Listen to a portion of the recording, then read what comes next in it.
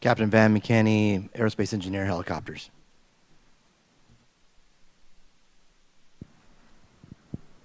I'm Sarah Lewis, Air Traffic Control Investigator. Marie Moeller, Vehicle Performance Investigator. Michael Portman, Aerospace Engineer, Vehicle Recorders. Catherine Wilson, Human Performance. Brian Soper, Lead Air Traffic Investigator. Jihoon Shin, Helicopter Engineer. I'm Brian Fuchs, Materials Engineer, and I will be running the audio-visual today. Good morning. I'm Anthony Lamb, Transportation Safety Specialist. I'm running the timer today. Good morning. Dr. Jana Price, Transportation Safety Specialist. Lauren Groff, Chief Data Scientist.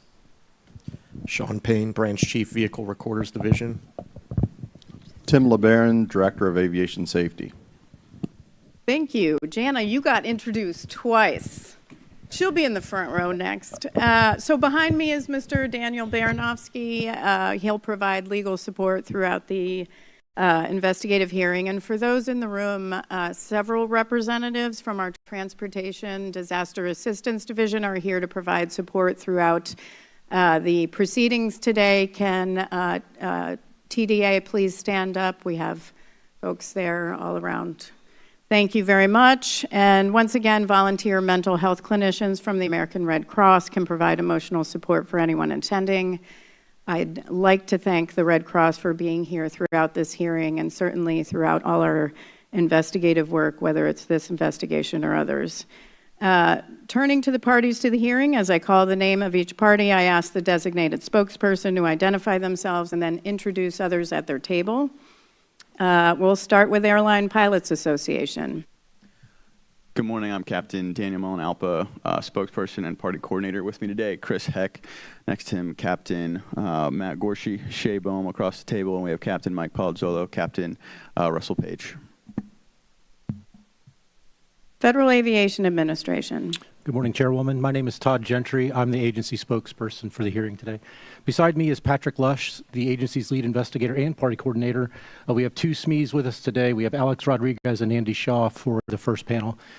Hearing Heidi Kemner is the Federal Aviation hearing officer, and in front of me is Chris Stevenson, our counsel. Thank you so much, FAA. National Air Traffic Controllers Association. Good morning, Chairwoman. John Murdoch, I'm the party spokesman for NACA today. I'm the safety representative. Across the table from me is Seth Myers, party coordinator. To his left is Cher Oxenberg, safety rep. To her left is Sandra Fulmer, safety rep. And to my right, Karina Marinas, air safety investigator. And to her right is Natalie Moffett, NACA attorney. Thank you very much. PSA Airlines. Good morning, ma'am. My name is Darren Hall. I'm the Vice President of Safety, Security, and Development for PSA. At the end of the table, we have our Director of Operations, Captain Lucas Bowden, and beside me is our legal counsel, Benjamin Allen. Thank you, Mr. Hall. Sikorsky. Good morning, ma'am. I'm Dave Blair, the Chief Pilot for Safety with Sikorsky. Behind me is Jill Browning, our Chief Air Safety Investigator. To my right is Paul Bowles, our Chief Counsel. To my other right again is Kyle DeLong, our Director for Aviation Safety and Airworthiness, and Dan Cooper, who you met, our Senior Technical Fellow. Wonderful. And the U.S. Army. Good morning, Chair. I'm Brigadier General Matt Brayman. I'm the party spokesman. And with me is Colonel Matt Parker, our Army Party Coordinator, Colonel Noah Fontenez, our Legal Counsel, Colonel Kevin Easter, the Deputy Director of Aviation. We've got CBF5, Bob Phillips, the Army's Standardization Officer, and Mr. David George, Technical Lead for Assured Airspace Access Systems. Thank you, and thank you all for your participation in the proceedings. To ensure all questions were answered yesterday, we shifted panel 4 to today, so we all appreciate everyone's flexibility. And we'll begin on panel 4 in just a few moments with collision avoidance technology. Later today, we'll move to panel 5, which will address safety data and safety management systems at the various organizations. We'll break for lunch and throughout as needed, so please remain flexible. And we'll follow the same process for both panels. Dr. Bauer will introduce the topics to be addressed, as well as the technical panel members and witnesses. I'll then swear in the witnesses who will be questioned in the following order, first by the NTSB technical panel, next by the parties to the hearing, and finally by the Board of Inquiry. And then on behalf of the board, I'd like to thank the many witnesses testifying today, many of which have been here throughout the entire proceedings. So thank you so much for your work and for being here and for your support of aviation safety. And again, just a reminder that we ask all witnesses to be present until we adjourn, unless you've coordinated that in advance with the hearing officer, who will coordinate with me. And next, the hearing officer will describe the exhibits. Dr. Bauer. Thank you, Chairwoman Hamady. Exhibits for this hearing include reports produced by NTSB investigative staff, videos, and other documents submitted by the technical panel members, witnesses, and parties to support the testimony and questions you will hear today. The exhibits for this hearing are in the docket. The docket number is SA-544. That's Sierra Alpha 544. The NTSB is authorized by statute to disclose information to carry out its mission, but we protect confidentiality and proprietary information to the extent possible. As such, the exhibits contain redactions. These are the result of negotiations between the parties and the NTSB regarding the disclosure of information claimed to be personally identifiable, security sensitive, or proprietary in nature. Though redacted, the exhibits contain sufficient information so that the members of the public can refer to them during the hearing and throughout the NTSB investigation. The exhibits entered into the record and any presentations, along with other records of the investigation, become part of the NTSB public docket and are available via the NTSB website, ntsb.gov. The public docket opened Wednesday morning. Party spokespersons and witnesses have been provided electronic copies of the public docket containing the exhibits identified above. The docket is located on the investigation page, which you can access in one of two ways: by visiting ntsb.gov, or if you've joined us in person, you can scan the QR code on the hearing agenda. On the investigation page, you will find the link to the public docket on the right-hand side, just below the map. A transcript of the testimony taken during the hearing will be prepared and entered into the docket as soon as possible. In addition, Mr. Baranowski will keep a list of any documents admitted during the hearing that are not currently exhibits in the NTSB public docket. These documents will be submitted after the hearing and entered into the docket. As a reminder, if a party to the hearing has a new exhibit to propose in accordance with 49 CFR section 845.9, it will not be admitted unless Chairwoman determines that good cause has been shown.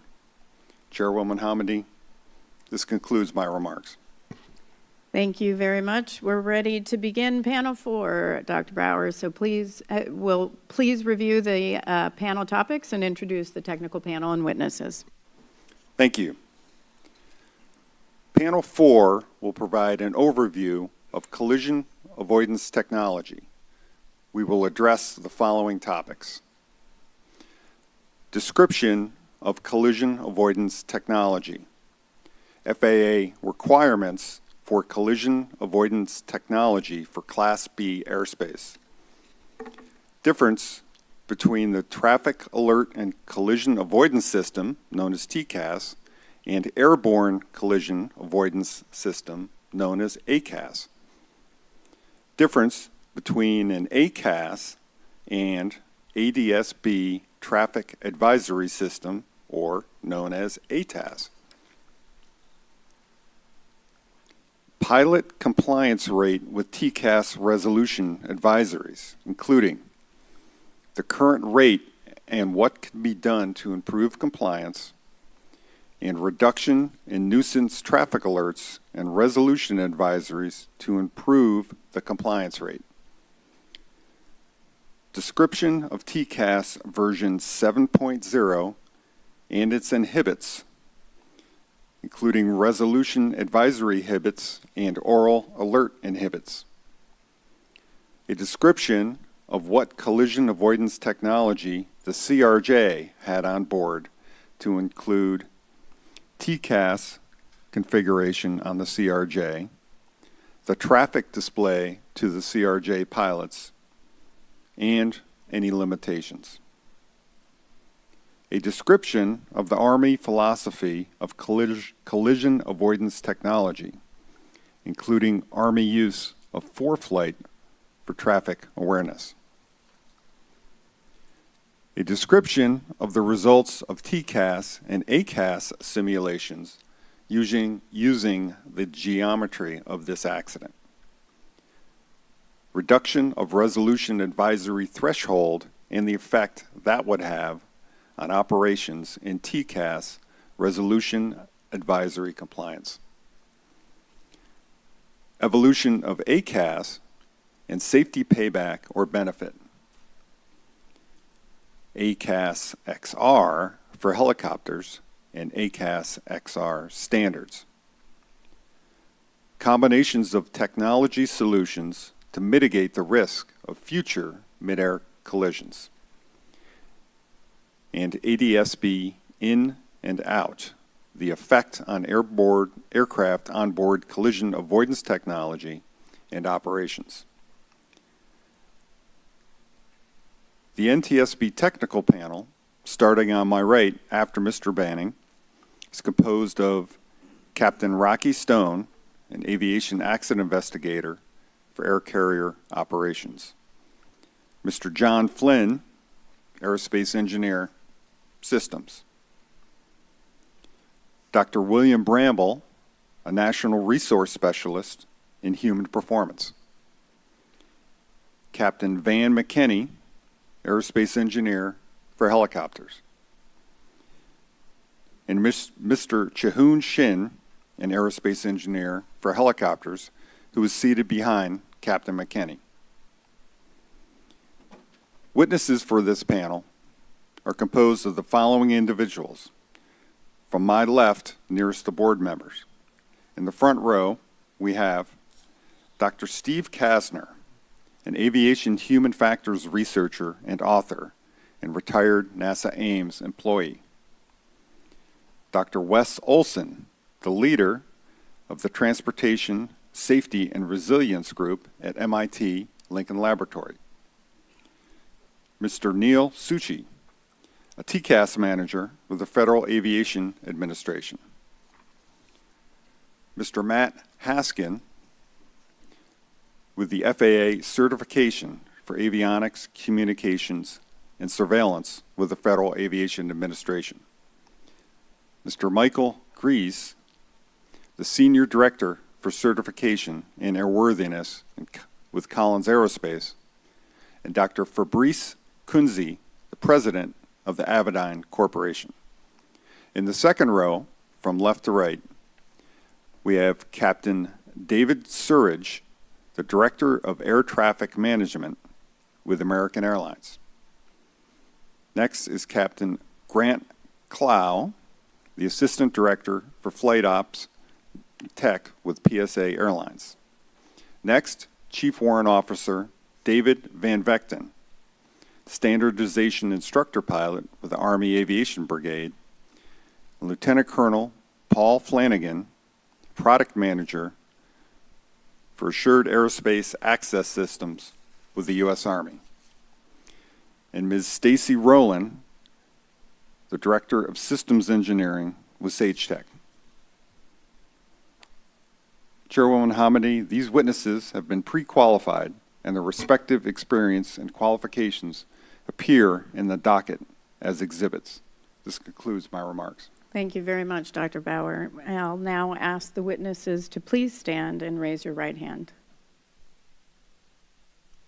Please answer by saying, "I do." Do you swear or affirm that the testimony you'll give in this hearing will be the truth? Thank you. You may be seated. As a reminder to the witnesses, you'll remain under oath until the conclusion of the hearing. We ask that you answer the questions factually and avoid analysis. If you have any questions about if a question would be asking for analysis, please feel free to direct the question to me or the hearing officer. Finally, please push your microphone button to talk and then push it again when you're done. All right, I'll turn it back over to you, Dr. Bauer, and the technical panel. Thank you. We'll start with Captain Stone. Thank you, Dr. Bauer. We're actually going to, human performance plays a central role in everything that we do in collision avoidance and aviation, so we're actually going to start our questions with Dr. William Bramble talking about human performance issues. Thanks, Captain Stone. Actually, before I begin with our predetermined line of questioning today, I just wanted to follow up on something yesterday that was discussed with you, Mr. Van Vechten. The term vertigo came up, and I wanted to point out that that term is sometimes colloquially used to refer to the phenomenon of spatial disorientation, which is an inaccurate perception of attitude or trajectory. Such experiences are minor and transitory usually, but they're unfortunately common due to the fact that human senses did not evolve to correctly interpret the forces of flight. A 2002 U.S. Air Force survey found that 26.9% of pilots had experienced spatial disorientation in the month before the survey, and 58% had experienced it in the previous 6 months. And a 1975 study of naval helicopter pilots found that 56% had experienced one or more episodes of severe disorientation in flight. Mr. Van Vechten, have you ever experienced misleading sensations when maneuvering at night under NVGs? Yes, I have. How do you handle that when it occurs? It's essential to cross-check your instruments and reference your primary would be your attitude indicator. Now, the only time this is really prevalent is when you don't have a visible horizon. Once spatial disorientation occurs, once you have the horizon, it almost immediately goes away for most pilots. And it's highly unlikely that both pilots would be spatially disoriented at the same time. So you can also transfer the controls to the other pilot, and most likely they are not spatially disoriented. How are you supposed to communicate with your fellow pilot when that happens? We have since changed our technique and procedures. There's a new term called uncaged, but prior to that, you would announce that you are spatially disoriented. Now, I need to mention that there are 3 different types of spatial disorientation. The first is recognize, where I understand something's not right. Maybe I feel like I'm spinning or I'm getting what's called the leans. That's recognized. Unrecognized is it's happening and I don't realize it, and then that could lead to incapacitating. The most dangerous would be unrecognized spatial disorientation because you don't know it's happening. So, I'm sorry, going back to your original question again, I wanted to explain those 3. What was your original question? How are you supposed to communicate? Oh. And I think you did. Sorry, yes. Does that usually resolve if you follow the protocols? Yes, it should, because like I stated, it's highly unlikely that both pilots would be spatially disoriented at the same time. And it's usually unlikely to occur with a visible horizon. So that usually corrects the situation if you announce it and then transfer the controls. Okay. All right, turning to Dr. Kasner. Dr. Bramble, if you're going to raise that, can you yield for a second to me? Sure. Okay. Mr. Van Vechten, I just want to, along those lines of question, because Dr. Bramble raised it, at the time of the Midair collision, there was a pilot flying in the left seat. That individual was flying at the time of the accident, correct? Correct. At the time of the dizzy comment, which pilot was flying? Do you know? I'm trying to think back to the transcripts. I just went over this last night. It should have been the pilot. The pilot was, the instructor pilot was flying the aircraft. That's correct. Yeah. The pilot instructor was flying for 10 minutes from 1943 to 1953-39, which was confirmed by our recorders specialists. And the reason it's a little confusing is because PI is the duty symbol we log, which is, but it's co-pilot. I know. And then the pilot in command was the instructor pilot, and that's PC. Is it unusual that a pilot who would not be flying would also experience dizziness because they're not flying? That's actually more common. So when I'm on the controls, like I stated yesterday, like demonstrating combat maneuvering flight or perform evasive maneuvers, several times I've had a co-pilot or pilot become sick and nauseated because of the maneuvers. Thank you very much, Mr. Van Vecht. And back to you, Dr. Bramble. Thanks. Those were some very helpful clarifications. Okay, Dr. Kasner, we're going to kick this off by talking about see and avoid, which has been discussed from the standpoint of air traffic management quite a bit over the last 2 days. But we haven't talked about the human factors of it that extensively. Can you describe the challenges of see and avoid from a pilot standpoint?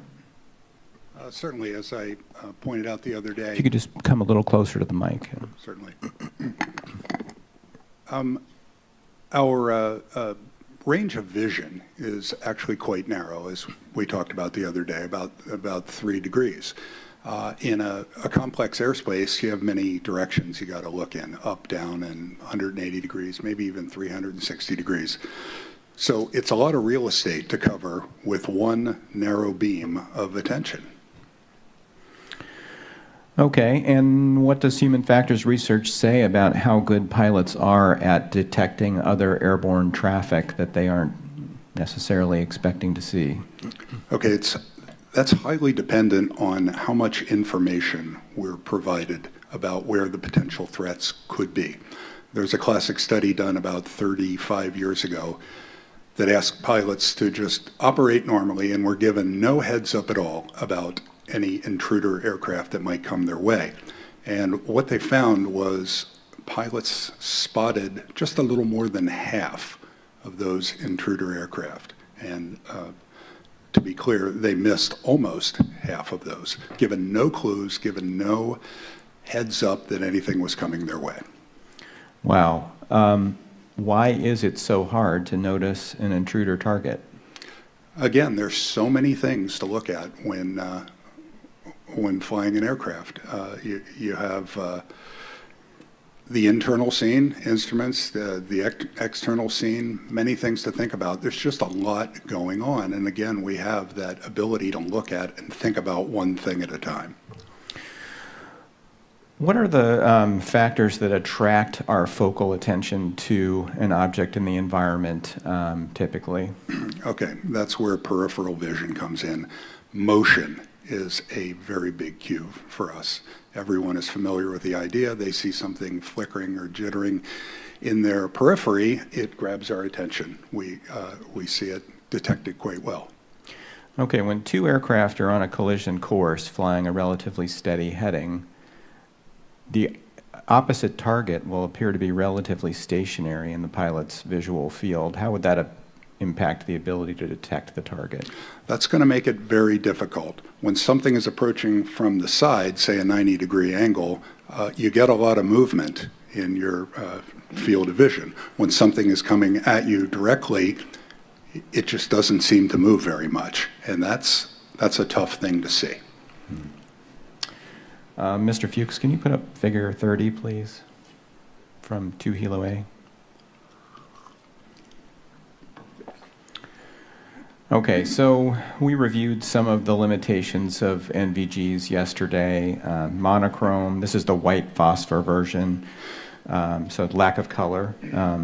How might that be a challenge in detecting airborne traffic? Well, there are many challenges there. First of all, there's no color. So any aircraft that is oriented at an angle toward me, I'm not going to be able to see their navigation lights, the red and green navigation lights, which could help me understand how they're oriented and which direction they're coming. Also here, it makes it difficult to know what is what we were calling cultural lights, stars, and aircraft. We just discussed that an aircraft coming at you does not appear to move in the visual field. Well, neither does a star and neither does a building. So this makes it very, very much a challenge. Okay. Mr. Van Vechten, those aircraft shown on the horizon in this image are about 4 or 5 miles away. Do they look any different than ground lights? Can you, in real life, can you make out the fuselages of those aircraft, or do they just appear as point lights? Those just appear as point lights. It's very difficult to tell. It could be on a pole in the distance, could be a light. And because I'm so far away, I wouldn't have any motion like you stated, so I can't tell if it's moving. So that would be difficult to determine. Okay. Can we pull up figure 29?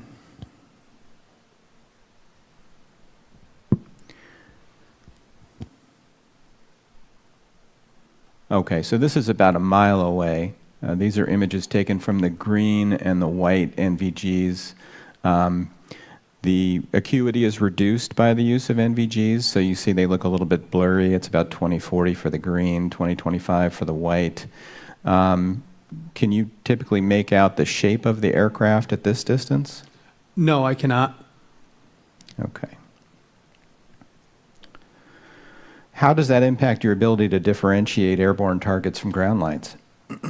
We have to use scanning and viewing with the naked eye. So continuously moving your head to try to get some type of relative motion to the object that you're looking at to determine if it's moving or if it's stationary, and then looking with the naked eye to possibly see an anti-collision light, or like the doctor stated, the red or green lights. So in aviation, we have a term, right on red return. So if you're looking at an aircraft and you see a red light on the right side, that means it's returning towards you, and that's how we use the red and the green position lights to determine the track of the aircraft. But how do you do that when you're looking through the monochrome NVGs? You have to look with the naked eye to try to see the red and green lights. Do you usually flip the goggles up or tilt your head? Or? No, you look side to side or look underneath the goggles. Okay. Okay, so given the difficulty of detecting apparently motionless targets in the visual field, what is the role of expectancy, Dr. Kasner, in driving attention when operating in a dynamic environment and performing multiple tasks? Well, here's where the idea of airport orientation, airspace orientation comes into play. If I have a familiarization with traffic patterns there, I'm going to know to direct my attention a little extra in those directions, more than I scan anywhere else. So knowing where to look, that is the key. Okay, and what drives that knowing where to look? Experience is one terrific source of that information, and if you don't have that, and the airspace is sufficiently complex, or the airport, sometimes they'll prepare an airport qualification chart, and that's the FAA's opportunity to relate that information to the crew. Let me know where the problem areas are. Okay. Is it fair to say that you need an accurate mental model of traffic patterns and movements to be able to anticipate the movement of airborne targets? That's essential. Okay. Do psychologists have a term for mistaking unusual patterns in the environment for more common patterns? Well, loosely referred to as expectation bias, that if you're primed to be ready to see something and something pops up, you have a tendency to categorize it according to your expectation. When does that tend to occur? When do people fall into that trap? Well, it's when you, how do I phrase this? When the same thing happens over and over, you just encounter that so many times, gather so much experience with it, it tends to just sell itself to you that you're just so primed each time to expect that. Is it fair to say that if you either don't receive information about what makes this event unusual, or you forget that information, that you're more likely to revert to the more common expectation? That can be the case, yes. Okay. All right, can we pull up 3G, page 57, Brian? So the FAA's PDARS study indicated that 4 to 7% of fixed-wing arrivals landed runway 33 when DCA was in a north configuration in 2024, and about 93% landed runway 1. How would this pattern affect crew expectations about where to scan for traffic if they either did not hear or forgot that traffic was landing runway 33? Well, it would seem to make it more challenging, and I would want to have all the information I could get if I was asked to do something unusual or something new. Okay. Continuing with the discussion about expectations, I'm going to read some quotes from 3 12th Aviation Battalion pilots. We asked about their understanding of the protection provided by DC helicopter routes. A Chief Warrant Officer 2 said, maybe I just have too much trust in like what's printed in front of me because I generally think that this is going to keep us safe. So if there's a traffic that's landing and Tower has them and we're on Route 4, the way I understand it is like we should be fine. It shouldn't be an issue. Another Chief Warrant Officer 2 said, was asked, would it be your assumption that if you stayed below the max altitude on Route 4 that you'd be safe from arriving traffic on 33? His answer was, yeah, that's why the routes are published, 200 feet and below. So you imagine that it's going to separate you from other traffic. A third pilot, who's actually the commander of the 12th Aviation Battalion, was asked,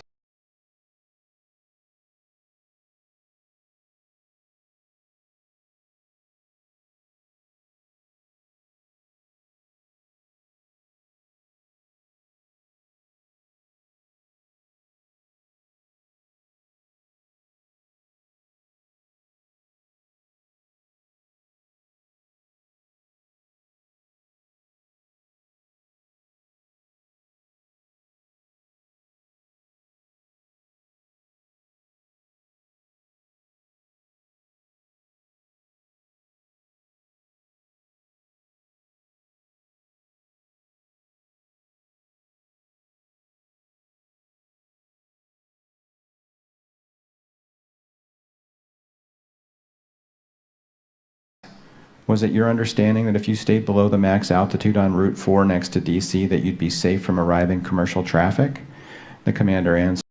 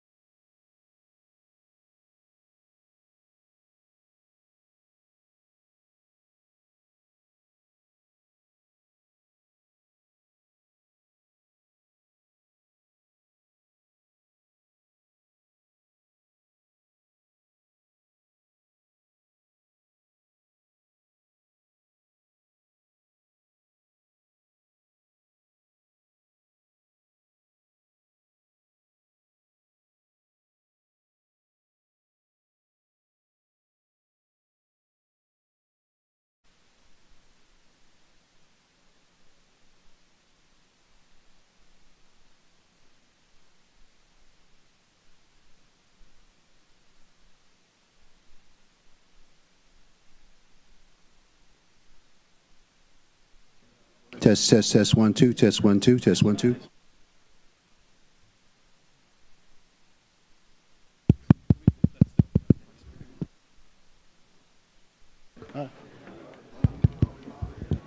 Test 1 2. Test 1 2.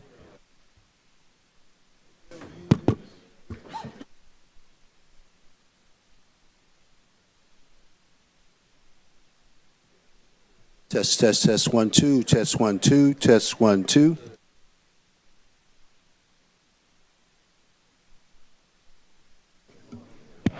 Test 1 2.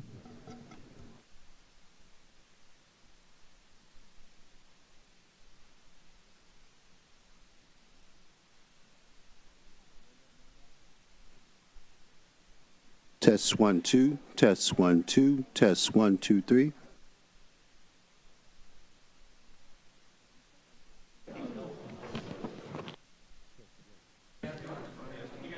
Test 1 2 3. Test 1 2 3. Test 1 2 3.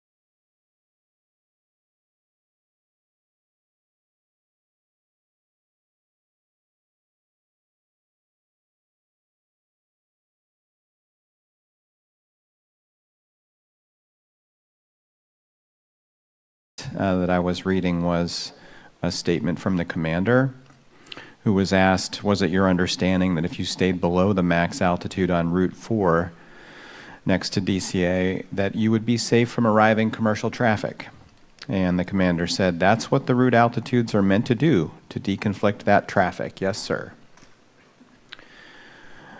Dr. Kasner, how might these assumptions that we now know to be incorrect impact pilot scanning when traveling down Route 4? I think it would provide a sense of safety and security there, and most likely result in a more relaxed scan, lesser scanning. Okay, Mr. Van Vechten, how long did you fly UH-60s out of Davison Army Airfield? From July of 2020 to July of 2024. Okay, so about 4 years. How many times would you estimate you traversed helicopter Route 4? Hundreds. And how many times did you encounter airline traffic landing runway 33? Less than 10. Okay. You said yesterday that you were not intimately familiar with the approach path for runway 33 that airliners used. Is that correct? That's correct. If you were traveling south on Route 4, how would you know where to look for traffic landing 33? You'd have to look at the approach end of the runway and then trace backwards to where you believe the aircraft would be coming from. Okay, so you would extend sort of the center line of runway 33 imaginarily into the That's the a better, space. more technical way of saying it. Okay. All right.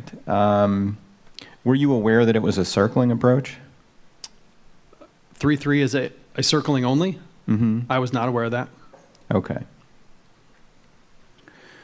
And I think you mentioned something about an ILS, maybe an assumption that there was an ILS to 3-3? I just assumed most, either ILS or GPS, I would assume, would be the most approaches that the fixed wing would be doing. Okay. Which would imply a straight-in approach. Okay. Dr. Kasner, given some of the limitations that we've discussed, foresee and avoid, visual scanning, how can we best support pilots in seeing and avoiding other airborne traffic so they know where and when to monitor? I would say to start out with a thorough familiarization with the airspace, just this sort of thing that we're discussing here. If there are other approaches, alternative approaches in use, especially circling approaches, have everyone know about that, all types of aircraft. Basically, being intimately familiar with the way business is done in that piece of airspace. Okay. So you're talking about expectancy and knowing where and when to look by having an accurate mental model of what's going on. Absolutely. All right. So an additional redundant layer of protection might involve technological solutions. What is the role of collision avoidance technology? Okay, that's the second sort of information that we can supply to the see and avoid process, where you're keeping a general vigilance for traffic, but then there happens to be a particular aircraft that you need to look at. So this is a way of providing information about where to look, what direction, what altitude to look, and it's known to be highly effective. Okay, so there are different types of technologies for supporting traffic awareness. There are cockpit displays of traffic information, and there are traffic alerting systems, some of which provide merely advisory information, some of which provide directive guidance. Can you walk us through those different kinds of technologies and what purpose they serve? Well, they all essentially inform the visual search process in the same way. Even the controller's advisory that you have traffic at, say, 1 o'clock, 500 above, it tells you where to point your eyes. Good evidence that you can portray that on a cockpit display. Pilots can look down at it and gather the same sort of information, project that flat display in the cockpit into the real world scene, And again, it's very effective. It speeds up the target acquisition on the part of the pilot. So it aids in knowing where to look for a target? Greatly so. Okay. Even if you have maybe a little bit less than ideal amount of information about where that target should be, such as a vague communication from air traffic control? Yeah, certainly. It literally tells you where to point your eyes. Okay. Tell me about traffic alerting and what function that serves. I guess I don't understand. A verbal alert, are we talking about? So yeah, many of these traffic displays have both oral and visual alerts that will warn a pilot about traffic that could be a potential threat. From a cognitive standpoint or a perceptual standpoint, what is the purpose of providing those alerts? Oh, once again, just tell you how to limit your search to the vicinity of the target. It literally tells you where to point that narrow visual flashlight beam that we all have. And we know there's a tremendous speed up associated with that when we do have the information. Is it fair to say that if you are busy performing other aviation-related tasks and you do not detect a potentially threatening target, that an oral alert could draw your attention to the display and indicate to you a threat that you need to search for? Absolutely. That's its intended purpose. Okay, and how much more quickly might you find a target if you are provided this type of technology as opposed to just looking for something unaided? The studies out there generally find about an 8-to-1 speed up. So imagine a target that I would take 8 seconds to find, completely unaided. Using a display like this or an alert like this, I can generally find that in 1 second. Or if it would require 16 seconds, I can now maybe see it in 2 seconds. It's amazing. That is a massive effect. Last question, Dr. Kasner, just wrapping up. You reviewed the docket for this accident investigation extensively. And from a human factors standpoint, do you see any design vulnerabilities in the system as a whole for preventing collisions between helicopters and fixed-wing traffic near DCA? Yeah, again, I'd start with the two sorts of information that I gave the opinion that really aid visual search is airspace familiarity. That's huge. Know exactly where the aircraft are. And then, of course, secondly, active use to the extent possible, collision avoidance systems. Thank you very much. I'll pass the questioning on to Captain Stone. Thank you, Dr. Bramble. I'm going to follow up Dr. Kastner with one more question.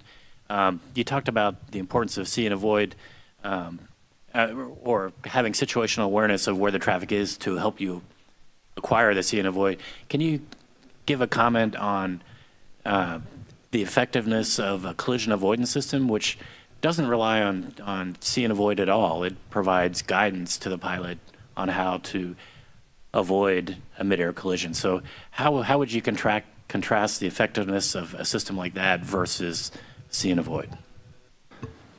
So just to clarify, are we talking about a resolution advisory or a traffic advisory? A resolution advisory. Okay, well, that's a very different thing.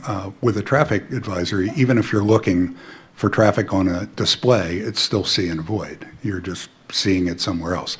But a resolution advisory, yeah, incredibly effective if it's trained properly.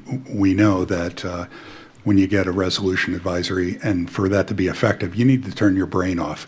You need to not wonder why. You just do it, and that's a difficult thing. Very, very well said. Thank you. Okay, I'm going to change subjects a little bit. I'm going to go to Dr. Kunze to talk about ADSB, automatic dependent surveillance broadcast. And you know, we've thrown that term around a lot over the last couple days. And could you just give us a layman's explanation of What is ADSB out and in? Yeah, I'll do my best. Automatic dependent surveillance broadcast, as you said, stands for, ADSB stands for those words.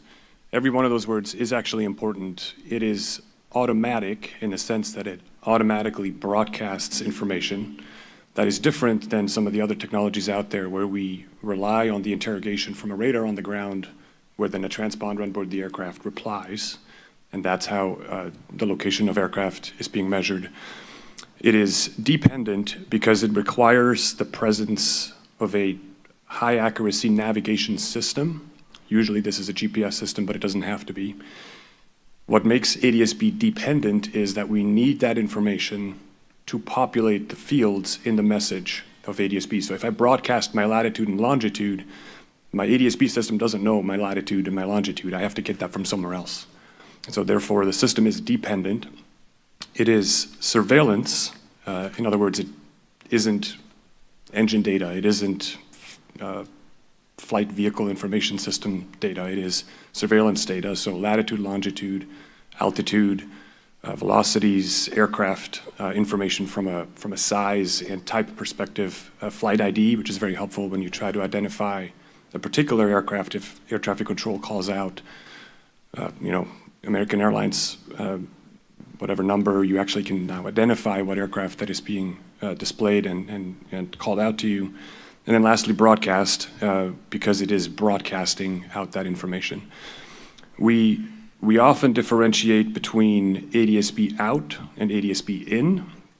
ADSB out is the action of broadcasting this information from an aircraft. ADSB in is the action of then receiving that information on board my own aircraft from anyone else who might be broadcasting it. Now, there's a couple of important points to make here is when we say ADSB in, for example, just receiving the information is only the first step. What's more important is what we do with that data once we have it on the aircraft. We talked about the ability to display it to the pilot for situation awareness. We can use it for issuing alerts. We can use it to improve separation in the air. We can aid air traffic control functions. Yesterday we talked about flow-based, time-based flow management. We can improve spacing between aircraft. And it's really that ability, those applications that we wrap around that data that represents the fundamental transformation opportunity that we have with the air transportation system. Another thing to highlight here is ADSB in is only as good as your ADSB out equipage level. So if people aren't broadcasting, ADSB in isn't very useful. So it really matters that everybody else broadcasts ADSB out messages. And the last thing I highlight, in the United States we have two frequencies for ADSB. One is called Universal Access Transceiver, or UAT, and the other one is 1090 Extended Squitter, 1090 ES for short. That unfortunately introduces some complexity in the system. So if I am broadcasting on UAT, someone with a 1090 ES system cannot hear my broadcasts and vice versa.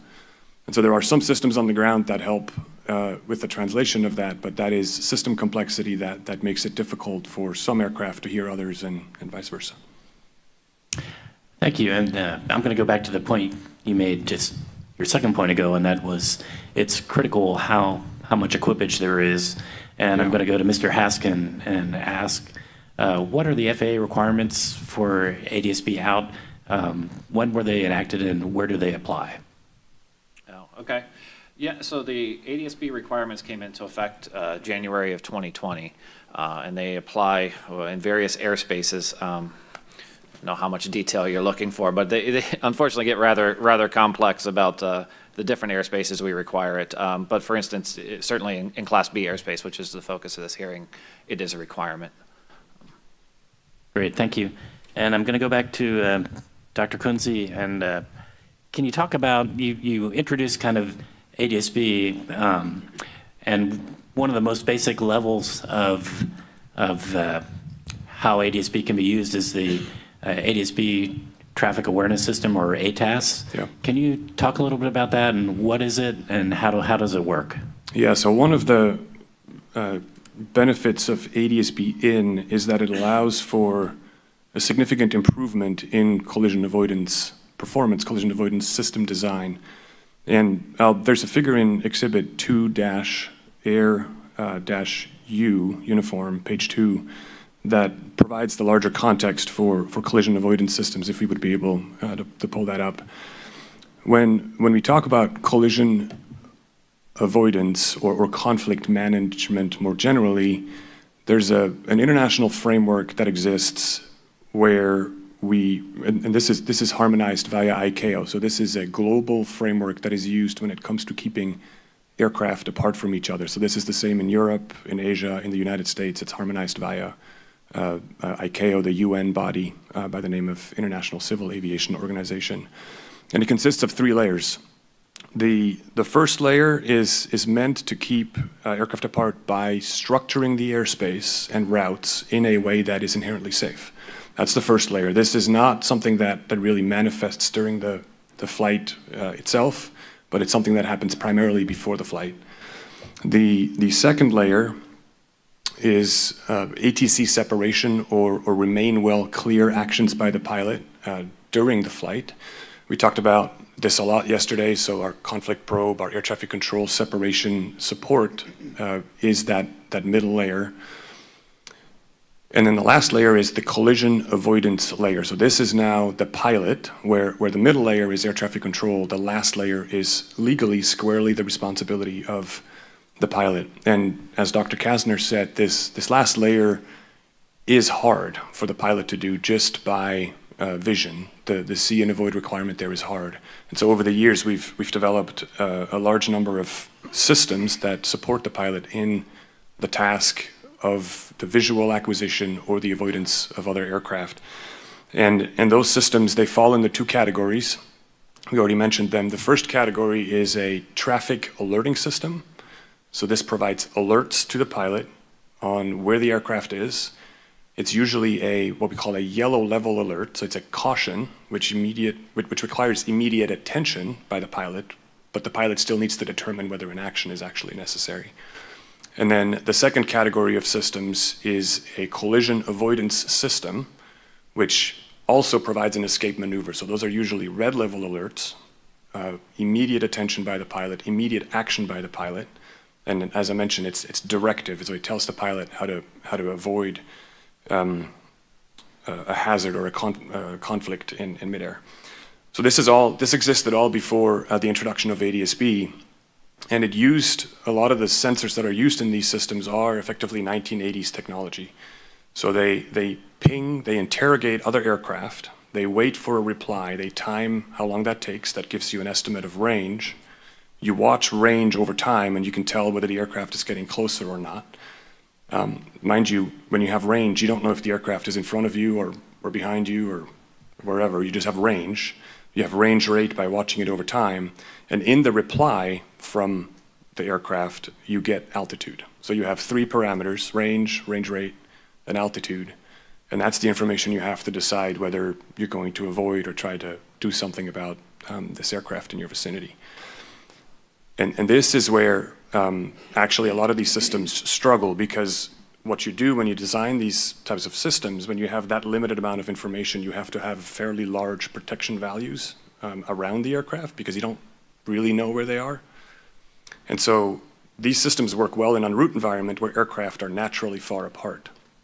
But as aircraft get closer to each other in a terminal environment, these systems tend to have fairly large rates of undesirable alerts. They alert on aircraft that you know they are there, or air traffic control is providing separation, so you don't really want to hear alerts continuously as you get closer and closer to the airport. And this is where the introduction of ADSB really provides a significant improvement. You go from this very large volume around other aircraft to a very small, constrained environment where you now know latitude and longitude. Rather than a relative measurement, I have an absolute measurement. I know latitude, longitude, I know velocity, I know geometric altitude, I know pressure altitude, I know type of aircraft, I know direction because I know the heading of the aircraft. So now all of a sudden, we have an exquisite set of data that allows us to do alerting in ways that before we weren't able to do. And so that allowed us, and this was the genesis of the ATAS program, the Airborne Traffic Alerting System program. I was a grad student at the time at MIT, and the FAA, realizing this opportunity, came to MIT and asked if we would be willing to help them in the development of this first ADSB-based collision alerting system. So to be clear, this is that first category. This is a traffic alerting system, not an avoidance system, a traffic alerting system. And so we started out with looking at the 10 years prior, all the midair collisions that had happened, to understand the dynamics, to understand the risk factors that actually lead to midair collisions. In fact, if you pull up slide probably 3 on that same exhibit, the high-level results of how midair collisions happened, it was 112 NTSB reports that we reviewed for this. You can see on the left where the midair collisions actually happen, and much to my surprise, at least initially, almost 2/3 of midair collisions happen in the immediate vicinity of the airport, and then about the last third is away from the airport. And the geometry between those collisions is oftentimes aircraft going in the same direction. And so this was very informative because it allowed us to identify geometries that mattered from a design perspective in this ATAS system, and ultimately derive system requirements that drove the design for how to do collision alerting in the airport environment, where existing collision alerting systems at the time just had limited performance. And so from there, we went, did a large amount of flight tests. We did algorithm system development. In fact, the FAA's tech center helped us to fly helicopters. We did encounters between helicopters and fixed-wing aircraft, two fixed-wing aircraft approaching the same runway, small airplanes, fast airplanes, big airplanes, all the full trade space. That ultimately resulted in an RTCA standard. So this has been standardized. It has been harmonized with Europe. We have certified these systems, built them. There are thousands of them in the field. And as far as we know, there's currently, there hasn't been any one of those systems that has been involved in a midair collision, as far as we can tell, ever since we introduced this. And so the introduction of ATAS, the air traffic alerting system, has fixed that hole that we had in collision avoidance systems, where they had less performance in the terminal environment. We're still working on the ACAS version, which is the collision avoidance, the directive, the Category 2 system. That's in work, but the ATAS system was finished on an FAA program about 10 years ago. Great, thank you very much. And with that introduction, I'm gonna turn it over to Captain McKinney, and he's gonna talk about what the Army helicopter had on their aircraft. Yes, that's correct. I'm going to focus on the traffic information technology available to the helicopter crew. So this question will be for Mr. Van Vechten, please. What types of traffic alerting systems were available to the helicopter crew? Organic to the helicopter, none. Okay. But they did have a electronic flight bag? So electronic flight bag would include a personal electronic device such as an iPad, and that alone does not provide any type of traffic collision avoidance. It must be paired with another external device such as a Stratus. Okay, and we know that the 12th Battalion had Stratus available to the air crews. Yes, they were available. Right, and we do believe they had a Stratus on board. Could you just describe all the capabilities of an electronic flight bag? Sure. The electronic flight bag is primarily used as a digital flight information publication bag. So all of our publications that are required for flight, we can use it for a digital moving map. So in the Lima, where there's not organic multifunctional displays or MFDs with a moving map, we can use it for that. But it does have its limitations as well. We cannot use it for a primary means of navigation. It can assist, but it's not supposed to be primarily used for situational awareness. It's not to be referenced by the pilot on the controls, and it does have its limitations. So I brought one with me. If you can kind of see it, it kind of glares. I don't know if you can see it in the light, But one of the major limitations, especially while flying goggles and NVGs, it obviously produces light because it's lit up as a screen, and that can reflect off the pilot's windscreen and prevent you from actually being able to see outside. Oh, that's interesting. Does each pilot carry a iPad EFB with them? At least 2 are on each flight. Okay. How about the crew chief? Sometimes. If I'm doing an instrument flight where I don't necessarily need my iPad in flight as much, we may pass one back. So while the pilot on the controls is flying, maintaining altitude, heading, and airspeed, we will give the iPad to the crew chief in the back that can assist with airspace surveillance. And at altitude, we probably would have an ADSB in via the Stratus device. Right. And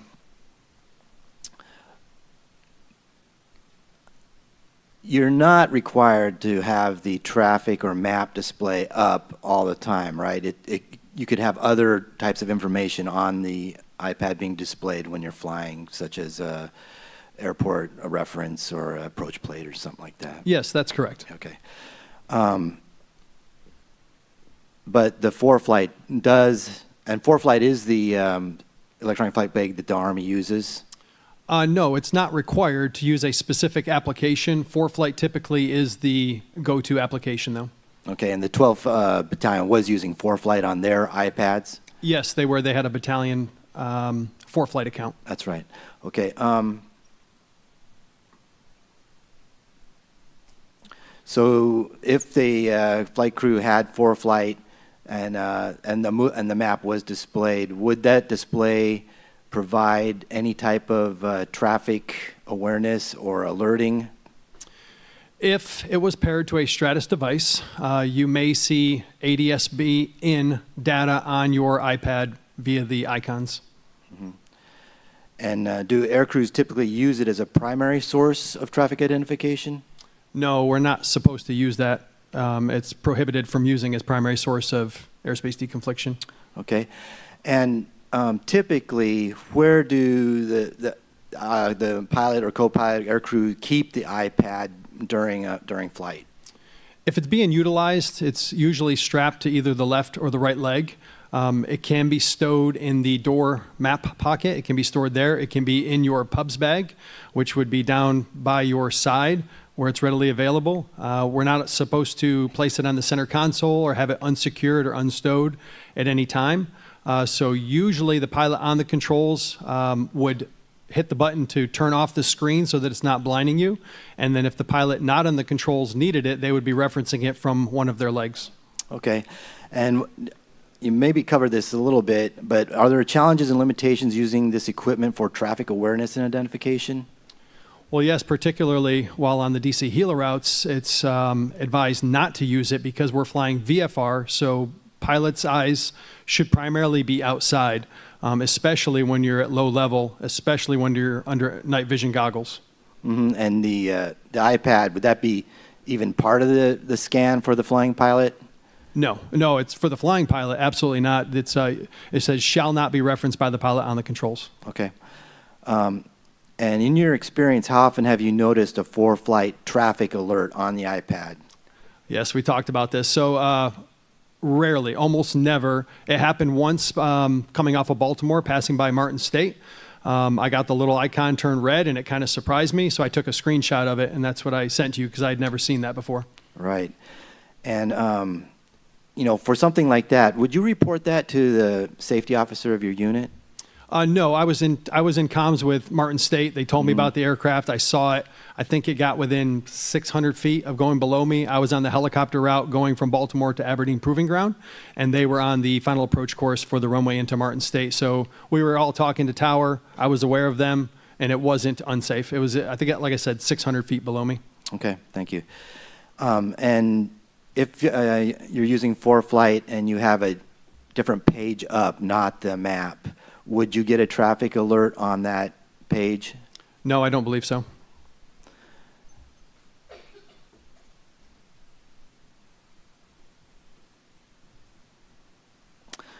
We talked a little bit about the UH-60 mic model. So that's quite a bit different than the 60 Lima model. Does the UH-60 Mike model have any type of traffic awareness technology on board? So the Mike does. There are 6 of the 8 Mike models at Fort Belvoir that are equipped with TCAS. I had never used it. It's not in the operator's manual. I've never been trained on it. I recently started talking to pilots, and they are starting to use it now. But other than those 6 Blackhawks in my 22 plus years of flying the 60, I've never seen TCAS. Okay, so those 6, that's an additional equipment that's been installed on those particular aircraft. It's not fleet-wide, is that correct? That's correct, and they have an AWR specific to those 6 tail numbers. Okay, and the pilots flying those, are they being trained on that TCAS system? When I was there, no, we did not turn it on. We did not utilize it. It was not in our operator's manual. Okay, thank you. That's all my questions. Captain Stone. Thank you. I'm going to shift gears slightly to air carrier operations, and I'm going to go to Captain Surridge. We've been talking about ADS-B and the ADS-B displays, and what I'd like you to do is to talk a little bit about the difference, because the basic traffic alert and collision avoidance system, or TCAS, has a traffic display. What makes the display that you are pioneering on your Airbus fleet different from the standard TCAS display? Sure. If we could pull up Exhibit 2 Air Whiskey. And I think if you, that was the slide. That was it.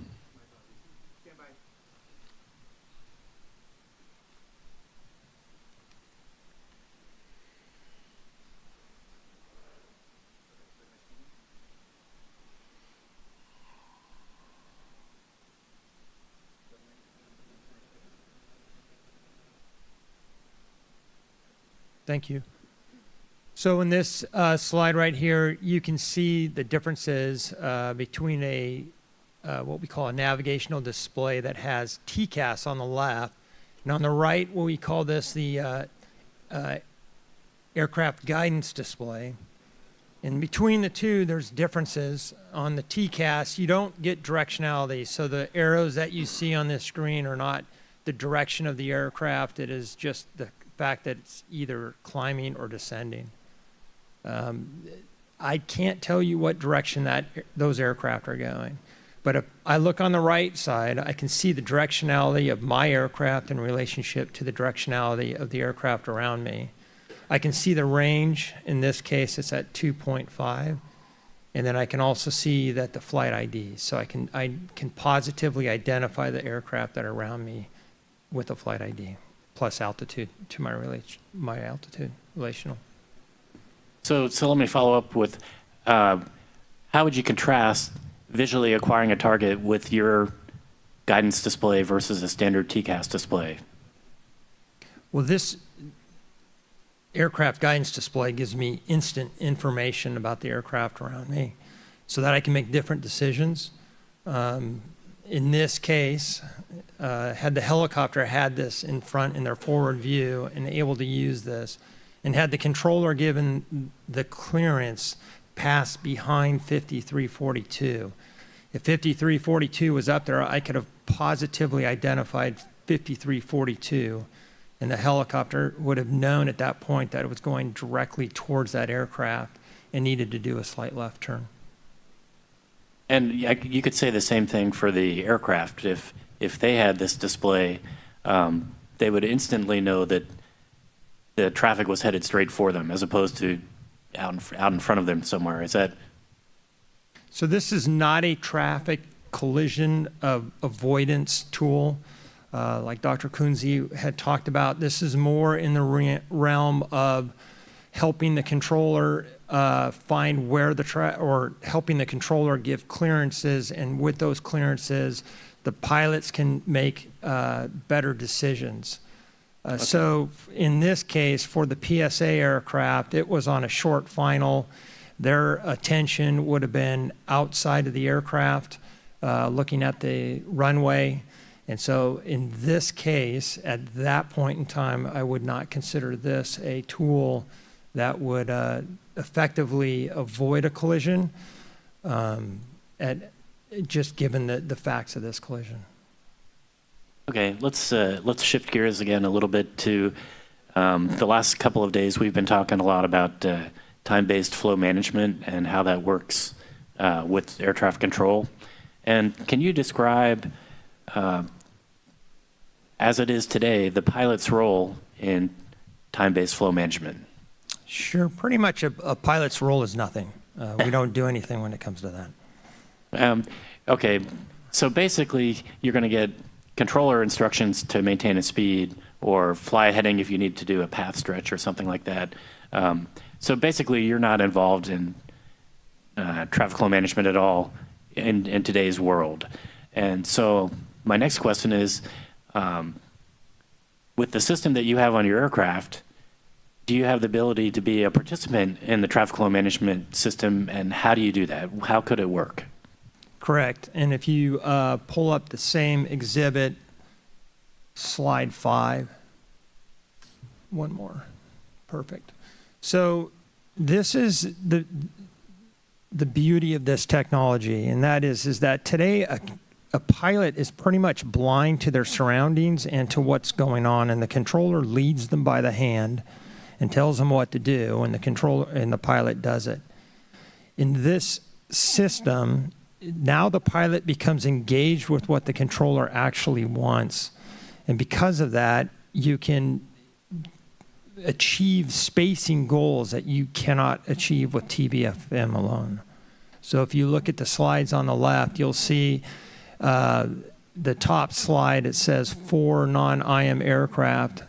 Those aircraft were coming into Phoenix, Arizona on the trial that we performed between American and the FAA. And you can see the spacing in those aircraft. And then if you go to the second slide and you look on the left side, you can see those 3 aircraft as they went down the Eagle arrival. And their spacing is 5.8, 7.6, 6.4. If you go to the other on the slide 2 still, on the right-hand side, you'll see those are 4 IM aircraft that are just starting to get lined up. Same controller working all of those aircraft. And can you tell us what IM is? I'm sorry about that. Interval management is IM. On the third slide, you'll see that those IM, interval management aircraft, the spacing of those aircraft is much more consistent, and it leads to better predictable spacing within the NAS. This is the extent of our trial, how far we were able to get. Unfortunately, the funding for that trial has been discontinued, and we were not able to continue the research that we were doing. And so the next step would be that we integrate TBFM sequencing so that the aircraft would have the necessary spacing. So when they enter the terminal area, the controller now, we could actually set it up where we would have breaks in this traffic so that they can sequence another class stream in the terminal area. So what we're trying to do with this technology is take the actual workload and start to bring it out into the en route part of the flight where it's not as busy, and setting up the terminal controller so that their job is easier, the sequencing in that airspace. Great. On the right part of the display, you've got the guidance display. So how does the pilot maintain the spacing that air traffic control is assigning? It's fairly simple. I've done quite a few of these over the last couple of years, and all I do is I follow that commanded speed. So that 210, that's all I have to do. So I go into, for my aircraft, it's called the FCU. I reach up, I select 210, and I'm done. Okay, very good. And so your trial basically ended at the approach control boundary of the TRACON boundary, is that correct? That is correct. Okay. I'm going to ask you to extend this a little bit further in the future. Is there an end state to this technology that we can run the airspace in a different way to achieve, a better, safer, more efficient spacing? Yes, there absolutely is, and that's called flight interval management. And as we start to develop these technologies, again, it has the ability to look out hundreds of miles around the airport as flights are coming into this airport, and it has the ability to sequence and space these aircraft in such a way that what we call we achieve very high RNAV conformances. You can only achieve this type of spacing and sequencing with a flight system that is looking at the winds on our aircraft. As you know, we have laser gyros, and they are able to give us exact speed information, and that information then is ingested into the algorithms in the box to produce the proper command speed. And my last question on this, it's the FAA is about to invest a large amount of money in upgrading their infrastructure, very appropriately, I think. Do you know, do their future plans include putting a role for the aircraft in this traffic flow management arena, or do you know if they are planning to upgrade and continue operating the system as is? I think we're very we're just starting to look at the funding, and I have not been told that any of the funding will be directed towards this, but I'm hopeful that it will be. Okay, appreciate that. Next, I'm going to turn it over to Mr. Flynn, who's going to talk a little bit about TCAS systems. Hi, Mr. Haskins, can you tell us what are the current requirements for collision avoidance systems? Yes, so I'll start with the transponder. The transponder is a fundamental part of the collision avoidance system, and that is required really in the same airspace as ADSB is required. And so for the purposes of this, I'll say it's required for all aircraft in Class B airspace. The actual collision avoidance systems themselves are not airspace dependent, but rather what operation you're conducting, what part you're conducting your operation under. So for Part 121, 125, and 129 aircraft, the TCAS 2 requirements are basically the same, and what they are is that if you have a turbine-powered airplane of more than 33,000 pounds maximum certificated takeoff weight, you have basically three methods of compliance to the TCAS rule. The first is having a TCAS 2 system that's version 7.0 or later. The second is we allow a TCAS 2 system of 6.04 if it was installed in your airplane before May 1st, 2003.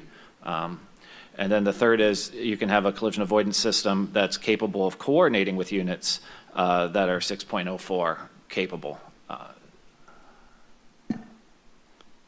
Can you describe the differences between the 6.4 and the 7.1, 7.2? So basically the three versions of TCAS are 6.04, 7.0, and 7.1. Different capabilities were added over time. I think some of my other colleagues, Mr. Suki or Dr. Olson, can probably speak to the differences in the development of those different versions better than I could. Yes. 604 Alpha, the first iteration of collision avoidance introduced in the early 90s. Great performance, but as you roll out technology and get some experience with it, you realize there are some tweaks and modifications needed for extending from 604 Alpha to 7. Several change proposals were introduced. I mean, there were hundreds introduced into version 7, specifically to deal with nuisance alerting, a matter that we've been talking about a lot lately.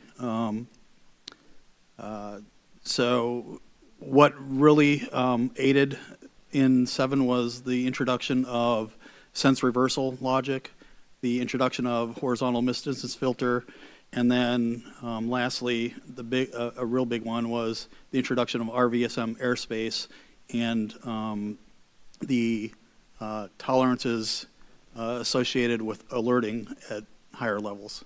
And then when we go from 7 to 7.1, a lot of there were two changes, primary changes, specifically dealing with the Uberling incident where the sense reversal logic was extended for, there's a sort of relationship between paired aircraft to TCAS-equipped aircraft. There was a reversal logic for the master aircraft. There were modifications to the slave reversal logic, and then also to the adjust vertical speed adjust enunciations where it required a reduction in vertical speed. We removed that to where it was just a simple level off zero command. Thank you. Next question is for Mr. Flanagan. What are the Army requirements for collision avoidance systems? So currently we don't have requirements on aircraft, but we have emerging operational needs because of the airspace we operate in that's inherently congested, low altitude, and that requires us to look at the emerging ACAS-X Aircraft Collision Avoidance System X software, which we're evaluating.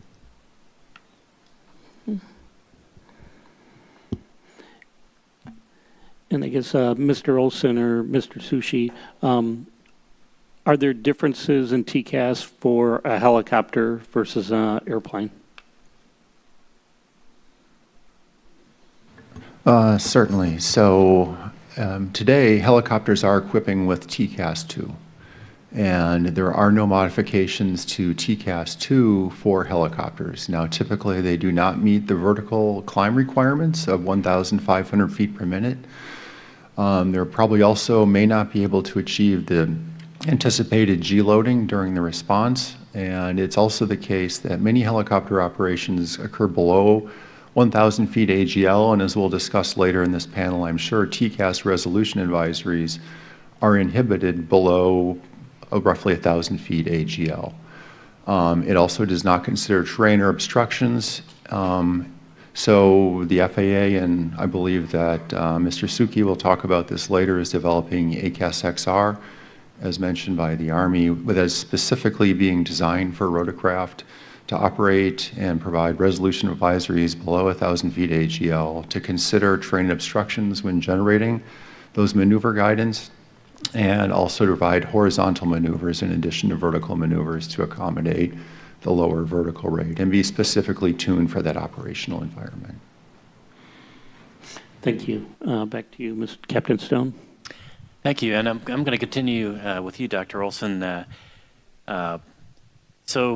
Kunze actually gave a very good explanation of kind of the differences between the situational awareness system and ATAS and collision avoidance system. And, but I'd like to just have you go over really quickly, how does the collision avoidance system, the current collision avoidance system, TCAS, work? Certainly. So the existing TCAS system works primarily by first developing a picture of where the other aircraft nearby, we call that surveillance. So it sends an interrogation to the transponder on nearby aircraft, much like a toll transponder in your car, and those aircraft respond with their altitude. And based on, as Dr. Kunze described, the time of arrival, you can generate range and range rate. TCAS-2 also has a directional antenna, so you can estimate bearing nominally to plus or minus 9 degrees. And TCAS has very extensive heuristic logic, so if-then rules. If this happens, then the system should do that. It also has what we call trackers to take that information and not just say it's a bunch of dots, but to connect those dots into a track. So understanding that this is one aircraft operating. And based on those heuristic rules, based on the altitude of the aircraft, either above ground altitude or MSL, mean sea level altitude, it adjusts its alerting sensitivity, so how far away those aircraft are going to be, and it generates either traffic advisories, TAs, and this is based on a linear projection of my own ship trajectory as well as that other aircraft. And I should say this cycle of interrogation and replies is once per second. So every second, it updates the picture. It uses those rules to say, should I issue an alert or should I not? The first level of alerting is a caution alert. So that alert would tell the pilot the intended function is to have the pilot visually acquire the other traffic, to look out the window based on the traffic display, and also to prepare to respond. So quite often air carrier type aircraft, I would also say that business jet aircraft, even though they're not required, as Mr. Haskins said, to equip, almost all of them have for insurance reasons. So they would perhaps disengage the autopilot or at least be prepared to do that to respond to the resolution advisory. If the range and range rate meet certain thresholds, then TCAS would see the need to generate a resolution advisory that would tell pilots to climb or descend, or to stop climbing or descending to mitigate that potential mid-air collision.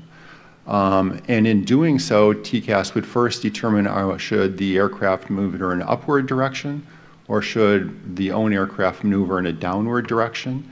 And then once it decides that, it decides whether or not, or the strength of that maneuver should be it to simply tell pilots to monitor their vertical speed, that is not to change their vertical profile or not to descend or climb as the case might be. It might be that level off RA that Mr. Suki talked about, or in the older versions it would tell them to reduce their vertical rate, or it might tell them to climb or descend. And as the maneuver continues, TCAS continues to update itself once a second, and it can change its mind. It can reverse the direction it tells the pilot to perform that escape maneuver. So for example, it could, if the aircraft is the pilot's being instructed to climb, it could reverse one time into a descend based on the evolving situation. When the aircraft have passed each other, past the closest point of approach, TCAS would enunciate clear of conflict to the flight crew, which would terminate the RA, the resolution advisory, and that's the basic operation. I guess one other important note is that if both aircraft have TCAS installed, those maneuvers are coordinated between the two aircraft. So one aircraft you think is the classic hallway problem, you're approaching somebody in the hallway, you both maneuver, you don't want that with aircraft. So one will pick going up, the other will pick going in the downward direction, or be instructed actually to go in the downward direction. Are there further questions? No, that was a good explanation basic explanation of how TCAS works, so that's good. One of the issues that we talked about earlier was the prevalence of non-pertinent alerts or nuisance alerts. And could you describe, Dr. Olson, what is a nuisance alert? I would say that this is a very difficult topic, both with the pilot community and the design community, to precisely define a nuisance alert. It would be one that is not desired by the flight crew, although that being said, quite often the flight crew is not aware of the criticality of the situation or the maneuver of the other aircraft. So really, post hoc, you can determine whether the alert would have been necessary or not. Operational experience shows that many, up to half of the resolution advisories are caused by 500-foot IFR, instrument flight rules, or VFR, visual flight rules separation. They're separated by 500 feet vertically in the National Airspace System. And that's standard, that's deemed safe. TCAS vertical alerting criteria is 650 feet at lower altitude. So every time a TCAS-equipped aircraft comes within closer proximity of a visual flight rules aircraft that's operating 500 feet below, a resolution advisory will be generated. It's also the case that many airports have what we call parallel runways. That is, this is not the case at DCA as in this accident. But for example, if you've flown into San Francisco or Denver or Atlanta or Chicago, there are runways in the same direction, sometimes with fairly low levels of separation. That will be inside of TCAS alerting criteria, which would generate alerts. So at San Francisco, for example, where the runways are approximately 750 feet horizontally separated, that's well within the TCAS alerting thresholds, generating alerts that are unwanted by the pilots. But quite often the pilot is not aware at the time whether it's a nuisance RA or not. Okay, thank you. I'm going to transition briefly to Dr. Kasner. What is the effect of a high rate of nuisance alerts as far as, the human ability to respond to an alert? Well, we become desensitized to the alert. The alert ceases to be an alert. There's the problem. The likelihood that the alert is going to tell me something I don't already know in my mind just deteriorates. You get what's called the cry wolf effect, right from the Aesop fable. Okay, thank you. I'm going to go to Mr. Suchi. Do you have any data on what percentage of TCAS alerts would be considered nuisance alerts or could be considered nuisance alerts? I could compare with the system that we've produced recently with an RTCA, a TCAS-2 replacement. It's called ACAS XA, Airborne Collision Avoidance System XA. And its primary objective was to reduce so-called nuisance alerts and specifically tackle issues such as IFR, VFR interactions, as well as the 1,000-foot level off with an aircraft traversing above. Those are some primary use cases of what we typically hear of as nuisance alerts. And as far as the performance of ACAS XA versus that of TCAS-2, XA has reduced the number of alerts by over 65%. So a lot of these alerts would be the monitor vertical speed or your adjust vertical speed enunciations. But within that class of 65%, the deviation causing alerts, the climbs and descends, they were reduced by 35% with ACAS XA. Meanwhile, maintaining safety and actually improving safety by 20%. So it's hard to say a number on nuisance alerts because it's very subjective, like Dr. Olson mentioned, but I can only do that comparison of what system to sort of system performs. Okay, thank you, and keep the mic because you're next up. I want to ask about so the result of nuisance alerts is kind of what Dr. Kasner described as the cry wolf effect of it goes off too often, so it doesn't get, we don't pay attention to it. And I do know that you do have data on TCAS resolution advisory compliance in the National Aerospace System, and can you share that with us? Sure, and I think, again, if we're going to talk about compliance and RAs, we need to break them into some categories. There are RAs that require only sort of a reduction in vertical speed where you maintain the direction you're flying. And that's the majority of the RAs that we see in the airspace. And they make up about 62% of the RAs we see. And we see a high compliance in that respect, over 90%, because, pilots are sort of doing and following the direction of what they're already doing. When we parse things out into a segment of the climb descends, you start getting variability in your compliance. Climbs and descends make about 20% of the RAs we see in the airspace. We see about 65% compliance for climbs and about 70% compliance with descend RAs. Unfortunately, when you start getting lower into the approach or final segment of arrival, below 2,000 feet, you see about a 30% compliance when you're with your descend RAs. Can you tell us why? I'm sorry, that's the climb RAs. Okay, yeah, that makes sense. Why is the compliance so low in that environment? Because that's the critical phase of flight. So, in the United States, if the pilot is able to make visual acquisition of the aircraft or threat aircraft, they're able to make a determination of see and avoid and safe flight, and they can ignore the RA and continue doing the operation safely as they determined. And so I can only sort of speculate in that respect as to compliance, and I can't go beyond that. Well, don't speculate, but Yeah. okay, I'm going to. How could, or how does, and we're going to talk more about ACAS in a minute, but how does ACAS,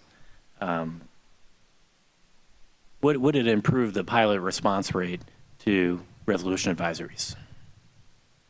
And maybe that's a good one for Dr. Olson. I think that in over time, we'll be able to determine that.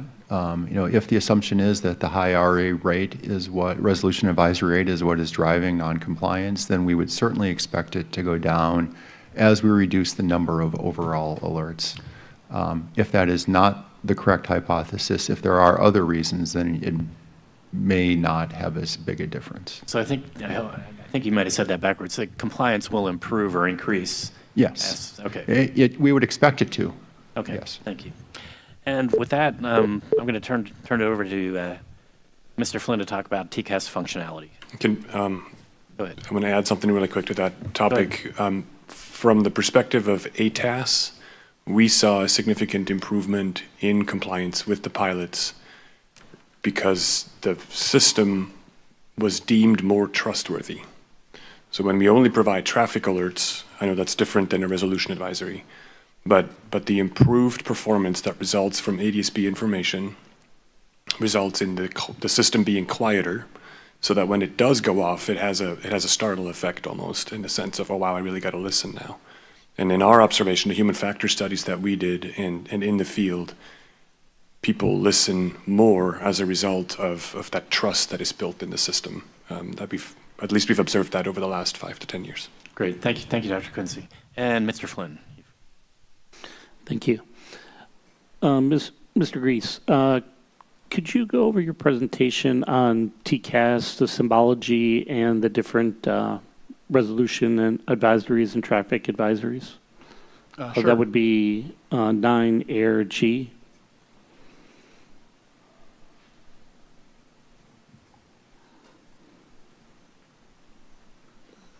Thank you. Thank you for this opportunity to provide a presentation on Airborne Traffic Alert and Collision Avoidance System, or TCAS.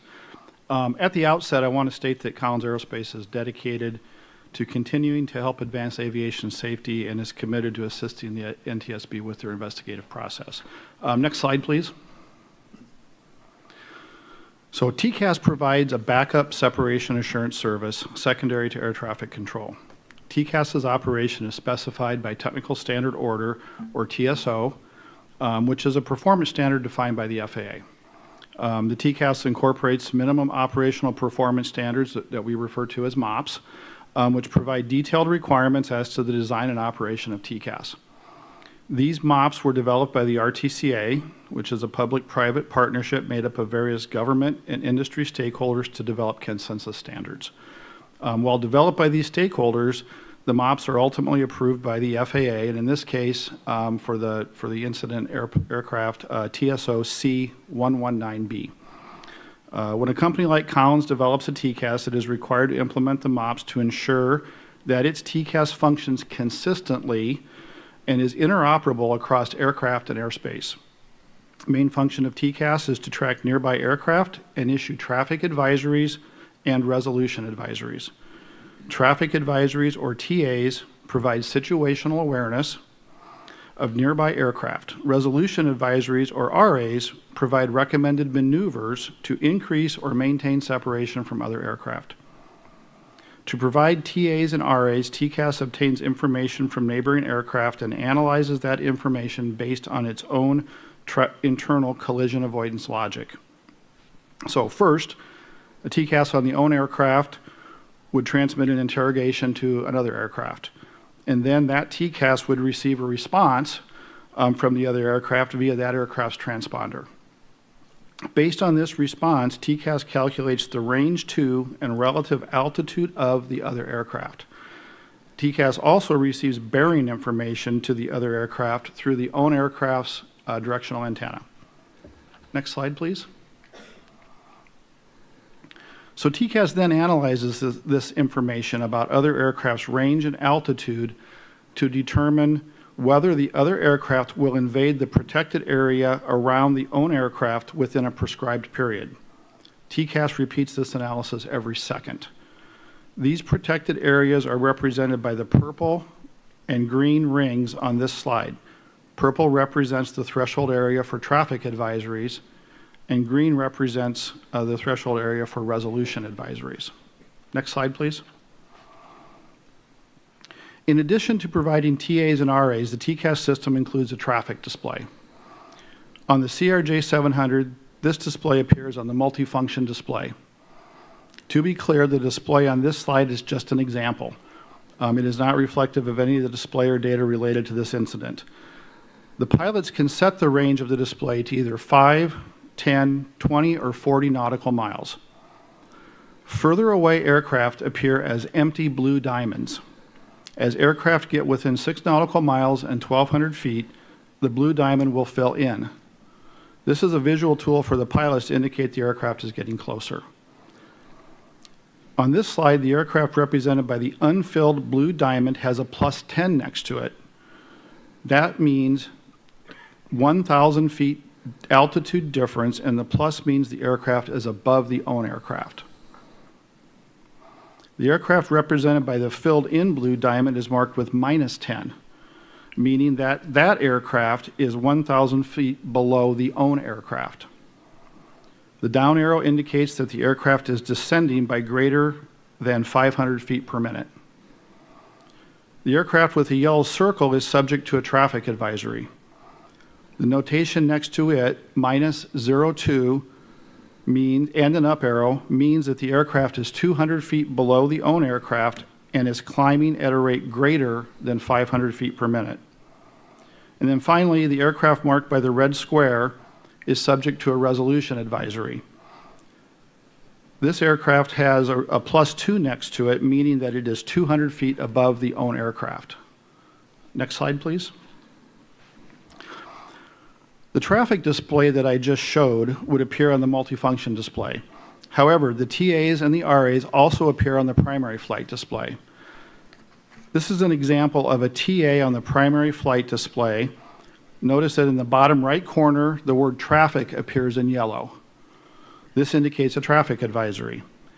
In addition, a traffic advisory will generally be accompanied by an oral alert that states the words traffic, traffic. Next slide, please. And here is an example of an RA on the primary flight display. Again, I would like to direct your attention to the bottom right corner. You see the word traffic in red indicates a resolution advisory. In addition, a red indicator arc and a green arc will appear on the vertical speed indicator. This indicates the pilot should adjust pitch to place the vertical speed indicator on the green arc. A resolution advisory will also be accompanied by an oral alert directing the pilot what resolution action to take. Next slide, please. Based on the technical standard order and the incorporated minimum operational performance standards, RAs are inhibited below certain altitudes. This graphic shows the inhibits at different altitudes, which vary depending on whether the aircraft is taking off or landing. Specifically, certain RAs are inhibited below 1,550 feet, and all RAs are inhibited below 1,000 feet. In addition, traffic advisory oral alerts are inhibited below 500 feet. This logic was developed by the RTC stakeholders after significant research and testing. The logic aims to provide appropriate collision avoidance while avoiding false positive advisories that may occur during takeoff and landing. The logic also avoids potentially unsafe advisories such as a resolution to descend when the aircraft is already at a low altitude. That concludes my presentation. Thank you, and I look forward to answering questions. Thank you, Mr. Grease. I turn it back over to Captain Stone. He has a few questions. Yeah, I'm going to ask Dr. Olson. Why are the TCAS inhibited altitudes where they are at today? They're where they are today due to coordination within the community during the original implementation of TCAS. Prior to TCAS being installed on air carrier type aircraft in the early 90s, it went through what we call the Limited Implementation Program, or LIP. For those of you in the audience more familiar with operational test and evaluation, OT&E, or operational evaluation, it was just that. It was flown by participating air carriers with avionics companies providing the pre-certification avionics extensively around the U.S. National Airspace System, and based on pilot feedback, those altitude limits were set. I believe, I was not involved with this in 1980 something. But the feedback from the pilots was that they found some of the orals at lower altitudes, whether it was the traffic alerts below approximately 500 feet or the resolution advisories below approximately 1,000 feet, to be distracting and detrimental.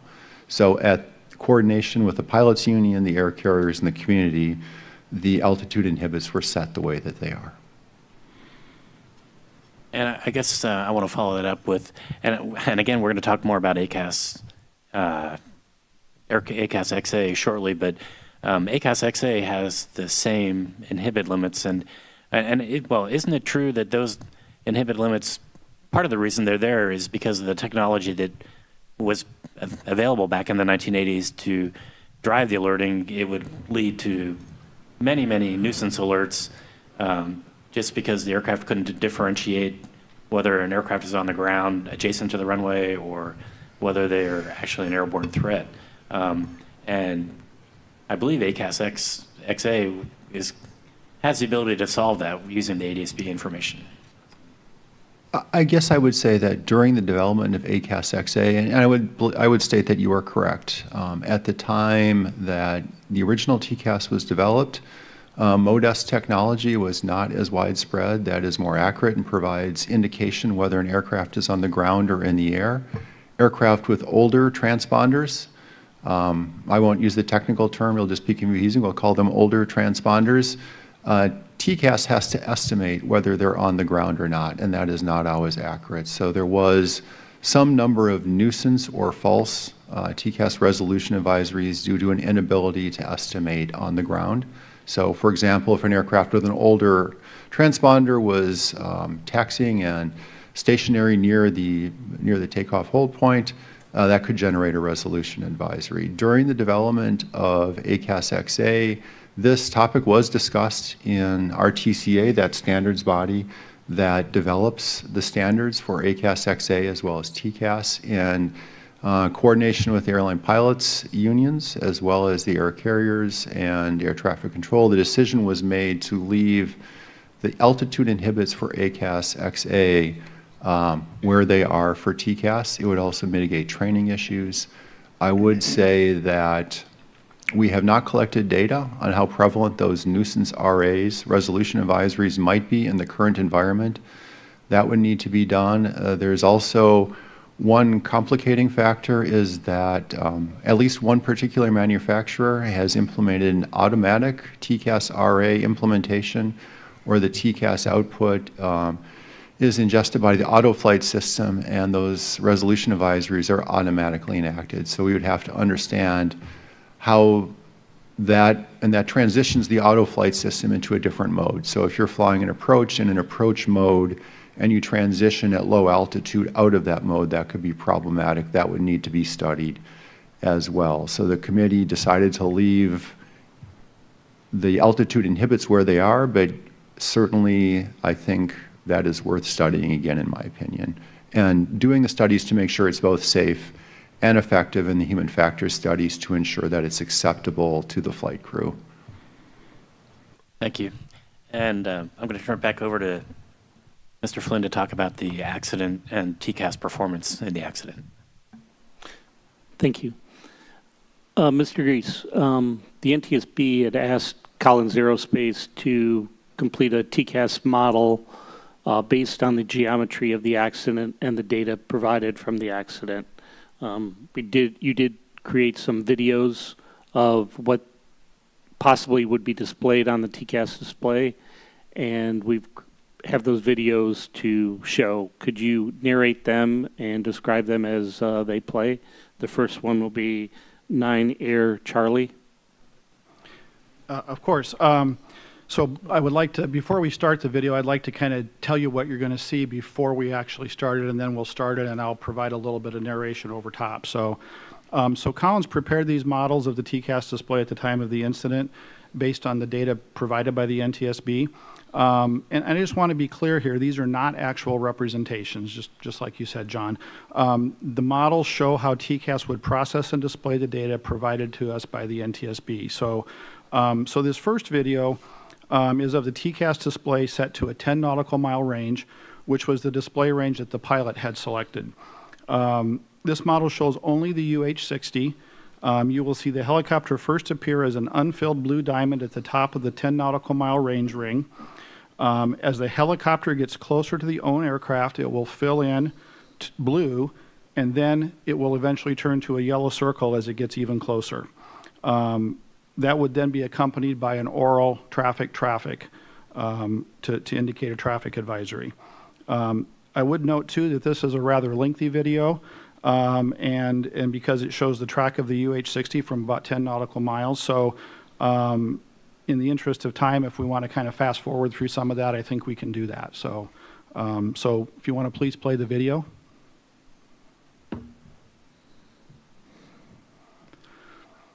So the first thing we're going to see here is that the helicopter comes into range. As you can see it right now there, the open blue diamond, approximately 1,700 feet below the own aircraft.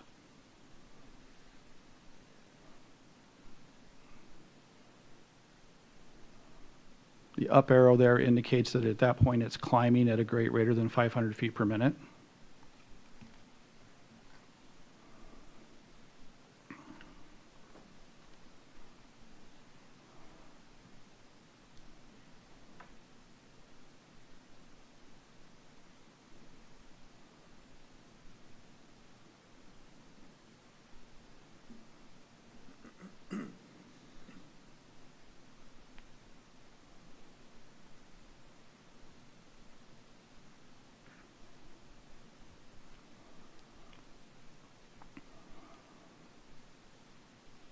And coming up here when it gets into about 6 nautical miles or so, and I think it's at the point where it's at about 800 feet below, that'll change to a solid blue diamond. That's just an indication to the pilot that hey, this target's getting closer. So at this point, if you wanted to fast forward at about, I think it's about a minute. I think we had the cue set. There we go. Perfect. So now, as you can see, we're inside the 5 nautical mile ring. We're at a 400 feet altitude difference. Again, it's below the own aircraft. Again, the arrow indicates that it's climbing at a rate greater than 500 feet per minute. And now, at this point, traffic. Now we have it changing to a traffic alert, and it changes to a solid yellow circle.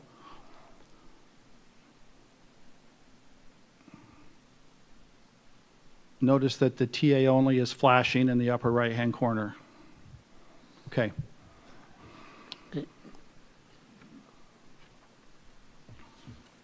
And that was what was the range set for the pilot display? That's correct. That's what the pilot's display was set to, was a 10 nautical mile range. The captain. Yes. Captain, I'm sorry. Yeah. And then you also created a video at 5 nautical mile range for the co-pilot display. If we could play that as well, that is Delta, and starting at time 120. Yeah, so the next video here is of the TCAS display set to 5 nautical miles. That was the first officers or co-pilot's TCAS. And we're going to start this video a ways in because it doesn't get close enough to be shown up on the 5 nautical mile display until it gets to that point. So you'll first see this at the top of the 5 nautical mile. At that point, it will already be a blue diamond. You can start the video. And you can see it just coming into view.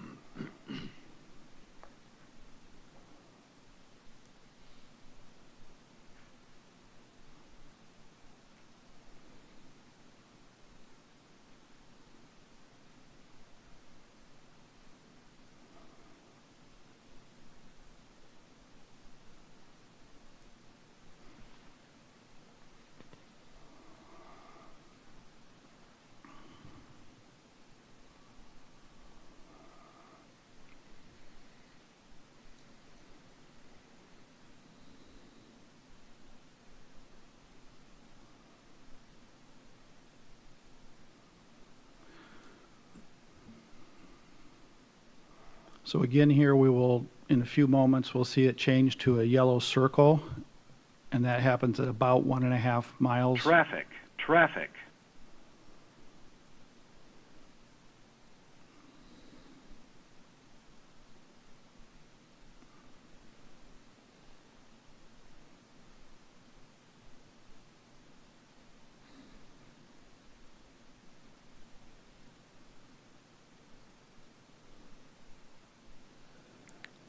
Okay. And those videos were done with only the UH-60 on the display? Correct. And you did do another video with the other traffic on the display? Yeah, we did a second set of videos. This is the 10 nautical mile one, and it shows other traffic in the area. So we're showing the approximately last 60 seconds here. So what you got to be aware of is that the UH-60 is already inside the 5 nautical mile range, and it is represented by the blue diamond with the -04 underneath. And you can also see then if you want to start playing on this one. So you can see, so there's a couple other aircraft. There's one that's behind, and then there's one that is out in front at 10 nautical miles.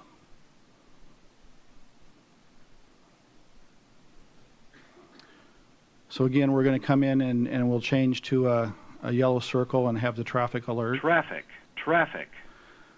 And then something I want to kind of highlight here is as we get closer, you're going to notice another bit of traffic pop up that is a departure aircraft from, I'm not sure which runway, but from one of the runways at DCA. And you can see it pop up right there, and it's out in front and climbing. Okay. And with the symbology on the display with the diamonds, you really don't know the direction of the airplane or the traffic unless you monitor it, correct? That's correct. You know the relative direction of it, and if you're watching it, you can see, relative to your own aircraft where that traffic is located.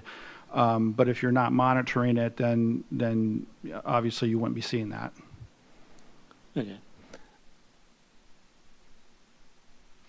There's also, this was a bearing TA where the traffic was shown.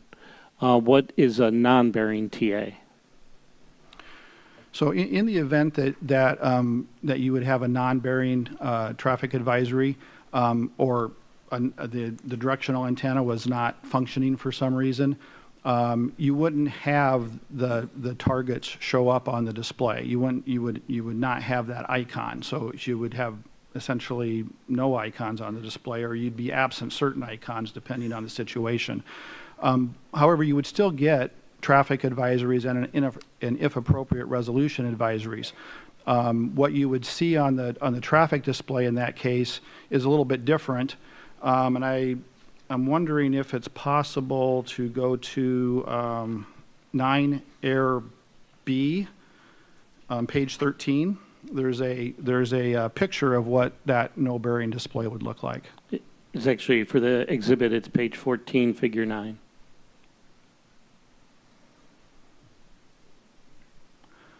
So again, this is the case where you would have a no bearing TA. So there's an absence of an icon indicating the traffic. Down in the lower part of the display, you see TA 2 nautical miles -400. So that indicates that the location of the traffic is 2 miles away and that it is 400 feet below. And you would also get the TA only on the upper right-hand corner. And if appropriate, you would have a traffic enunciation as well. Okay.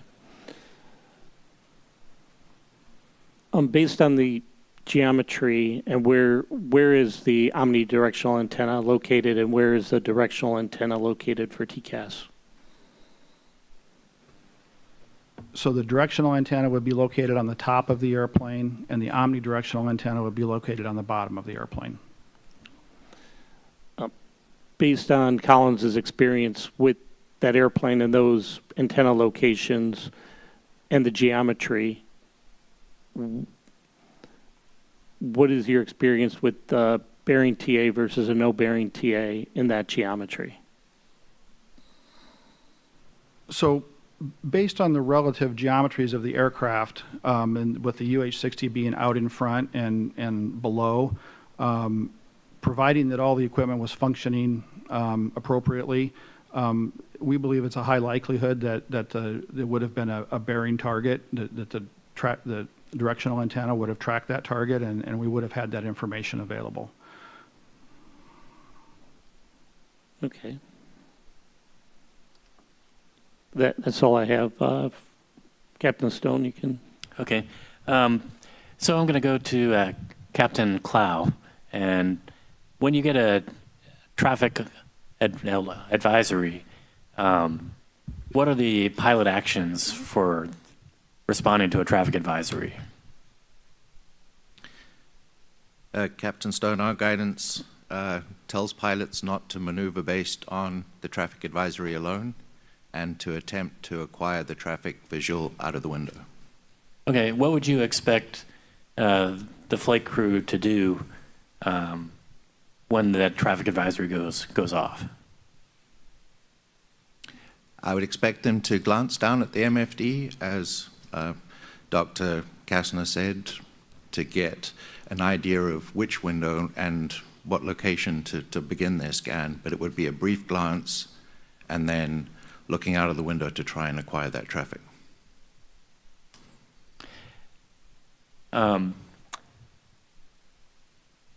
So can you give us reasons as to why it may be difficult, or why the pilots might not respond doing the tasks that you just described?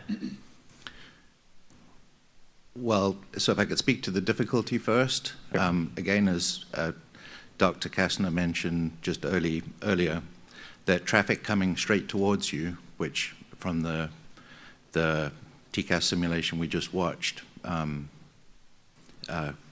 could have likely been where that traffic was. It's much more difficult to spot the traffic because there's no relative motion left to right, which would catch their attention. In terms of the reaction to the TA, first of all, I wouldn't necessarily expect a verbal response. PSA SOP does not require a verbal call out for a traffic advisory. And if I was the captain, pilot flying, and I saw the first officer lean forward in his seat and look out the window, I can see he's looking for traffic. Words would not be necessary to, it would be redundant at that point. I'd also like to state that this would have occurred at an extremely busy phase of flight. They would have had a number of other tasks that also needed to be prioritized. It is not possible to, to sit and stare and fixate on the looking for the traffic above all other priorities.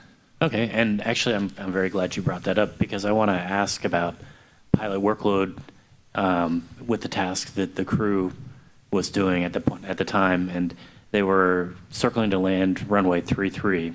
And we actually, and you helped us participate in a simulator study where we tried to quantify the pilot workload difference between going straight into runway 1 and flying the circle to runway 33. If we could bring up 2 Air F page 11. And as they're bringing that up, we had, unfortunately, it was not a full human factor study. We didn't have the time to do that. What we did is just a representative sample. We had 2 flight crews, and we just put them through, flying the approach, and had them evaluate how difficult it was to do the runway 33 approach versus the runway 1 approach. And actually, what I really want is not the Bedford scale; it's the results.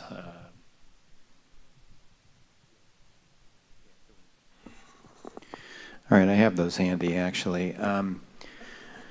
As Captain Stone mentioned, the crews were both trained, fully qualified, and current in the airplane. They were pilots with PSA. One crew was quite familiar with the approach to runway 33. The other one was not. If you can put the scale up again, the first crew that was familiar with the approach and the airport, they rated the straight-in approach to runway 1 as a 2. So basically low workload, and the second crew rated it as a 1, also a very low workload. And the first crew was then asked to perform the runway 33 approach, which breaks off from the runway 1. And they rated, the captain rated the difficulty of that approach as a 4.5.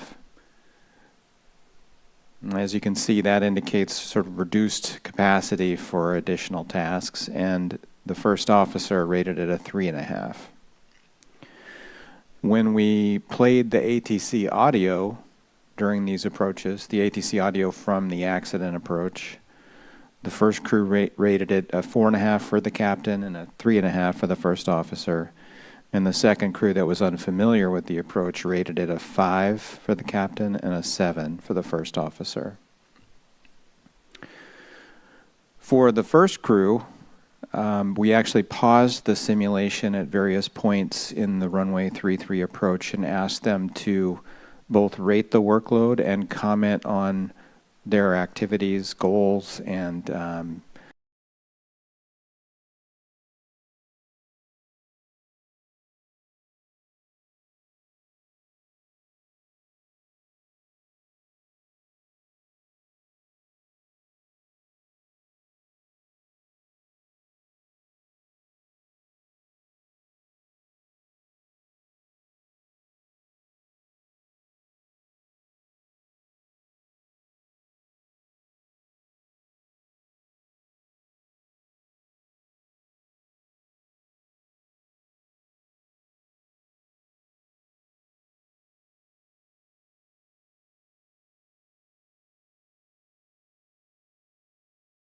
what they were focusing on,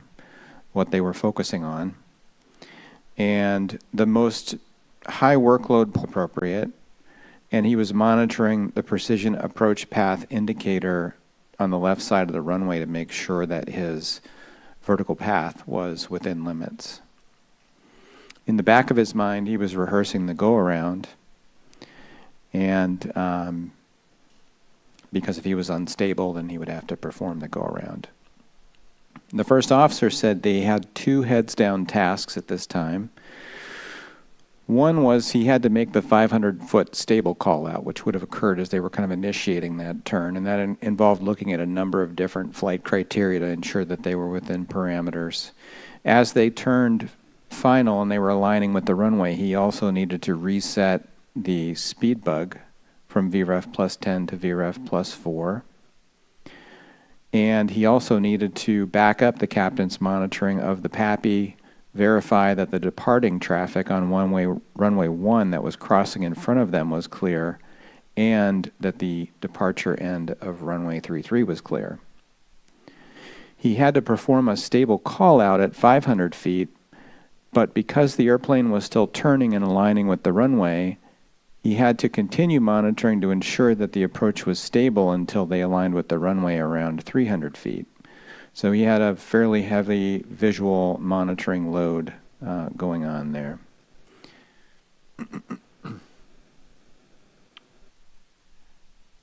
Mr. Clow, based on your experience as an airline pilot and from observing these simulations, what is your sense of how the crew well, let me ask you this. What was the crew required to do in the event of a traffic alert in this situation? As I mentioned earlier, they're instructed not to maneuver solely based on a traffic advisory, and they are to attempt to acquire the traffic visually out of the window. Okay. And do you recall from the simulation work the relative position of the helicopter, whether it would have appeared to be below the crew's line of sight, overlapping with the city lights?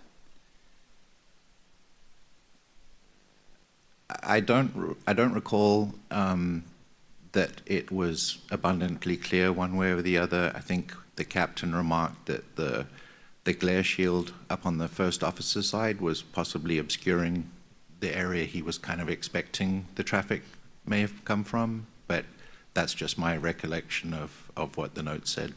Okay, and we'll eventually have a precise visibility study looking at that, but generally speaking, if the helicopter was below the CRJ's altitude in front of it, would it have been in and amongst the city lights? Yes, sir, I think that would be clear. Okay. And if the crew had overheard the air traffic controller's transmissions to the helicopter asking if it had the CRJ in sight, and then heard the controller say pass behind the CRJ, and then heard the controller say visual separation approved, if you were in that situation, how would you interpret the traffic situation and whether or not you needed to do anything to avoid the helicopter? Yeah, that's a good question. In putting myself in that situation, hearing the traffic oral, but immediately prior to that, according to the CVR transcript that we got to see when the docket was opened, immediately prior to the traffic oral was the ATC transmission that said, Pat 25, do you have the CRJ in sight? Then the traffic oral happened. And I believe, again, I keep referring to Dr. Kastner, but his testimony in panel 2, where the radio frequency is kind of like a party line, and all crews on that party line are listening to what's going on to build a mental picture of the traffic. I believe the PSA crew would have been listening with bated breath to what happened next. The next transmission was going to tell them whether the threat was mitigated and not something that they could deprioritize, or whether a control instruction from ATC would be forthcoming that they would need to react to. Okay. Thank you for that, and pass the questioning back to Captain Stone. Thank you, Dr. Bremel. I'm going to turn briefly to training for PSA pilots. So Captain Clow again. When do you do initial training about TCAS for your flight crews?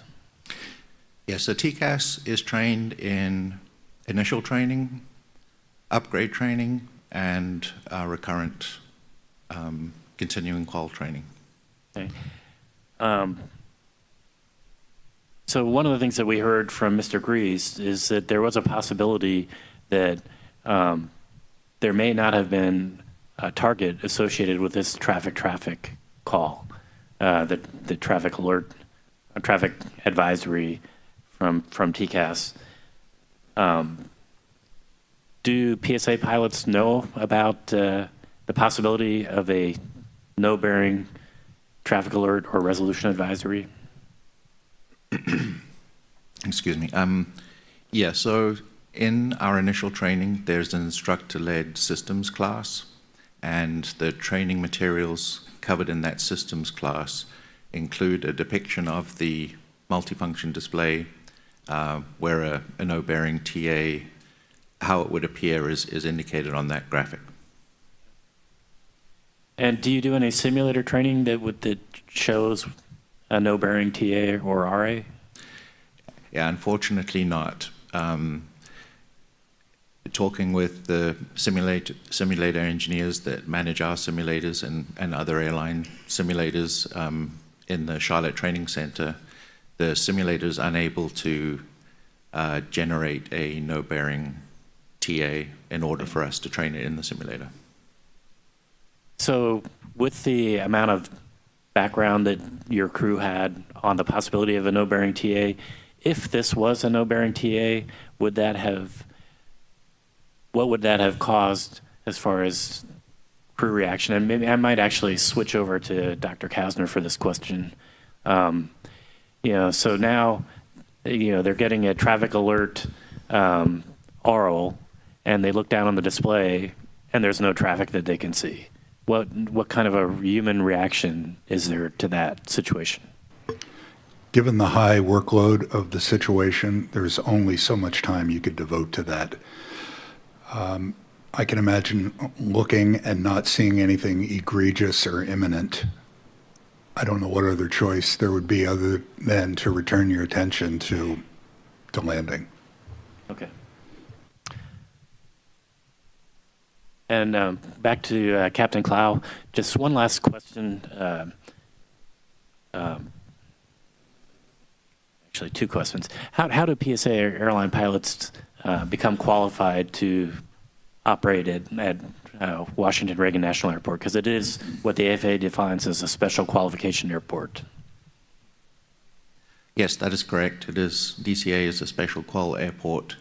All PSA pilots qualify themselves to operate into and out of DCA via pictorial means, which is a FAA-approved method of doing that special qualifications training. I mean, obviously, if there's opportunities for pilots to transition through DCA on their initial operating experience training with the CheckM, and that's obviously a good thing, but it's not required. And I'd also like to state that we provide,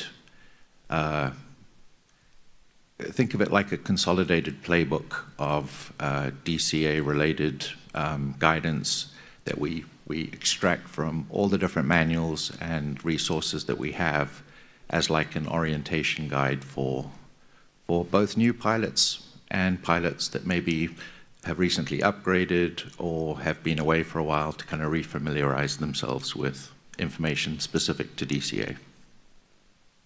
So regarding that, does any of that information that you just described contain any information about helicopter operations or helicopter routes in the DC area?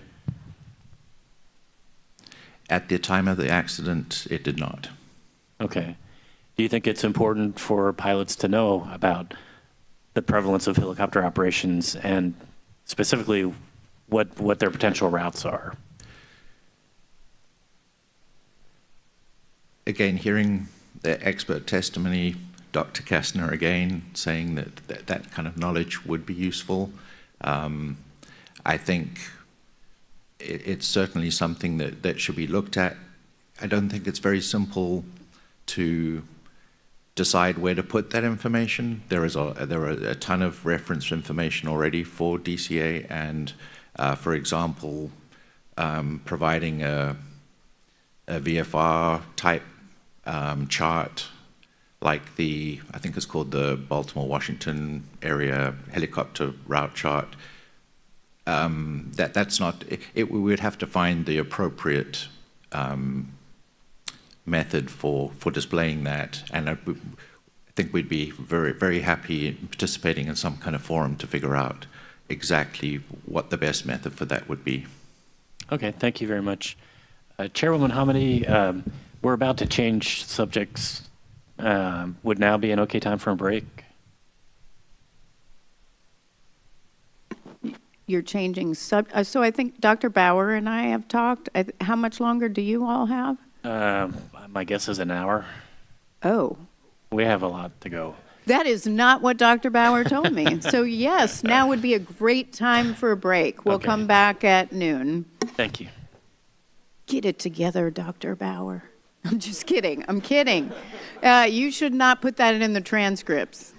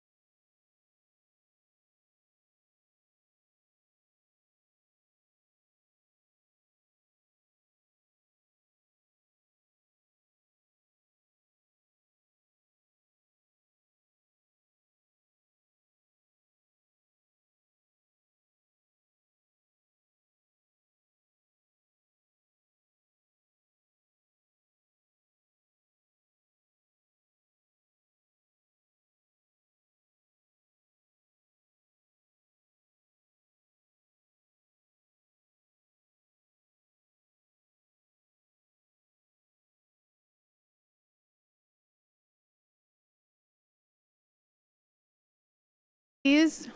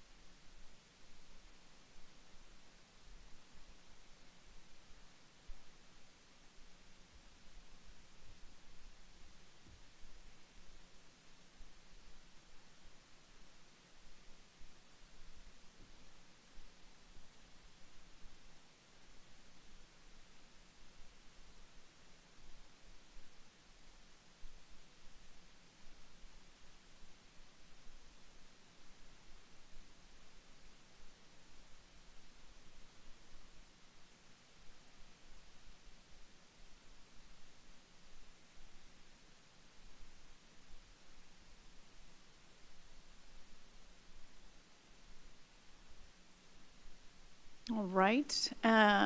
During our brief break, I think the technical panel decided they'd love to have the COO of the Air Traffic Organization as part of the witness group. So Mr. McIntosh, can you join us? I know you'll be over there. I think we'll have one witness leave, and so we can do some changing of seating. I'm sorry, it's so smooshed back there. And I do, just because you weren't on the other panels, if it's okay, I'll do the swearing. Raise your right hand. Please answer by saying, I do. Do you swear or affirm that the testimony you will give in this hearing will be the truth? Thank you very much. All right, back to the technical panel. Thank you, and we're going to start off. I'm going to start off with Captain Surge. You talked about how you're using your interval management system to perform traffic flow management functions for arrivals into Phoenix. What I'd like you to do is to think about the DCA airport and a north flow at DCA where aircraft are primarily arriving runway 1, but in order to get departures out off of runway 1, there's a need to offload to runway 33. That's why ATC asks some of the regional jets if they're willing to take 33. And so I want to go back to your ADS-B system and the function that it does as far as interval management, and have you talk a little bit about how DCA could operate if they relied on using your system to help with traffic flow management. How would that work? Sure, more than happy. So what we found in our trial was, first and foremost, and we talked about that a little bit earlier, was the ability to increase what we call the IAT, inter-aircraft timing. And that in turn allows us to, that was the first step. The second step that we want to start to do before our funding was taken down was we wanted to start looking at the sequencing capabilities of this system by using TBFM. And what our goal in that is to feed the initial terminal controller a class stream that allows that controller to do, it makes their job easier. The second thing that's out there, and this is, again, down the road, but we have what's called Terminal Flight Data Manager, FDM, TFDM. That starts to look at the airlines as they're starting to board the process. When is that aircraft going to depart the gate? And if you start, and it can feed into TBFM so that we can start looking at that whole sequence of events. In DC in particular, what you could do is you could say, hey, we're going to have a departure here, start building a hold here. We also have different arrivals, class streams, build holds here. And by doing that, now you can start to get a much more efficient environment, and you, in theory, can bring more aircraft into a single runway. So I think the key to what you're talking about is the precision of the inter-arrival spacing on final approach. Would you agree with that? It is, and it goes into what's called CAVS and CAS, CDTI assisted separation. And that system gives a lot more information to the pilot, even from a safety perspective on wake and also on just how they're converging onto the aircraft in front of them. What our data has shown is that when you give the pilot that extra data, they will bring the aircraft together closer, and also it reduces go-rounds. Okay. I want to go back to DCA specifically on the north arrival flow. So if ATC wanted to get departures off runway 1, rather than offloading them arrivals from 1 to 3-3, they knew that in advance. They could just have you follow at a larger interval, and that would build the hole as opposed to having to offload to 3-3. Is that an accurate statement? That is the theory of this, and that is an accurate statement to the theory, correct? Okay. And I do want to go to Mr. McIntosh briefly. I know that you're in the process now of modernizing the air traffic management system, and in this upgrade, in this modernization, are you taking into account the future capabilities that aircraft will have that can assist you in achieving this task? Yes, thank you. Absolutely. We're taking a look at what aircraft equipage is going to look like. That will definitely be a part of the airspace modernization. But quite honestly, what we really need is we need all the stakeholders to play. We need to see majority of our aircraft to have the type of equipage that would pull this off. Speaking about interval management that David's speaking to, we really need to be able to make sure that we've got the appropriate fleet equipage that can actually do this at the appropriate times versus just certain aircraft. So to your point, if we have a regional jet and an Airbus and a Boeing 737, we want to be able to start building that interval management between all those aircraft, and not just with one carrier, but we need all the carriers that will be able to play when we go to an airport like DCA that has multiple air carriers going into it at one time. So how does the FAA get multiple players to play? What would be required to do that? I think we'd start off with the CDM process, the collaborative decision-making process, and also meet with the carriers via a NAS advisory board, make sure that everybody understands where we want to go. And to start taking advantage of these capabilities, we really need to have the equipage in that whole entire fleet to pull this off, like I said before. Thank you. And with that, I'm going to transition over to changing subjects again slightly.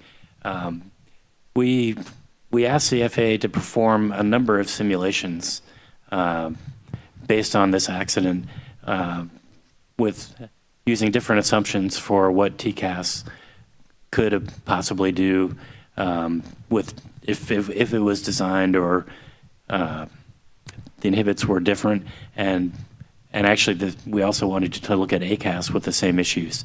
And so what I'd like to do now is go to Mr. Suki and have you, I think you have a brief 2-slide presentation on what the simulations were and how you did them. And then after that, I'll ask you questions to walk through the results of those simulations.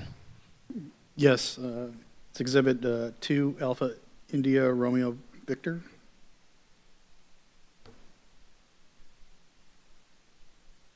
And you can go to the next slide. So yes, my team was approached by the NTSB in April and asked if we could simulate the DCA encounter trajectories, and in doing so, manipulate several variables to see if it had any difference or effect on the simulation results. Variables we simulated were the surveillance driving the equipment. We used the DCA radar. It's 4.7, it's course data, 4.7 second update rates. We additionally used some data we were provided from the NTSB. We consider this, call it truth data. It's more resemblant of ADSB and the actual trajectories the aircraft flew. Second variable we manipulated was the collision avoidance equipage on the CRJ. We used a surrogate for what was on the CRJ, which was a 7.0 version of TCAS logic. Our simulation is hardwired with a TCAS version 7.1 logic. We had discussions on the changes that were made between 7.1. They wouldn't have any bearing on the event or encounter of we're addressing here, so it was decided that we're all comfortable using version 7.1 as a representative surrogate for the 7.0. Secondly, we used a modified version of the 7.1 logic where we actually reduced the resolution advisory thresholds on the from 900 feet down to 400 feet. Thirdly, we did a iteration of the logic where we were talking about the bearingless bottom omni-only antenna surveillance feed to see if it had any bearing on the simulation results. And then we transitioned to the TCAS replacement, the ACAS XA logic. As alluded to previously, the XA logic was developed to reduce nuisance alerts as well as ingest and take advantage of new surveillance, specifically ADSB. However, the design objectives associated with the inhibits are the same as current TCAS, so we wanted to see how simulation results varied when we ran XA. And then with that, we also lowered the altitude inhibits on the XA logic to see from the 900 to the 400 to see what effect. Thirdly, we changed the equipage on the collision avoidance equipage on the UH-60 from not having any to a prototype system that's currently being developed within RTCA. It's a standards body. Special Committee 147's currently working on it with minimum performance standards projected to be completed next year. And so there was a prototype version of XR that we added to the UH-60. And then lastly, we changed the quantization, the altitude quantization that we're using to feed the collision avoidance from the 25-foot increments versus 100-foot increments. So in total, there were 15 total test configurations, and we did 100 iterations on each of those test configurations. And again, what we wanted to do and what I'm going to show later are the mean, or sort of the average results from timing as well as missed distance, vertically and horizontally. If you could bring up Exhibit 2, Aero Golf, page 36.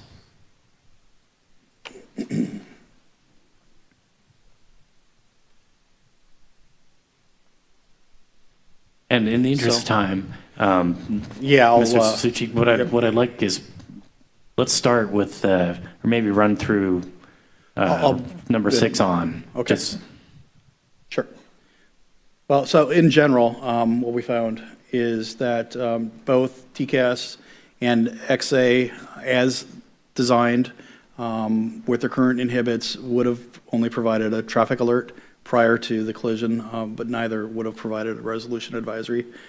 In order to get that resolution advisory, you would have to lower the inhibits to the encounters. And as alluded to previously, someone mentioned, I don't remember who, but in the early development of TCAS, the inhibits for resolution advisories were at 500 feet. And I think we've had that discussion as to why they ended up being raised to 1,000 feet.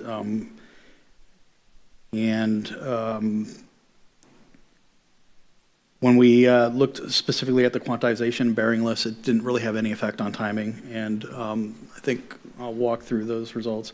Then lastly, the use of the prototype of XR on the helicopter did significantly reduce the collision risk without actually having to change existing design of TCAS or ACAS XA. Now, so to go through the results using we're going to focus on the data from the NTSB, the truth data. When we look at runs 6 and 7, it's using TCAS as is with the inhibits where they are. We varied the quantization from 100 to 25 feet. And when we look across the results, the quantization of the altitude had no effect on the average TA timing. So it basically concluded or confirmed that, approximately 20 seconds or so prior to CPA that you would have gotten a TA, though.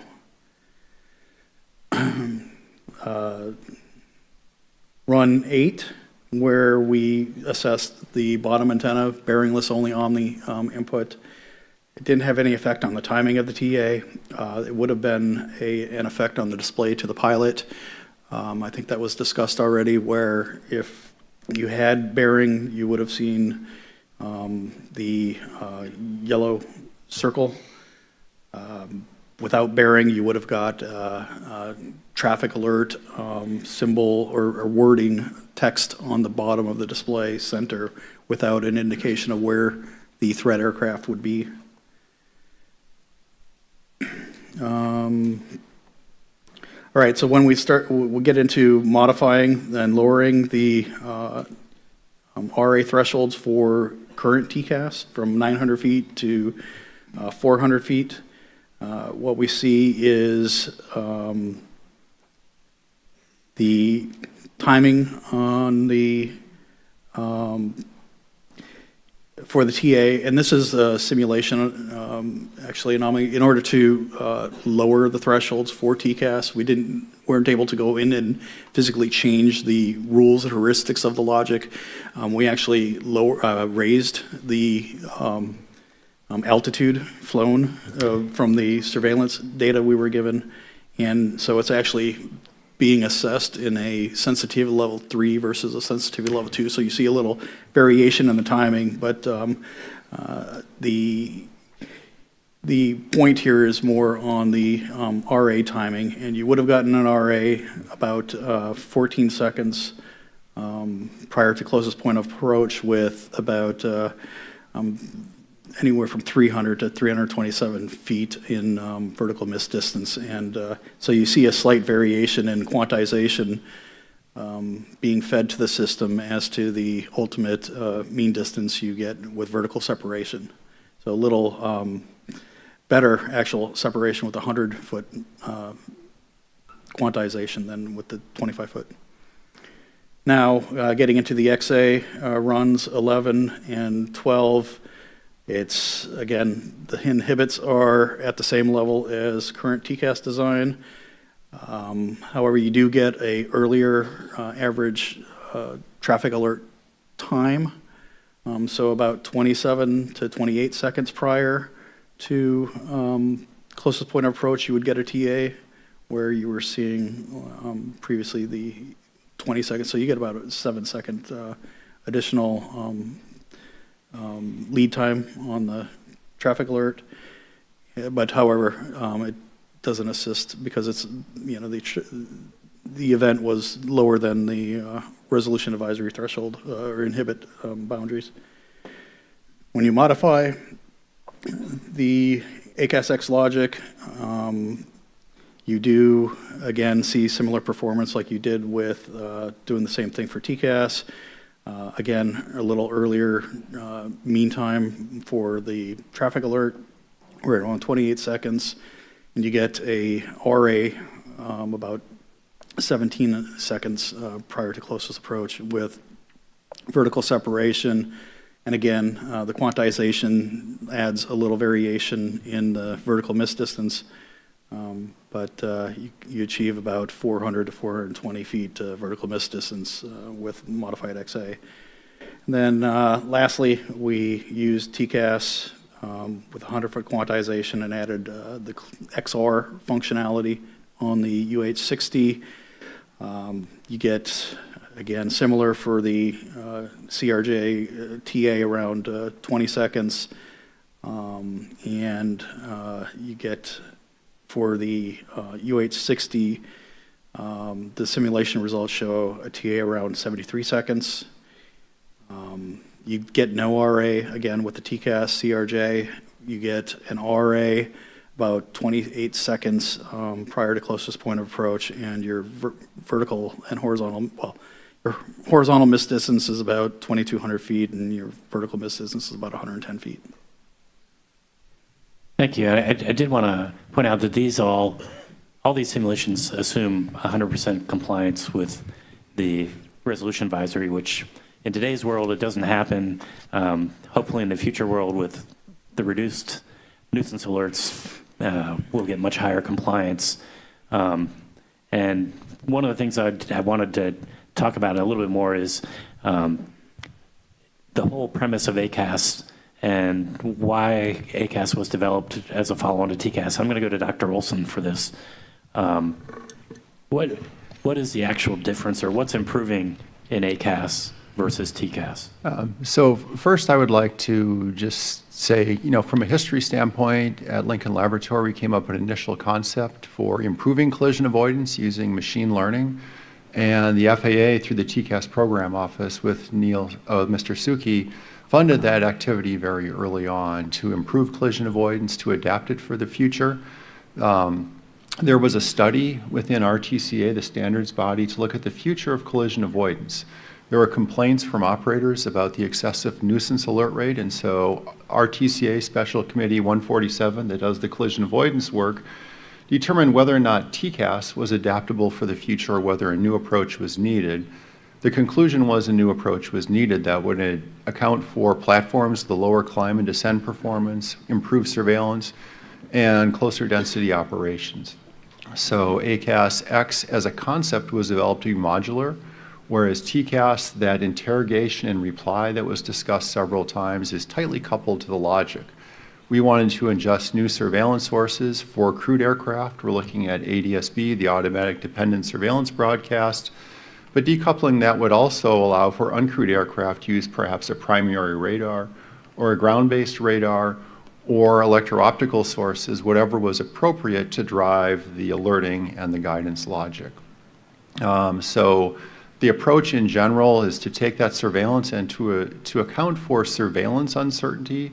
So Dr. Kunze already discussed there is greater uncertainty with the interrogation reply than with ADSB, and these other surveillance sources also have uncertainty. But there's also maneuver uncertainty. So the other aircraft may suddenly maneuver in a direction that you don't encounter, you don't expect. So for example, in an encounter with a non-TCAS or ACAS equipped aircraft, they may, via detect and avoid, see the aircraft maneuver, but in the same direction. So we need to account for that maneuver uncertainty. So using machine learning techniques and an extensive amount of data, radar data, and also through the TCAS program office, who collects information on TCAS resolution advisories, the radar tracks for the own ship and the intruder, as well as the types and the nature of the RAs. We use that through machine learning techniques to tune a logic with specific objectives, to reduce nuisance alerts. So we focused extensively on the 500-foot separation between instrument flight rules and visual flight rules on parallel approaches, and also iterated that with the community through RTCA.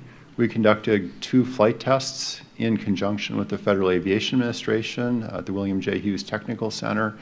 And we also had an operational evaluation of the final product by putting it on 10 aircraft and flying around the U.S. national airspace. So tuning, observing the output in modeling and simulation. So we simulated hundreds of billions of encounters, safety critical encounters, as well as using radar data from across the entire U.S. national airspace provided by the Midair Corporation to understand the alerting at specific airports, specific altitude bands, as well as the safety across a wide number of encounters. And the resulting logic through that machine learning is instantiated on a lookup table that goes on the aircraft, the same form, fit, function of a TCAS unit. And the initial version was ACAS XA. It also provided provisions for what we call ACAS XO, or operation-specific alerting, using that ADSBN technology that Captain Stone talked about to designate an aircraft, perhaps on a parallel runway, to provide different types of alerts, or no alerting at all in the case of visual separation operations. And we've developed since then through our TCA with funding from Mr. Suki and the Federal Aviation Administration and participation by Johns Hopkins University Applied Physics Lab, who's been a strong partner in this development. Versions for larger UAS called ACAS XU, version for smaller UAS or drones, if you will, ACAS SXU and ACAS XR, which is relevant to this discussion. For rotorcraft, both crewed rotorcraft as well as more autonomous or uncrewed rotorcraft, maybe eVTOLs, advanced air mobility, urban air mobility of the future. Can I get you to, the one that you left out, I think, is ACAS XO. And I'm keenly interested in ACAS XO because the idea of it is to suppress alerts in those situations where you have close to space parallel runways, which is, I think, a large number of the nuisance alerts that we get today are in those kind of situations. And how would you describe the evolution of ACAS XO and where does it need to go? So the flexibility of the ACAS-X approach and be able to tune differently for different types of operations. Earlier on in the development of ACAS-X, the community identified a number of areas of concern, and closely spaced parallel approaches was one of those areas. But I would point out this technique of providing differential alert for any special operation is adaptable for the future. So, for example, if there were rotorcraft operations that were very different, we can use that same technique in designating aircraft, specific aircraft, to treat them differently. For ACAS XO, the initial implementation was oriented towards parallel runways with two applications. One was for what we call the CSPO, closely spaced parallel operations mode, for runway separations down to 3,000 feet, which would be in instrument meteorological conditions that reduce the volume protected. You can think of it that way. That's not really the underlying technical approach, but you can think of it conceptually, reducing the alerting volume to minimize nuisance alerts on parallel runway monitoring PRM approaches that are currently being conducted today. The other area was the realization that most of the parallel approach operations are conducted in visual conditions, and that pilots could use the ADS-B-in functionality to designate another aircraft and receive no alerts at all on that aircraft, receiving full protection against every other aircraft. So if there was a helicopter or a GA aircraft or an aircraft on a different runway that was blundering through, you would still get the full protection against that aircraft. So that was the initial application, but it could be expanded to other applications if they were defined by the community with the safety objectives and the alerting objectives. And last question on ACAS is, what is the state of ACAS standards and implementation? I can answer part of that, although I think that's really maybe more appropriate for Mr. Haskins, since that implementation is really an FAA matter. Mr. Haskins, I can address that, or you could. No, I can say. So we have a technical standard order, which is the document we use to certify. We have that published for ACAS XA. That was published back in 2020. To date, we have not certified any equipment under that technical standard order. As far as ACAS XR goes, which I guess we're going to get into, but it's something we're keenly interested in, we're going to treat that as a very high priority, and we're going to publish that technical standard order as soon as we can after the RTCA body finishes the standards development. We think we can do that within 3 to 4 months. And with that, I'm actually going to turn it back over to Mr. Flynn to talk about ACAS XR. Thank you. Dr. Olson, so ACAS-X, is it only dependent on ADS-B? So it depends which variant you're talking about. But for ACAS XA and for ACAS XR, the intention is to use both the ADS-B information as well as the standard TCAS style interrogation and reply. And the way the system works is it uses that ADS-B information as long as it's validated. So as long as it matches the bearing and range of the TCAS interrogation reply. And that's to mitigate against inaccurate or spoofed ADS-B information. Okay. So if ADS-B is inoperative on an airplane, the accuracy of ACAS will be degraded? Mr. Suki, you had a... No, okay. The accuracy, so we tune the logic to be just as safe, whether it's using ADSB information or whether it is only using, in quotes, the interrogation reply information. The alert rate is slightly higher if there is no ADSB information, but it's very important since many of the operators who are equipped with TCAS encounter non-ADSB out aircraft in the current environment. And I would also point out that collision avoidance is standardized across the world. The International Civil Aviation Organization, Mr. Suki, has worked with that organization over the last 15 years to ensure that ACAS-X is incorporated into those worldwide standards. And many of the nation states in the world do not have the same ADSB out equipage as the U.S. does. So it's very important to ensure that the system works without ADSB out information. It'll be just as safe, but we'll alert more often. Okay. I guess this question is for Mr. Flanagan and Mr. Rowland. You mentioned about equipping Army helicopters with TCAS or ACAS. What are the issues with incorporating that on older platforms like the UH-60? So for today, right now we don't have a transponder. There's not even a standard that exists for doing ACAS-X on our platform. So that's our today challenge. Going forward, the only thing that would could you repeat the question? I guess what are the challenges you face incorporating ACAS-X on your fleet of helicopters? We have to have the hardware there to put it on, and we're on track to have that hardware start fielding in a couple of years. If you'd like, I do have a few slides that might help to illustrate this. If you go to AR Oscar, I believe is the letter on it, and go to slide 5, page 5.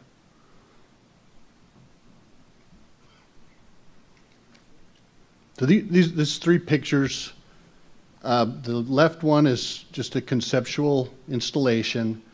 The unit, of course, needs to be there, and as Mr. Haskin pointed out earlier, transponder and the ACAS computer are part of the system.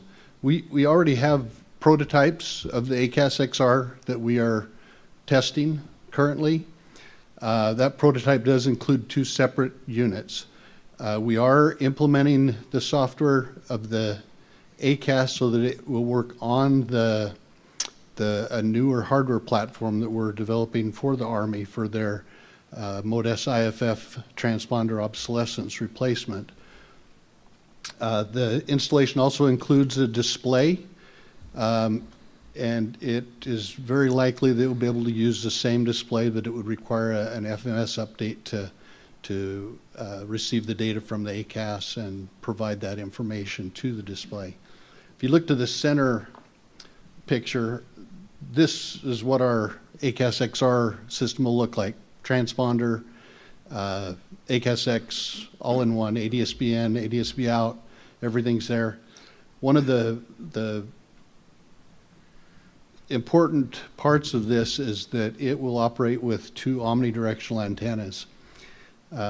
Traditional TCAS systems required at least 1 directional antenna. On a helicopter, it is sometimes, well, I would say almost always difficult and sometimes problematic to find a location to mount the antenna. And even if you do get a directional antenna mounted, there's interfering components that can compromise the integrity of the bearing measurements that you would get with that antenna.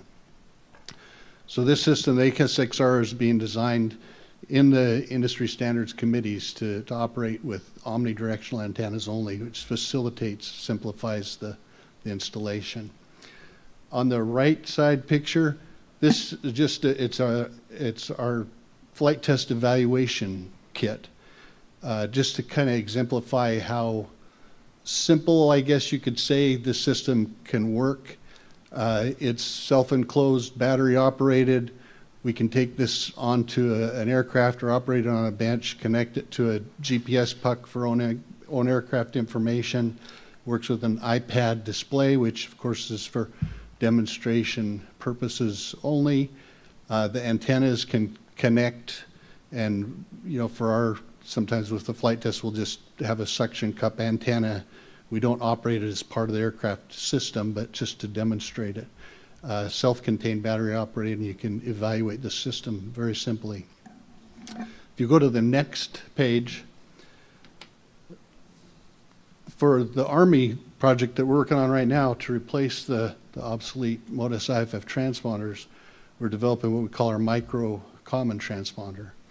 And this is a plug-in replacement for the transponder that is already there. Meaning it's form, fit, function. You take one out and put the new unit in.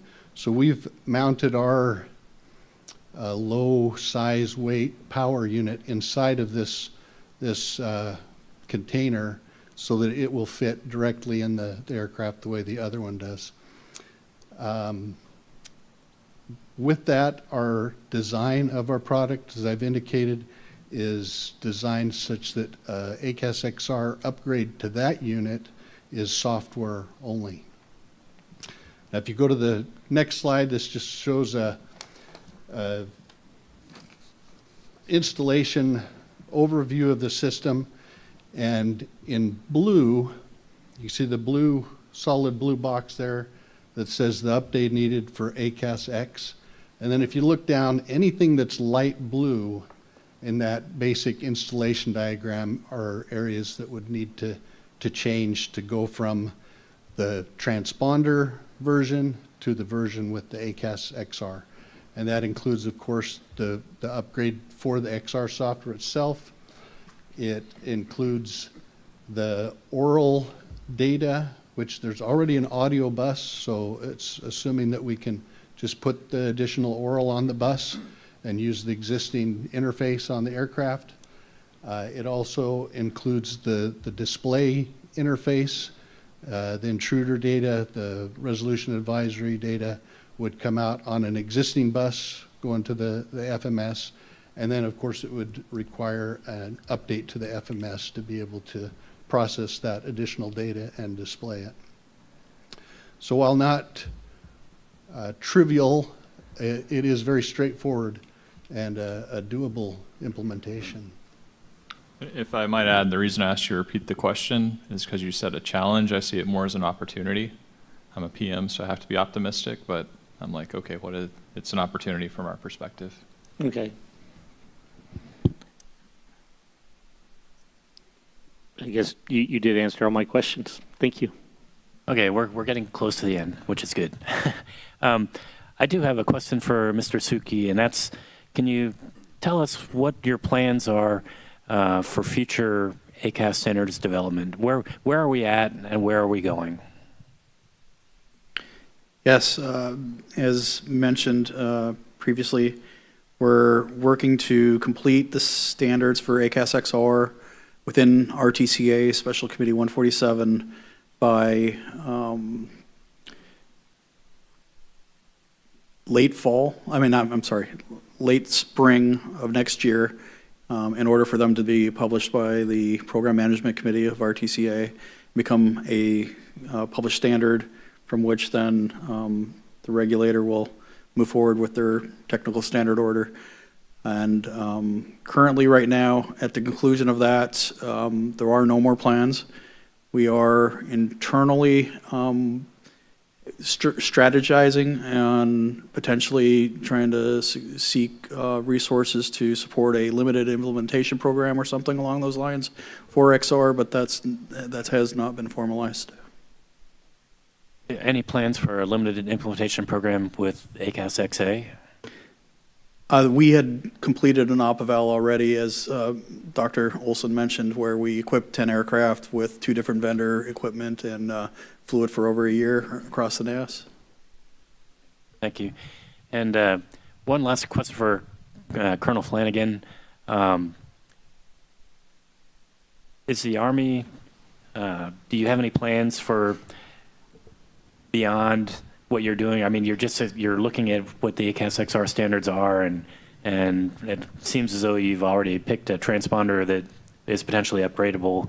Is there any other future plans in the Army as far as collision avoidance systems that would allow you the airspace access that's in your job title?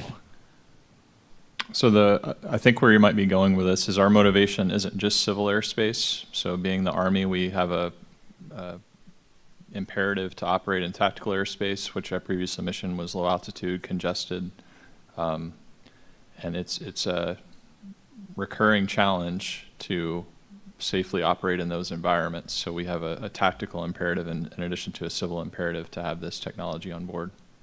Is that what you're going after? Yes, thank you very much. Yeah.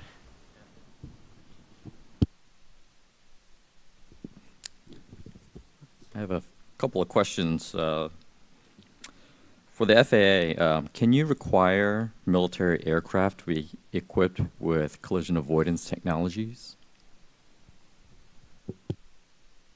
So for instance, the transponder and the ADSB requirements are done by airspace. So anybody that's flying within the airspace where those are required, have to equip with those technologies.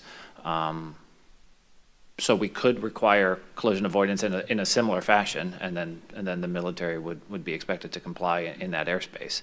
Today, the collision avoidance requirements are by the parts they're operating under, and the military do not operate under those parts. Therefore, they currently have no collision avoidance requirements from the FAA.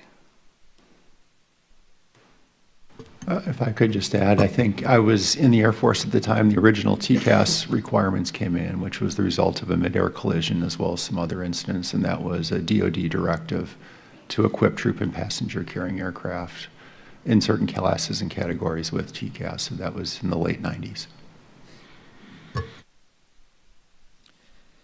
And and this question's for the Army, for collision avoidance technologies that will use ADSB, probably for Colonel Flanagan, how would this affect Army policy in use of ADSB in civil airspace? So ADSB, not just the Army, but DoD has concerns that I'm pretty sure most people are aware of, the fact that it's inherently open source. It has some spoofing vulnerabilities which make it non-conducive for those sensitive missions, which not just the Army, but all of DoD has to operate on. So in civil airspace, when there's traffic information systems broadcast, TSB network, the Army can comply with mode 3 Alpha Charlie emissions and feed into that fused picture, so anybody who has a tie-in for the TSB network has the awareness.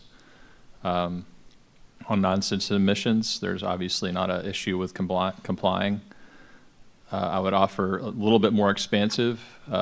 We are mindful of the additional details which are available, and another aspect of the micro common transponder that Mr. Rowland mentioned is the capability to do mode 5 level 2 Bravo, which is essentially ADSB information but using mode 5 level encryption, and that enables us to operate again in the tactical environment that we're focused on as a military. Mr. Shin, could you just suspend for a second? I know that we have one witness. Don't leave yet. I have one question for you. You said one. I just have one question for you, Mr. Kasner, and if anyone else has a quick question for him, I know he has to leave, but he's also offered to answer questions in writing if need be afterwards. You had said earlier that TAs or traffic alerts, which we heard traffic, is still see and avoid. Can you just say why that is for people in the audience? Well, in the case of an oral alert, your attention is simply directed out the window as before, except in this case, you enjoy a bit of information about where to restrict your search. But even if you're using a display, you're searching on the display. We're not going to take the human out of the loop here. Right, you're still searching. Okay. Absolutely. Thanks, I just wanted to make sure people were aware of that. Thank you for, oh, did you want to add? Add to that again, for aviation and helicopters at those low altitudes, as Mr. Van Vechten has said, we cannot afford to be focused inside of the helicopter really at all. Actually, one of the exhibits showed that, pilots only look inside every, I think, 9.2 seconds, something to that realm.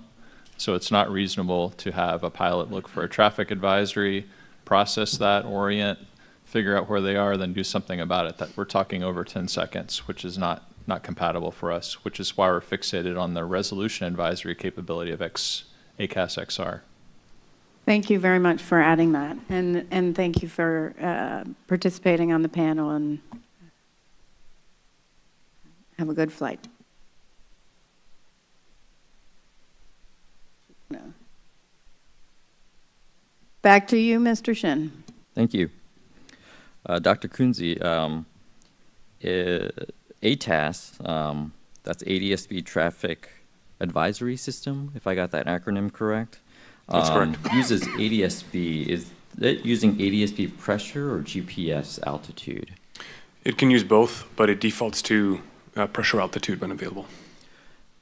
And as we talked about during panel 1 with the pressure altitude for the Black Hawk, potentially having an offset from its true altitude, can you give us your assessment on how this would impact the effectivity of ATAS? Yeah, it actually generalizes to ACAS as well. One of the key considerations when designing these types of systems is how the system responds in the presence of known or unknown errors.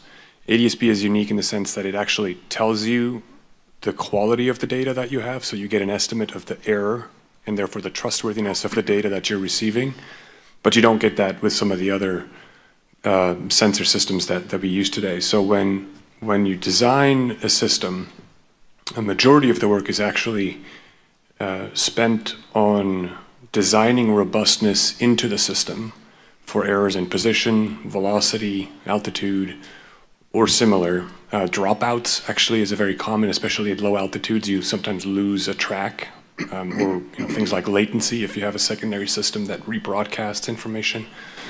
So the work that we have been doing in the special committees for ACAS X, as well as the work that we had to do for ATAS back in the day, a large amount, we simulate millions of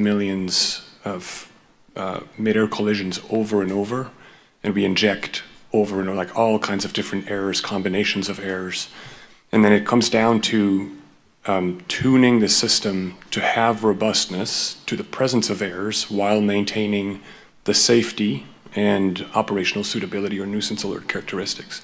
So it really is a game of tuning it just right with the knobs to satisfy all the design objectives that you might have. You could optimize for perfect data, and you could get very, very, very good alerting, but as soon as you move off of that perfect data and you have the presence of an error, the system would be too brittle and it would break and you would get nuisance alerts again, or you would miss alerts altogether. And so the design to be robust to the presence of errors is a fundamental consideration when you build these kinds of systems. Mr. Suki, can you expand on why pressure altitude is the default used for TCAS and also for ACAS? Yeah, because of just the, I guess the standardization of pressure altitude in aviation, and its ability to be used without having to be compensated, at all altitudes, and so it'll be the same for each aircraft, or I should say uncorrected. So just because of its availability, it's out there. It's used internationally, so it's sort of standardized in that respect, and that's why it's leveraged. Thank you. And one last question. This probably will also be for Mr. Suki. We talked during panel 1 about how with older technologies like the barometric altimeters that use Android wafers are very mechanical, and so they have multiple errors that can stack up in that design compared to newer technologies like air data computers that have higher accuracy. How do collision avoidance technologies compensate for the varying types of pressure altitude accuracies or inaccuracies that you may have in the national airspace system? So I would go back to what Dr. Kunze was talking about, is building the robustness in the collision avoidance capability. We're not looking so much as accounting for error. It's what we get from the transponder and the quantization of that information to the transponder, and then we treat that along with all these other state uncertainties, and make our determination of needing to alert or not based off of that. So it's more what we're fed, and we're dealing with what we're fed with our robustness checks and tests associated in the alerting logic, and we go with that. So we're not down at the finer level of all the different errors that tally up. Sorry, I know I said one last, but this will be my last one. So in something like a Class Bravo airspace, holistically, would it be better to have more accurate pressure altitude data being fed to the transponder with collision avoidance technologies? Yeah, better data is always, better. But again, we're having to build for a lot of robustness with other systems that are in the NAS or in the world aviation system, and we have to be able to account for all of them, and we have to ensure that we are interoperable with all of that. So as those enhancements move forward and they're extrapolated to more users, you can lean on them in a more heavy fashion. But as of right now, it's really hard to remove systems from the airspace, and we still have to be accountable for them.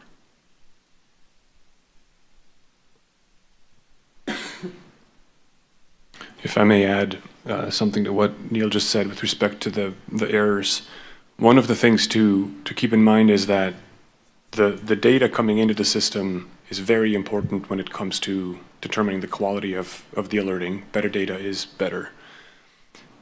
The flip side to that is the dynamic uncertainty of the behavior of the aircraft is just as important. We may have very good data about an aircraft, but we can't predict the future perfectly.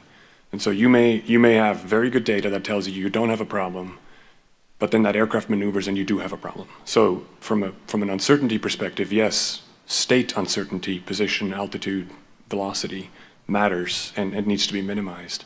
But that doesn't get rid of the uncertainty problem as a whole, because you have dynamic uncertainty as to what the aircraft is going to do, especially in aircraft that are not in communication with air traffic control or maybe, a VFR aircraft that's not under IFR operations. So that those two buckets are actually very important and need to be considered individually. Okay, we're going to have Dr. Bramble for a couple of follow-ups. Yes, Mr. Suchi,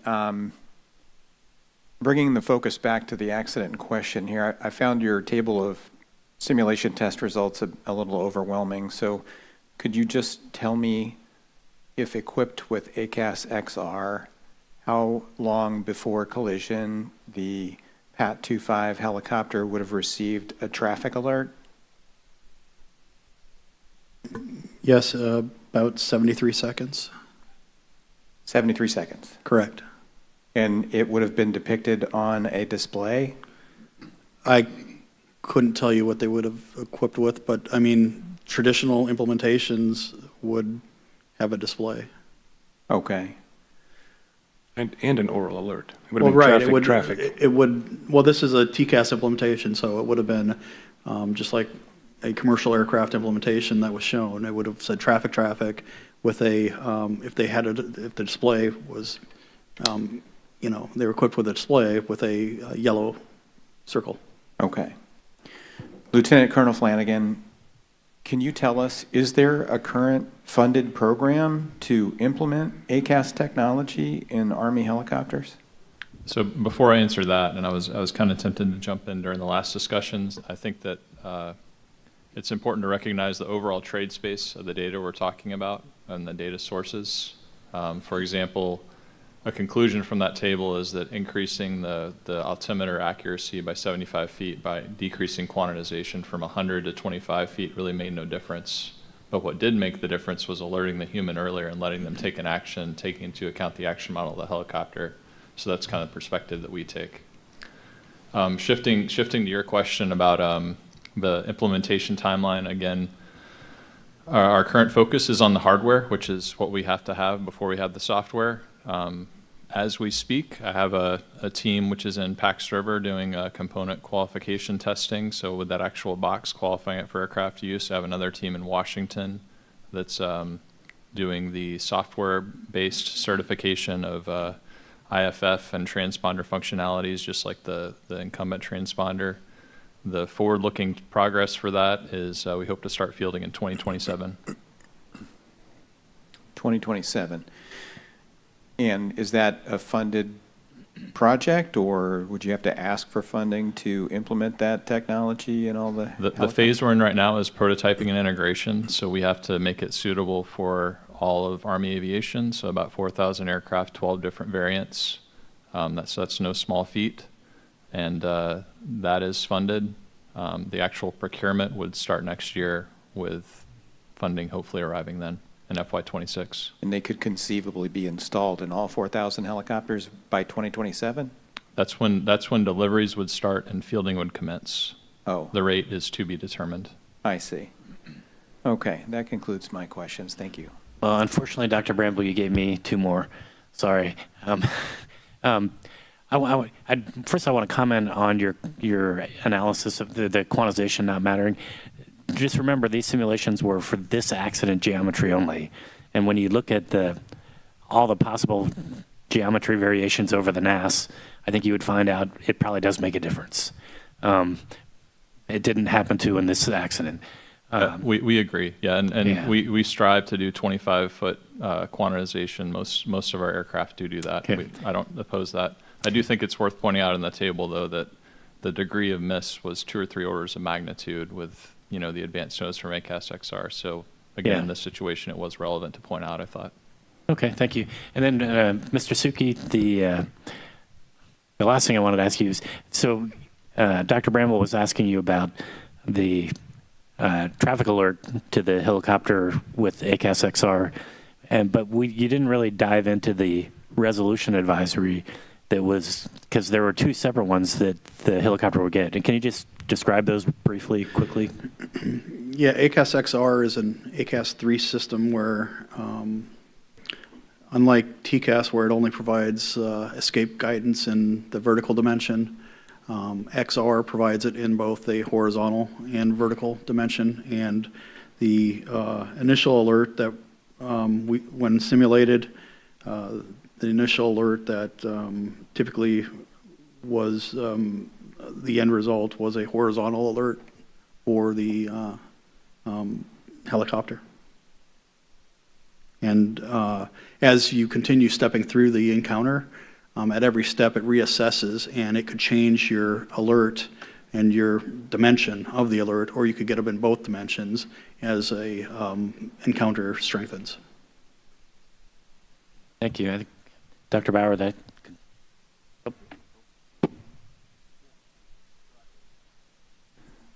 Dr. Price has a question. Thank you. Mr. Suki, I have one question for you covering a topic that will come up in panel 5, safety data, but since you're not on panel 5, I thought I would take advantage of asking you here. It has to do with ADSB performance monitor data that your office submitted for this investigation.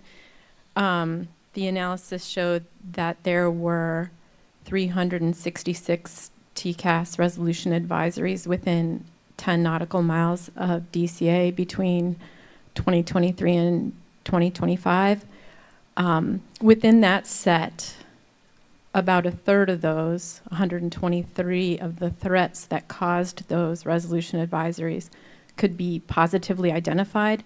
Could you describe some of the reasons why it might not be possible to identify some of the threats that caused those TCAS RAs? Yeah, because of the source data where that was extracted from was from an ADSB monitor system that collects RA broadcast information as alerts are encountered.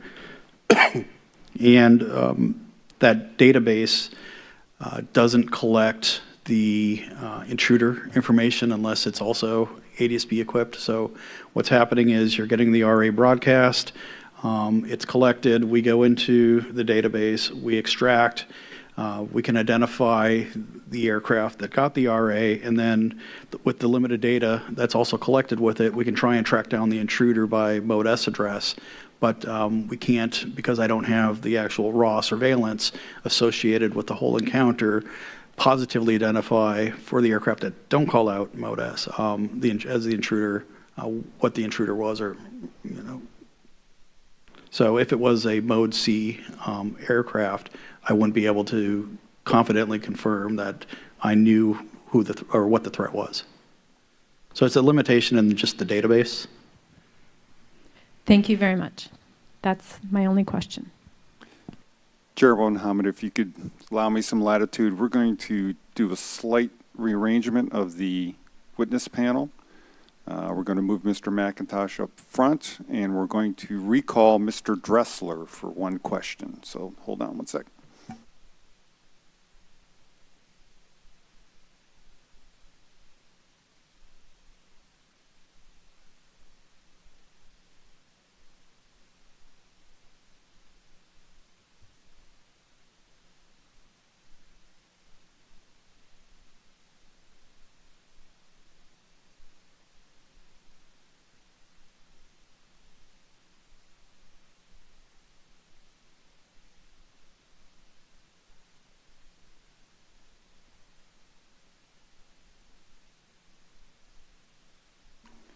Mr. McKinney, I believe you had a question. Yes, I'm going to go back and rediscuss a little bit about the for-flight electronic flight bag. And since we have Mr. Dressler here, who's experienced using that, I would like to get the non-military operator's perspective of using for-flight in the National Capital Region for traffic monitoring. Thank you for the question. I was struck earlier by significant differences in the way that we operate, and I think that hopefully has been a consistent theme this week. We use for-flight. However, our aircraft, all of our member aircraft, whether that's medevac or law enforcement, are equipped with multifunction displays that receive traffic information organically. However, we also display for-flight all the time on a knee board. In the case of my company, it's required to be mounted there. We also fly NVGs. We also do not stow our iPad or electronic flight bag at any time during the route structure here. We display the map, and I believe I heard, and I'm open to being corrected, but I believe I heard at one point Mr. Van Vetchen say that he might hand his iPad back to the crew chief during instrument flight profiles. And that struck me. If I'm reading that in error or listen to that in error, then that is my mistake. We're a single pilot instrument flight rules program, meaning one pilot, me, possibly, I think the general asked me the other day, if I'm carrying a patient, I might very well be flying an instrument approach into our hospitals with the med crew in the back. So truly just me. And we display, for people who don't know what for-flight is, it has several pages on it, and the primary one is a map page. When you fly instrument flight rules, you are required to also have available what are called approach plates, and it's a graphical depiction of your approach course. Well, that is able to be superimposed on the map itself, and on that map, just like in a car, using a car GPS system, you're able to display your own ship, your position with a blue dot. So I'm unsure how I would ever be able to complete an instrument flight without having my iPad on my leg. We don't turn them off during NVG operations. We may dim the screen slightly. We adjust them. But in today's NVG world, with the quality of NVG, there's no necessity to turn off or cover or stow an iPad. Particularly in the DC route structure, I'm also unsure how you would be able to know where you are on a route when you're required to fly it as depicted when you don't have the map up, which we have a variety of level of maps we can display. We can display VFR sectional maps, IFR maps, high altitude, low altitude. Of course, helicopter pilots would never display the high altitude map. And then we can superimpose the helicopter route chart. The last thing I'd like to say is what I heard was that a Sentry antenna, which I have personal experience with, and what that, for everyone to know, is a very small antenna, battery-powered or plugged-in device, which can be mounted in the aircraft, and then using a Bluetooth connection to that very same iPad can display traffic. So I'm uncertain how you would say we can use the electronic flight bag for situation awareness, but turn it off or put it away.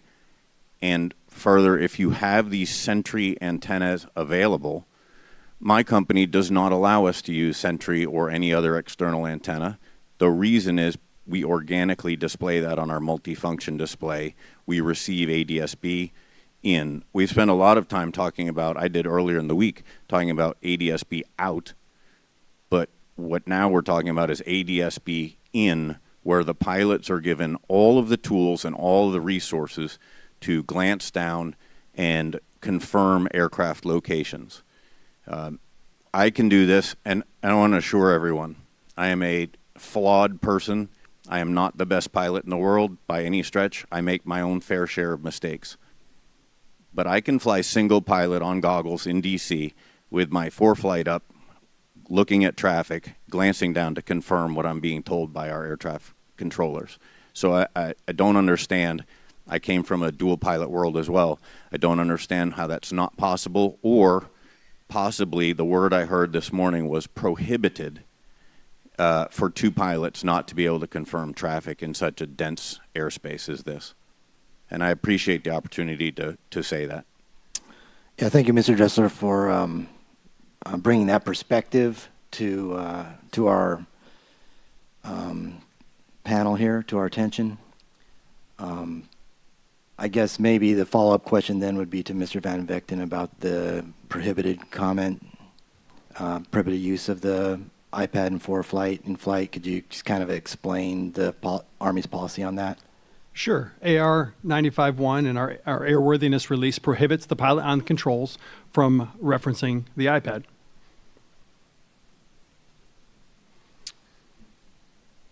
And is that in all flight situations? Yes. And the way that I can accomplish an instrument approach is with a paper approach plate. We can brief it and then put it away. I have never had the batteries die on a piece of paper, but iPads can break. They do malfunction. The batteries die. And I don't know what kind of goggles he uses, but I have never not flown NVGs and had it glare off the windshield. I would love to get a pair of those goggles. Okay. Thank you very much. That's the end of my line of questioning. Certainly, ma'am. Mr. Van Vechten, you said pilot on controls. Correct. That does not mean, could you talk about the other crew? Sure. I thought at one point you said you could pass it back to the crew chief. Yes, that is correct. Maybe clarify that a little. Yes, because you're not single pilot. No. Yep. No, typically, we are a pilot, co-pilot, and a crew chief.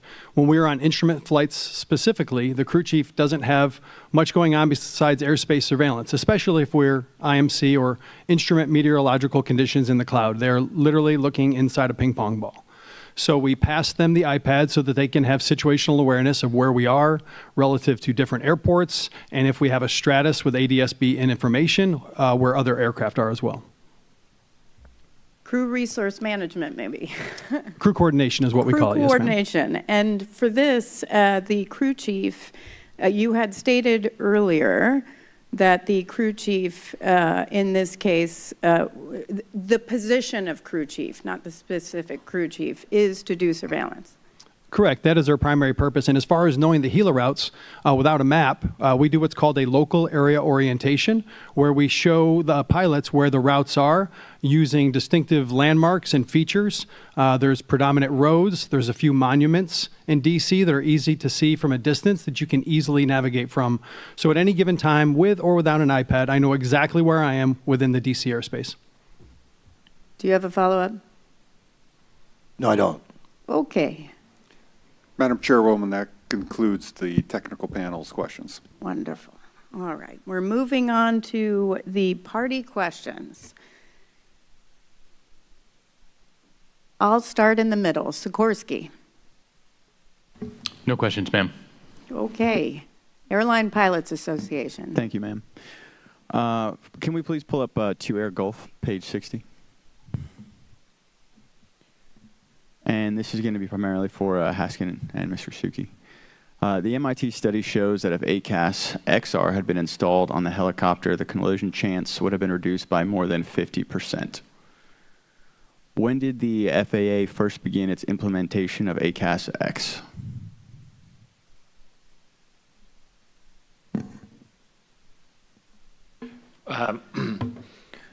If by implementation you mean certification of, so we released the technical standard order allowing the certification of ACAS XA devices in 2020, but we have not yet certified any ACAS XA devices. Thank you. And how long have you been aware of ACAS and its potential? We started ACAS X design, the concept 2009, formal standards 2013. For ACAS XA. So can you just briefly describe why it's taken such a long time? Yeah. So the standards are developed within an industry aviation standards organization, RTCA. It's comprised of stakeholders such as vendors and airline alphabet groups like your, ALPA, and all of that requires resources for all That's these. good. So basically, it's a lot of people that need to talk together to figure it out, and a lot of certification processes Correct. and such. Okay, thank you. The other thing I would just add is a lot of validation and verification has to go into this, and this was actually fast compared to the upgrade to TCAS 7.1. Which was a very simple change. So. Thank you for the clarification. For all my following questions, they'll be in relation to operations below 1,000 feet, specifically in the flight regime where RAs are inhibited. Can we please pull up Exhibit 2 Air Alpha, Figure 17?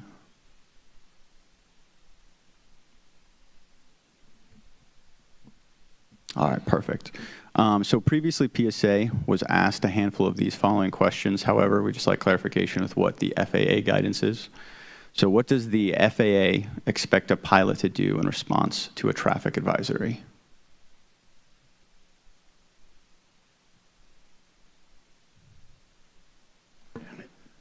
I'm the program office, I'm not flight standards, and so, I mean, I could only point to the Are you excerpts familiar there. with the document? Yeah, so I would just point to that. Okay. So what the advisory circular states is do not deviate from assigned clearance for a TA only. Attempt to visually acquire the traffic. Is that correct? Yes. Perfect. Does that guidance take into account that RAs are inhibited below 1,000 feet? I can't speak for who drafted it. So you're unaware? I'm not part of flight standards. Okay. How long would you all expect a pilot to attempt to visually acquire traffic before deviating from a clearance during an active TCAS TA? Do you know? I don't have input on that. That's pilot see no void. Okay. So in this advisory circular and this guidance that the FAA does pass down, things like nighttime versus daytime are not explicitly taken into account. The workload of an air carrier crew below 1,000 feet is not stated whether or not it's taken into account. The visibility restrictions of an aircraft are also not considered or stated whether or not they're taken into account. So if this guidance doesn't take any of these factors into account, is there any chance that you or the others within your organization that are not here and present will revisit this and potentially issue something that will cover this flight regime where there is no guidance? So I can say I think at the very end of the AC is a form that anybody can use to suggest updates to that guidance, but certainly we'll talk with our flight standards colleagues and suggest further update. But these documents can certainly be updated. Absolutely, but a voice such as yours brings a lot more weight. Would you agree? Not necessarily, but yeah, I mean, we certainly take advice from your organization and others. So. Well, we're glad to hear of it. And this is I believe this is going to be for Mr. Haskin. Are the resolutionary advisories inhibition thresholds the same as for ACAS XA? The resolution advisory inhibition thresholds are the same between TCAS 2 and ACAS XA. Yeah, I think that's the question, yes. Thank you. So even with ACAS X resolutionary advisories, they would be inhibited if that was installed currently based on the current parameters. Yes. So in the end, now and in the future, pilots will be flying right now in a critical phase of flight without any protection specifically in that phase of flight, or at least a very degraded state, lack of awareness or collision protection. So our question is, what can you all do right now to help protect those pilots, or at least provide extra guidance or some form of supplemental guidance? Yeah, I mean, I think as you said, I mean, we can revisit the advisory circular or suggest our flight standards colleagues that they do so. Beyond that, we're looking at those thresholds, and the RTCA committee is planning to study that and to reevaluate those thresholds to see if they're still appropriate. Thank you. My time's over, sorry. That's okay. PSA. Thank you, ma'am. Mr. Van Vinken, got a couple questions for you here, just real quick on night vision goggles here and your all's use of them. We were talking about earlier on the panel about the red and green issues, seeing lights and things like that. So same thing. So when we look at the video of the CRJ, it was lit up quite a bit with white lights, red lights, green lights. I think 17 different lights were on, right? There's strobe lights on each wingtip there too. Does that aid in your ability to see the aircraft when you have the strobe lights going with the MVG? Yes, it does. It would flicker and it would draw my attention to it. Awesome. Okay. Thank you for that. I'm going to move to Mr. Suchi here.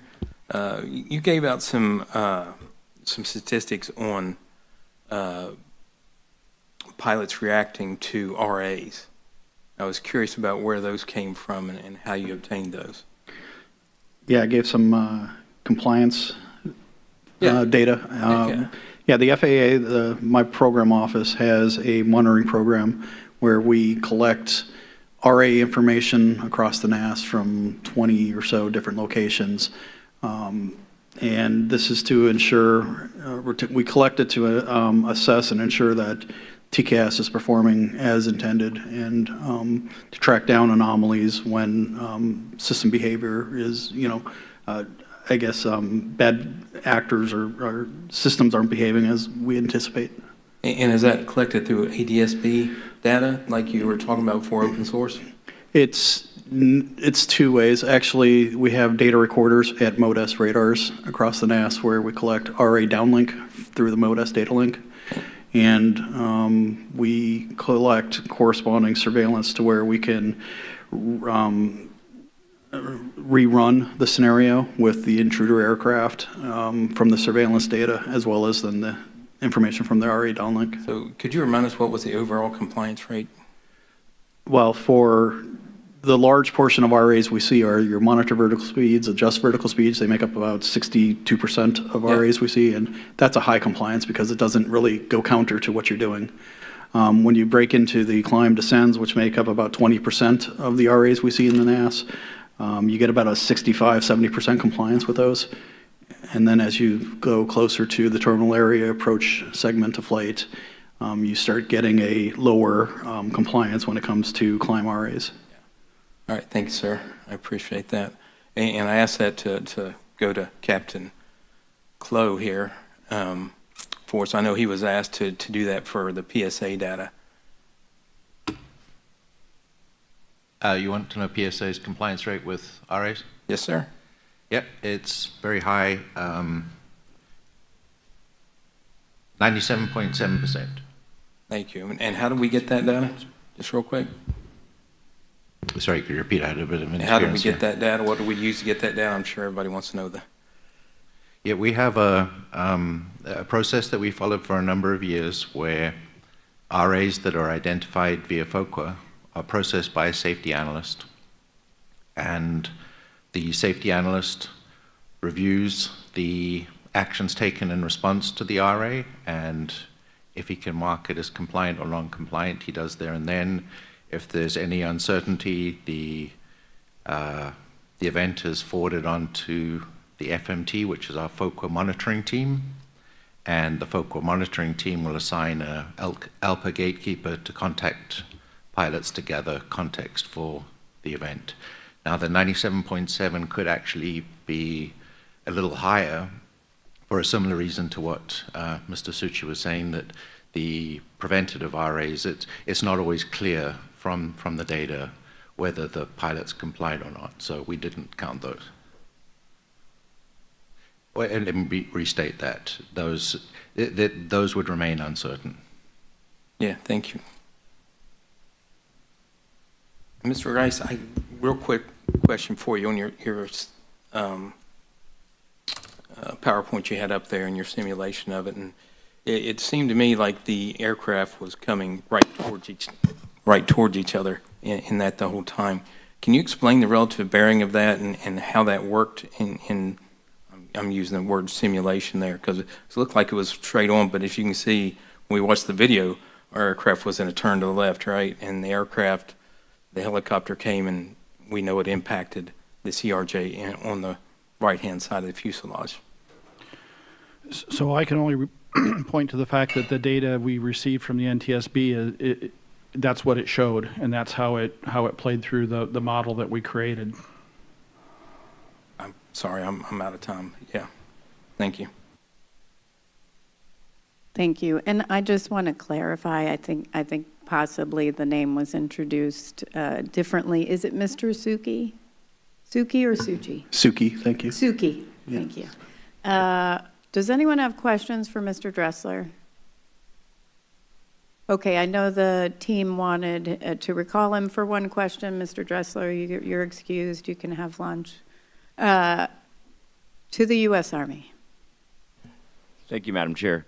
Fascinating discussion on the future and where we're going with ADSB. And as an Army aviator and a commercial aviator, I'm all on board on the technology that we have present today and where it's going to go in the future.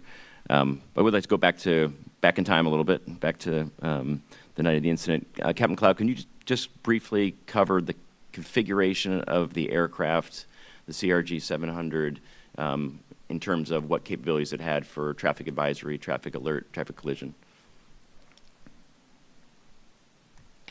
The CRJ accident aircraft had TCAS 7.0.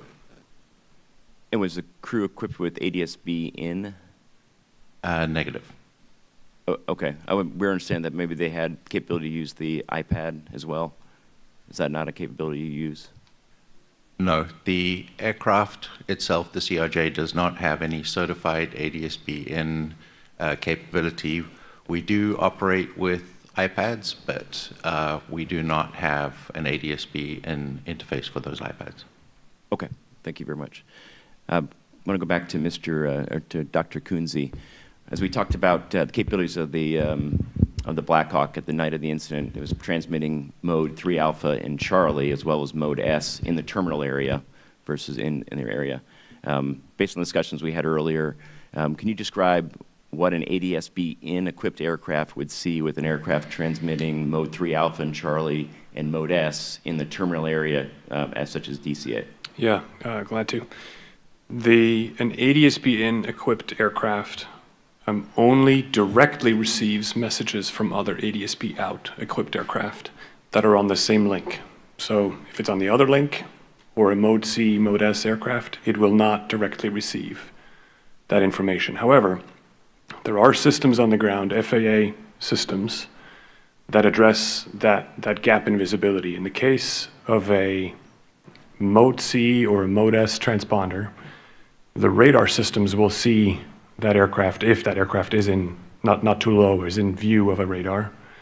That radar track will then be translated into something that's called TSB, Traffic Information Service broadcast, and that is then uplinked on the ADS-B frequencies for ADS-B in aircraft to receive. So what that translates to is a radar track on an ADS-B in system with the associated radar errors, but at least it's present and information that's available. And then if the other aircraft is on a UAT or the other ADS-B link, there is a system called ADSR, which is Automatic Dependent Surveillance Rebroadcast, which is the same idea of translating from one frequency to the other through uplink on the ground. The big limitation, there's multiple limitations on this, but the most concerning one is that you have to be in range of one of those rebroadcast stations, which we are in dense environments, but as you move away from airports, you have less and less of those, and you may not actually receive that information. Yeah, thank you. Just follow up. So just because I think it's been a discussion in a lot about the visibility of aircraft, and not that we always can't get better, and we can use that information for much more high fidelity things like actual traffic avoidance. On the night of 29 January, an aircraft equipped with ADS-B in the DC area would have seen the UH-60 Black Hawk the entire time. Is that correct? Via TSB. Now I have not reviewed the TSB data the night of the accident, but it seems like we had a radar track of the aircraft the entire time, which means it would have been ingested into the surveillance broadcast services system that the FAA has. That's the FAA's surveillance backbone. That gets translated into a track that's then fed into TSB, uplinked to an ADS-B in receiver who is in visibility of that station.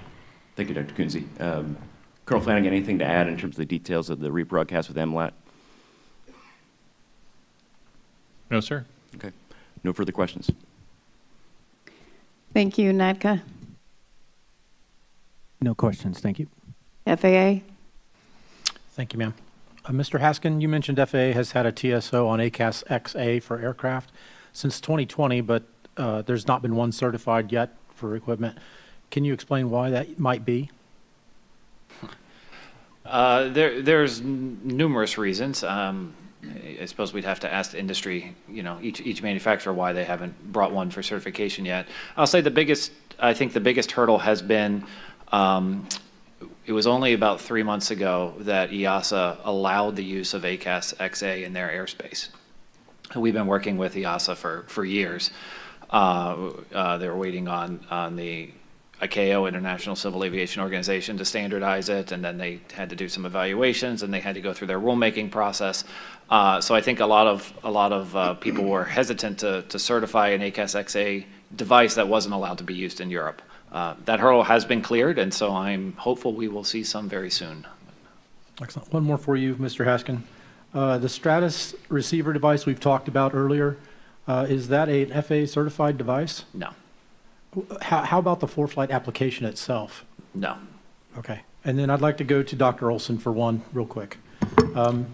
Could the current RA logic that's in the TCAS system as we know it now, could that be modified below 1,000 feet to allow for oral climb RA alerts It certainly could be modified. That would take work in RTCA Special Committee 147. I understand that is on the terms of reference to study whether that would be safe and effective and desirable. Okay. But I would also point back to Mr. Haskin to talk about major modifications with the current TSO would require upgrading to ACAS XA, but I would look to Mr. Haskin to see if that was correct. Sure. Right, we have sunset the TSO for TCAS 2. Okay. So at this point, we are only open for certification for ACAS XA devices. TCAS 2 devices are still there and they can still be manufactured, but we are not certifying any new ones. Okay, excellent. Thank you. That's all the questions I have. Thank you, ma'am. Thank you. And where did I start? Sikorsky? Do you have any questions? No questions, ma'am. All right. Alpa. Thank you, ma'am. This first question is for Mr. Haskin. In certain general aviation avionics platforms, they provide an autonomous oral alert including range, bearing, and relative altitude. For an example, traffic, 1 o'clock, high, 2 miles. Are we incorporating similar technologies in the NAS? When you say incorporating into the NAS, are you talking about into the ATC system? I'm not sure. Not just the general aviation side. Oh, okay. So I think what you're talking about is the ATAS system. So we certainly have a technical standard order for certification of that. It's available to anyone. I think most of the commercial aviation users that have a TCAS requirement, as we went over. Generally, you don't put both a TCAS and an ATAS together. It's possible. I've seen it done, but it's available to be done. But Thank you. May I add something on this really quick? It's an important point you make. When you look at TCAS systems, the traffic alerts are traffic, and it stops there.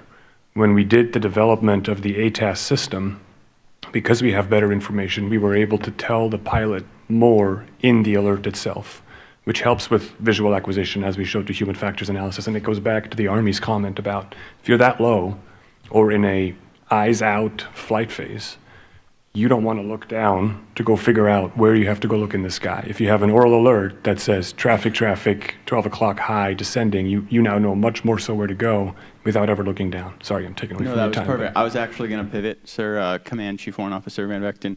If you had that type of an alerting system that called out traffic, would that be helpful, especially in this case, to pick up and acquire traffic? Yes, definitely. If I got in a traffic, and then maybe like a direction, 11 o'clock, 12 o'clock, something like that, that would be very helpful. Thank you. Last question. So when receiving traffic alert below 900 feet, was there any thought given to having a traffic alert TA? It goes off that traffic, but to having that reiterate and go again instead of, I believe you have to deconflict before you reconflict to then once again get that traffic alert. Would that be a potential consideration to having that play again? I think that's certainly possible. That would be something that the RTCA Special Committee would address, and I'm sure that we could address that as we examine alerting below 1,000 feet AGL, and I would encourage ALPA and other interested parties to participate in that discussion. Those should be, open to your participation. Thank you so much. We would absolutely love to. Thank you, sir. And I'll add here too, that capability exists in ATAS. So ATAS does re-alert as the conflict is not resolved and deteriorates. And then it gives you that same traffic, 12 o'clock high, descending type of information. Thank you so as a much. re-alert. Yeah, that's perfect. Thank you. That's all further questions. Thank you. Thank you. PSA. Thank you, ma'am.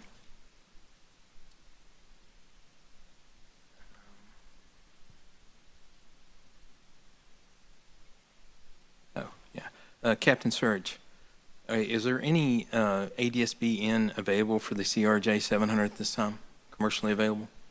Not at this time. There's nothing certified for the CRJ 700. Thanks, sir. Mr. Van Vinken, question for you there, as we were just talking about pointing out traffic and everything there. We had the as he's talking about the oil alerts and everything, would it also be as helpful to get a bearing for that traffic as well for you, either from the display or from the air traffic control? Yes, for sure. If I got an alert, traffic, 3 o'clock, everybody's head in the aircraft would turn to the right.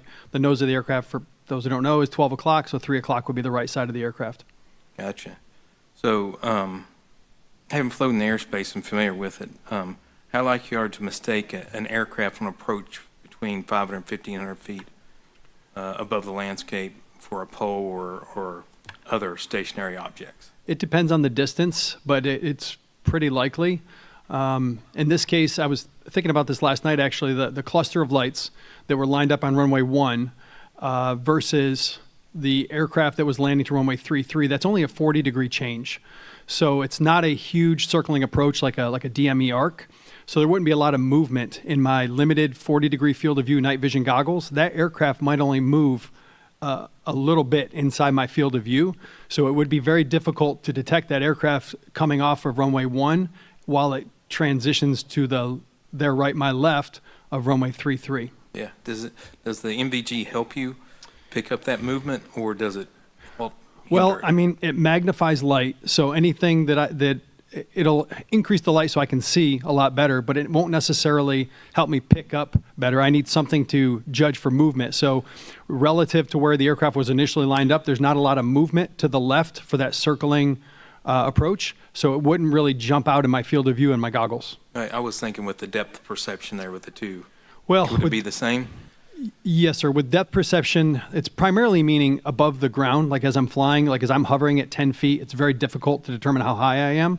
But bright lights don't necessarily mean they're closer to me in the aircraft. It could be just how the pitch of the aircraft. So if an aircraft has a more nose up pitch attitude, the light could be pointed more towards me and it'll be brighter, so it'll look closer. So depth is definitely difficult to detect, especially at distance. Very good. And I'm glad you said that about the brightness of the lights there. Can you tell the difference, I mean, between a landing light, logo lights, strobe lights? I mean, those are pretty bright. I mean, the landing lights, in the videos you can see there. They are pretty bright. A landing light for sure.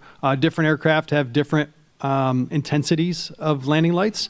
It is not uncommon as you're flying through DC for newer crew members to call out traffic, and I'll look with my naked eye, and they'll say, I got traffic 9 o'clock, 3 miles. And I'll look, and it's over Baltimore. I'll say, that's about 40 miles away. So newer pilots, it takes time to develop that depth perception, and you can only really do that through scanning with the naked eye. Gotcha. Thank you, sir. I have no further questions. Thank you. Army. Just want to go back to kind of along these lines here on visual acuity. So can you reference what the highest visual acuity is, usually unaided, when you're flying an unaided in the national airspace? So you asking me, sir? Yeah, sorry. Sorry. For you, Mr. Van Vechten. So it says 2200. So right now, most of us have around 2020, depending on the age of our eyeballs. But we're around 2020, and the best at night would be 2200. And with goggles, that your forward vision, at least through your mesopic vision, would be what? So optimally focused, perfect sight picture with the green or the Type 6 goggles, approximately 2040, and with the white goggles or the Type 8, approximately 2025. And your best visual acuity comes from what portion of your eyeball when you're at nighttime? Which portion? You trying to get a check ride, sir? Yes. Yeah. So I'm primarily using off-center viewing because of the night blind spot within my eyeball. Right, but your peripheral gives you the highest fidelity of vision at nighttime. Sorry, yes, sir. So a combination of night vision goggles looking forward and your peripheral vision gives you the optimum ability to see objects at nighttime versus the unaided eye. Is that correct? That's correct, and that's why scanning is essential. Okay, no further questions. Thank you. FAA. No further questions, ma'am. Thank you. NADCA.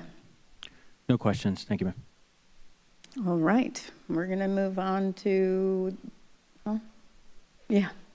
Board of Inquiry. All right. Mr. McIntosh, thank you for being here and thank you for participating in the panel. I want to talk about ADSB in and our recommendations and where FAA is. And your Chief Operating Officer at Air Traffic Organization. Thank you. Yes, ma'am. Yeah. So the NTSB has advocated for ADSB in technology for a number of years.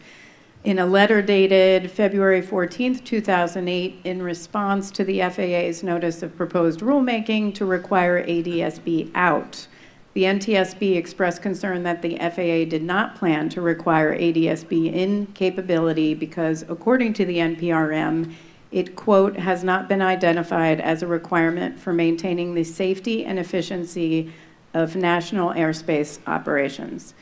The letter continued that the board believed that this assessment was incorrect and that the equipage of aircraft with ADSB in capability would provide an immediate and substantial contribution to safety, especially during operations in and around airports. The FAA Modernization and Reform Act of 2012 required the FAA to identify the type of avionics required for all classes of airspace.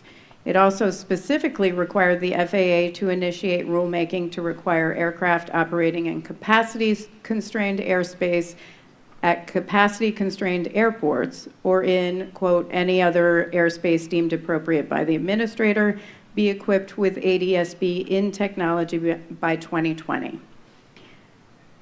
And aviation, I'll skip ahead a little bit. However, the FAA Reauthorization Act of 2018 repealed the requirement that the FAA initiate rulemaking to require ADSB in technology and instead directed the FAA to ensure that any regulations resulting from that rulemaking had no effect.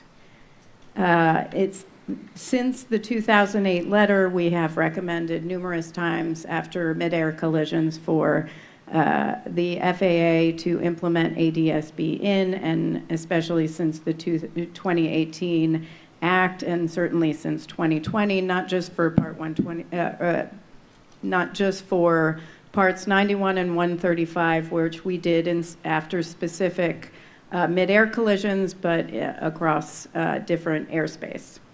In June 26, 2023, after our last set of recommendations on whether FAA was going to implement ADSB in, the last response that we have ever received from FAA on this is June 26, 2023, and the acting administrator at that time stated, "We have determined that our current ADSB requirements adequately address the needs of aviation safety and will not pursue any additional ADSB requirements at this time." So, given that, I'm going to ask, actually also I will, okay, actually I'll get to that in a minute. So I'm going to ask, does FAA right now support requiring that any newly manufactured aircraft registered in the U.S. be equipped with ADSB in? Yes, ma'am. Thank you. Do you also support or oppose requiring that any aircraft required to be equipped with ADSB out today when operating in an airspace described in Section 91.225D of Title 49 CFR, Code of Federal Regulations, also be required to install and operate ADSB in? Yes, ma'am. Yes, thank you. Thank you very much. Just one just quick thing I'll just note. You might want to update your website. As of June 3rd, 2025, I know it was last updated, your website on Equip ADSB, which promotes the use of this technology, so thank you very much. Under frequently asked questions, it says, is ADSB in required? And the answer is, at this time, the FAA does not plan to mandate ADSB in. While technically correct, you don't plan to mandate it. Your position has shifted, and I appreciate that. And thank you for clarifying that. I did that all in my 5 minutes. Member Graham, thank you. Captain Clow, I've got some questions as far as where the traffic display is in the cockpit of a CRJ-7 that was involved. Where would the crew look at the traffic? Where would it be on the instrument panel? The multifunction display, there are two of them, one for each pilot. It's forward in the glare shield. That's the primary reference for TCAS information. I also would like to indicate that there's a small TCAS message area on the primary flight display as well. Okay, so if there was a traffic advisory of the sort, that would come up on that area? Yes, sir. Okay, does that display, the multifunction display, will that only bring up the range ring, and it's selectable in range from 5, 10, 20 to 40 miles, is that correct? Yes, sir, that's correct. So I assume you have a moving map in the CRJ-7? No, we don't. You can't put a flight plan in and it follows? Yes, there is a graphical depiction of the navigation track, but not really a moving map with map reference. But you're not able to overlay traffic on that, is that correct? No, it is overlaid on that. It is overlaid, so you just don't have to look at the round black ring, but you can look at traffic relative to where your flight track is, correct? Yes, sir. Does that give a pilot better situational awareness as to where the traffic is? Yes, normally it would. However, in the accident flight, because the circle to land to 3-3 is a visual maneuver, they did not have a they would have basically been flying visual without reference to any navigational path on the MFD. Correct. So that would make that approach much more difficult. And why is that? In terms of flying the approach or in terms of seeing the traffic? How about flying the approach? Yeah, in terms of flying the approach, they would have been flying, again, purely by reference to visual landmarks. There would not have been automation or navigational guidance for lateral or vertical flight path. So they would have been spending more time making sure they had a stabilized approach, I would believe. Yes, the pilot flying, which was the captain in this case, his primary thing would have been controlling the flight path of the aircraft by reference to those visual references. Like I mentioned, the pilot monitoring would have been acutely aware of stabilized approach criteria, helping the pilot flying by monitoring inside reference to the instruments. So flying that approach, I mean, normally at night going in somewhere or anywhere else, I assume your crews would like to have back up a visual approach with an instrument landing system. Is that correct? Our policy is that if an ILS, for example, an ILS instrument approach is available, that even if they've accepted and are flying a visual approach, that they will back that up with an ILS. Back it up, yeah. That's pretty much standard, I think, across most operators, not just airlines. It's help for stabilized approach. Yeah. Okay. Is there any SOP requirements as far as standard operating procedures of what range display to have, at what range to have available during different modes of flight? No, so we leave that to the pilot's discretion. Different pilots will choose different settings. And do you guys have the ability to bias the altitude above or below as for the TCAS, or a wide range? There is an ability to bias, to set a preference for above, below, or above and below. Okay. I see my time is about up. I'll come up next round. Member Inman. Thank you. Mr. Van Vechten, you mentioned earlier talking about with night vision goggles, I think you said depending on which set, green or white, correct? Yes. Based on the material you've read, have we been able to identify whether green or white were being used by either one of the operators of the Black Hawk? No, I saw that 2 green and 2 white were signed out. I'm not sure which crew member was wearing which color. So it's undetermined as of yet, correct? Correct. Okay. I want to go to a question that came out in the group chairman report, and it was highlighted, and I don't know the answer, so I'm truly searching here. We were very cautious and concerned in the early days of this investigation of whether that CRJ had what I'll call a traditional light bulb versus an LED light. We determined it did not have LED lighting, correct?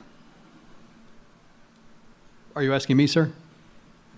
You've read the report material, right? I don't remember which type of light bulb the CRJ had. I can tell you it didn't have LED. So it had the incandescent, is that what it's called? Yes. Okay. Okay, I call it a regular light bulb, sorry. Okay. Incandescent. Why would that be a factor when using night vision goggles, an LED versus an incandescent bulb? LEDs give much brighter lights. The incandescent are typically dimmer and have more halos associated with them around the light source itself. So to you as an aviator, would that cause a difference in how you might perceive depth perception and being able to get that 20/25 acuity that you talked about? Yes, so as you see lights in the distance, like in that cluster of lights in the picture, the brighter light will appear to be closer, but that's not necessarily the case. So if an aircraft has a really bright position light or a really bright landing light, it may appear closer even though it's behind another aircraft. And that's why, again, I go back to scanning as paramount, looking with the naked eye to visually acquire that aircraft. Is that, in your professional opinion, is that a deficiency of night vision goggles? I would call it a limitation. Would that limitation something you would take into consideration when coming into a commercial airport that might have mixed use? Yes, that's common knowledge with all pilots and crew members. Is it? Yes. It's when we go Let through. me ask you this: does the Army have guidance and specifications saying that LED lights versus incandescent lights will appear different as part of their training? I'm not necessarily sure if that's in writing, but as we're going through our night vision qualification training, that would be something the instructors would cover, different light sources and how they would affect the goggles. Okay. In this case, we also heard earlier from the NASA expert. I know we let him go, but he was talking about familiarization with the airport being very critical. The left seat pilot of the Black Hawk, do you know how many times they had flown that, let's call it Cabin John route down through 4? I would guess hundreds. Is that based upon the flight training records? There's no way of really tracking that, but based on the hour level of the pilot and the time on station, that was the most utilized route. So I would guess close to 100. Right. Could you take it as a do-out to try to look at those flight records? There's absolutely no way of tracking how many times. We don't record our repetitions on specific routes. It would be a complete guess. Do you record your data tracks? Well, I'll take it back. I'm sorry, and I'm not trying to lead you into it. Because you weren't broadcasting ADSB data, it would be very hard to find that data, correct? Correct. It would not exist. Okay. That unit had, we talked about 5 Stratus units, is that correct? I believe this company specifically had 8. Okay, they may have had, 8. There was a recent article in Military Times that there's been an approval, or now there's looking to be purchasing 1,600. Are you familiar with that article? I have not, but Colonel Flanagan's shaking his head yes. Well, step up, Colonel. Yes, sir. Why? So it was identified that the Army is trying to be proactive. ADSB is not widespread, as we've talked about, and we said, what can we do to mitigate this, especially with units that are flying in these high utilization, highly congested airspaces.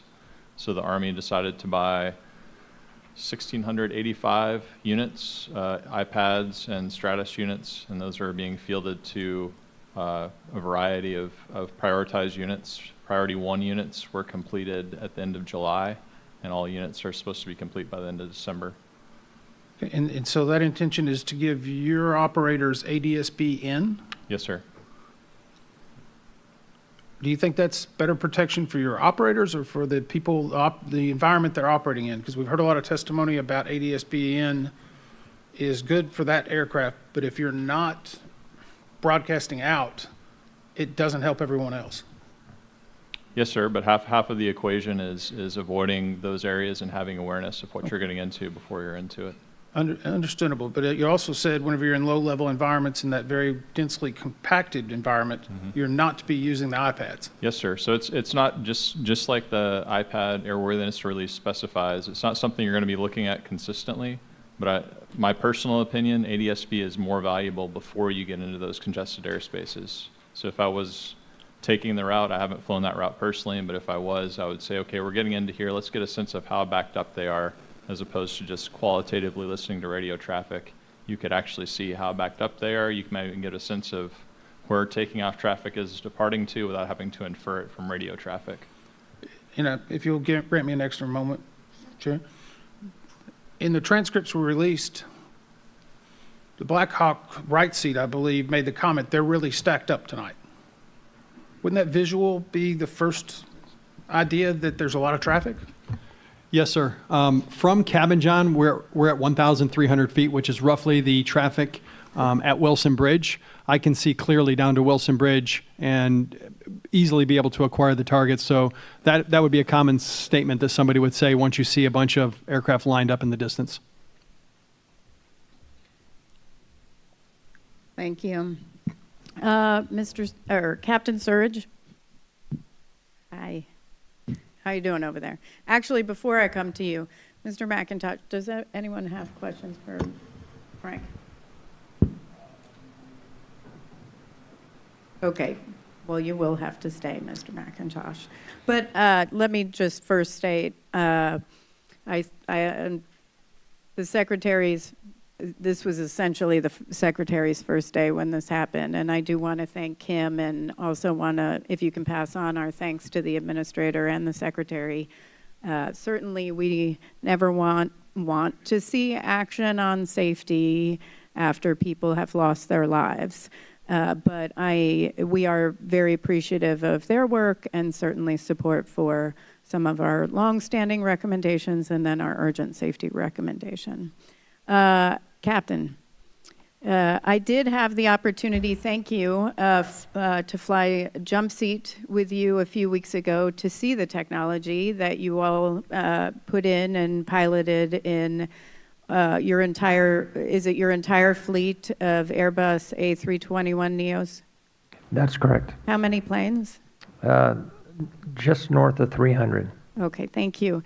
And just want to go back to some of the discussions we had yesterday about workload for air traffic control, some of the challenges, their requests for more miles in trail to the runway threshold, and being stacked up. In fact, I noted one ATC specialist in interviews said when you have so many airplanes coming in and out of that airport, we were at one point, we were sort of trained to try to hit every hole, try to maximize or utilize every bit of asphalt that we had at DCA, and that also implied using those off runways either for arrivals or departures when you could, and that's just to alleviate the volume that was going on in and out of National. But I feel like because we had 3 runways, and again those off runways, primarily runway 33, when we're operating a north operation, the expectation was you can handle more than what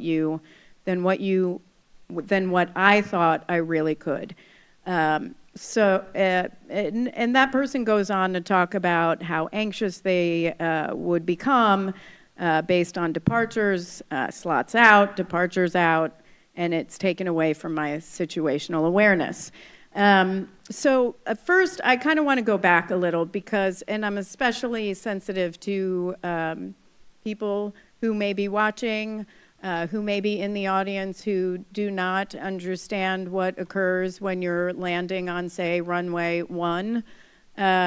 What sorts of, without the technology, what is happening in communications between you, if you're flying, and ATC in the tower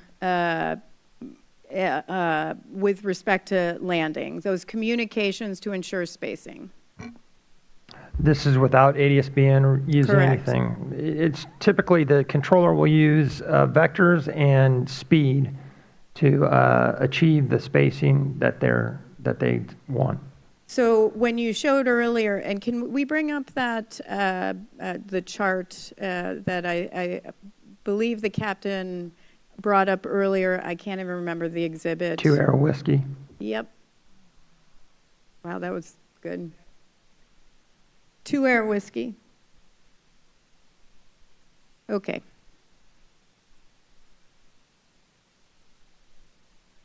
All right, well, so on that chart you had pointed out where there was some, at one point it was 5 miles, and then another point it was 8 miles in between aircraft, 7 miles. There wasn't really consistency and precision. Yep, there we go.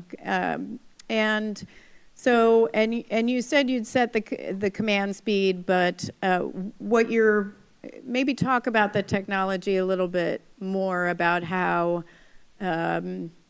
you designate certain aircraft and you're coming in. Sure. So the controller in an interval management environment would first tell me who to designate. I will do that. And then once I do that, information of that aircraft starts to come up. And I'm able to, in the case when we flew into Phoenix, the controller said, give us about 80 seconds.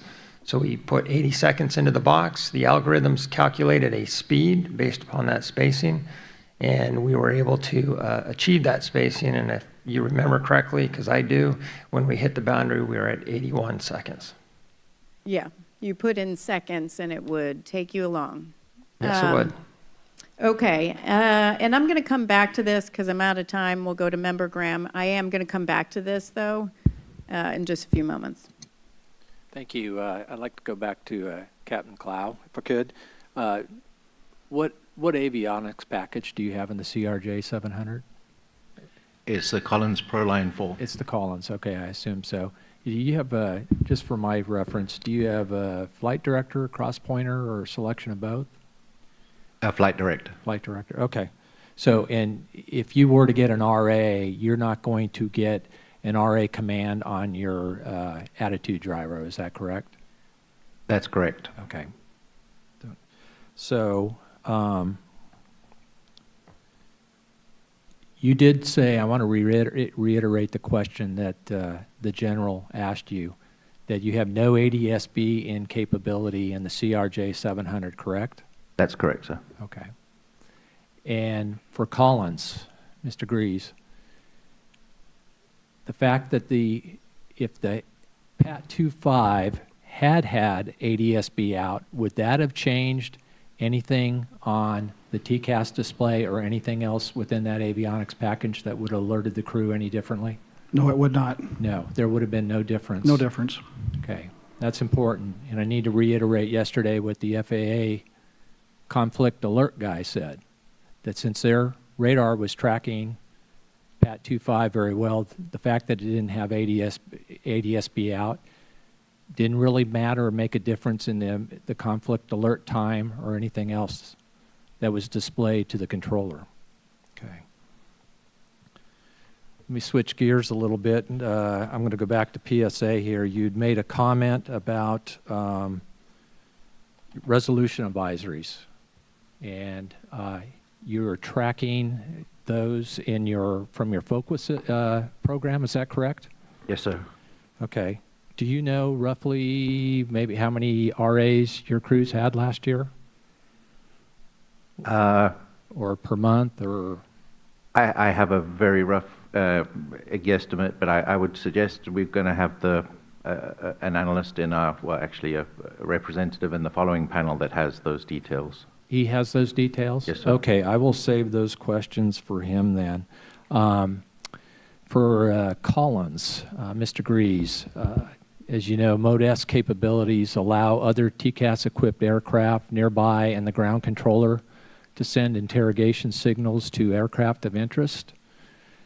When a Mode S transponder receives a valid address code from an intruder aircraft, is it able to obtain the aircraft's location? So it's able to obtain the distance to that aircraft via the round trip measurement. It's also able to attain the altitude of that aircraft. And it's only able to obtain the directionality or the bearing if it's receiving a signal through its directional antenna. Okay. Now, there are two different Mode S replies. Is that correct? A short and a long reply? And is that correct? I'm not familiar with the exact details of how the transponder and the Mode S function, so that's a little bit beyond me. Okay. Well, then I won't go any farther with that one then. Okay. I'll stop right there. Thank you, Chair. Thank you. Member Inman. I don't know if we're going to try to release Mr. McIntosh, but I've got just a couple of questions. I'll go ahead and hit them if that's would be helpful. On this topic? Yeah. Yeah. Okay. Mr. McIntosh, how new are you into your role? About 2 months. Congratulations. Thank you. Usually when someone steps into a new role like this, they try to identify with their team exactly where they think the greatest opportunities are, where the greatest vulnerabilities are. Can you tell me what you think the 3 greatest barriers are to operating the NAS safely from air traffic? I think our biggest thing right now is ensuring that our QA/QC processes are And solid. that is? Quality assurance and quality control, which is part of SMS and probably part of this next panel that we're going to talk about. We want to make sure that we're twofold in our review. First is compliance to our orders and our procedures, ensuring that we are doing what we said we would do and we're following those. But the other piece to it is risk identification.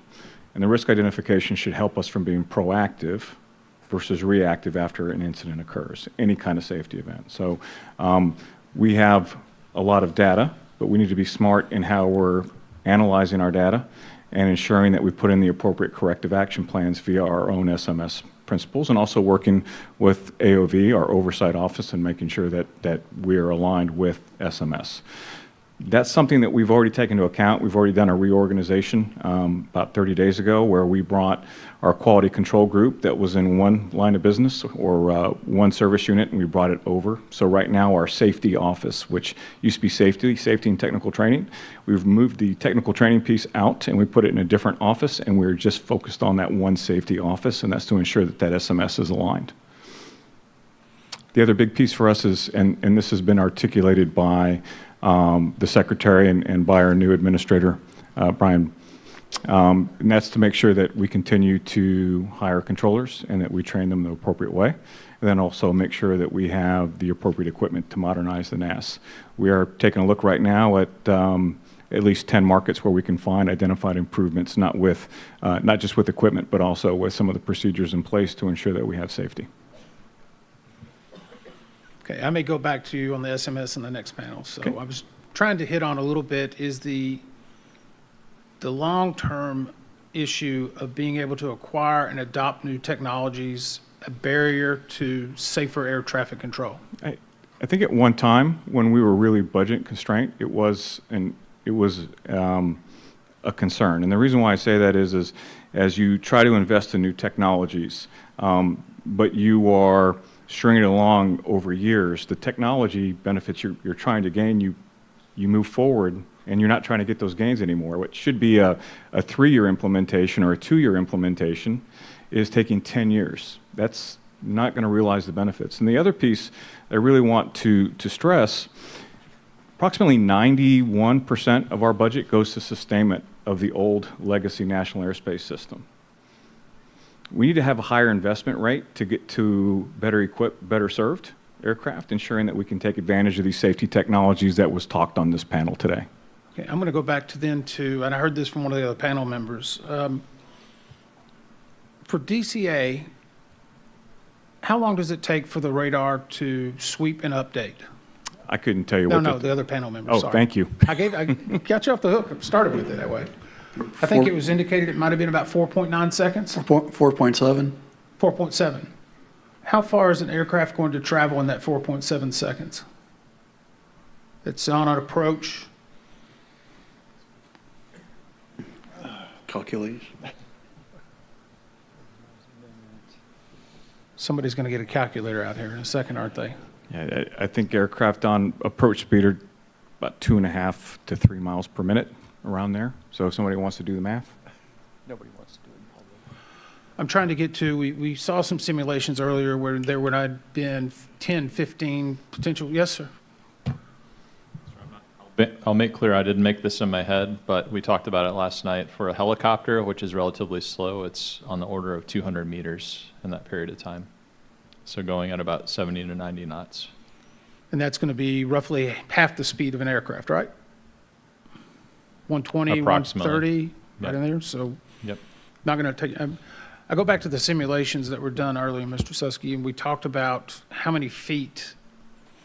With the current limitations in regard to the radar scopes that what the tower is seeing, would that give enough time for an air traffic controller to literally make that adjustment? We were talking about technology, but I'm talking about the air traffic controllers. Do they see information quick enough to make last-minute changes that are necessary based upon what's operating in their environment?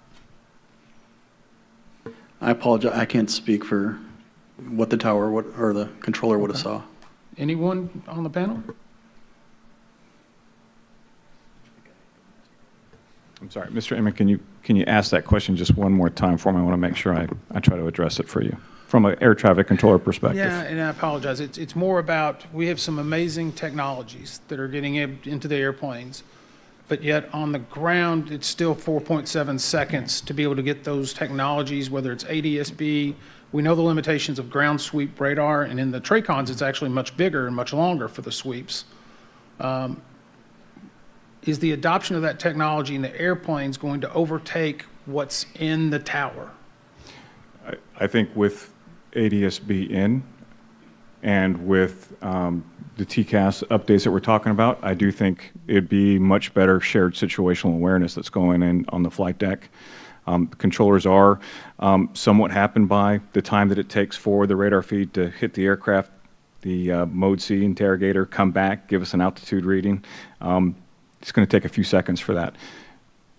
A controller wants to be able to be proactive in every single instance. So anything that we have that gives us better information real time would be better, but we are somewhat hampered by the lag time that it takes to get the radar feed back. Now keep in mind, a tower controller is also looking out the windows and should be visually acquiring what's going on. I'll go back to that one in the next round. Thanks, Chair. Thank you.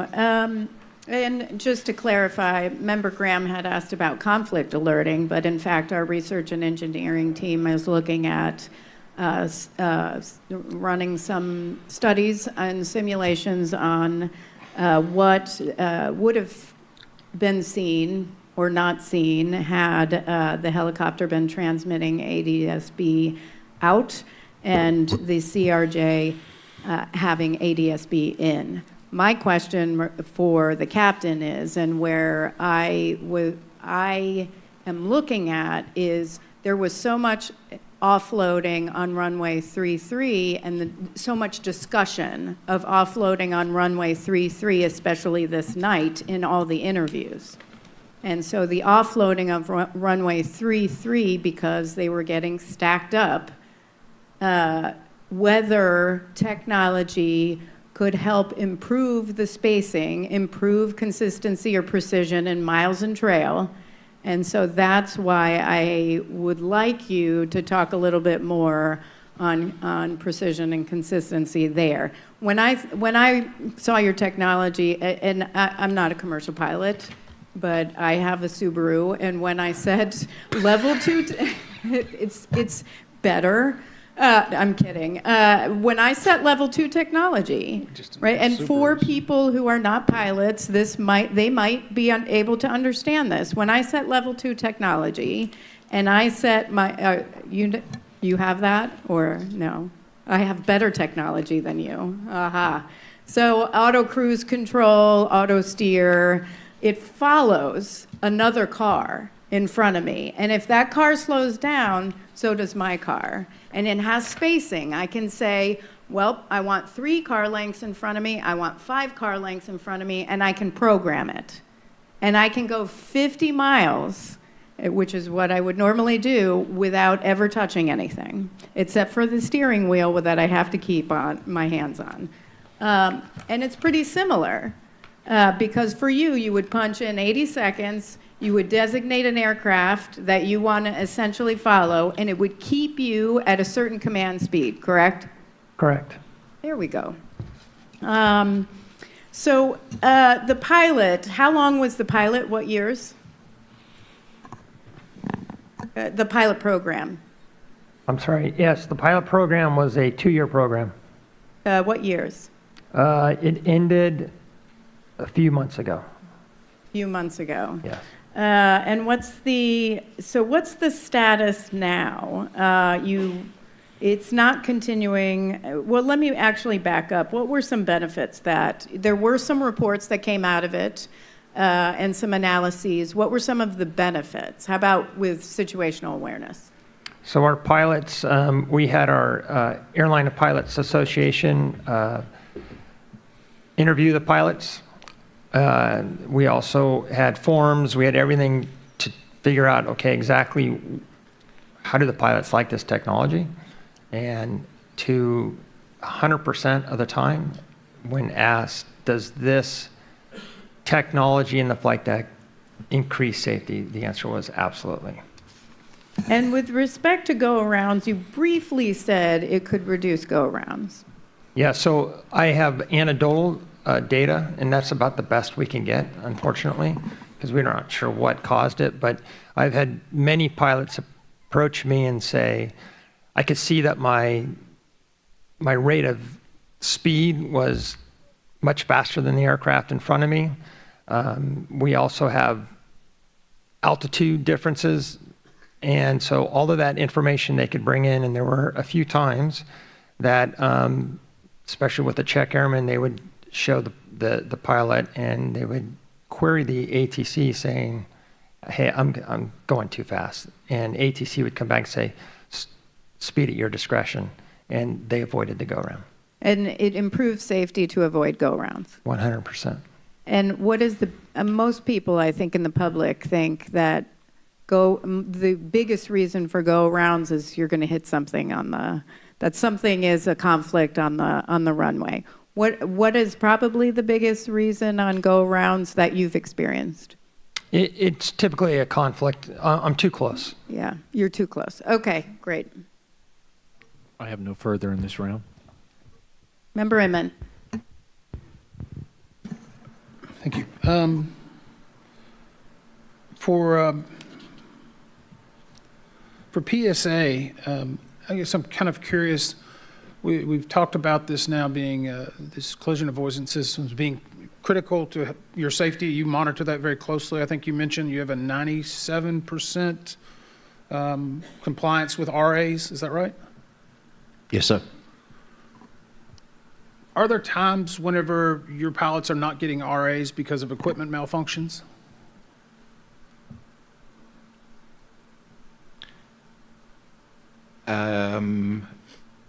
We don't get RAs when RAs are inhibited by design and if the TCAS equipment is not operating, correct? I guess my question is, what is your standard for can your airplanes fly without TCAS? Yes, sir. 1 flight, 2 flights? I mean, because it's a critical safety system. How many flights will your airplanes fly without TCAS? So I believe that's in our MEL program, and that is an FAA. MEL is? I'm not sure. I don't have it. Oh, for the acronym. Minimum equipment list. Yeah. I'm sorry. Yeah, and so that's I don't have the MEL up in front of me, and that is an FAA approved thing, often based on a master MEL. And I'll ask my technical panel to correct me, but I believe it's 3 days. Everyone on the front, the technical experts are shaking their head. Is that correct? That's correct. But you can actually do better than that, couldn't you? I mean, that's the minimum, right? So I'm going to ask the technical panel, is it safe for a commercial aircraft to be flying in the national airspace, as we've talked about the importance of this, and not have TCAS working in the plane for 3 days? That could be, I don't know how many flight cycles, but I would say it would be possibly 20, 30 flights.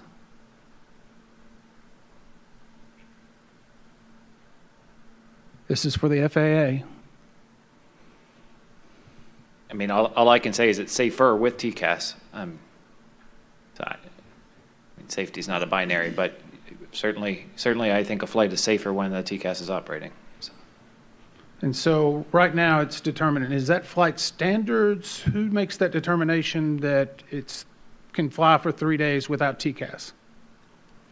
I believe that's the Flight Standards Office. Mr. McIntosh, you know anyone over there? I do know someone over there. Do you think you could make a call and ask a question? Yes, sir, I can. Thank you. I just think it's kind of concerning whenever we start to read about some of these activities. We talk about the importance and everyone's shaking their head and agreeing. We all know it's a problem, but nobody wants to say, I'm the one that can fix it. Yeah, I will say this. I do believe, first and foremost, I trust our controllers to get people where they're going. But having additional layers of safety is vital to ensuring that we continue moving the needle and trying to be the safest airspace in the world. Totally agree with you. I think there's some great controllers out there. There's some good people in DCA. But let's talk about, since you brought it up, let's talk about controllers in general. And right now, the FAA has an advisory that says pilots, and I think ALPA brought this up, you shall comply with any type of RA. Is that correct? That's what the manual was that they brought up earlier. You shall have compliance with all RAs, right? From the controller perspective? It's a FAA standard. You referring to the AC that ALPA was showing? Yes, sir. I forget what was shown there, but for compliance in the U.S., the pilots are allowed to visually acquire the aircraft, and if they deem it not to be a threat, pilots do not have to comply with the RA. Okay. But they should not maneuver counter to an RA, and if they're not going to comply and it's in the direction of counter, they should turn it to TA only. And just save a couple of seconds. I'm going to go back, Mr. McIntosh. If a pilot gets a conflicting message immediately from a controller versus a TCAS, which one takes precedence? So a controller will not interfere with a pilot performing a TCAS RA. How would a controller know that the RA, how do they know which RA they're getting? The pilot would respond on frequency, we're getting a TCAS RA, and the controller allows the pilot to make whatever maneuver is necessary, but we do not give counter instructions or counter clearances. There's a very clear case study that happened over in Europe where a controller did give counter clearances, and it actually resulted in a fatality. So that is something we do not do. Okay. See, I'm over time. All right. Back to you, Captain. And correction, you have the technology not just on your NEOs, all A321s? Correct, all 321s. Okay, thank you very much. The analysis that was done afterward, there were some studies. I like to, we think all life is priceless, and which is why we often get from regulatory agencies, we can't do something because it costs too much. What sort of cost savings did you see in some of the analysis? So we saw a reduction in time, first and foremost, 40 miles in. We've seen an improvement in what we call our B0 block times. So those are all cost savings. How many more planes could you get in per hour, per runway? According to the study, they said approximately 5 aircraft per runway. How about fuel savings? Fuel savings, we didn't look at that per se, as time is more valuable because it includes fuel and costs of crew. There's a lot involved with the time. So, okay, I'll look at the presentation that's in the docket. I think there's a number on fuel savings, so I'll come back to that. I do think the FAA might have done that, but American on their own did not. Oh, right. Do you know what that was? I can't remember, sorry. Do you know, Mr. McIntosh? I'm not sure of the... That's okay. I'll look at it when we go back to member Inman. So the status is the pilot's not ongoing. It ended. FAA either didn't have additional funding or doesn't have it. Is that correct, Mr. McIntosh? As far as why we stopped the trial? Yes.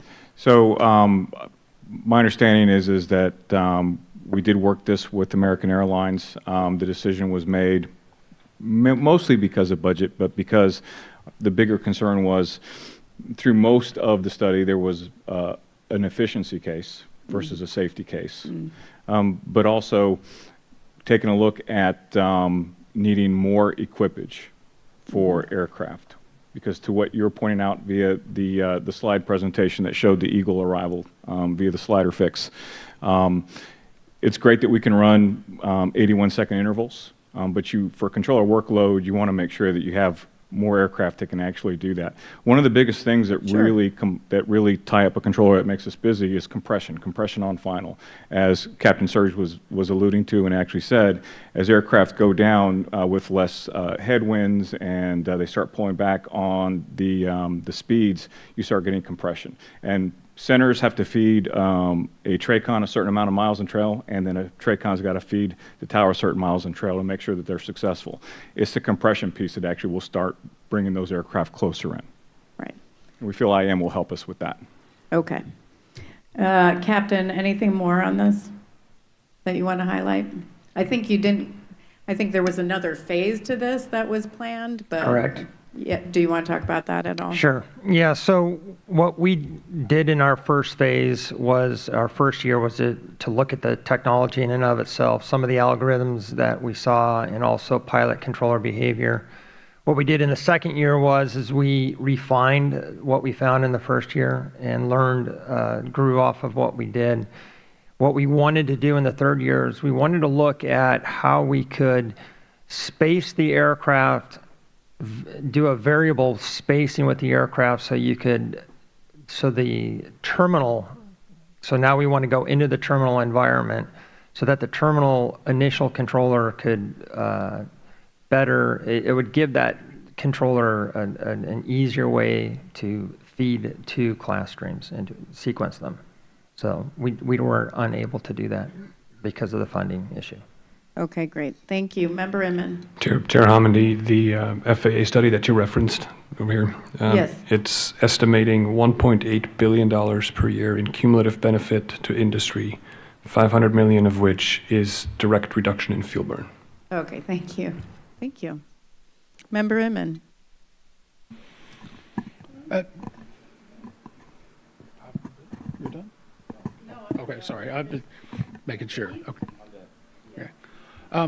I'll go back to Mr. McIntosh, and again, I'll understand we actually have, NACTA is one of the parties, and they're here. Suddenly they're going to look up from their phones real quick. The adoption of this technology into these airplanes, is the relationship with NACTA beneficial? Are they supportive? Is it an inhibitor to getting better technology in the airplanes or in the cab? For obviously, NACA's here, but we have a wonderful relationship with our NACA partners, and we have collaborated on a lot of these test phases and which facilities are going to do them and making sure that we work it together. TBFM, time-based flow metering, is another one that if you were to stack that with IM, would you probably big benefits. But we do work that and identify facilities that are in need and work together to make sure that it's rolled out correctly. Do you know if they have an opinion, or have they voiced an opinion regarding time-based flow management or any of these technologies? I've worked this directly with the Chief of Staff of NACA, specifically for DCA, and he was very supportive. Okay. I just go back because at one point, as we understand it, NACTA was very, let's just say, opposed to TCAS in airplanes. Do you remember that time? I don't. Anybody else from the panel? It was before my time. Okay. Well, I'm looking back to their position and policy statements of September 2004, that they are strongly opposed to any FAA policy that requires pilots operating the U.S. air traffic control to comply with RAs received from the current TCAS system that's inconsistent with current ATC clearance. I only bring it up. That position probably has changed. I think it was dropped a couple of years after that. But I'm asking now, is there any opposition to technology advancements that you see from other parties outside of your organization that are inhibiting us to be able to get this implemented? Not that I've seen or witnessed, no. Okay. Do you have any other barriers beyond your labor relations? Do you have barriers in regard to procurement? Because we've looked at TCAS 3 and that attempt. It appears that the private sector is going at a better pace or a faster pace than the government is. And sometimes that's good. I realize you need harmonization, but what are your barriers in being able to get this technology into commercial aircraft or anyone operating in the NAS?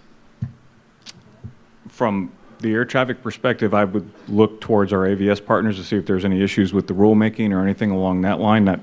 There's got to be a safety case, I'm sure. But I believe everyone's on the same page that we want advancement in technologies to make a safer NAS. So I'll go down through the other FAA. What barriers? Everybody's got to have a gripe. Now's your chance. Well, one of the barriers was discussed earlier where this is international. So Europe had a rule which exclusively called out TCAS version 7.1. So that was the only TCAS system allowed in their airspace. So it takes international coordination to change the rule, and some of that is what has held up XA getting into being introduced in the airspace. So it's elements like that. It's international standardization. And as we go to that, I'm going to bring up a different aspect. It was mentioned earlier, especially by the Army, spoofing and jamming on certain signals is a real threat, and it's still a real threat currently, not only in other places of the world, but I think in the U.S. Is that an accurate description? Sorry. Spoofing is something we're worried about, but I would say even more worrisome is the fact that everything is open source and beyond the FAA's ground station, TSB or otherwise. There's thousands of commercially available. Anybody in their backyard can have a receiver to get that information and do whatever they want with that information. And I only bring it up that it appears CISA, which is the Security and Infrastructure Security Agency for the U.S. government. It was about, I believe, 7 days before this crash, had actually disclosed a flaw in collision avoidance systems, specifically TCAS version 7.1 and before. Has that been completely addressed from the FAA technical review? So I can address that a little bit. So CISA identified basically two flaws. One of which is the capability for someone on the ground to control the TCAS unit, change the settings, put it into standby even. That's something we've known about for a long time, and we've addressed that in ACAS XA. We no longer allow the ground to make changes to equipment in the aircraft. So ACAS XA solves that problem. The other problem they pointed out was basically the fact that it's reliant on unencrypted open source signals. That's how it works, and that is much more difficult, possibly to the point of impossible to solve, certainly without a brand new system.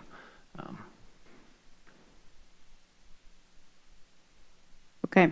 I want to go back to Mr. Van Vechten, just for a quick question. There was an exchange at the beginning of the technical panel between Dr. Bramble and Dr. Kasner with respect to the see and avoid concept. And there was, I believe Dr. Kasner said something along the lines of aircraft may appear relatively stationary in a pilot's field of view. And because our docket is so voluminous and there are many people watching, especially families who are trying to find things, I do like to point out some of the witness interviews and statements, and there were two that stood out to me, which, and the quotes were, in fact, it was, and for all I know, it was you. I never write down who said what. I write it down by position. One of the standardization pilots in an interview on the question of what could be seen and whether they may not see aircraft in the area of the city lighting coming in on helicopter route 4. I've lost it on the city lights, speaking of an aircraft, maybe 25% of the time, just to end up staring at it, fixating on that spot to wait for something to move and then regaining it again. Oh, this was Captain Gallen. Depending on their level, it's possible for them to be drowned out because we can't tell if they're a tower or if there's relative motion. That aircraft may look like it's actually in a fixed position. And then someone else said, I frequently lose sight of aircraft and city lights, usually for half a second because I'm looking to where I'm expecting them to be. Maybe they've turned, or, I'm seeing the red light instead of the green light, and the red light matches every other antenna light that's out there. The radio antennas are all red, so I lose aircraft a lot. We are doing a visibility study, and we'll see what that brings. I'm curious about, you have night vision goggles on. We've talked about losing sight with city lights. And what about the structure of the helicopter itself? Yes, Does that impact what can be seen? Yeah, so we have several illusions that can happen while we're flying. One of them is structural illusion, and that's just from parts of the aircraft that could obstruct view or possibly cause a false view because of just the way the angle of the aircraft is. Yeah, and the only reason I'm asking is we saw that in our Ketchikan investigation where there was a midair collision between two aircraft, a beaver and an otter. Okay, with that, Member Inman. I've just got one, I guess, follow-up, and this is for PSA. On your FOQA data where you identified 97% of your RAs were complied with, can you provide an anonymized data set for our investigators to review that from? I think it's a very stunning stat. I think because PSA asked it of you, you already knew what the answer was. I think it would be helpful for us to see that data. Member Inman, if I could ask you to make that request of our participant this afternoon who's actually in charge of that data. Well, he's a witness, isn't he? Yes. He's in the room, I suspect? No, not yet. Could you? Okay, I'll make it again. Thank you. Let me see. Could I give a little bit additional information on my last statement? Yes, sir. So with the structural illusion, it is not uncommon if I'm flying multi-ship, so I have another aircraft right in front of me, maybe 2 to 3 discs, so 50 to 70 feet away. I look down for a second, maybe write down a fuel calculation or change a radio. I look back up and that aircraft's gone. And that's because the structure of the helicopter blocks it from my view. So you move your head and then it's right there. So at night in this particular situation, I could see where it would be very easy for the structure of the aircraft to block lights in the distance, especially because they'd be much smaller than an aircraft 80 feet away from me. Thank you for adding that, because that's exactly, for many reasons, but that is why we do these visibility studies. So with that, we're done. So I would just ask the technical panel, are you done? Correct. The technical panel has no more questions. Okay, so we're going to break for a late lunch. How long you want? I don't want to shortchange panel 5. 45 minutes is a reasonable. 3:15? That'll work. And we'll go as long as we need to. Thank you.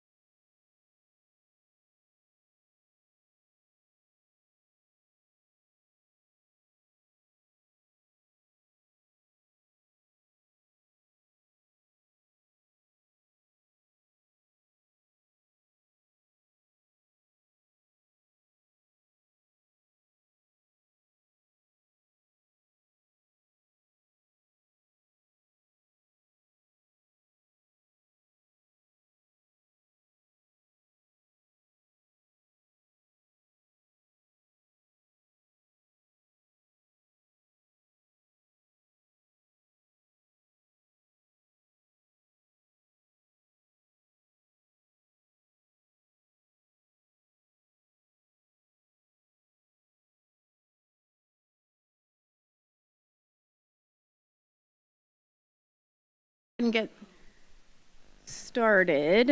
But before we go to panel 5, I think the technical panel might have a couple of questions for a few people on the panel to clarify some things. I also have a couple of questions which may spur a couple of member questions, so we'll do that now. I think I want to go back over drug and alcohol testing, and it's not because I think it was a factor here. It was not.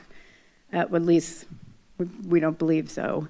But this has come up on numerous investigations where testing wasn't done or alcohol testing hasn't been done, and so I want to talk about that for a second. Yesterday,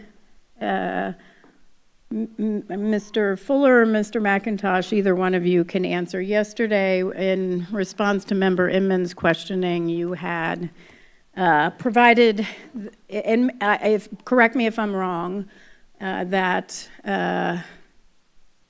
there was no one in the tower at the time of the crash, and or shortly thereafter. Is that accurate, or I mean, and please clarify.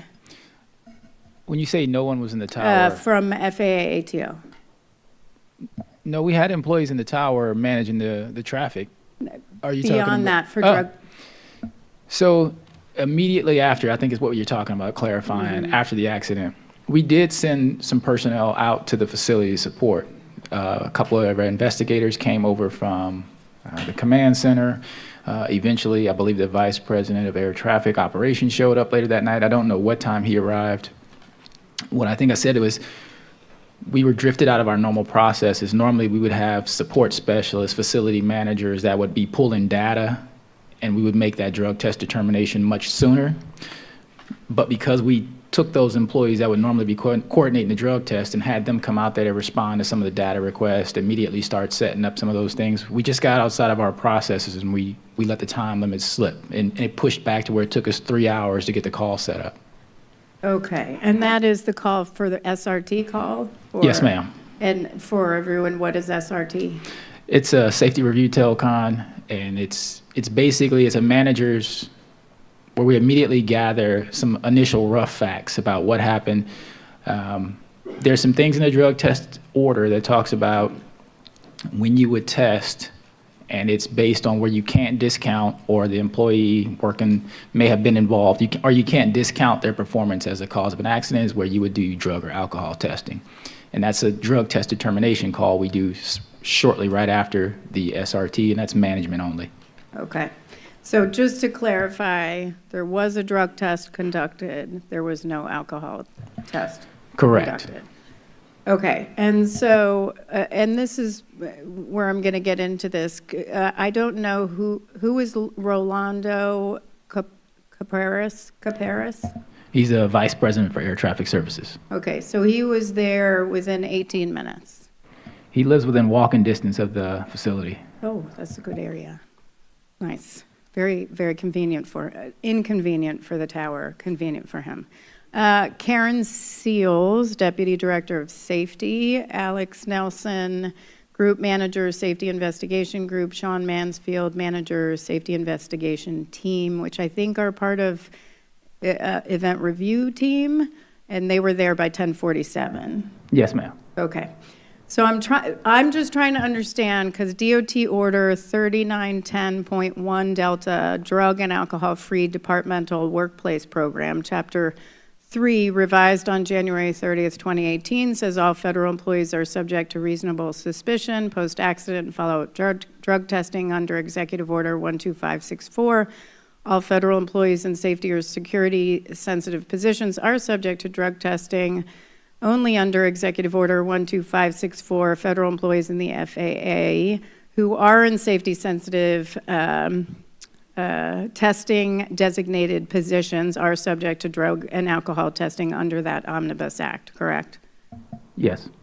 And, okay, so in your view, when are post-accident and post-incident testing for drugs and alcohol required? Again, it's for a fatality, substantial damage. I believe there's employee injury. I think there's 4 categories when it's required, and it's when you can't discount the employee's performance as a contributing factor to the accident. Okay, because it says all employees in testing designated positions are subject to post-accident or post-incident testing.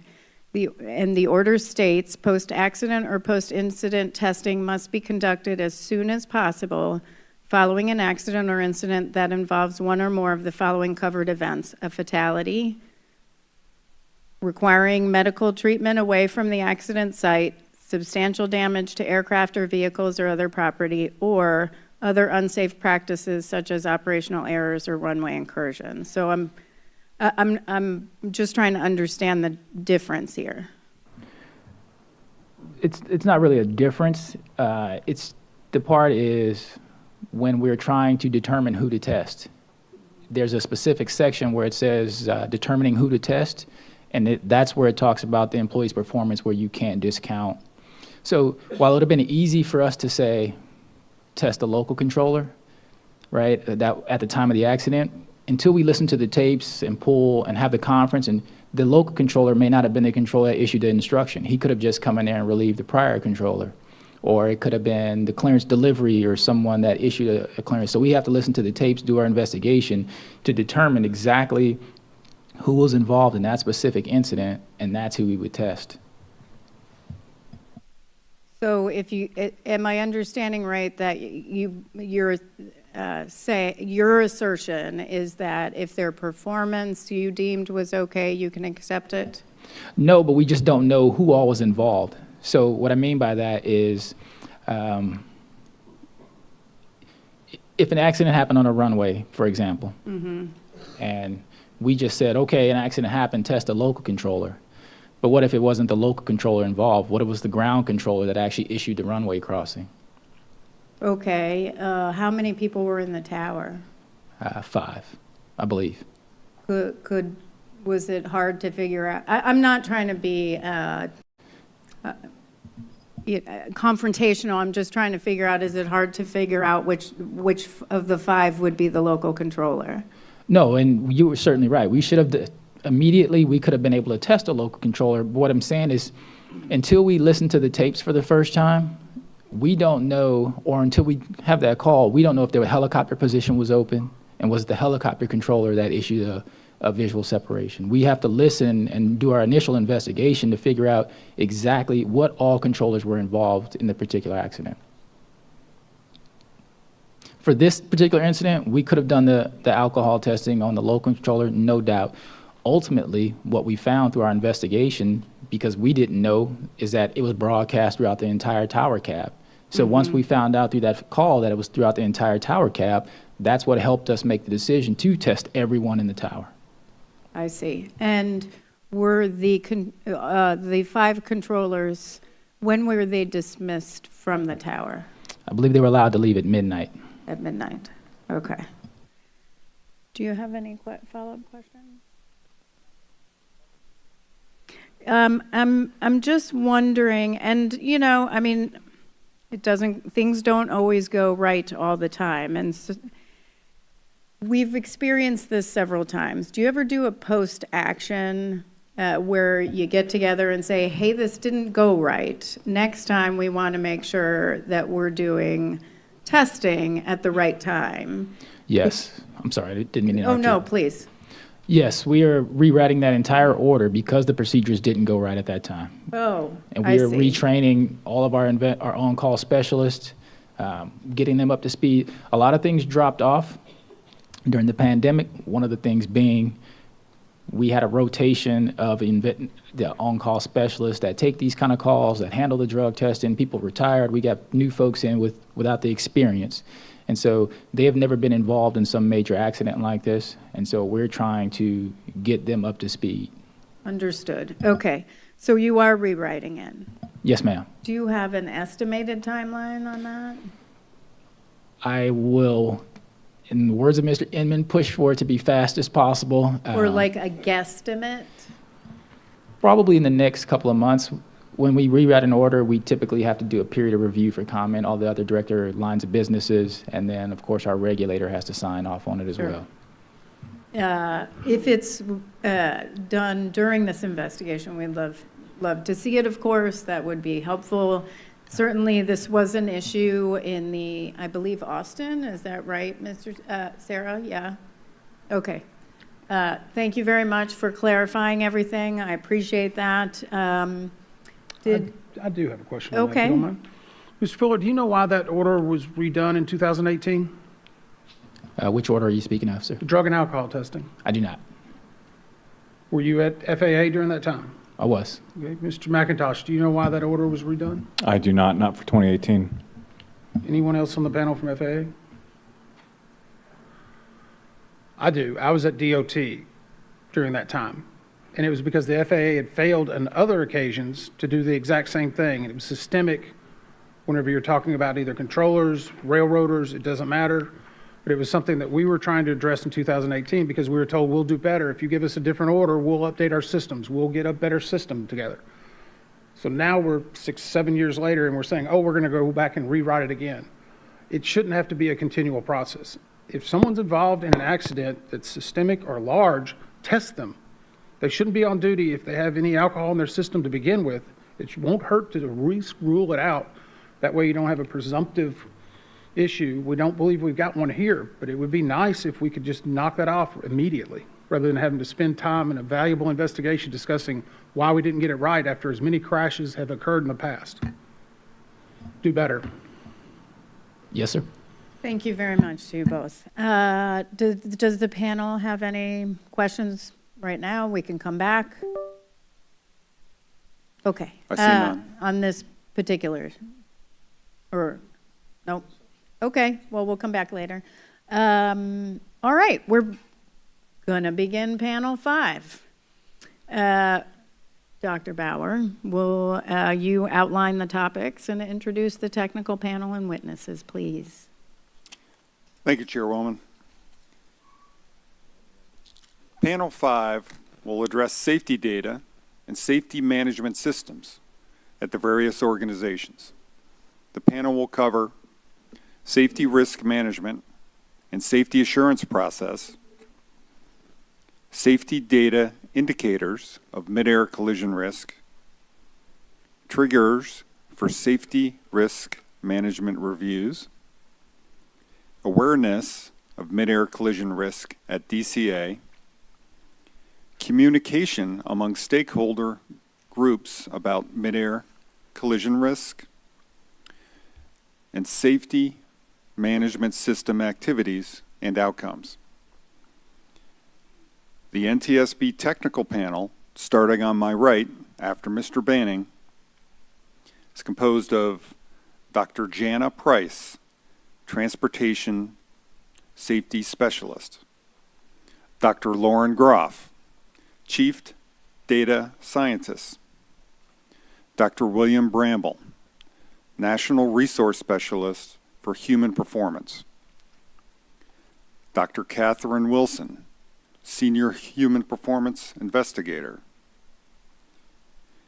and Mr. Brian Soper, Lead Aviation Accident Investigator for Air Traffic Control, who is seated behind Dr. Wilson. Witnesses for this panel are composed of the following individuals. From my left, nearest to the board members. In the front row, we have Mr. Frank McIntosh, Acting Chief Operating Officer, Air Traffic Organization, Federal Aviation Administration. Mr. Nick Fuller, Acting Deputy Chief Operating Officer, Air Traffic Organization, Federal Aviation Administration. Mr. Matt Fiskus, Safety Group Manager for the Eastern Service Area, Federal Aviation Administration. Mr. Matt Kabak, Senior Technical Advisor, USCAS Government Co-Chair, Accident Investigation and Prevention with the Federal Aviation Administration.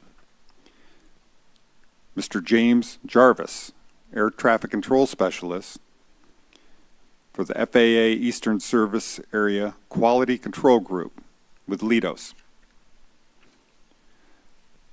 Mr. Clark Allen was the operations manager at the DCA ATCT at the time of the accident with the Federal Aviation Administration.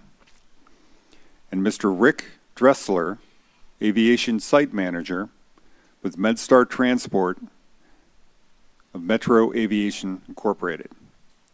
In the second row, from left to right, we have Ms. Marjorie McDonald, the Director of Safety and Occupational Health with the U.S. Army Secretariat.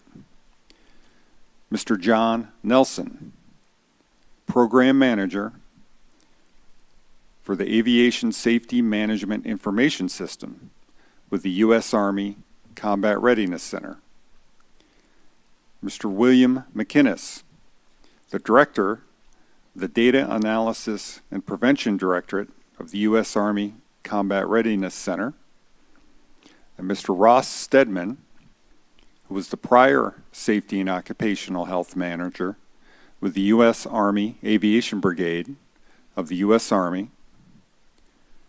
Colonel Andy DeForest, the Commander of the U.S. Army Aviation Brigade with the U.S. Army. And Mr. Chris Saylor, Director for Safety and Regulatory Compliance with PSA Airlines. Chairwoman Hamady, these witnesses have been pre-qualified and the respective experience and qualifications appear in the docket as exhibits. Thank you very much, Dr. Bauer. And really quickly, one of our investigators had asked if by the end of today you could give us the number of the order that's being rewritten so we could just document it and then they have it. That would be helpful. Yes, ma'am. It's the 1030.3, and one of my SMEs is my director of safety who's leading that rewrite here in the room, so he understands the ask to get that done in a hurry. Okay, great. Thank you so much. 1030.3? Yes, ma'am. Okay, great. All right. Thank you again, Dr. Bauer. I'm going to ask the witnesses to please stand. It looks like we have a few new ones here. Please raise your right hand and say, I do. Do you swear or affirm that the testimony you'll give in this hearing will be the truth? Thank you so much. You may be seated. As a reminder, you'll remain under oath until, well, the end of today.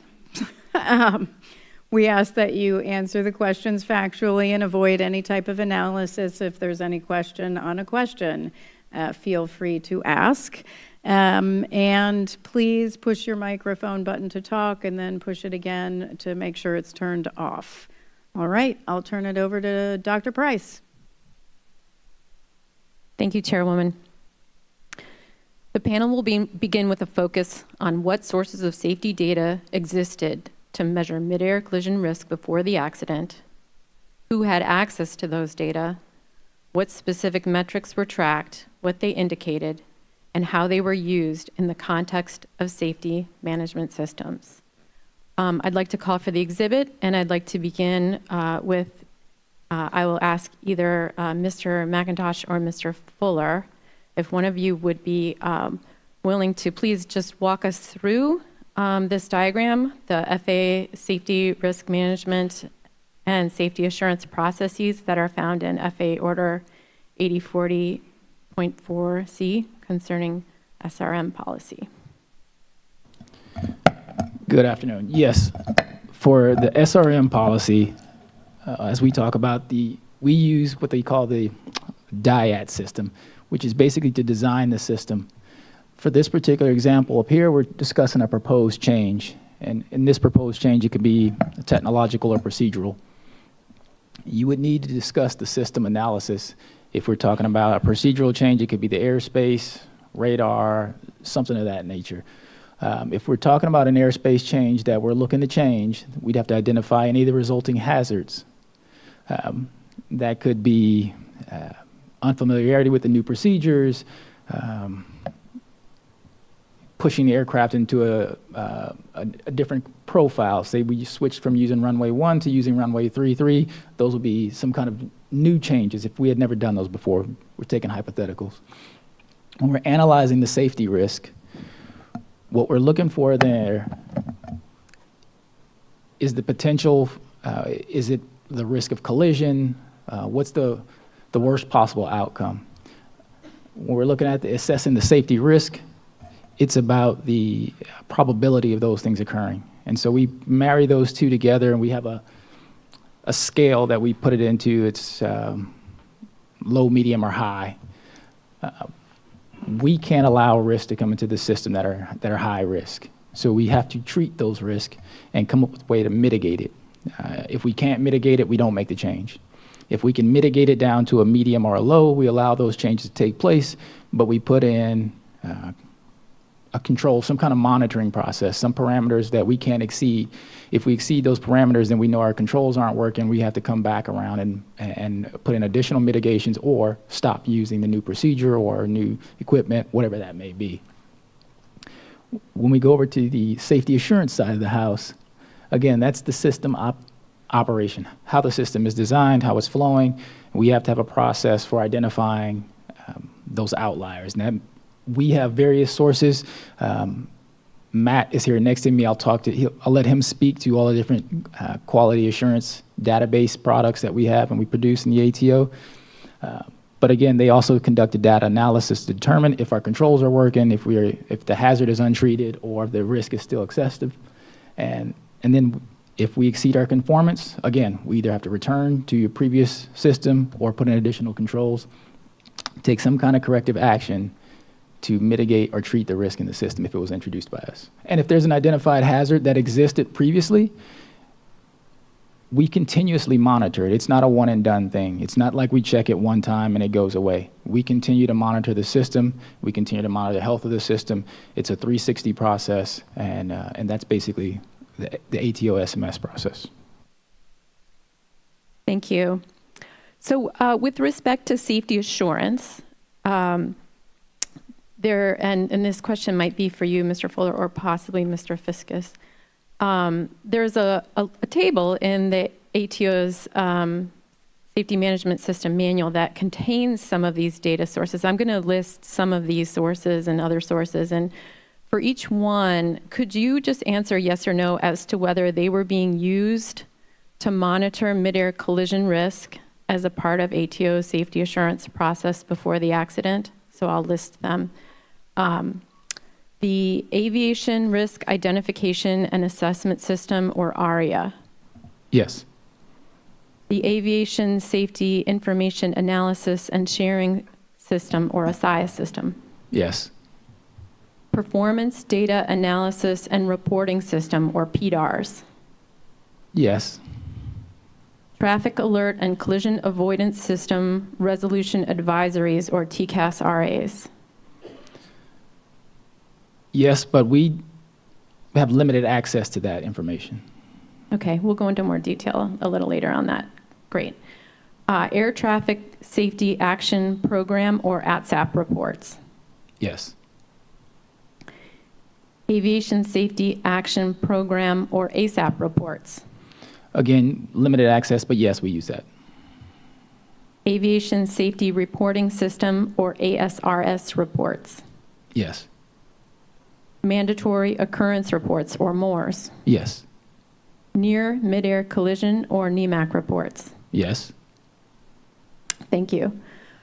Prior to the accident, did ATO analyze midair collision risks specific to the DCA area? I don't know if specific to the DCA area is an accurate assessment. We analyze midair collision risk nationwide. I wouldn't say we focus on one specific airport.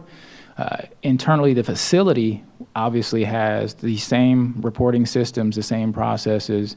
They would be focused primarily on DCA. Also, you have the district that monitors the health of that particular airport. But if you ATO, we have to focus on the entire national airspace system. Okay, is there anyone at the table who can speak to whether it was being analyzed specific to the DCA area? Thanks, Nick. Yes, so we would provide data, and by we, that would be my office, Quality Assurance Office. So we would provide a portion of that data that would support the ultimate goal of avoiding a collision. And by that I mean MOR data, which you mentioned, ARIA data, which you mentioned. So embedded inside of both of those reports would be the indicators of a NEMAC, the actual NEMAC definition, and then checking that box yes or no when we review those reports. So we do support that, and we would support that through validation of both of those types of safety entries. So it's somewhat limited, but it's also somewhat specific. And I know you said we were going to get deeper into that, and I'll be glad to explain that later too. Okay, thank you. So back to the graphic that remains up, and this might be back to you, Mr. Fuller, or possibly Mr. Fiscus. So with respect to safety risk management, the graphic identifies two potential types of SRM triggers, plan changes and potential hazards or ineffective controls. And you spoke to those a little bit in your opening remarks, but I'm just wondering if you could give any examples of when plan changes led to SRM panels at DCA. We've done plan changes for new departure procedures, airspace modernization, any waiver request. We've just recently done an SRM panel for space launches, things of that nature. We heard about the runway resurfacing project. Was there one done in response to that? I'm not familiar with that specific project. I'd have to check back and get an answer to you for it. Okay, thank you. What about the other trigger? Could you give some examples of when potential hazards led to SRM panels at DCA? You mean specifically at DCA for potential hazards? Yes, so voluntary reports or potentially concerns from the helicopter working group, things that triggered that kind of a SRM trigger. We changed the procedures there. Recently here, we just conducted an SRM panel on that. Anything before the accident? I would have to go back and validate. Again, I don't know about specific DCA SRM panels, but I'm certain when we've done things like put in stars, we've done, I know they had a runway closure prior to, we have certain triggers that will automatically require us to do an SRM panel. For DCA specific in the past, I don't have that inherent knowledge. I'm gonna look to the members to the left and see if anybody has any specific knowledge. Maybe James. Good afternoon. When looking after that district, DCA specifically, the way the system works is quality assurance would validate a particular issue, and let's say it's a near midair collision. They would then forward that to my office, Quality Control Group, and then we would look into that. And between the two offices, we communicate if there's been multiple events or are there similarities to those things. And from there, we kind of determine, and we work with the facility to learn more specifics, like one that comes to mind was there was a particular pilot that seemed to always think everything was a near midair collision. And then, so their office would determine whether or not it was, kind of let me know along those lines of, hey, this looks similar to what we heard from before. And then I would look into it a little further and work with the facility to find out if there's anything we can do. Thank you. Yeah, that segues to a follow-up question that I had, which is just in general, is there a process for deciding what rises to the threshold? Because it seems like there are probably a lot of day-to-day issues that you could be considering. What's the process for deciding that something rises to the level of an SRM panel? If you're speaking to an existing hazard in the NAS or something like that, or we look for outliers. And so what we do is we have a baseline for certain things like runway incursion rates or, ARIA encounters, airborne proximity encounters for a specific facility. If there's an outlier for some reason, that would be the trigger for us to start analyzing, okay, what's causing this? At that point, we would dig into the data a little further using our safety assurance processes, our QA and QC groups, along with our safety and technical training, just safety team now, to further analyze what's causing this. And if that same group determines that there's a particular procedure or airspace change, then we'll run that through our SRM panel process to figure out how we can put effective controls in. Thank you. Yeah, Dr. Price, if I could give you one current day example of that would be what we call closely spaced parallel operation. And very specifically, that would be Class Delta runways, parallel runways that are less than 1,000 feet. So that is something that we saw and was detected via ARIA. We've done quite a bit of work in following up on that, done validation on that. And so where I'm going with that whole topic is that would be an example where you see something that is a day-to-day operation. You note that there's a potential existing hazard there. There were actually 2 collisions that involved that specific type of operation. And so what we would do and what we're currently in process of doing is compiling that data before we do SRMs. That would be an existing hazard, obviously, to be evaluated through that process. Before we do that, we're in the process of looking at that through a safety assessment. So that would be the most current, at least that I can remember, would be a current example of how that would work. Thank you. Yes, I believe we have some of that documentation about that example. Now I'd like to go into more detail about some of the specific data sources I listed and how they were used and what they can tell us about potential mid-air collision risk. And Mr. Fiscus, you had the opportunity to brief us on this, the Aviation Risk Identification Assessment or ARIA system. So if you could just give a brief summary of that system and why it was developed, what data it uses, and how it's used by ATO. Sure. So I'll begin with the purpose for ARIA, and I believe to this day that ATO is one of the only ANSP or ANSPs in the world that uses that type of system. So, and by that I mean ARIA is not driven by a lateral or a vertical standard. It doesn't look at proximity as a way to generate something for, in particular, my office to look at. So. It moves beyond the compliance standard and it looks at the interaction of aircraft. So how are they moving towards each other? And then it generates a report, if you will. We call it an encounter.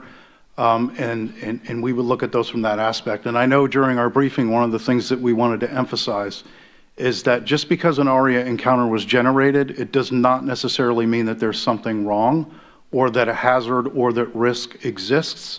It's just an example of something that you may want to look at. And so further along those lines would be if you see something through encounters, there's groupings of them, what we would really want to do is analyze that and see what particular barriers are in place or are not in place.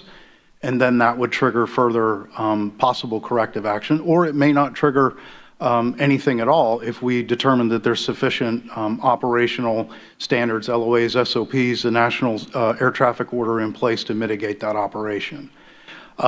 I'll be as brief as I can, and I'll remind you all too, I am not a programmer, but I have been a heavy user of ARIA. All 3 of our service area offices are. So essentially, ARIA utilizes offloaded en route radar data and also offloaded terminal radar data. So it goes through the SWIM, the system-wide information management system. That is then ingested by NOP, the National Offload Program. And so ARIA is an algorithm. We've often had folks say, can I see an example or can you show me ARIA? Which you can't do. It's a mathematical algorithm. It uses that NOP data and ingests that information, and then it starts looking at interactions between pairs of aircraft. It starts at 8.33 miles. So let me back up just a minute or just a second. First, you need a full data block. Between the 2 aircraft, you need a full data block. And that assumption then means that that one aircraft at least is receiving some type of air traffic services. If they both have data blocks, also included. So it ingests that information, it looks at the interaction, it's seeing if one of those has a full data block, and it starts the real analysis, as I say, because ARIA could look at aircraft between departing Miami and LA. It has the capability to do that. But specifically what it does is it starts looking at those aircraft at 8.33 miles. And so we often get a question of why 8.33 miles. So for the folks that developed the algorithm, the mathematicians that were behind that use that, they use that as a baseline. Essentially at 500 knots, an aircraft would travel, how far they would travel in 1 minute would be 8.33 miles. So that's a baseline for the algorithm, and then it does other calculations based off of that. And there really would be 3 primary calculations to get to generating an ARIA encounter. And that would be, where are the aircraft currently located? Where are they projected to be? And then how quickly are they projected to get there? And the quicker that those things happen as they interact, the closer that they get as they interact, there is an index value that is assigned to that encounter. The lower it gets, potentially higher the risk is involved with that event. But as I said, you could have an encounter that generates a very low index value, that there are air traffic procedures in place that we have deemed to be acceptable. You could have something that's a higher value where we don't really see anything in place, and that's something that we would want to address from the standpoint of safety barriers. So essentially that's it. Thank you for that detailed description. You're welcome. So you mentioned that ARIA doesn't base the production of the preliminary ARIA reports on proximities. But I think we know now that ARIA can be used to generate data based on proximities. Before the accident, did ATO use ARIA to track aircraft that came within specified proximities? We did not use proximity. We used the actual index and the algorithm itself. Okay. We have the capability, as you said, to do that. And we've since done some of our own analysis through our dashboard and through our dashboard programmer that has integrated both the ARIA index score and also proximity in there. Okay, thank you. You did mention the preliminary ARIA reports that it does generate. The ARIA system generated, as you told us, 874 preliminary ARIA reports for the DC area between June 2022 and May 2025, which was about 24 per month. And you've already told us a little bit about preliminary ARIA reports. Could you tell us what happens after a preliminary ARIA report is generated? Sure. So the very first thing that would happen with that is if it meets the criteria to be a PAR, it shows up in our office for the validator that's assigned to that particular facility to validate. Inside of that PAR form would be several data fields. They're very consistent from one form to the next. Air traffic incident information, determining whether or not there's a loss of separation, pilot deviation, NEMAC, and then of course there's going to be a QA summary at the end of that. Also, as a byproduct of that, was we have an ARIA dashboard where you can go to, as a matter of fact, anybody that has access to the system that we use to support that, which is called CEDAR, the Comprehensive Electronic Data Analysis and Reporting System. Anybody that has a next generation account that can access CEDAR can also access that ARIA database. So that would include local QC, the QCG, and of course QA and other folks that are in the field. So we validate those individually, and then we would look for patterns, consistent patterns related to a particular operation. In the absence of having a barrier analysis review and a way to aggregate that and communicate that information through that platform, we would do a lot of that, as I said, through the dashboard, and then we would do a lot of that through communication with various groups. For the 874 that I just mentioned, and you mentioned your classification system, how many of those were classified as near misses? Out of that grouping, none were classified as an actual NEMAC, using the very strict definition of a NEMAC, correct. It's 0. Okay. And I can't remember if you said this, but how soon after those PARs or preliminary ARIA reports are generated, are they being analyzed by the QA folks? Yes, and I've got a little bit of an update for you on that. It used to be under the older system before they updated the way that data is moving through the SWIM system to NOP and then offloading to ARIA. It used to be next day, roughly. I'm told now normally it is almost real time. There is some delay in some of that. However, to answer your question specifically, some of those based on workload of my staff could be done the same day and some could be done 3 to 4 days later. So say an encounter happened on a Friday, Monday was a holiday, you could have a delay there. We could also be backed up a little bit in workload and you could be delayed. But generally it's going to be within a few days of that ARIA encounter would be reviewed. So in terms of making those reviews about whether those were near midair collisions, it sounds like your teams wouldn't have the benefit of, for example, any kinds of voluntary reports that might have been issued as a result of some of those encounters, because there would probably be a delay. Is that correct? That is correct, and we normally do not access those. Okay. What about some of the other categories you mentioned? Loss of separation. Do you have a count of those for that 874? I do not have a count of losses for the 874. However, after the accident, we were hit with multiple requests for data. So I can tell you that in a 1-year time frame, we went back in calendar year 24. I believe it was in the June time frame, and we looked forward up through the date of the accident, so 8 months, and we looked at PARs, and then out of that grouping. And subsequent to that, so we looked June to January, but then we decided to just do a full year. Somebody had said, hey, instead of doing 8 months, can you just give us a full year? So that actually was beneficial because we could look 8 months prior to the accident and then roughly 4 months after. So in that 1-year time frame, there are, from memory, about 264 PARs. Of those, 38 were fixed wing to helo encounters, and of those, 5 were losses of separation. Okay. Well, with your dashboard, it sounds like you can do roll-ups of these. Do you track these over time, some of these different metrics, some of these different counts of loss of separation or PARs? We can do that. Traditionally, though, and by traditionally I mean most recently, we've tried to move away somewhat from just counting pure numbers and trying to get more context. So I'll give you an example. If you compared one facility to another facility purely just by the numbers of losses they had without context, you could be misled that one facility was doing or having more of a risky situation than another. And I'll give you an example. So one facility had 15 losses, one facility had 5 losses. We could be tempted to say that that facility with 15 losses is more risky from the standpoint of QA.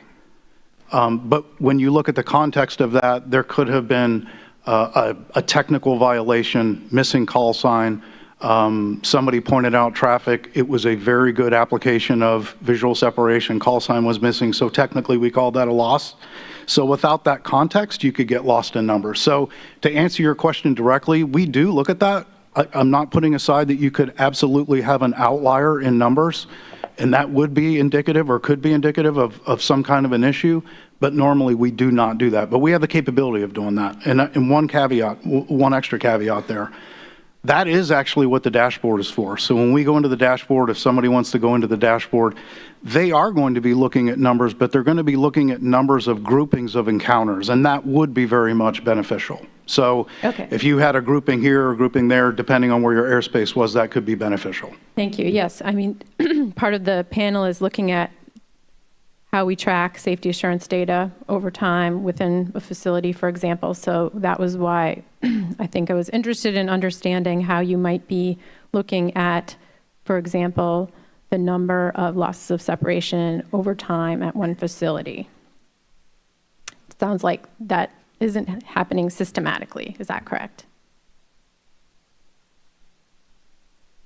So we do have some features that look at a rolling average. We have a surface safety metric and we have an airborne safety metric that we monitor on a rolling average. We also have what we call the safety trending and analysis dashboard that almost acts as a heat map for certain facilities, and it's normalized on a rate per, I think it's correct me if I'm wrong, Matt, per 100,000 operations or per million operations. I can't recall what the rate is, but it's a rolling average, normalized rate, and the facilities are given a score where we can kind of track. And again, if we see an outlier in one particular area, maybe they're doing well in the airborne metrics, but in the surface metrics, there's something that's causing them to jump off the charts. Then that gives us a reason to have our runway safety team have maybe a special focus RSAT, or which is a runway safety action team meeting, excuse me, and do deeper dives and analysis into what is causing that surface metric to be off a little bit.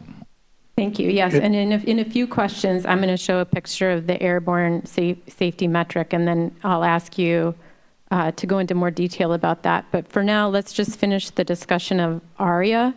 Mr. Fiscus, I just have one more question about ARIA. FAA Order 7210-633A describes a process for reviewing the preliminary ARIA reports and referring them for barrier analysis process. And we were informed that this process was instituted in 2022 and then discontinued several months later and has not restarted. Can you describe why that process stopped and what changes are being made? Sure. So I was not involved with the management of the BAR program at that time or the development of that program, but to my understanding, it was stopped because, and you're correct, it was the 2021-2022 timeframe when it was implemented. We ended up doing, or at the time the BAR team did some analysis at two separate facilities. I believe the first one was Aspen in Colorado. The second one was at JFK. No, actually that's incorrect. It was at Teterboro. And my understanding is that the context, so back to my point earlier about having context related to information, not just pure numbers. What we're striving for is context, and the context that came out of BAR was not beneficial. The team at the time determined that it was not beneficial, and so the program was stopped. And so you're absolutely correct. Those reports, those referred ARIA reports, are what were going to be used to generate BAR requests, and those would come through the process of QA validation. But those don't exist at this time. And BAR actually, since its moratorium in the past couple of years, when we started, and that's where I was working collaboratively with NACA on the newer BAR process that we have, a reinvention or the redistribution of BAR. We have since then worked that process, whether it's platforms, data platforms to support it, work instructions SOP to support it. We're through all of that, and we've started implementation in one district out in Western Service Area, which would be the Oakland district. Okay, do you have any documentation of the new process that you can share? We have a lot of documentation concerning that, be SOP, work instruction in particular. Okay, it would be great to have some of that. Thank you. Okay, next topic is near midair collision definition. I'm just going to read the definition from FAA Order 80-2011 of near midair collision. It says it is an incident associated with the operation of an aircraft in which a possibility of collision occurs as a result of proximity less than 500 feet to another aircraft, or a report is received from a pilot or flight crew member stating that a collision hazard existed between two or more aircraft. Is that correct? That is correct. Okay, so just to clarify, because I think this can be a little confusing, if two aircraft come within, say, 400 or 300 feet, is that automatically counted as a near midair collision, or are there examples when they come that close and are not so categorized? It would not be automatically categorized. Yeah, and a few examples of that would be VFR to VFR helicopter interactions, passing and diverging. So say one aircraft passes another and separation was to decrease at that point to less than 500 feet. Applications or proper applications of visual separation, that could be another one. So the key to that piece, and often when we categorize something as a near midair collision, it's going to come from the pilot report. It's going to come from them either calling the facility directly via phone or them saying on the frequency that that was close, that was a near midair collision, or we almost had a collision. So those types of things are very straightforward, and they're very simplistic, if you will, to categorize as an EMAC. Where it gets to be gray is in the very definition of itself, where it says that there's a possibility of a collision. And so if I'm validating, or Mr. Fuller's validating, for example, from one validator to another, or from somebody that's looking at that report, their perception of what is the possibility of collision may be different, if you will. So very easy, as I said, when it comes from a pilot, but when you get into the possibility of a collision, it gets somewhat gray. But you're correct. Those would be the two exact examples.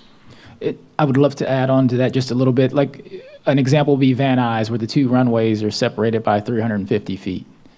They're parallel runways. If you just strictly went by distance, they wouldn't be able to run an operation there. And so that's why we wouldn't call those mid-airs. But of course, if they're turning base towards each other and don't have each other in sight, then you do have a potential for a collision there, because they're such close proximity, traffic hasn't been issued, they don't have each other in sight. It could be a near mid-air collision. But if traffic has been issued, they understand it, they have each other in sight, then it's not. And so that's the kind of gray area that Matt is talking about.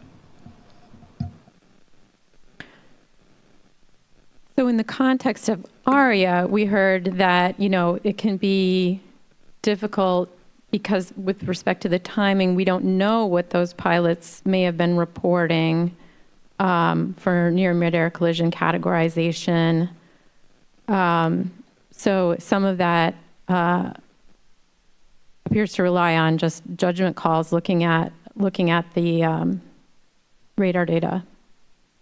Yes, and to add a little bit more context to that, during that same time frame, we did have 4 NEMACs, but those came from MORs. And so again, you're right. Or what I was saying earlier is an example. The pilot reported ones are very simple, and you're right. There's some judgment involved when you're reviewing those in the absence of a manual report being submitted. Okay. I'm sorry, I didn't mean to interrupt you again. However, we do take those reports that are a possible near mid-air collision. It's not just our opinion. We refer them over to flight standards or the CMO, who would then get in touch with the pilots, get that additional context, that additional information, have interviews, discussions about what really occurred. And then they ultimately, flight standards, make the decision on whether it's a NEMAC or not. All we do in the air traffic organization, it determines if it's a possible near mid-air collision, and then we refer it over to flight standards for the final determination. Yeah, that's a great segue to my next question. So the question was, are there other ways that near mid-air collisions are tracked? And I was specifically curious to learn about the near mid-air collision system database. So perhaps one of you or Mr. Kabak can describe that database. So the near mid-air collision database, it used to be hosted on our public side of the ASIAS program, the Aviation Safety Analysis Information and Sharing Program. In 2022, I believe it was that's where the data ended up being, where it resided to be viewed. Where it was tracked within the Air Traffic Quality Assurance program, which is hosted by ATO. In 2022, we've the flight standards pulled it away from the ATQA program and dropped it into their safety assurance system, which is a newer system. That system is still continuing to evolve, so all of that data still resides within the safety assurance system. It just no longer has the linkage to the public ASIAS database. That's still under works. So the public data goes up until about 2021, I believe. Okay. And then there's no more. But what you're telling me is that it is continuing to be tracked. It's just not available publicly on the public database. Yeah, the data still exists, and it exists within the safety assurance system. We no longer have that linkage that we used to have. We're still evolving the program, and it was farther down on the waterfall to get that linkage reconnected, and it's just not been done yet. It's still being worked. Do you know how many near mid-air collisions are in the database for DCA since it was taken offline? I have not pulled that number, but I can look for it. That would be great. Thank you if you could submit that to us. Okay, I'd like to turn to the ADSB performance monitor data that I spoke to Mr. Suki briefly about in panel 4. That system was able to detect 366 Traffic Alert and Collision Avoidance System Resolution Advisories, or TCAS RAs, within 10 nautical miles of DCA between 2023 and 2025. Were data such as these tracked as mid-air collision risk indicators prior to the accident by ATO? We monitor the data. I don't know if it's totally an indicator. So often, you'll still get a TCAS RA when there's visual separation properly being applied. And so that's, you need to have some validation from Matt's team, things of that nature, before we totally just count a TCAS RA in and of itself as a near mid-air collision indicator.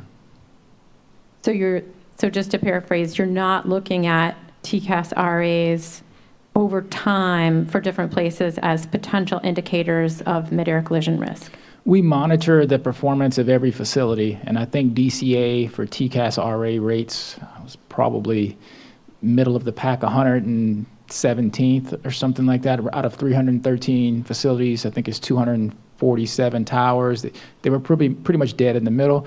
And so what we look at are the outliers, like I spoke about, Van Nuys, the Aspens, those facilities that jump way off the charts, and we try and figure out what's driving those indicators and mitigate those high, those outliers, and then work our way down the list. So DCA, yes, we were monitoring it, but the data didn't support that they were an outlier, if that makes sense. Thank you. In the case of the 366 TCAS RAs that were identified, we discussed how only about a third of those threats that cause those RAs could be positively identified. And I'm guessing that some of that has to do with the ADSB out of certain aircraft that fly in that region. But for those that could be identified, the 123 where the threats could be identified, 56 of them were helicopters, and some of them were involved in multiple RAs. So my question is, before the accident, did FAA have any process or policy to notify aircraft when they were involved in TCAS RAs? The threat aircraft, that is. I don't know if we had a process to notify an aircraft that they were involved in a TCAS RA. Typically, especially with DC, our data indicates that the vast majority cause a TCAS RA with an aircraft in the south flow on arrival to runway 19. They typically involve helicopters that are maintaining visual separation from that commercial aircraft. It still may trigger a TCAS RA. It was a compliant operation, but we won't go back and tell the helicopter, hey, you caused an RA for that commercial aircraft. We would not normally do that.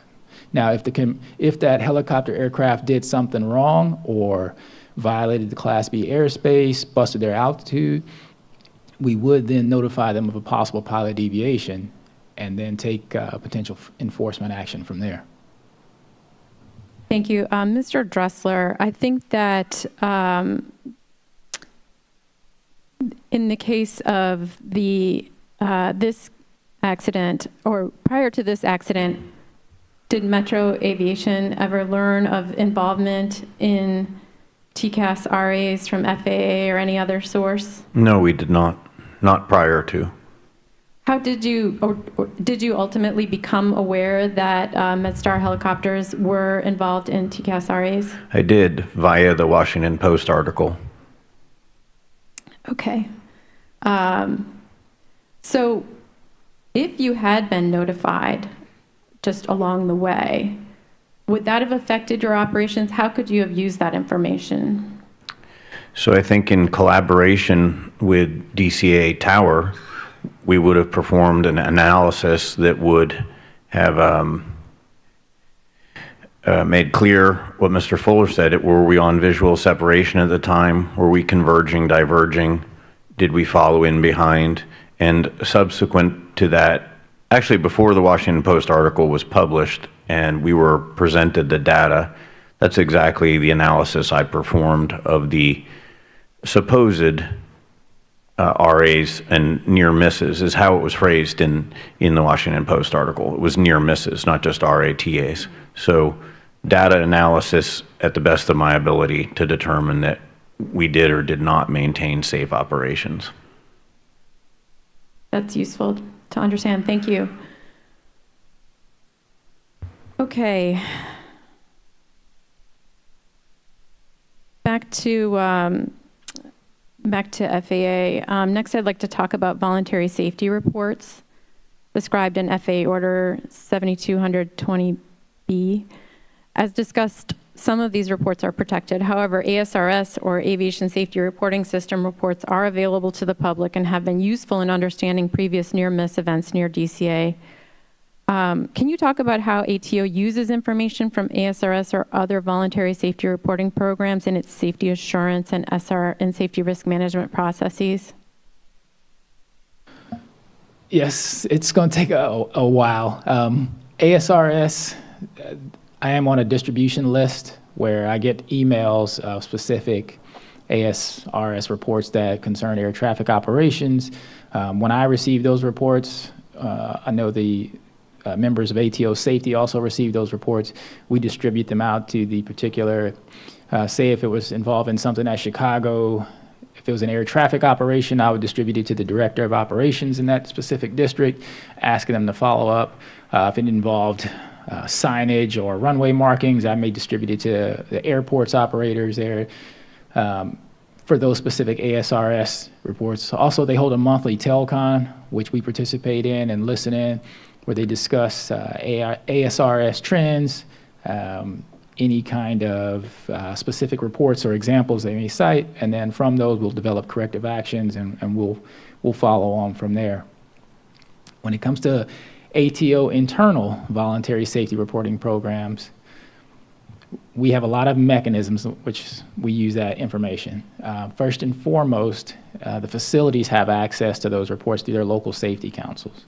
And so the facilities, management and labor representatives can get facility-specific data that submitters are reporting to modify procedures, conduct training, various analyses, so to speak, to mitigate risk within the NAS. At the higher level, we have the Event Review Committee, which may see a specific trend related to a facility or a district or a nationwide issue that they could then submit a corrective action request.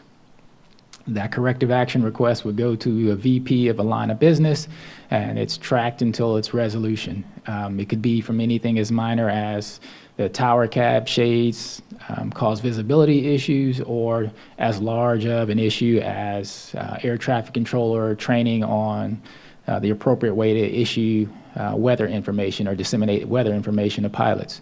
And so we get quite a robust reporting system from ATSAP on very specific issues. Where we still have room to grow is how to be more proactive with executive data sharing. I get the information, but I have to ask. I have to know there's a problem to request information. And so I have to say, hey, get with my NACA partner. I need information on DCA to see what kind of reports are there. And they'll feed me back a report. We'll both get the reports and see all the specific issues about DCA, and then we can work together on the best path forward to mitigate them. The next level is to be proactive, where ATSAP is coming to us directly, and we have that trust and confidence where they will say, hey, here's an issue that we're seeing at this airport. We feel you all need to take specific resolution, and we'll work it. I think we're finally getting there with trust. I mean, it's not like the ATO in the past has not done things to discourage that trust, but I think in the past 10 years we've established that we're using voluntary safety reports for positive means, and I think we're closer to getting to that next level of trust. You asked specifically about voluntary safety reporting systems, and so I'm assuming that includes the ASAP programs and our confidential information sharing. Yes, I had a question about that, about confidential information sharing programs, so this would probably be a good time just to explain who has access to that system and how you use it. So we have information sharing agreements with certain airlines. I want to say it's in the hundreds now of the different users of the confidential information sharing program, and they work through a team of analysts that we have that are in the voluntary safety reporting program. They share reports with us. They link up if we have matching controller reports so that we get a 360 view of the scenario. And if there are identified issues on the airline side, we put out a monthly briefing item to controllers.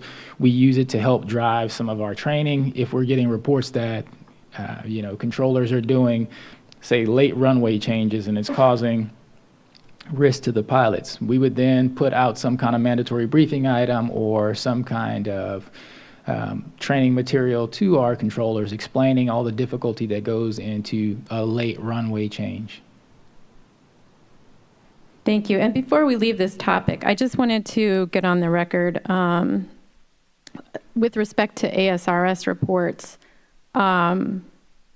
which are publicly available, that there were reports in October 2022 and April 2024 that involved reports of reported concerns about fixed wing helicopter near misses that had less than 300-foot separation. So I don't have time to read those, but they are publicly available as reports 1947048 and 2106384. Okay, so Dr. Price? Yes. May I add one thing to when you asked me how did it affect our operations? Yes. And of course, after the fact, I thought of what we did. So with the Washington Post article came out and we analyzed all of the data we could, we did in fact change our operations. And before December of 2023, at Georgetown University, which is on the northern part, which would affect the River Visual 19. And that's where I think even Mr. Fuller mentioned that there were some reports from that specific area. That's us and our helicopters going in and out of Georgetown. So while I analyzed the data and discussed the data, and I didn't necessarily feel that we had, I knew we did not have any near misses, we changed our operations anyway. In December 2023, a rooftop pad was opened, and now fast forward until this year, and we were still doing business as usual. We had been lifting from the pad, making the call to DCA tower, and that was just the standard operating procedure, and I changed that. So the reason I changed it was, and talked with all my pilots, and I put myself in the shoes of a commercial airline pilot who is on the River Visual, and which is already a complicated approach. And what effect would they have if they had a TA or an RA go off? So we no longer lift from the pad without radio communications and sequencing from DCA tower. So even though we have enough room at Key Bridge, just inside of their commercial traffic's at about 1,200 feet. Our standard practice is 500 feet in ingress and egress. Even with that allowable separation, we are not lifting until we have clearance and coordination to ensure we're not setting off RAs and TAs. Thank you. I feel like I should also ask, since I asked you, Mr. Dressler, to our Army colleagues, even though I think in the present day it might be difficult for the ADSB performance monitor system to identify Army aircraft, if they were identifiable, would you see value in learning about your involvement in TCAS RAs? Absolutely. I think from a data perspective, additional data is always good to bring back to the crews. I think throughout the discussions we've had over the last couple days, ADSB is a risk mitigation tool, and it's valuable to the U.S. Army. And certainly moving forward, we'll incorporate the use of ADSB in our training. Thank you. Okay, I have two other topics, and then I'll be finished. Mr. Brian Fuchs, could you please bring up Exhibit 17W, page 5? Thank you. And you referred to this before, I think, Mr. McIntosh. This is a presentation to the U.S. Senate and House of Representatives Aviation Appropriations Subcommittee. Could you provide an overview of what's in this presentation and how often such presentations are made to Congress? So we do this presentation bi-monthly to Congress. Initially, the ATO was tasked after I believe it was an OIG report with doing a rolling surface safety metric. We developed an airborne safety metric on our own afterwards to support it. Again, it's a rolling 12-month average to gauge our performance. We have a commercial airborne safety metric and a non-commercial. And the reason we split those out is because we track the non-commercial, but we may not have had much involvement with some of the non-commercial, but we still track the airborne encounters. And so if it's an IFR aircraft that has an encounter with an unknown VFR, we track that. If there's a fatal accident, obviously they have a significant effect on the rolling 12-month average, which is why if you look at our commercial airborne, it's up 164%, obviously because of the tragic DC accident. So the y-axis for that graphic says airborne risk per million airport operations. Is it possible to describe what goes into that metric here, or if not, can you submit that for the record? Yeah, we can certainly submit it for the record. It's a formula.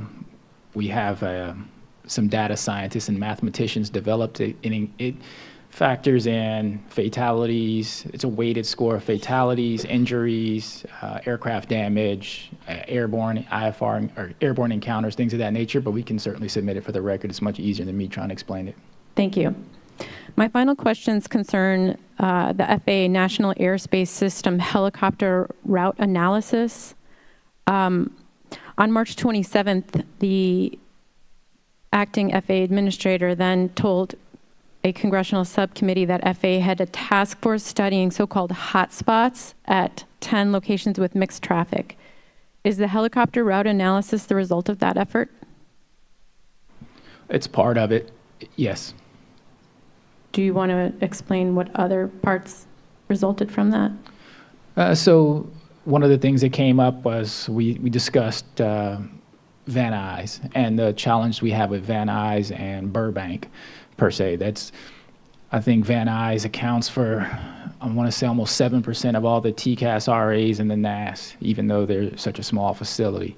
Part of it is because of their runway, how small or close their runways are to each other. The other part is because the departure for one of the runways is right underneath the arrival for Burbank Airport. And so arrivals into Burbank get a significant amount of TCAS RAs with Van Nuys pattern traffic. And so some of the things we've done is, I believe, July 7th, we've lowered the pattern altitude at Van Nuys by 100 feet for 90 days to test and see if that's going to lower the amount of TCAS RAs. When that 90-day test is complete, we're going to go down another 100 feet. Of course, we are also working on a special, I think it's an RNAV visual approach that would move those Burbank arrivals from over the departure end to more of the midfield point of Van Nuys, which in theory, because the Van Nuys pattern aircraft would be in level flight at that time, it would reduce the number of RAs that those Burbank aircraft are getting. So those are some of the things that have come from this hotspot analysis. Okay. And to be clear, we heard the term hotspot earlier this week with respect to charting, and as I understand it, this is a different definition of the term hotspot. This hotspot is not an FAA term. It was something that Midair, working with ASIAS, I believe, created and distributed, and so that's how it became a hotspot thing. But it's definitely not a title I would have called it, but it is what it is. The administrator said we'd work on it, and so that's what we're doing. We're tackling these issues. Thank you. The report analyzes data from 16 airports in 10 major cities. For Washington, D.C., Dulles, BWI, and Andrews Air Force Base were included. Can you explain why DCA was not included in the analysis? We did a DCA-specific analysis. So it's not being compared to the other airports? No, it is on its own, and we track specific mitigations for DC, and we do a monthly report on DC alone. Thank you. The methodology section of that report describes a database of helicopter, and helicopter fixed wing encounters. Can you tell me how those encounters were defined and what system was used to generate them? We use ARIA data along with any of the mandatory occurrence reports to go along with it, to supplement it. So is it a specific distance used in ARIA, a specific proximity distance? I don't know about the specific distance, and I have to refer to Matt because Matt is the one who I ping every month with my data. But what we did is track. There's a way you sort ARIA data, and you can sort it by just fixed wing and helicopters or fixed wing only. It has a lot of filters. If Matt wouldn't mind explaining those for me. Well, I'm less interested in sorting it by the types of aircraft and more interested in whether encounters is defined as a certain proximity between two aircraft. Yeah, I have not seen the final report on that yet. If they're using the term encounter, more than likely that is coming from an ARIA encounter minus some kind of lateral distance. However, there was some subsequent analysis that was done, and it could be included in that report. I've not seen the final that includes that type of information. It also could include PDAR's information as well. Okay, yes. Yes, I think it would be very useful for us to be able to get a definition of how encounters were defined in that report with respect to ARIA or PDARs. So one of the things that it's been, I don't want to say difficult, but it's been a good problem to have post-accident, is we are looking at all the ARIA encounters post-accident at DCA. We've only had one in that time frame, and it's the measurable encounter where it triggered a PAR for our employees to review. That was actually an aircraft that was in one of the prohibited areas for presidential movement that was permitted and was properly applying visual separation. And so while we're looking for any encounters that would create a preliminary ARIA report, and I believe the score is 15 or lower for IFR VFR? IFR VFR is 5.5. Okay. Okay, I think what you're saying right now, Mr. Fuller, is you're defining encounter as the generation of a preliminary ARIA report. I think one concern I have, and what I'm hoping to get clarity on, is it feels like encounters is being used as a term, and close proximity event and proximity event, and without any specific kind of operationalization or definition of what exactly that refers to. And especially if you're tracking it over time, or if you're using it as a risk indicator, it'd be very valuable to understand what that is. And so my last question, I refer to, there was a media report about changes that took place at Harry Reid International Airport in Las Vegas as a result of the analysis. And that media report said there was a 30% reduction in proximity events, quote, proximity events in 3 weeks after that mitigation. So I'd like to know what reduced by 30%. So we look in the ATO, we look at the preliminary ARIA reports. The challenge we have is the initial media reports that go out use terms like close calls or proximity events or close proximity events. Our communications office will translate ATO speak into media speak, and will translate some of these terms into close calls or proximity events or close proximity events. These are not things that we use internal to the ATO. Totally understood, but can you retranslate them for us? Can you tell us what they were saying? What did that actually mean? Preliminary ARIA reports are what we were looking at. Thank you. Those were my questions, and I'll pass to Dr. Groff. Thank you, Dr. Price. I now have some questions. I'd like to go back. Talked about ARIA, or excuse me, ASIAS. Mr. Kabek, could you briefly describe the Aviation System Information Analysis and Sharing, or ASIAS program, and just if you want to include kind of the purpose of the program and characterizing the participants in the program? Sure. ASIAS program was developed in 2007 as a public partnership with private industry. It was an evolution of the previous process with a commercial aviation safety team that was developed in 1997. Up until ASIAS became viable, the commercial aviation safety team, as they were looking for ways to create safety enhancements, the only thing they had available to them was accident data. And as we evolved further along the century, we recognized that we've become increasingly safe. We needed something else to look at since accidents were starting to dwindle off, thankfully. The advent of the ASIAS program gives us the ability to look into precursors based on voluntarily submitted information from stakeholders. It includes flight operations quality assurance data from over 45 air carriers and a number of GA partners as well, and includes aviation safety action programs from air carriers and GA partners, and it also includes air traffic safety action programs. So we blend all of that data together to give us a holistic approach of what's going on. By using that de-identified data in a protected manner, we can really start to understand where there may be risk in the system, and we offer that information back out to stakeholders that participate in the program so that they can benchmark their own internal safety metrics against NAS metrics. Thanks. Mr. Fuchs, could you bring up Exhibit 17, India, please? Page 16, just the bottom half of the page. Yeah, thank you.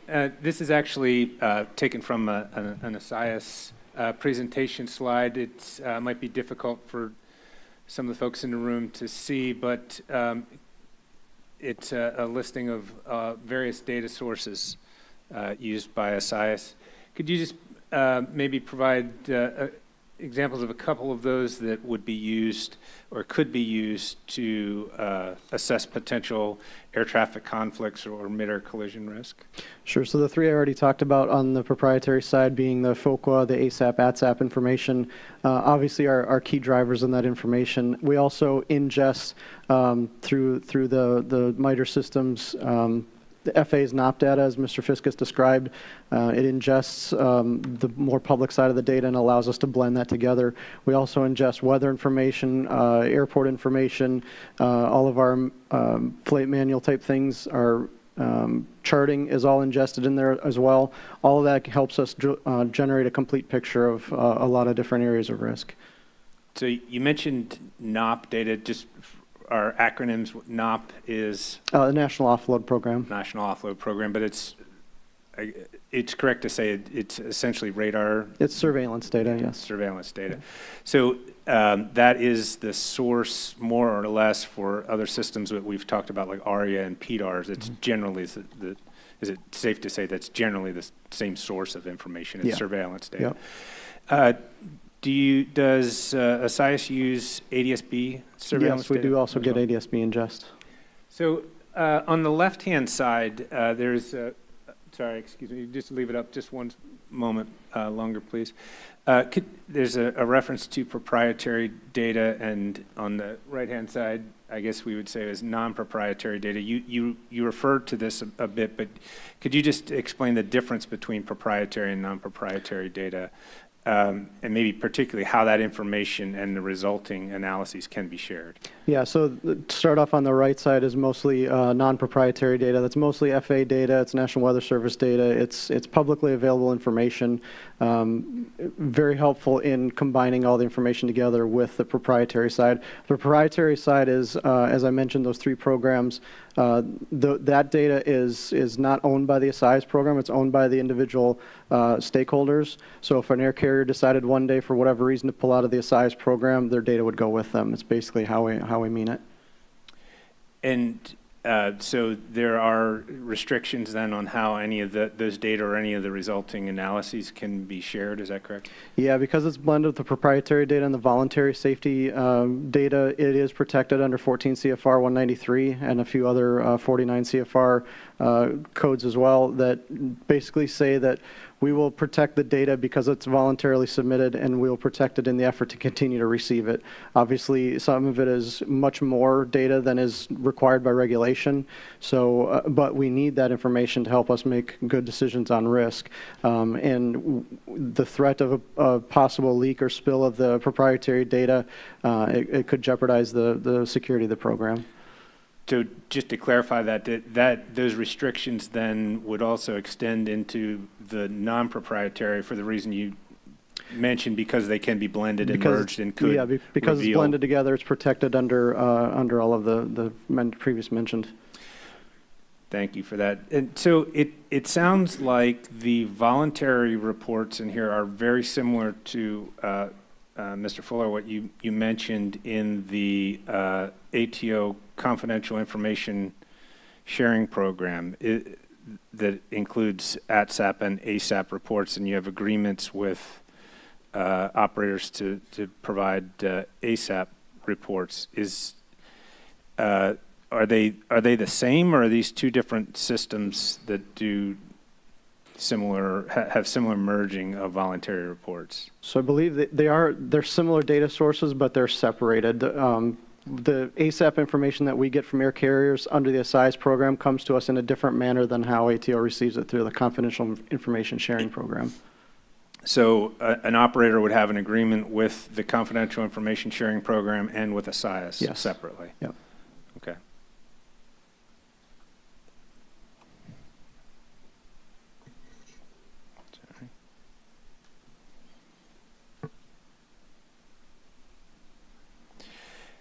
Can you share any examples prior to the accident of potential air traffic risks that were studied by ASIS? Yeah, we've been looking at a number of different risks through ASIS, but one that we've been researching for a while, as Mr. Fuller mentioned, was the interactions around Burbank and Van Nuys. That's one of our ones that's higher up on our exposure list. And knowing that there's mitigations in place, we recognize that. We're still monitoring it very closely to see how those mitigations are going to take effect. Matter of fact, under the U.S. Aviation Safety Team umbrella, we're doing a safety risk assessment out there in 2 weeks to sort of combine some of the data sets that we have together with ATO and with operators. A number of the air carriers that operate into Burbank have their own data, and it's benchmarked off of our ASIS data as well. It highlights an area that we need to go take a look at. So that's one of the ones that we particularly were using, and that was in place before the accident. So maybe more on that. Prior to the accident, was ASIS routinely tracking any metrics related to midair collision risk specifically? We do track exposure to TCAS RAs within the ASIS program, yes. TCAS RAs. Any other metrics specific to midair collision? That's probably the biggest one that we use. Okay. Prior to the accident, had ASIS conducted any analyses of midair collision risk that included the DCA area? We did not. No. Who can request an ASIS study or data summary? So any stakeholder of the program can request a data summary, and we've worked through numbers of those frequently. Reference this accident. NTSB is a stakeholder of ASIS and did submit a summary information request that was provided. How many requests do you process, let's say in a typical year? How many? It varies from year to year, and it's slowed down recently just because we've been in transition in the ASIS program. We're transitioning to a new platform, and users recognize that. So it could range from a few to 10 to 20, I think, is probably our max. And you mentioned the benchmarks and metrics that are being tracked. Are those shared out beyond the program, or is that still limited to those that are participants in the ASIS program? It's limited to stakeholders. Prior to the accident, how many helicopter operators participated in ASIS? Off the top of my head, I want to say 15 or so. Okay. And was that through agreements of operators directly, or was that through the U.S. Helicopter Safety Team, or what was that arrangement? So it's promoted by U.S. Helicopter Safety Team, but each individual operator signs their own agreement with the program. Does the U.S. Army or any other military branches participate in the SIAS? U.S. Army does not, but we do have Air Mobility Command is in there. I believe it's Naval Air Force. Atlantic is also in there, and the Air Force Safety Center are three DoD partners. Is there any specific challenges I could imagine just because of mission-sensitive information, anything, how you could separate that information if they were to participate? So we're working through that, actually. We're in the process of meeting with DoD folks post-accident to see if we can get more DoD participation in there. We recognize that there are some challenges that we'll need to work through. I don't know what they are quite yet. But we'll, obviously, probably the easiest and most of interest for us would be the commercial variants of the aircraft they operate, and maybe less of interest would be the military variants, but definitely lots of opportunity there, and we need to see how we can make that work. And if a SIAS identifies a safety issue, what options or processes do you have to mitigate a problem? So normally the way it comes through is the individual safety teams, whether it be Commercial Aviation Safety Team or U.S. Helicopter Safety Team, General Aviation Joint Safety Committee, they're looking through the data on a regular basis. They're the ones that are really manipulating and understanding it. I'm the commercial or the government co-chair for commercial side. If we find a risk that we think might be needing more additional information, we have a certain gate of information where we can get to the SIAS program without needing any further approvals of any kind. If we believe, or if our MITRE counterparts believe that the study or whatever research we're asking them to do is over a certain threshold, we need to get approval from the U.S. Aviation Safety Team, which is the overarching governing body of the program. We had the previous discussion of the SRM process, SMS process. Within the FAA's SMS structure, would that sort of a review kick off an SRMP, or would that count within the SMS process of an acceptable review? Yeah, so FAA is members of the U.S. Aviation Safety Team as well. As we work through the process, if there's something that highlights a potential risk, FAA could take interest in that, obviously, and trigger their own internal processes. So it would then carry over then to be yes. FAA process. All right, thank you. I just have some questions now I want to open up to maybe Mr. McIntosh, Mr. Fuller, and Mr. Fiskus, even particularly, about the interactions between a SIAS and the analysis activities that occur within the Air Traffic Organization, or ATO. Since they share similarities and, as we've seen, data sources, how do the data analysis activities of the SIAS program differ or coordinate with those of ATO for safety issues, particularly related to air traffic? So typically we work together with, we have representatives on all the different safety teams within the SIAS, and the Vice President of Safety is typically the ATO representative on the U.S. Aviation Safety Team. If there's a safety enhancement that's recommended out of one of these SIAS meetings, the ATO can choose to run it through an SRM panel. We can choose to provide our own corrective action and just report back to the SIAS team until we get a specific resolution. And one that comes to mind is the Denver TCAS issue, where a SIAS identified to us that they were receiving reports for, I think, 12 years of TCAS RA pushdowns going into Denver. And they were averaging, 400 a year, and it represented a significant risk to them. For us, internally to ATO, because we were not tracking it, because it wasn't a compliance issue, it was just the proximity of aircraft on parallel final, and the terrain at Denver was causing TCAS RA pushdowns. SIAS brought that information to us. We ran it through our own SRM processes, determined we did have a risk there, came up with a corrective action. We developed an approach procedure, a 3-degree offset to runway 16 right at Denver, and we saw the TCAS RAs drop from, I think we were doing 400 a year to, I think, 3 last year. And we're still trying to find a way to get rid of those last few 3 and what's causing that specific issue.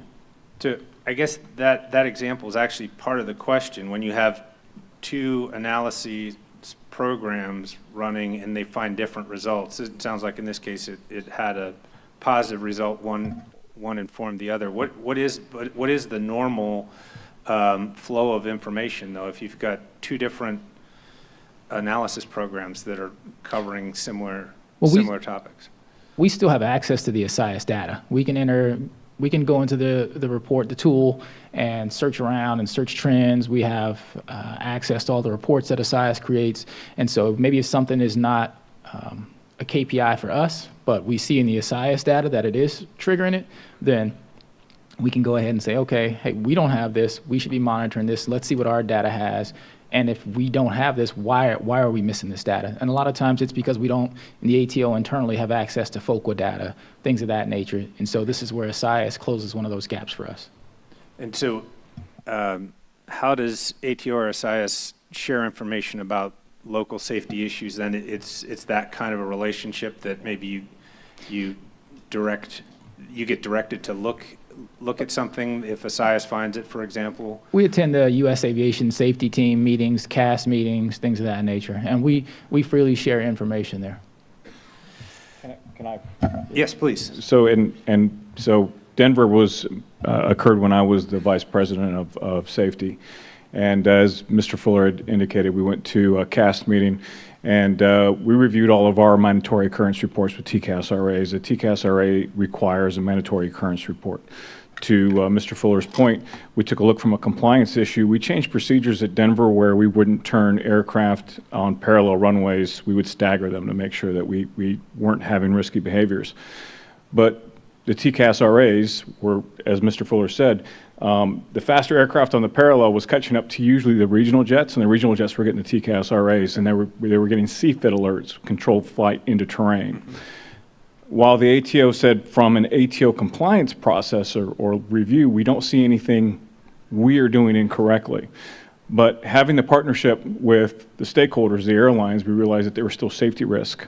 And that's when we developed the 3-degree offset to help cure that problem. Okay, thank you. Previously mentioned the Air Traffic Safety Oversight Service, or AOV, that actually falls under the aviation safety, or AVS, that's responsible for independent oversight of ATO and its safety management system. What analyses or metrics of mid-air collision risk does AOV use in that oversight, if any?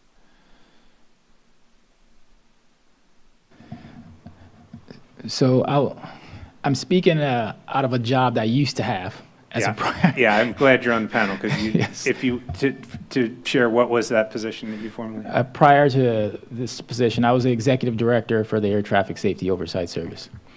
And so AOV is not fully equipped to produce their own data. They have some data sources that they monitor internally. They have some programs, but really it's about having unrestricted access to the ATO data. And so that's the relationship that we forge, the understanding. They have unfettered access to our ATO safety data. They sit, AOV is a member of our executive steering committee and also on the ATSAP ERC. So they are present for all of the ATO safety analysis and data. So while they don't normally create their own, they have a couple metrics, things that they monitor. It's really about them having access to ATO data and making sure that we are in compliance with our internal SMS process. Okay. Does ASIAS provide any analysis support to AOV? AOV is also a stakeholder under AVS, so they do have access to it as well. Okay.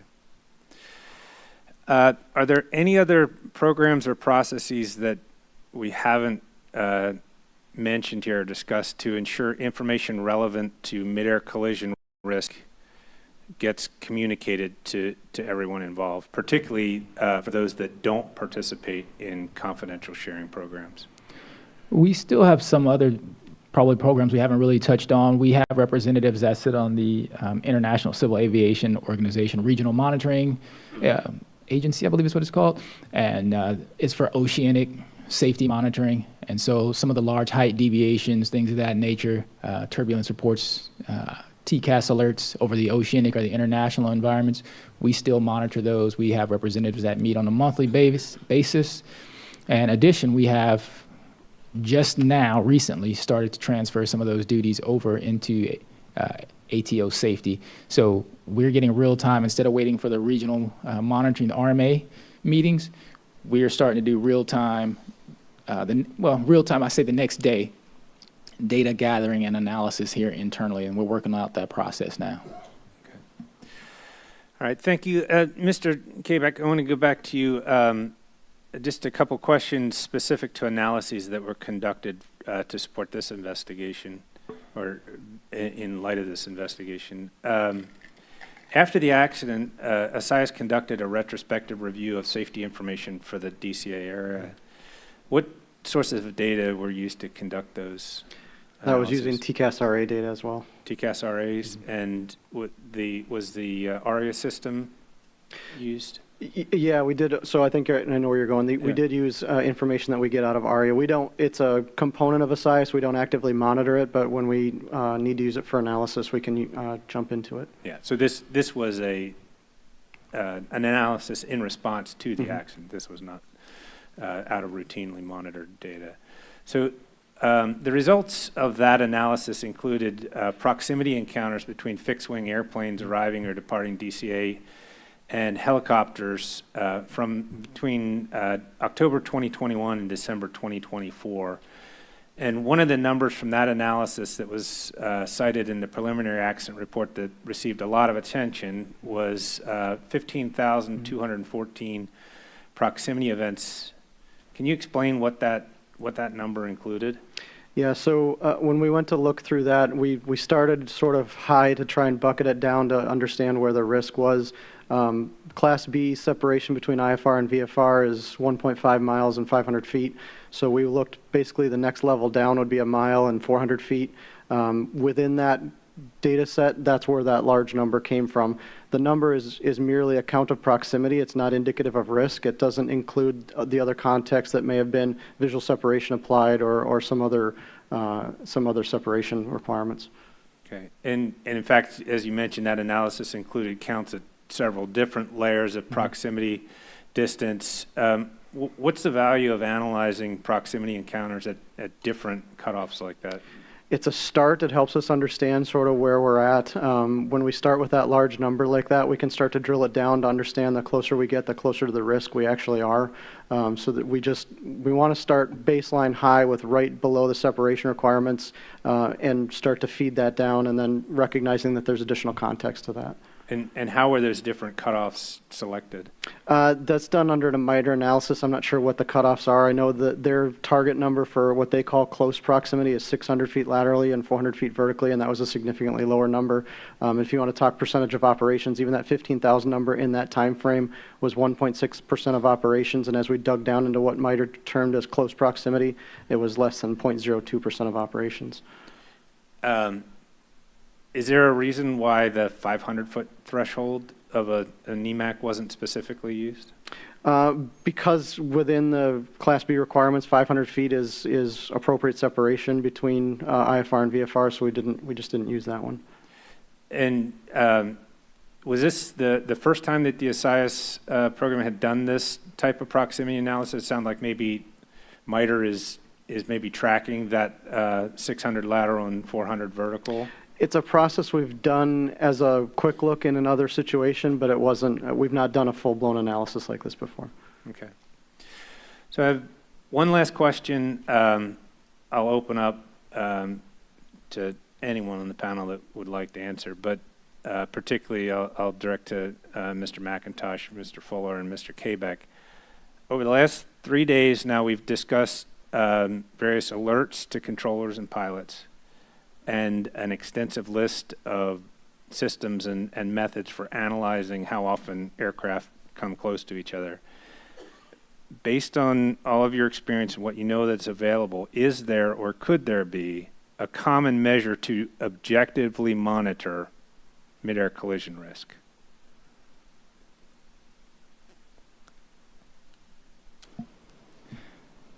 I don't know that there is one singular answer right now. There are a lot of different indicators and a lot of different scenarios.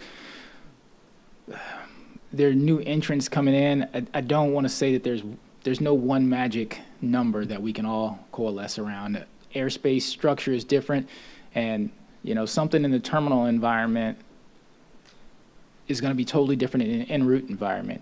You know, 1.5 miles in terminal is just normal business as usual. In the en route environment, that's pretty scary. And so I can't say that there's one specific number that we could agree to, or one value.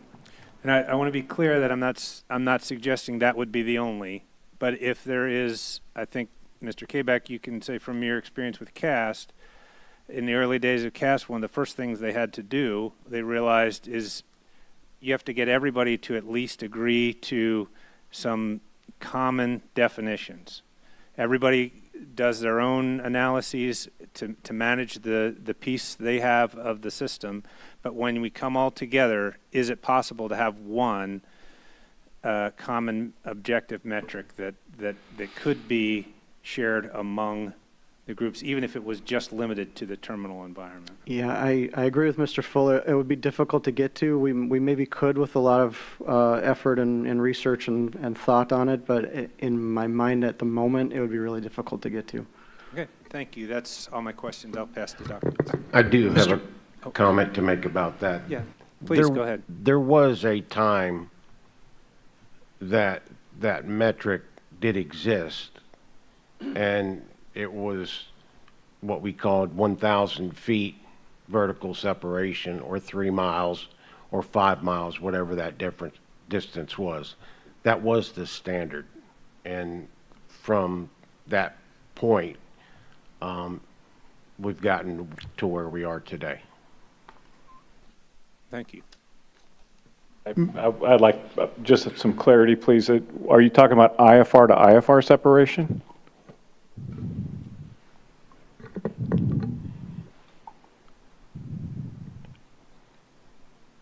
IFR to IFR was 1,003, and there are some other separation standards based on the, we'll say, class of service area you're in, A, B, C, etc. There was a basic, and today we don't call it that. It's not. Now it's a proximity error. It used to be something different.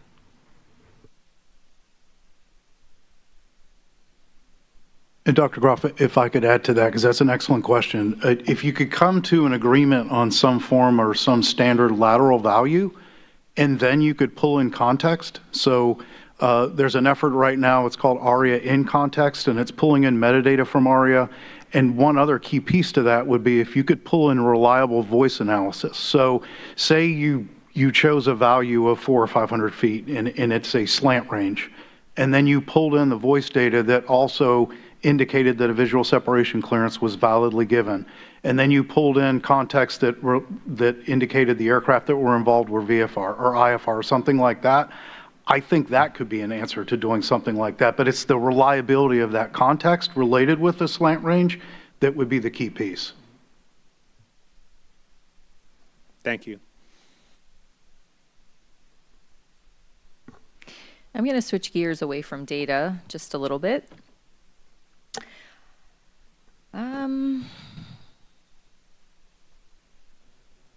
Well, I've got these from Mr. Fuller, but Mr. McIntosh, you could answer as well.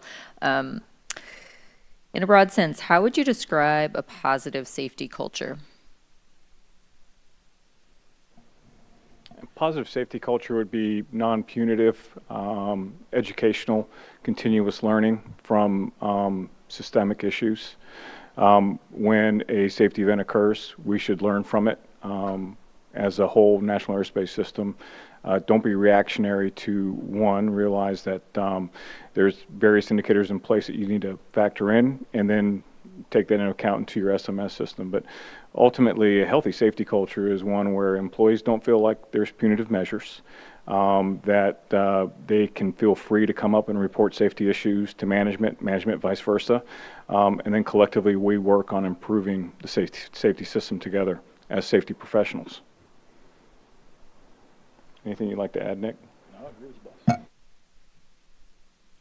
Well, Mr. Fuller, my next question is actually for you, because when I read your bio, you actually state that in your previous position as the Vice President of Safety and Technical Training, your efforts in that position helped to foster a positive safety culture. So I was hoping you could expand on what sort of things in your role you felt contributed to a positive safety culture. We did national training on voluntary safety reporting. You know, we have held numerous symposiums with commercial operators, helicopter operators, where we came in and discussed ideas for improving system of safety of the NAS. You know, previously, after the Austin runway incursion, we participated in the huge lift to reduce the runway incursion rate, especially around A and B errors, and getting the surface awareness initiative, the approach runway verification tool, all of those sprints through. We had to do SMS and SRM panels on some of the specific initiatives we were doing, and so those were some of the activities that I supported as the Vice President of Safety.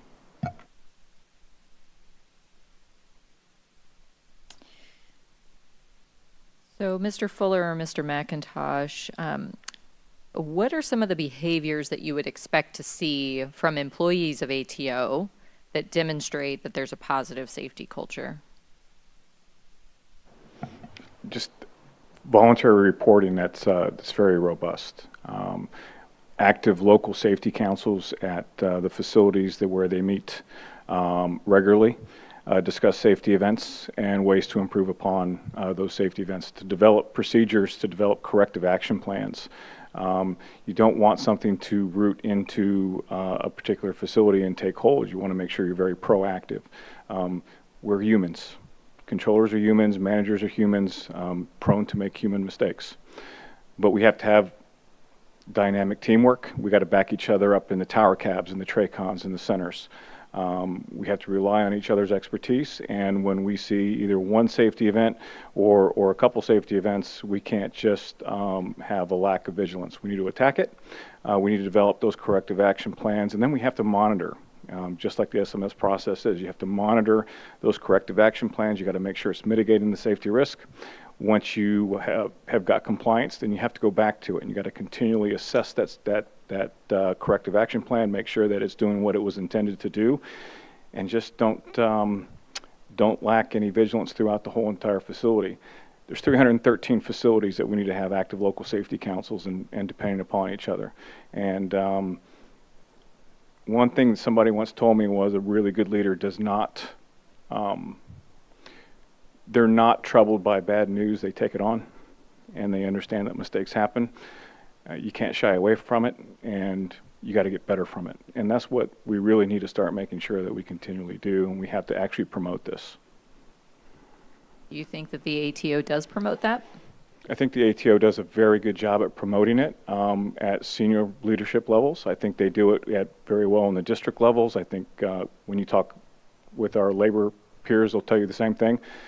I think some of our facilities are probably still learning and probably need a little bit of help, but to Mr. Fuller's credit, he did go actively and work on ATSAP training. I know he did that in conjunction with Mr. Murdoch sitting at the NACA table. That was a very important initiative for us to make sure that people understood the value of a voluntary safety reporting culture.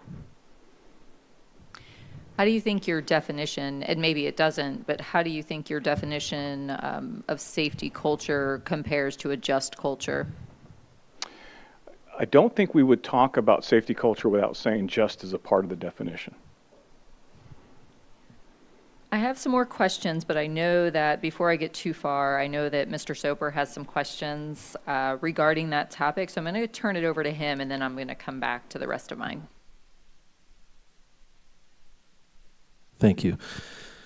So I know there's a lot of reasons for removing or replacing an individual from a position, and we certainly wouldn't want to get into all of those. But since I've been working here doing air traffic investigations for about 15 years, it's always struck me how many times that as soon as we announce a launch, from the time we announce a launch to the 2 or 3 weeks maybe following the on-site investigation, that the air traffic manager and or key management personnel are often relieved, moved, changed out, sometimes right while we're on site, as the first step to resolution. So while I understand it can be for a lot of reasons, it does kind of have the appearance of that knee jerk. And do you believe that this is aligned with the ATO's just safety culture that you mentioned? No, I don't believe removing a person from a management position based on a single event is warranted. I would classify that as a knee jerk.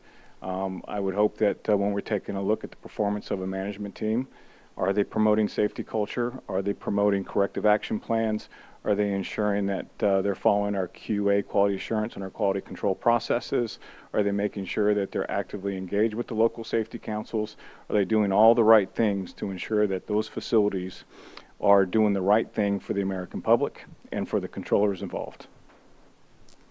Okay, thank you.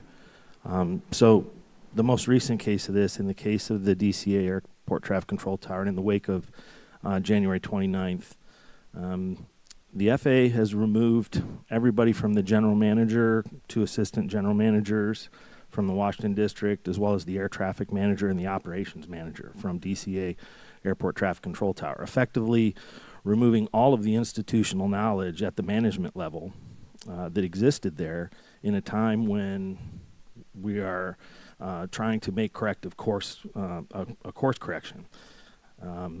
All personnel were replaced with individuals that don't, while they have great resumes, and I'm sure are great in their positions, and I commend them for stepping up to come in and help with the situation. However, they don't have the skill set or the experience from DCA Airport Traffic Control Tower as they try to navigate all these new procedures and changes that are coming down the pike. Can you please help me understand how this will provide an orderly and safe transition to the new and still evolving operational procedures, a decrease in risk of a reoccurrence, and an increase in safety? Yeah. Brian, so the individuals that I know came in are what I consider to be change agents and understand the importance of shared safety culture, that understand the importance of a quality control program, understand the importance of a corrective action plan, and more importantly, following up with that corrective action plan. The individuals that were put into that place, as you said, their resumes were not just impeccable, but they actually shown as proven leaders that actually effectuate change in a positive manner and ensure that safety is not compromised. Okay, thank you. Do you feel that the control workforce and facility management's faith and confidence in their senior leadership is important and essential in a just safety culture? Absolutely. In my experience and observation, this practice it actually works in contradiction. And I'm going back now to the change out in people. It actually works in contradiction to building a true just safety culture. It seems to illustrate to the workforce that it's not real, because a system failure absolutely resulted in what appears to be blame and even punishment or retribution in their eyes, resulting in the workforce's loss of faith and confidence in their highest level of leadership, which can have broad negative effects. If you're still committed, which I feel you are by your responses, to a just safety culture, how would you explain this to your air traffic control workforce to prevent that loss of faith and confidence? And many of them are listening right now. And I respect the controllers that work at DCA just like the controllers that work on my other 312 facilities, and I'd be more than willing to sit down and have that conversation along with my NACA counterpart. We have been committed to visiting DCA on a bi-weekly basis with senior leadership. I've required the vice president and deputy vice president to go there on a weekly basis, check in, do what I consider wellness checks, make sure everybody's doing all right. But I've been there a couple times myself to show that we are committed to the controllers that work at DCA. We care about them. We care about the jobs that they do, and we know that they're committed. They're going through a very hard time now, and rightfully so. This was a tragedy. And we make sure that we go over there and they understand the importance of what we're trying to build, and that we're not going to shy away from things, but we're going to stand with some resolve and make sure that we make the right decisions for the right reasons. And I'm willing to sit there and have those conversations with any of the controllers that want to talk to me. Great. That's great to hear. Thank you. I appreciate your responses for that. Kat? Thank you. Mr. Allen. being at the DCA tower, how would you describe the safety culture there? Are you referring to pre-accident? Yes. The safety culture, I believe, was robust. In previous ECVs that we had shown great improvement. We had spoken about the one over the past couple of days that did not go so well. I believe it was approximately 2022. But the subsequent ECVs 2023 and 2024, there was great improvement across the board in all categories. QC was 100%. As one of the ECV team members as a quote.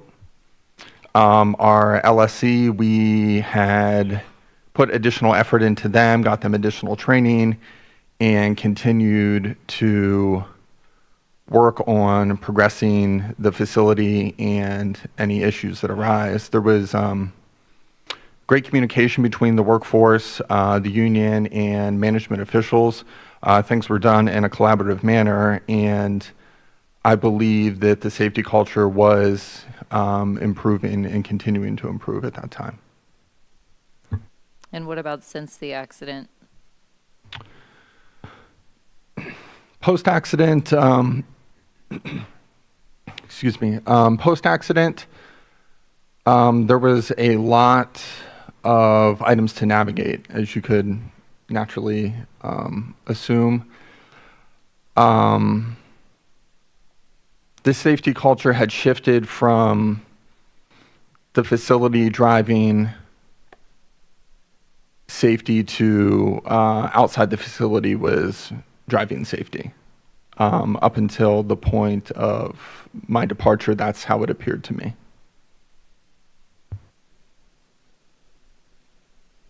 Before your departure, how did you feel that ATO supported the tower?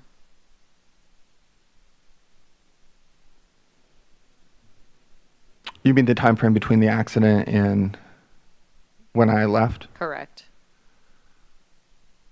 The support did grow. As stated throughout the past couple of days, resources were being deployed with additional support staff. Equipment is on the way. Things of that nature were helpful.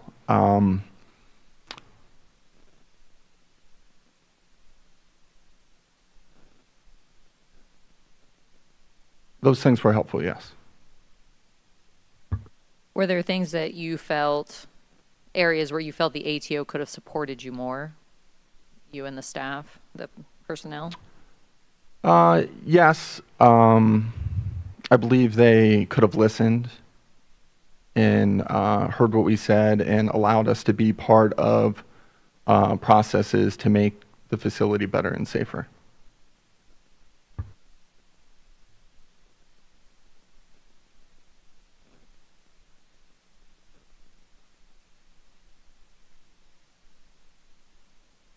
Well, what do you think? What happened instead?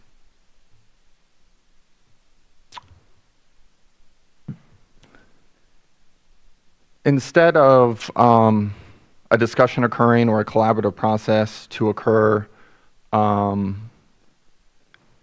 directives or rules of that nature were just handed to the facility.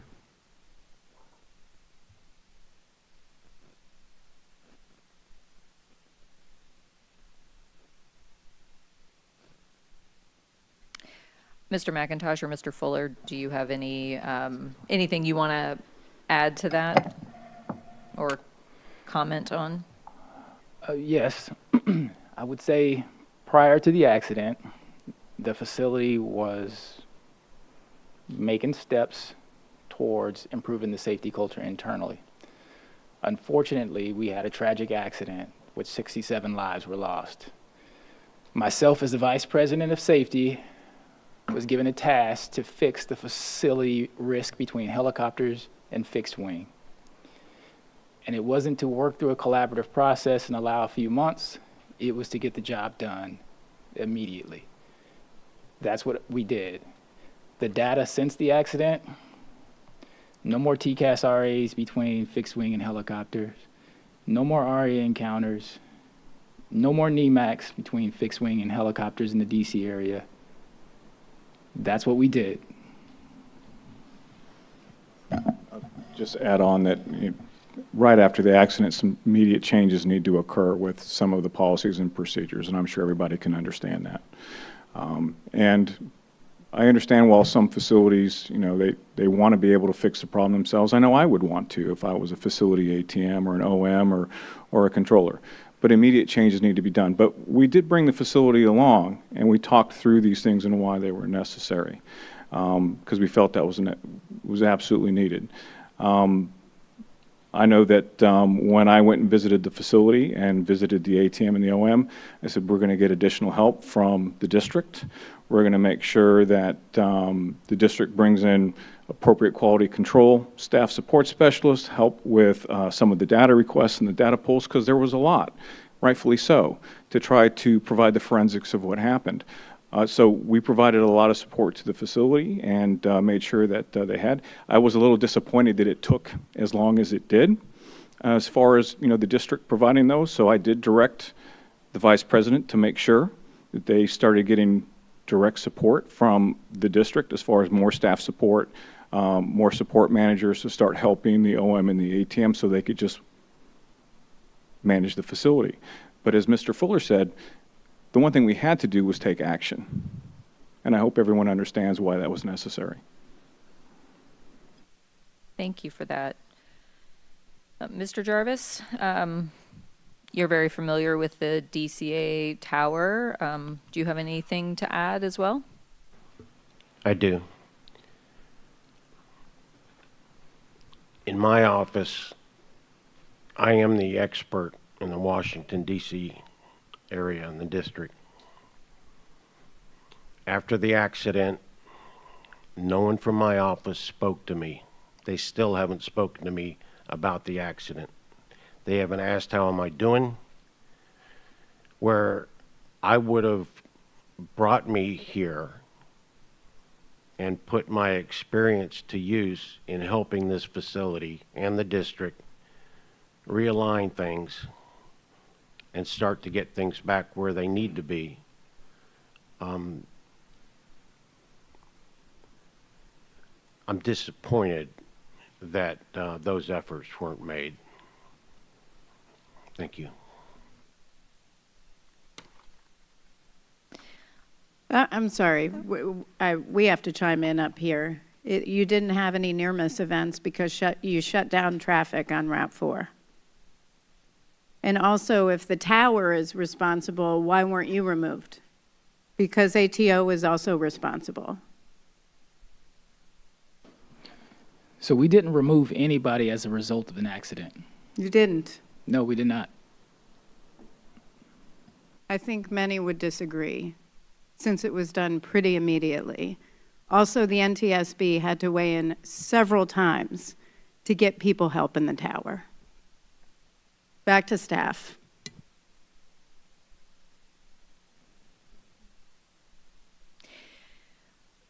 Okay, I'm going to switch gears a little bit. Let's go back and broader. So if you could, Mr. Fuller or Mr. McIntosh, if you could please describe the safety management system at the ATO.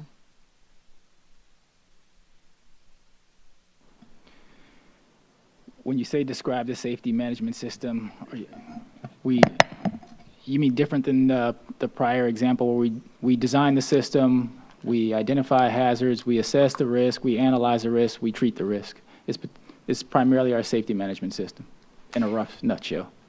Okay, and so you follow the ATO, we've got the safety management system manual. Your safety management system, I'm assuming, is based off of this manual? Correct. Okay. And the safety management system at the ATO, that applies to all levels in the ATO, so down to the district, facility, all the levels fall under that SMS? Yes. Okay.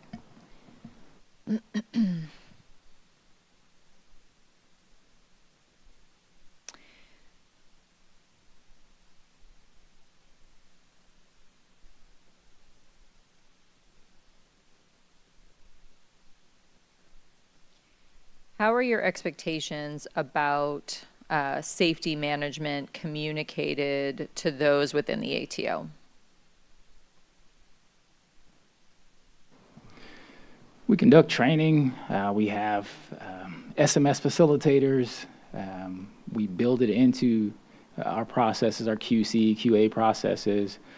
We have staff support specialists. It's primarily how we do business.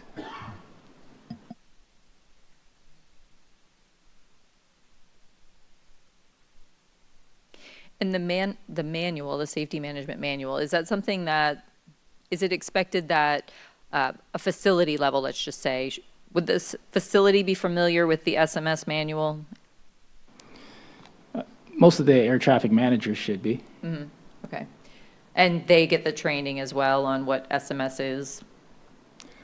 Not specifically on what SMS is. Mm-hmm. They get training on specific principles that they should follow, how to do a SOP change, how to go about requesting support from the service center if they're looking to do some kind of procedural or equipment change. If they're looking to add equipment, we walk them through the SMS process and how they should be the change proponent if they're looking to do something different for an SRM panel. So when we look at SMS or safety management, we know that there's 4 tenets of it.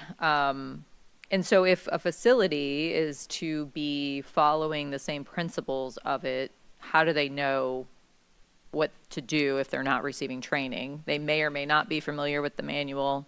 It seems like, how does it filter down to the facility level if they're not fully aware of it?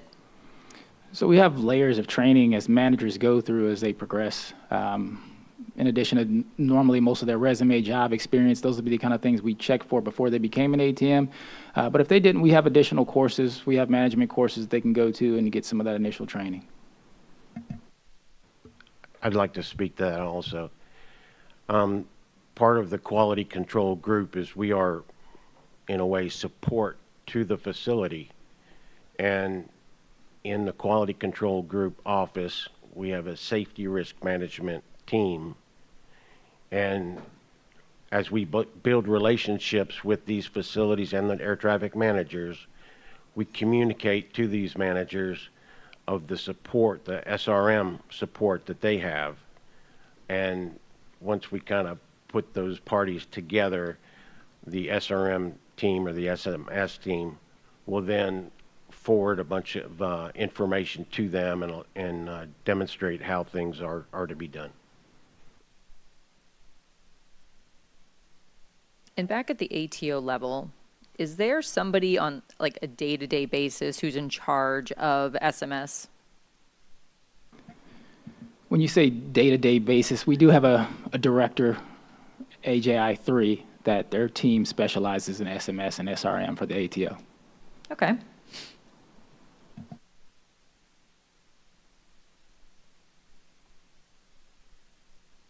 And what about down at the facility level? Who would be responsible for safety?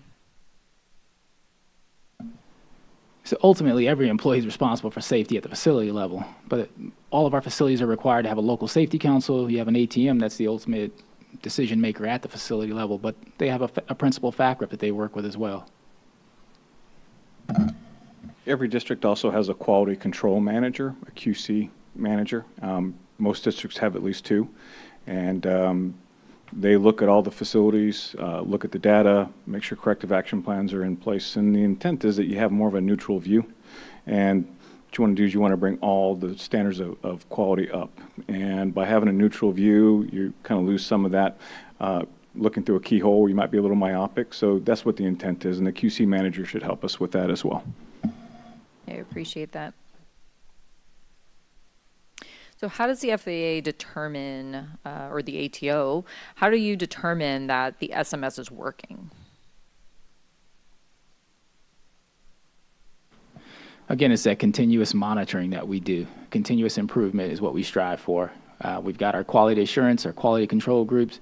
We recognized after the accident that we did have some gaps in some of our processes, which is why we did a realignment.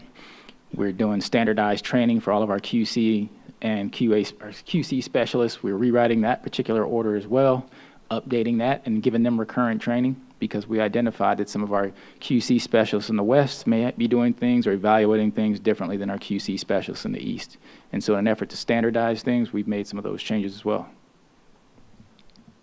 And you mentioned that there is some training provided to personnel regarding SMS. Is that a one-time training? Is that incorporated into recurrent training? How often are they getting that?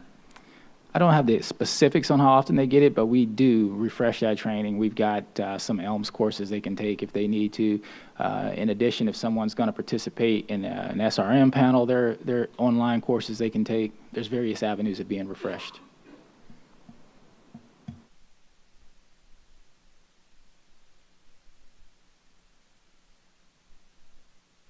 How does the ATO as a whole ensure that controllers don't become complacent or take unacceptable risks? So we've heard a lot of things about possibly 40 to 50% of conflict alerts being irrelevant. We've heard about non-standard techniques in the DCA area. We've heard about squeeze plays. We've heard about making it work. So how does the ATO how do we monitor that? How do we make sure controllers aren't becoming complacent? They're not cutting corners.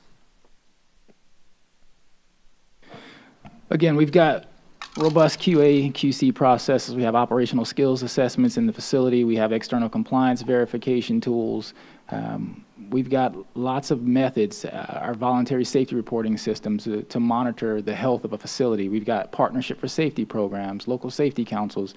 We have monthly briefings that come out from our QA and QC courses. I mean, we've got a lot of systems to try and mitigate complacency. I just want to add on a little to that, if that's okay. And to Mr. Fuller's point, each facility is required to do a certain amount of operational skill assessments, OSAs. It's essentially an over-the-shoulder. We'll watch controller work, make sure that they're compliant with the policies and the procedures. And a certain amount of those need to be validated by the QC department. Again, an independent view, make sure that the grade sheet matches the performance on what they're listening to. Every facility is required to do an internal compliance verification, an ICV once a year. It's something where they take a look, but it's very similar to an external compliance verification where an outside source comes in and takes a look at the same things. And the external compliance verification and the internal compliance verification, they'll compare notes, they'll make sure that the facility is right where it needs to be, but it kind of helps identify any short gaps that might be there.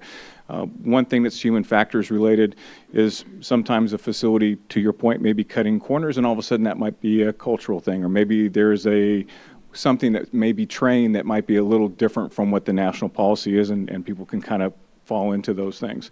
While the external compliance verification will come and identify and say, no, you're not where you need to be from the national standards. So these things definitely help us with ensuring that those gaps or shortcuts don't happen. As Mr. Fuller said, we also, when we start seeing national trends, where we start seeing perhaps a drop data block, starting to see a rise in that, if we're starting to see us clipping where we're not completing position relief briefings or something along those lines, we have monthly safe discussions where we'll meet with NAC and we'll provide verbal briefings to all the controllers and the managers to understand that we are starting to see some national trends, but it really helps ensure that the compliance is up and we're not cutting corners.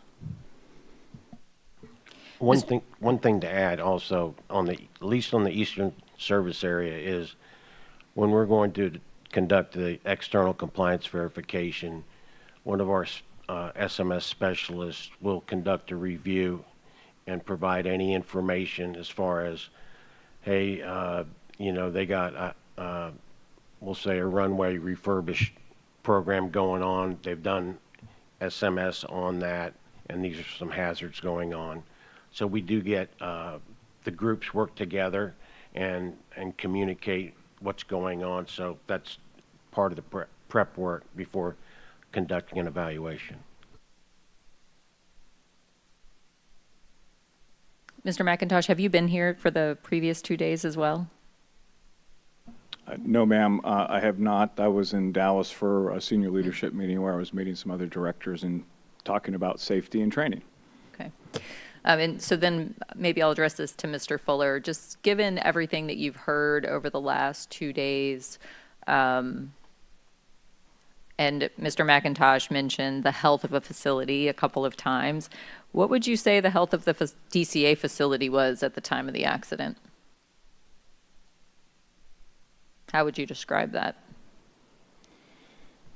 Obviously, there's lots of different levels when you're talking about health. If you're talking about facility staffing, they were healthy. If you're talking about procedural compliance, they were getting better, but not exactly at the level where we expected them to be, given that the proximity of the facility, the importance of it. They can certainly move airplanes. Obviously, they're proficient at moving airplanes. You don't certify there unless you are. But we did have some QC processes and checks, some documentation errors, things of that nature that just point to a little drift in our bookkeeping. So they were good from a healthy standpoint of moving airplanes, but we had drifted off and dotting all our I's and crossing our T's at the facility. Do you think that the ATO had its finger on the pulse, so to speak? Did you know the health of the facility in those regards prior to this accident, or was it the accident that brought those things to light? We have taken some steps to get DCA healthier in the past. I think it was mentioned previously, we've done a lot of support, having Mr. Jarvis on site, traveling up. We typically don't travel contractors to support a facility, but that was done in the past, I believe. We did director check-ins where I think they sent us a QC team here for 3 or 4 months in a row to help get their paperwork up to date, help refresh their training.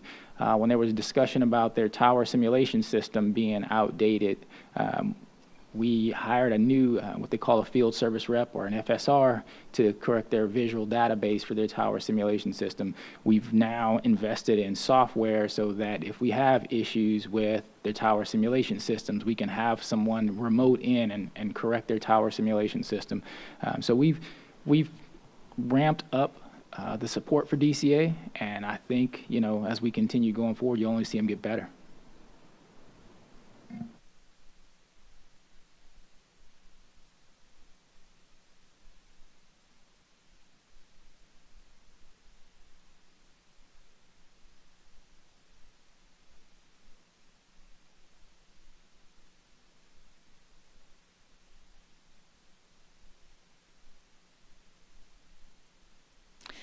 So we've talked a lot about risks that were identifiable in the safety data prior to this event.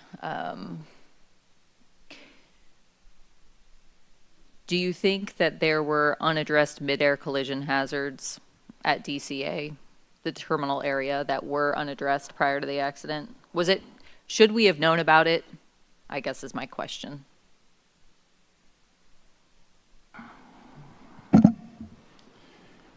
I think there were some things that we missed, to be quite honest with you. Not intentionally, but I was talking about how certain facilities can drift into some culture, and I think a big thing was we were really dependent upon the use of visual separation between helicopters and IFR inbounds and outbounds. It's not illegal. It's a legal maneuver, but based on the complexity of the airspace and close proximity, I think those are some things that we definitely take a look at now, saying that we would have definitely shine a bigger magnifying glass under that if we could go back in time. So where do you think the breakdown was? How did we miss this? I think this really speaks to the importance of shared services in the district, making sure that the district support is there and that you have those independent reviews, as I was speaking of. When our QC departments go and they take a look at operational skill assessments and they take a look at MORs, they take a look at trends, we need to be very mindful from a shared services perspective and taking a look at, is the facility doing all the right things, and giving them some objective counsel and even talking about ways that we can put in some better corrective action plans that would help the facility out. But that's the intent of shared services. Mr. Jarvis, in the ECVs that you did you feel like this was a known hazard prior to this event?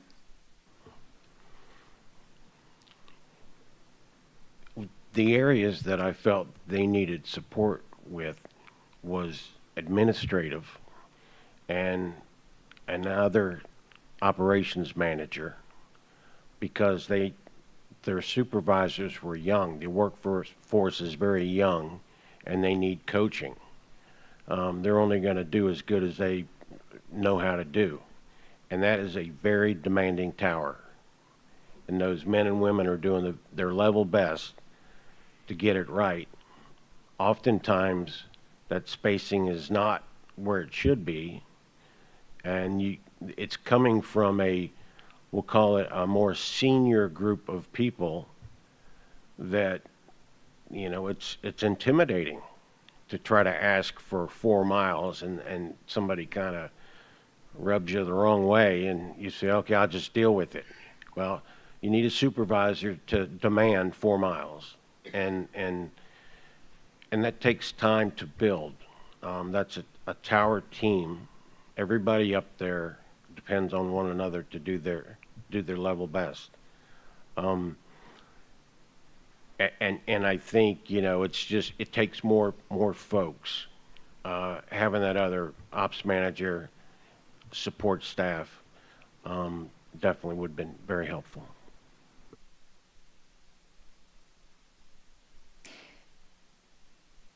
We heard during our interviews a couple of times the word political being used, that this is a political airport, there's political pressure, and I think it's political pressure being the nation's, the airport closest to the nation's capital, but also pressure from airlines, political pressure. And so, Mr. Fuller, Mr. McIntosh, how would you respond that those working in the facility feel that things that occur at this airport are very political?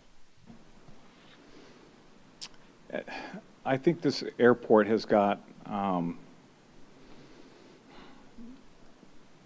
there's a lot of optics on this airport, right? We have being the nation's capital and the importance of it. So when we talk about politics, I will say this, since I was the DCOO, and now as the acting COO for the last 60 days, I've received nothing but support from Secretary Duffy, from then acting administrator Chris Rochelot, and now acting administrator Brian Bedford. They've been tremendously supportive, and I haven't felt any pressure from them whatsoever. Our biggest thing is ensuring that we continue to funnel resources, and that's the thing that is kept being asked of us, is making sure that we continue with a pulse on the facility and we continue to do the right things. Thank you. I can pause here if the board members wanted to ask questions in this area. We don't know where to begin.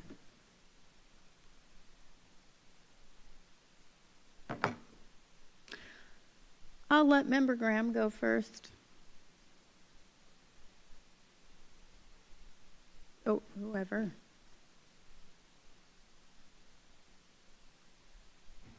I'll be honest, I had some questions for the FAA, but from what I've heard here recently, I don't think I need to ask any questions to the FAA. And I'll leave it at that. I think, yeah, on this topic, I'll pass. Member Inman.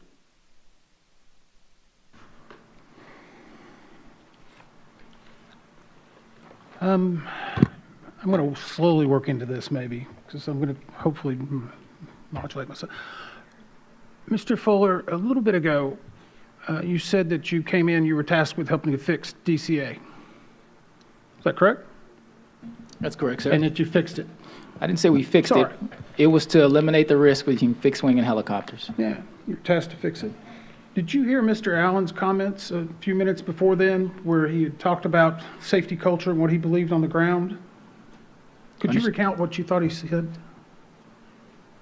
On the ground, he thought that they had a robust safety culture. But sometimes when you're too close to a problem, you can't see it as a problem. If you've been trained that way, that's the only way you know how to do it. And sometimes it takes an external lens to see where there's additional risk. Okay. And so that's coming in and surging these headquarter resources and people onto the DCA tower, right? Correct, which is where, again, Mr. Jarvis had talked about they lack sufficient support and the district manager wasn't providing them additional support. And so now you've been able to replace a bunch of people to give them better support? We have been able to give them better support, yes, sir. Okay. I'm going to start with directing you to ASRS report 2212055. This is from one of your controllers there in February of 2025. It will be up on the screen. We're being forced to use minimum radar separation rules while only having a radar qualification, computer-based, that I had years ago at a different VFR tower that I also had a different class of airspace. Is that the type of fix that was implemented? So as a Class B airport, they should have already been providing Class B radar services. That's what they're trained and certified for. They had refresher training in September of 2024, and they had refresher training again on the same subject this year in May of 2025. So why would they be filing ASRS reports on this? I'd be speculating on why they're filing reports. Well, the report is so that they'll see people and they will listen to what the issue is. Is that not correct? Yes, but the issue is they should always be providing Class B separation services. Visual separation is only a means to relax that, or to put that, well, I say put that responsibility on the pilots. But they should have, prior to the accident, prior to the change, been qualified to provide Class B radar separation services. Did you ask them if they were able to meet those minimum standards, or did you just assume that they should? Well, I saw their training documentation that said they were all signed off and they could all meet those standards. You did? Yes, sir. Okay. I think, Mr. Soper, I'll pass on that. Before you stepped into this role, were you part of the AGI Safety Integration Group? Does that kind of fall under your area? I wasn't part of that group. But sorry, did that fall under your, is that under your umbrella? If there is an AGI Safety Integration Group, yes, it'd be under mine. Right. Or it would have been. So I'm kind of curious, and you said that they had some quality control issues at DCA prior to this accident.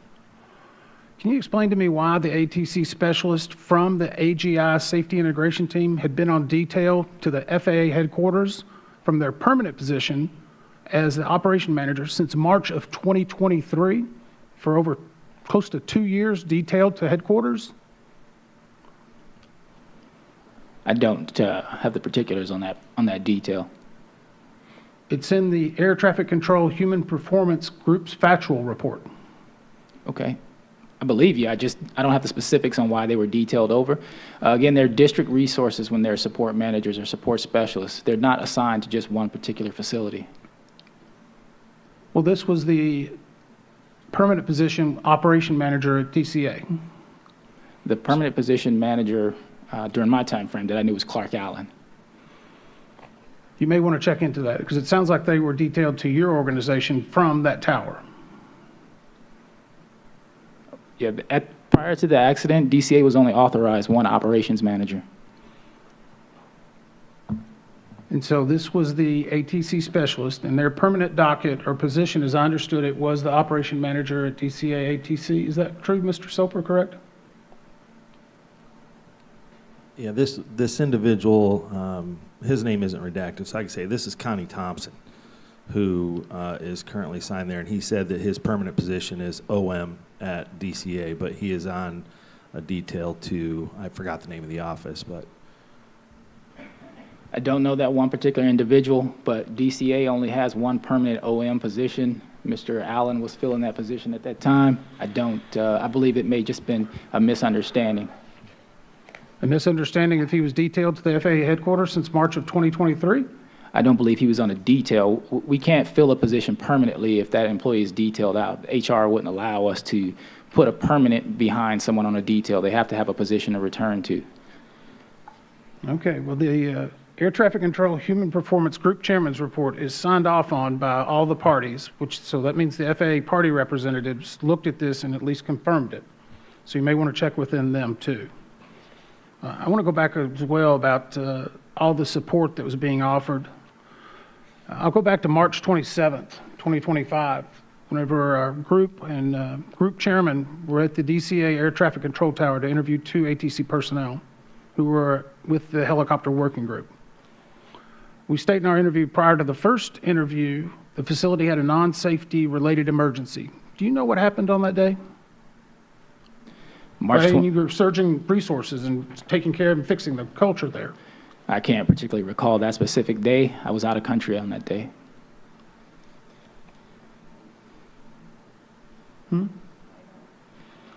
I think it was widely reported in the news. That is the day a manager was arrested for striking another employee. You don't remember that? I don't have the dates in particular, but I do recall that, and I don't believe it was a manager.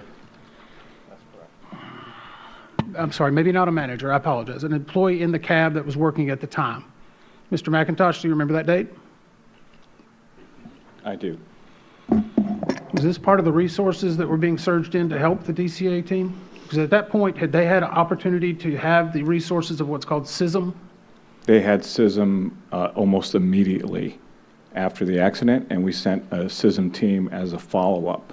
So we sent CISM there twice. And as far as the incident that you're speaking to, that was a traffic management coordinator that had an altercation with a controller.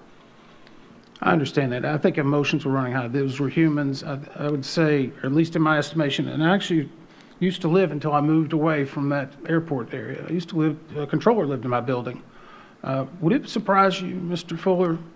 I think this is probably a pretty good definition. Would it surprise you that a lot of rank and file that are listening to this or that have listened to this investigation believe that there's leadership within the ATO group that have a certain amount of hubris? I'm not surprised, but okay, I understand that. Does that concern you? I think that most people think that headquarters is just there to, I don't know, drink coffee and hang out, but they don't understand the amount of work that we do to make sure that they had the adequate resources and available equipment, and that we're directing the support to help them achieve their goals out in the field facilities. Well, it sounds like from someone at the facility, they maybe wanted a little bit of equipment, but they don't want the directives coming down. They'd rather drive the change from there, because it sounds like at Potomac Traton, at least earlier, they were trying to make changes to reduce flow. Is that a good assessment? I believe that's what the Potomac Air Traffic Manager said, but again, that was a report that never made it out of the building, from what I understand, and that Mr. McIntosh and myself are now making sure that they get TBFM, TFDM. We are directing those resources to support the facility. TBFM, you said that you're making sure they get that resource? Yes, sir. Okay, I'm going to go back to that same group chairman report for ATC on page 82. Status update on February 10th, 2025, comment number 5. And these were records, I believe, that were provided by, Brian, these were provided by FAA?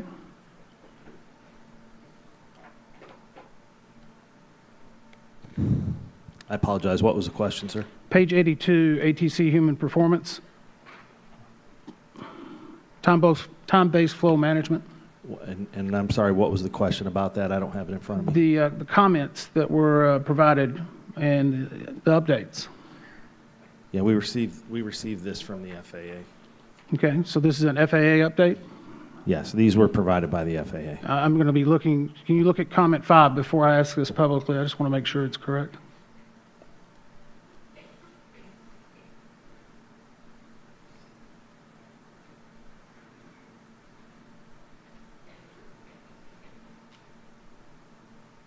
Yeah, that was pasted right from their document. So these resources you provided, this is a document from FAA, February 10th, comment 5, regarding time-based flow management. In response to site update, this item was revisited at the Gov Board meeting on 2/6/2025 with AGT, NATCA, Program Office, and SLE present. Disposition. Due to budget constraints and other program priorities, this effort is currently on hold until further notice. I'm not sure what that document is referring to, but I want to tell you what I did and what the ATO did. I'm saying this report was sent through concurrence with FAA party representatives and was put into the docket. We've seen it for almost a month versus the documents you gave us last Friday. They've seen it, we've seen it, everyone agreed to it, and yet we're sitting here getting testimony. We've done these great things. We've done these wonderful things. The documents and the information and the facts that we have are not seeing that. And I think that's the frustration of why I know it's the reason why Mike is probably better at holding his tongue right now. Well, but I'll tell you what, I'll yield my time to the chairman to deal with that. I would like to answer that question, please. Sure.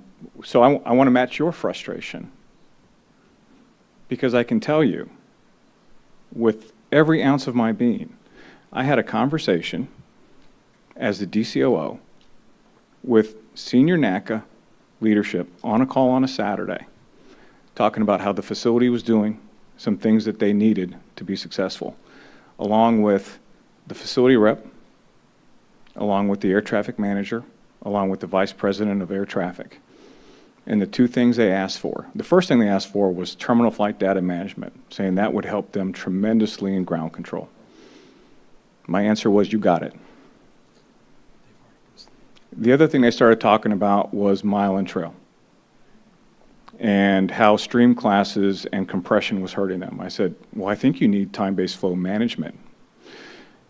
We needed a commitment that we weren't just going to do TBFM using what we call the departure tool, where you would just use TBFM to schedule departures, but you would actually have a commitment from everyone on board that we would actually meet times on the glass, meaning when you would lose time to actually achieve the appropriate intervals. And that required conversations from not just Potomac and Washington, D.C., but centers that are further out there. My counterpart also committed to that. Going past that conversation, we met with the PMO. I met with my boss at the time, Mr. Arell. I met with the administrator and said, these are the things that DCA has asked for and that we need to commit to. And I got unwavering support to do that, and they are scheduled to receive both of those products. We moved them up in front of the waterfall, and they're receiving both of those products late February, early March. And I can commit to that in testimony. Yes, sir. Well, yesterday somebody committed to it, and they also committed that Potomac had the equipment for 7 years. DCA, according to this, was requesting it since 2023, had the equipment and been asking for it. What I'm worried is now we're going back to the same thing we did with manufacturing. It's a whack-a-mole. And so now we're moving this ahead of the waterfall. But are there other agencies, other towers that are asking for things that are critical for safety, and now we're just trying to jump ahead to try to take care of the most pressing political issue because it's in D.C.? Mr. Inman, this is what I can tell you, was when the request was made, DCA was not, they were no longer in the waterfall for TFDM, and we were discontinuing TBFM altogether. TBFM, while it was available to the facility, still needs adaptation, where we go in and we develop stream classes and freeze horizons that will show up on a controller's radar display, plus the required training. So while there is the ability to do this, you still need to do a lot of adaptation. There's a lot of work that needs to be done, and there's a price tag that's associated with it, but you can't put a price tag on safety. So we moved this first. As far as the whack-a-mole, they weren't on the waterfall. I made a decision after consultation with my leadership that DCA definitely should be on that waterfall, that it would help the controllers workload on ground control, and it would definitely help them with delivering an appropriate rate. And I felt it was the right thing to do. I appreciate that. And I will say this. I know Chris, I've known Liam, the new administrator. I do not question whether it's your desire to do things safely, but there is a disconnect between what your frontline employees, the Mr. Allens, the Potomac Tricom managers, your controllers, what they're hearing and experiencing versus what is being said in these testimonies. And we would like to try to figure out how to bridge that, because there's a significant frustration between what's actually occurring being what's being said for public consumption. I 100% agree with you. There definitely seems to be some barrier in communication where the people that impacts this the most are not hearing the things that the FAA is moving forward on, and that needs to be addressed. I agree. Go ahead. Okay. So that's the point. I actually, and I do want to clarify, I wasn't suggesting that either of you should be fired, First of all, Nick, Mr. Fuller, you've been in this position since how long? About a month. That's It's going a on 2 long years. month, Yes. right? It's Yes. a very long month. So I appreciate that. And Frank, I deeply respect you and your work. So, but what we're trying to understand is where the disconnect is. Because what we have is, for example, 10 to 15 reports from controllers today that are saying that there were, or reports that from controllers today that are saying there were 10 to 15 loss of separation events since the accident. That, let me just, that they're aware of, that they have filed reports on, that, and we know of, we know of the flyover, we know of JPN, we know of controllers crying, we know of controllers crying in interviews, which is actually, and I do appreciate you did send CISM out. I did call and have a great conversation with Chris Rochelot when that event occurred, when we were on site and there was a fight in the tower, and you worked with NATCA to get them out again, and I talked to NATCA. So I do appreciate you did go out and work to get them help. What we're concerned about is much like what we were concerned about in 1282. There seems to be a disconnect from what we're hearing from people in the tower or at the other levels than what is happening within the leadership, either at ATO or at FAA. There is a disconnect, and we're trying to figure out how do we bring that together, because what we're hearing is and seeing is and what they're seeing is the response is people get transferred or fired. And so or the safety culture team got removed. So we're trying to figure out, okay, that's the message they're hearing, which isn't good. I wholeheartedly agree, and I will commit to you and everyone on the board and the panel that I will start working this immediately to make sure wherever those barriers are occurring, that it stops, because we're still answering questions on staffing from some media outlets. And I've worked with NACA going, where is this coming from? And clearly someone in the facility doesn't feel like they're getting the help that they should be getting. And quite honestly, if that word's not getting down, then we need to do a better job in breaking through whatever that barrier is. Well, and I think it's the opposite, is it's not just, are you getting word down? Yeah, that's a good point. Is, where is the communication from the bottom up? It's an excellent point, and I think that's something that is something else that I will address. Yeah, and listening. And, Yes. and we want to be helpful in that. Whatever we can do to help. My concern, and let me just switch gears for a second, and I know the parties have questions, but when you said you got it, that's what we would like to hear. I would like to walk away from this hearing with a renewed commitment to move forward on the investigation and to move forward on safety. And a little bit of frustration. I mean, when I look at, I have the FAA order, I don't even know what this, 88, you have a lot of orders, by the way, 8020.11 Delta, where it lays out NTSB investigation guidelines and how the IIC needs it. FAA may request whatever information they need, but the IIC needs to be informed about and given that information. But then when we request the information, maybe not from you, we're told no. That's frustrating. I mean, here's a perfect example. And, this is why Dr. Price and Lauren Groff were asking questions. Here's a perfect example. We had asked for information and were told no, data in relation to our investigation. We asked for information. Dr. Price followed up and asked for information on a call, and then didn't get the information, then I had to ask the administrator for the information for data, specifically for the time, for data on ARIA. Is that correct? ARIA data. Then we were told we couldn't get the ARIA data, so we said, okay, well, what if we submit the ASIAS request again and just add additional information? Mr. Kaybeck, I think you responded, and we didn't get the information. We were actually told that's how you should ask for the information. We didn't get the response. And then I had to come in and say, how come our team isn't getting the response? And the response was, let me say what we asked for. We had to ask again because we couldn't get ARIA data.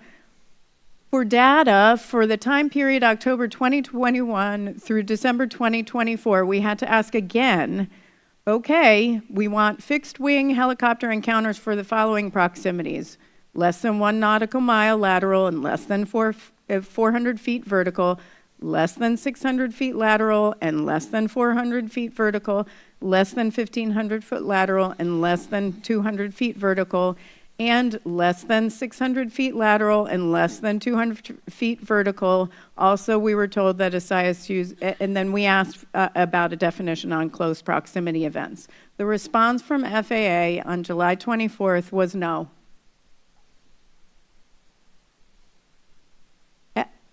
So I'm just going to go back to the order that actually says the FAA will comply with 49 CFR section 831.5 and not interfere with the NTSB investigation. So when we're asking for data and you're telling us we can't get it from ARIA, so then we say, well, do we have to ask it this way? And you say yes, and then we put in this way, and then you come back and say, nope. I think you're interfering with the investigation because you're basically telling us no every which way we can. The response was, nope, we're not going to conduct duplicate ASIAS analyses, which actually wasn't duplicate. We were told to ask it that way, and we added additional questions. I want to hear, great, let's work together. I don't want to hear no every time we ask for information. You know, and then I got to hear on July 11th or June 11th at a Senate meeting that somehow our 80 out of 15,214 events, and then 210 events, and then 85 events of 1,500 foot lateral and 200 foot vertical, that it's actually 5. I had never heard that. And we don't even know where that came from, because this information we got was from you all, and the information you provide senators was from, actually from, I don't know, NMAC or whatever you call it.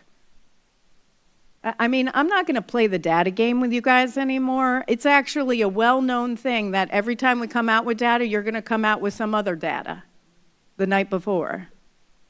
And that data should have been shared with our IIC according to your own order. So I just don't understand. Either we're going to work together on safety and on this investigation, or we're going to continue to ask for data and you're going to continue to say no, or whittle down data that we received from you. I just don't understand it. It's not helpful.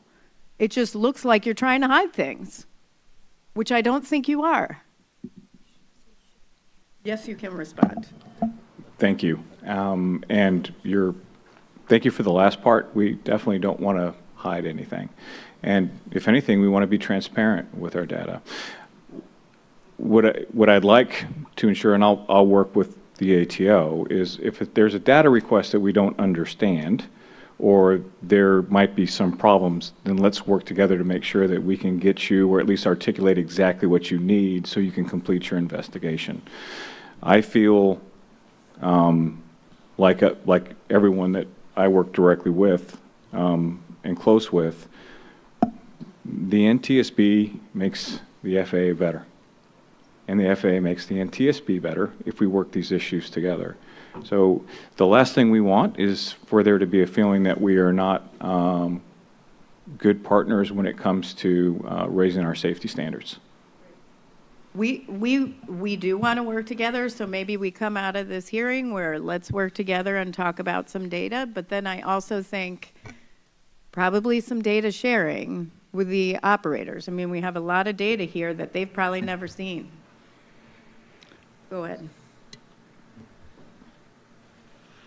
I know we're asking for a lot here.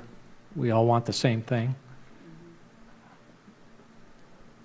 My biggest concern, being a former director of safety for an organization, for a flight organization, a manufacturer, is making sure everybody in that organization feels that they are the safety officer and they're being heard. I don't think that's happening right now, and I know this is not part of an investigative hearing, but you don't have a safety management system if that person out on the leading edge or in that control tower doesn't feel like they can report, they can be heard, and be responded to. And that deeply hurts me, and I know it hurts them even more, but for our system to be as safe as it can be, you've got to engage every employee, and they got to feel like they're engaged. So anything we can do to work with you on that, to make that happen, we will do. Yeah. I think you just did. I will tell you, I'm just going to go off my own experience, but as an air traffic manager previous, as a director, as a general manager in all my job things, leadership needs to be seen, not heard. You need to make yourself accessible to your field facilities and make sure that they do see you as human, not hubris, right? And that you care about not just the safety of the operation, but the people that are in that operation as well. I agree with everything that you said. We do need to make sure people feel not just valued, but they can be heard and bring those things forward. I testified earlier that I do believe that the ATO has a good safety culture and has a good just culture, but if we're seeing that in some of our field facilities, then clearly we have some work to do. And we got to push forward and make sure, again, that we're doing the right things for the right reasons. That would definitely be one of them. I don't know. No, I came here because of the MAX crashes. I think you may have heard that, Frank. First one was a tragedy. The second was a travesty. I worked with the FAA during that time. And the reason I bring that up is I think our frustration, if I can just echo this, we'd like to be treated privately the same way we are publicly. And publicly, we're treated very well. We're going to cooperate. We're going to do everything. We're going to do all that. You get thousands of pages thrown on you on a Friday, and you're trying to we're living up to a promise to every one of those victims' families that we would do everything we could, and we're going to continue to do that. So that's, I think, all we're asking. That would be my first request. Chair, if you don't mind, the second request would be a break. We've been at it for 3 hours. I think it would be fair for everyone. Problem is, I can just keep going. Bit. Yes. Okay, let's take a break to, what do you want? 15? Okay, 6:30. They just need time to get them. They're like, it's just, they just were immediately irritated.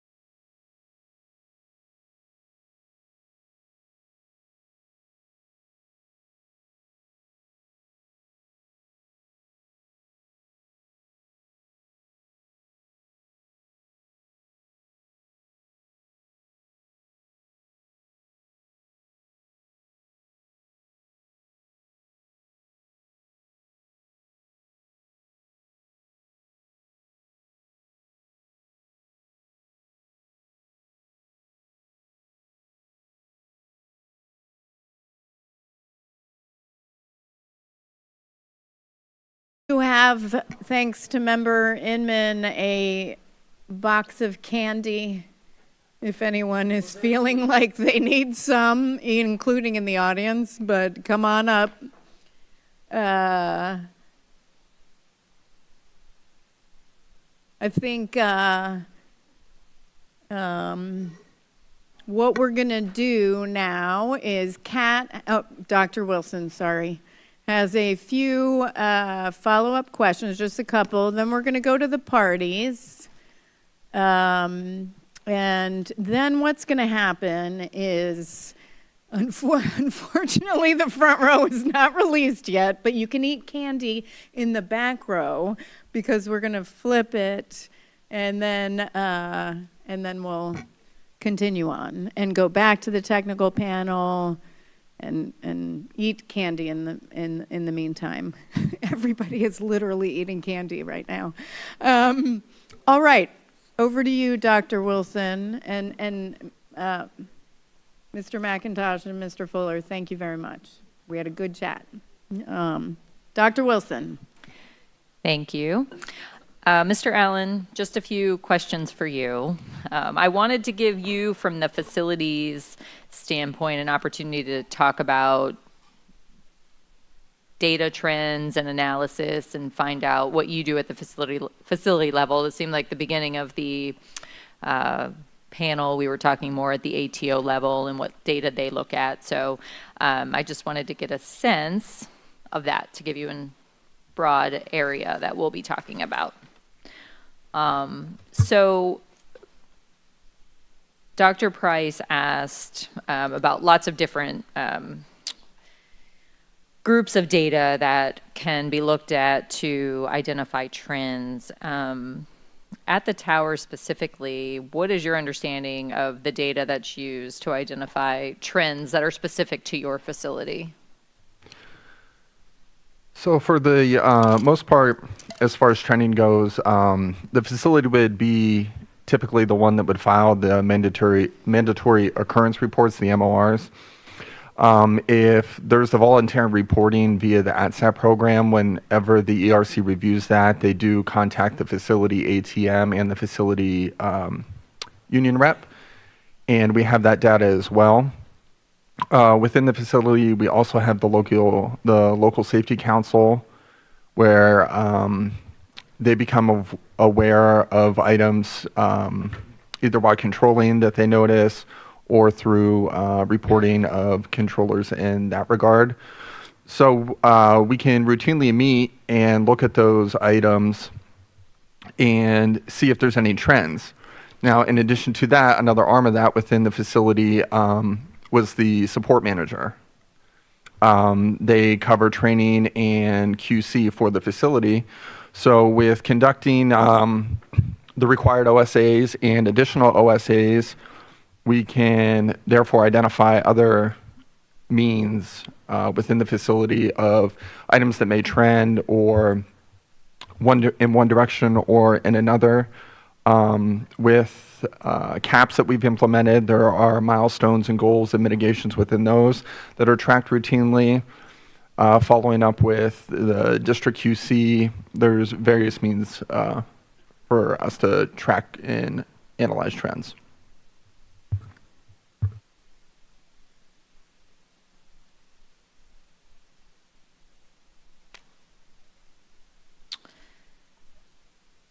That process of looking at trending data, is that a documented process at the facility?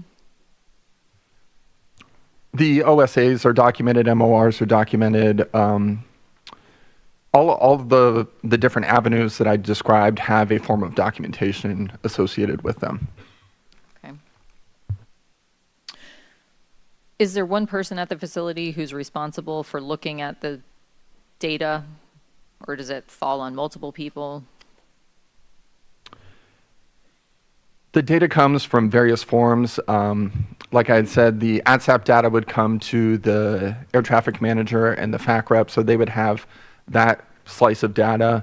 We're all able to look at MORs. We're all able to look at the OSAs, the caps.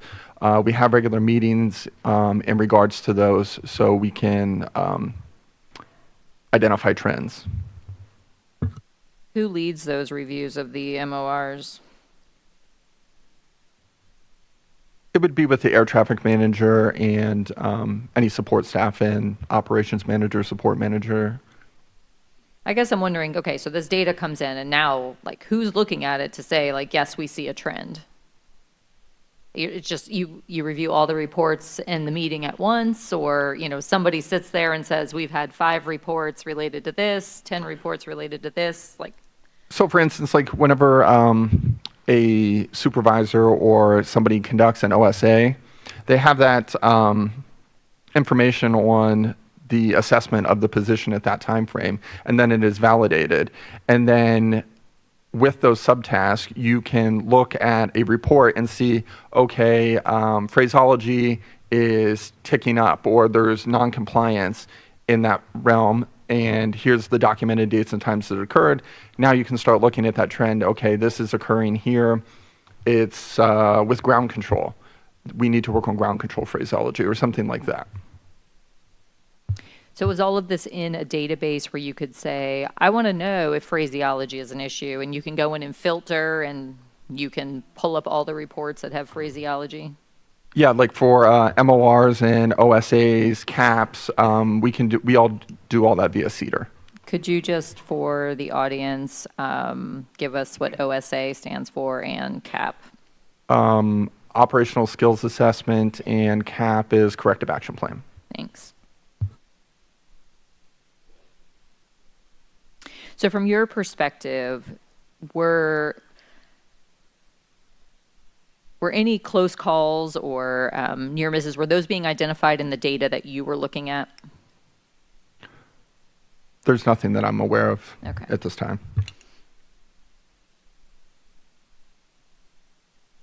Did the facility ever receive any concerns or feedback from operators about concerns that they had about operating in the DCA airspace?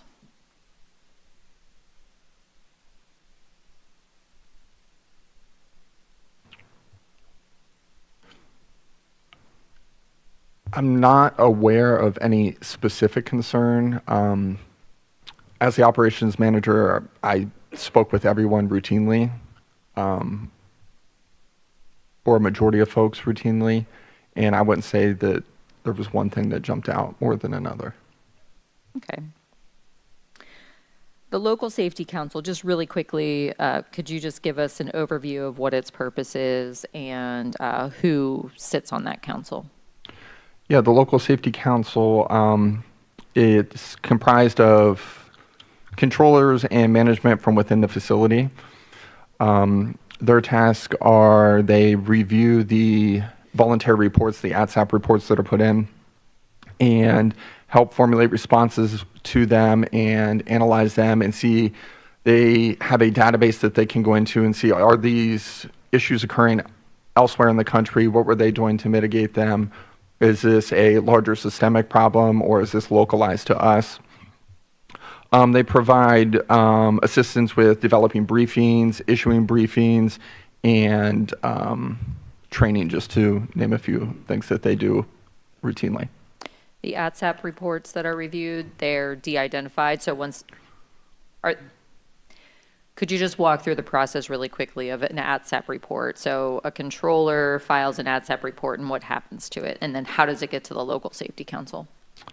Yeah, so the ATSAP report, a controller can file it anytime. It doesn't have to be on an FAA computer. They can do it on their phone, computer, iPad, whatever they choose to.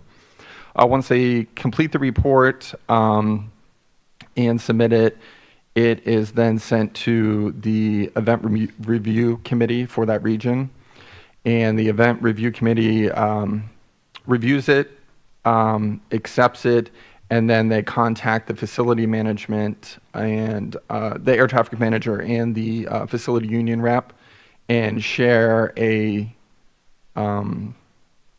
redacted version, I believe, of what the report was and ask for follow-up and what mitigations may be taken for it. We talked a little bit about the ATSAP program yesterday with Mr. Lehman. He brought up some concerns that he had. What is your opinion of the ATSAP program? Do you think it's working? Do you think it needs some improvement? Overall, I think the program provides benefit for the voluntary reporting. It's great to get that information. I think the way the information is distributed is maybe too limited, and it could be shared more broadly to address issues. It's fairly well contained, in my opinion. So I believe that could be addressed. There's other portions when ATSAP sit with the event review committee and whether they accept them or don't accept them, there's various opinions on how that should be managed and maybe the powers that they have in accordance with the agreement for it. So overall, I think the concept is great. I think we could refine it now. Do you have any idea of how many ATSAP reports are received at your facility in a month, in a year, any data like that? No, I did not have access to it. Do you have any, the answer could be no. Do you know how many of the reports get accepted versus rejected? Ones that I was aware of, I can only think of one that was not accepted. Okay.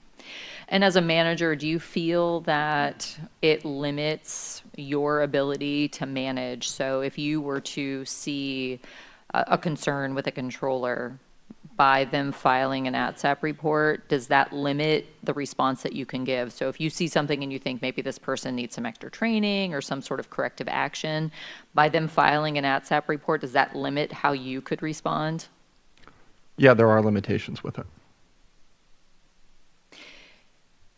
Does the ATSAP ever, so let's say a controller happens to file multiple ATSAP reports where maybe there's a trend with that controller that's identified. Does the ERT ever come back and say, hey, we're seeing non-punitive, but hey, this guy needs, or this gal needs a little more training? Is that something that ever happens?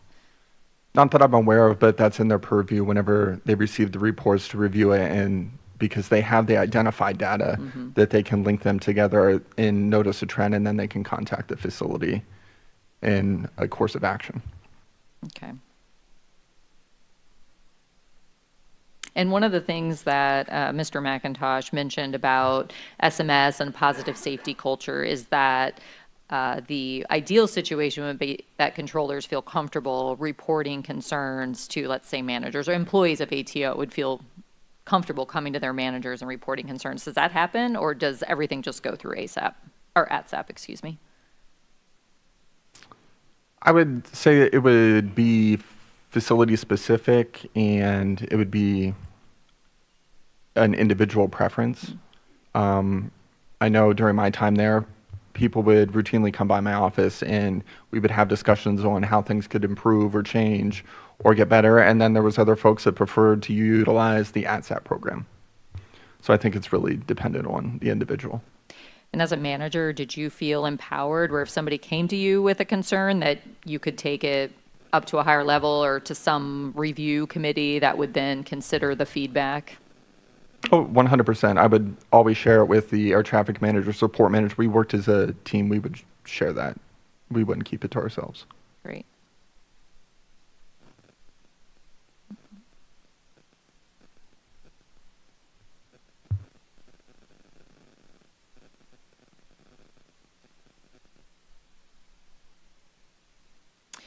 Are you aware, going back to the local safety council, was the issue of moving Route 4 over 295, was that ever discussed at the local safety council level?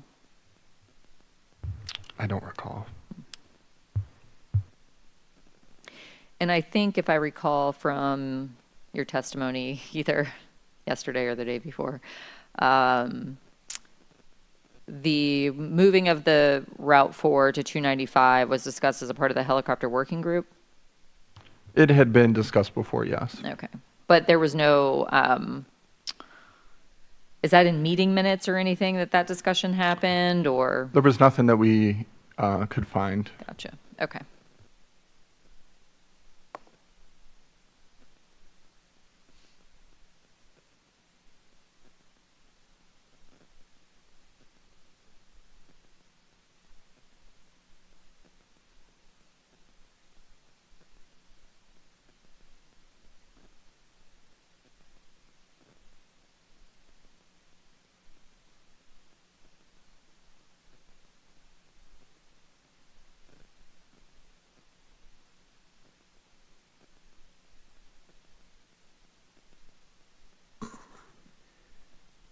Mr. Allen, I wanted to follow on to this line of questioning about the ADSAP process and some of the other safety assurance processes that were available to the facility.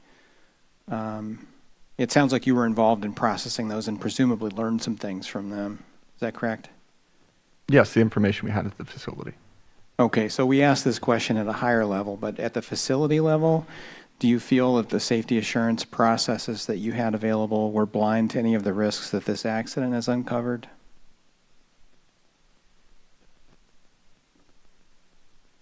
I don't think anything blinded us. It was that. Is there anything that, since the accident, that has highlighted hazards that you didn't feel like you paid enough attention to before or weren't aware of?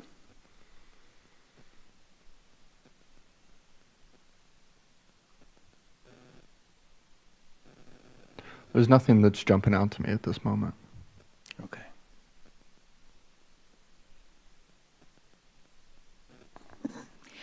Okay, does anyone else on the panel have any questions for the FAA witnesses before we turn it over to the parties? I think that concludes the questioning of the front row, Chairwoman Hamady. Still reserve the back row. They're sugared up now.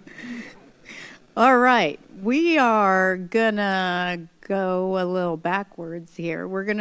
Now we're gonna go this way. So we'll start with PSA Airlines.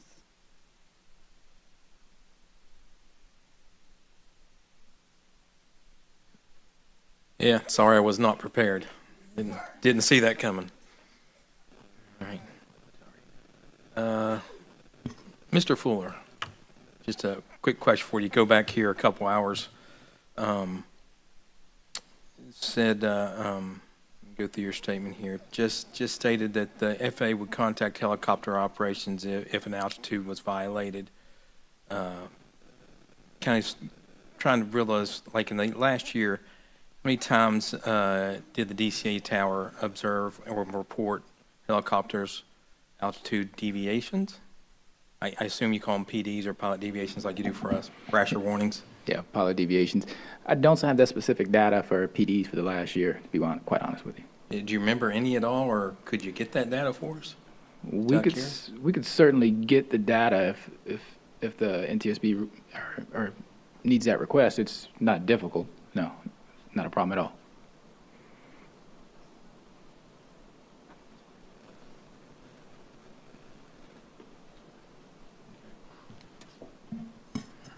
See if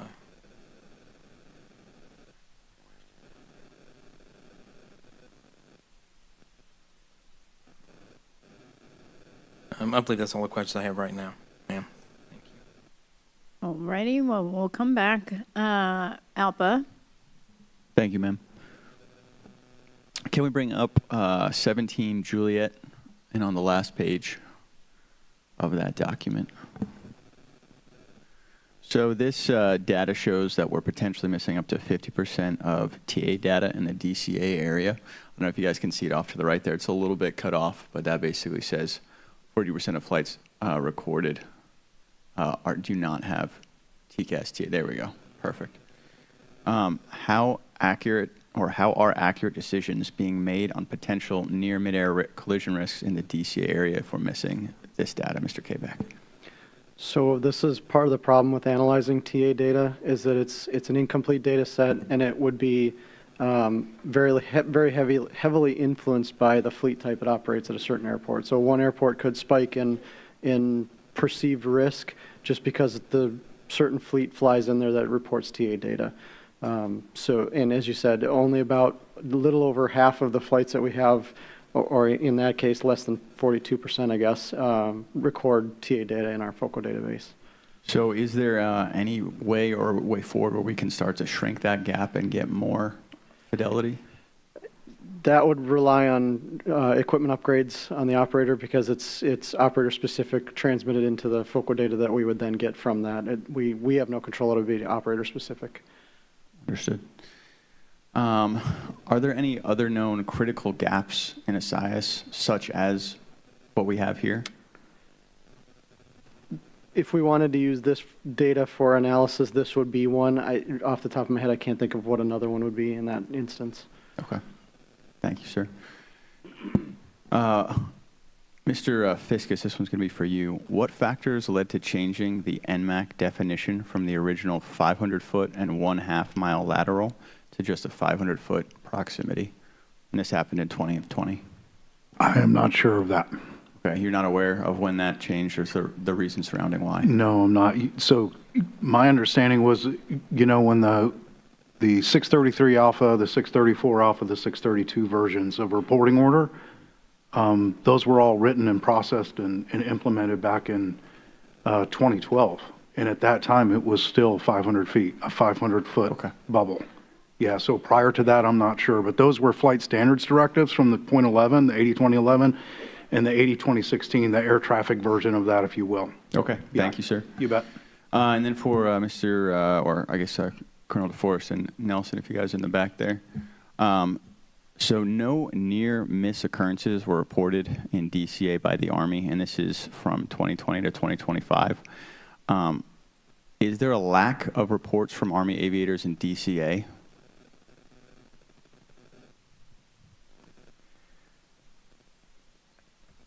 What I know, and this is of the 15, and you know, throughout this investigation, you know, when the 15,200 or plus occurrences, we did our research, and what we found was, of those 15,000, and I know it's rough data. There's probably some criteria there that you know, we need to flush out. But of those three, we know of, or I'm sorry, of those 15,000 plus, we know of 3 that involved Army aircraft assigned to 12th Aviation Battalion, and those were in 2022 and 2023 respectively. One was a near midair, one was a loss of separation, and one was a violation of a prohibited area. And those are the only 3 we know about. So the reports that go into ASMIS is what I'm reading it as, is essentially saying that the way that your program that was started in 2020 to record that data through 2020 to 2025, those reports, they never made it into that software. And this is just in the confines of the Class B airspace, vicinity DCA, of DCA. yes, exactly, yes, sir. Yeah. Okay.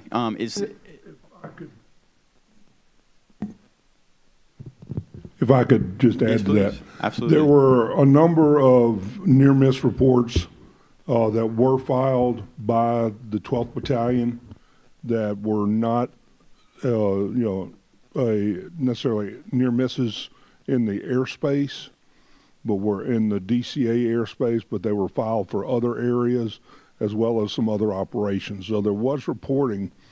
This may have happened because by the time those pilot deviations got to the command, this was, you know, several months later, so they did not enter it into ASMIS at that time.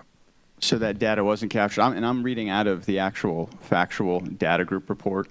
It's on page 17, but it basically just says the Army review of near-miss reports in the ASMIS for a period of fiscal year 2020 through 25 identified 24 events, and none of them occurred near DCA. So, There were 24 near-miss and none of them events, occurred in the DCA and none area. of the ones that were Yes. reported were in the DCA area. Yes, sir. That is what the data states. That's my time for right now. Thank you. Thank you. U.S. Army.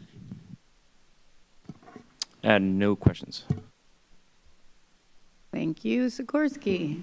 No questions, ma'am. FAA. No questions, ma'am. NATCA. Thank you, Chairwoman. Just a few questions, and I'll follow up on a few topics that have been discussed. So I'd just like to, Mr. McIntosh, Mr. Fuller, just like to talk about the safety risk management process, and if that process has executed any safety risk management panels for the removal of Route 4 and Route 6. Yes. When were they conducted, and what parties were present at that panel? I know it's part of the public docket. I don't have all the different information in front of me, but I'm sure it's available in the public docket there. Were there any identified hazards in that panel? I don't believe so in the removal of the routes. Okay, thank you. Mr. Dressler, did you participate in any SRM panels or safety risk management panels with the ATO or the FAA regarding the removal of Route 4, Route 6? They were never considered as part of an SRM, and the FAA quoted a specific part of the SMS manual that said they did not need to be SRM'd. Okay, thank you. Mr. Fuller, Mr. McIntosh, are you aware of the changes that Mr. Dressler's organizations have made in reference to the hovering versus staying on the ground and communicating with ATC before they depart? No, not aware of those changes. Mr. Dressler, would have you like to be part of a process that evaluated the data that you saw reference TCAS events and mitigations that you needed to put in place to prevent them? Absolutely, we would. I think, I don't want to speculate, would the ATO like to have had that conversation with Mr. Dressler's organization to identify any other risks that the changes they made may introduce into the system? So we have a helicopter working group, obviously for the DC area, but the National Helicopter Working Group. I know the last document I saw, there were like 41 operators present for their last meeting. I think the NTSB was an observer as well. They are looking to make some changes to Route 1. As part of that, I asked them to include an SRM panel on that particular one. I know it's a high visibility, highly used route, but it's also the area that contains the greatest number of indicators. So the plan is to include all parties and eventually, as they make changes in the upcoming months, to have an SRM panel. Great, thank you. Mr. Allen, back to you. I don't see a clock, but let me know if I run out of time. You said that ATSAP should be changed, and it limits your ability to do things to controllers. Can you expand on what the limitations are and what changes you think are needed? Some of the changes that one of the big changes that I mentioned was the data being more readily available. From my experience, it's been in a tight chain of command, so to speak, of who can access it. As far as the other part about it being limiting is there had been certain occasions that had occurred in the past where there were individual circumstances that had occurred with an event, and some of them, separate from the performance, there may have been a conduct issue with it, but the conduct issue was covered under the ATSAP report, and therefore it couldn't be considered. And then the IPM, at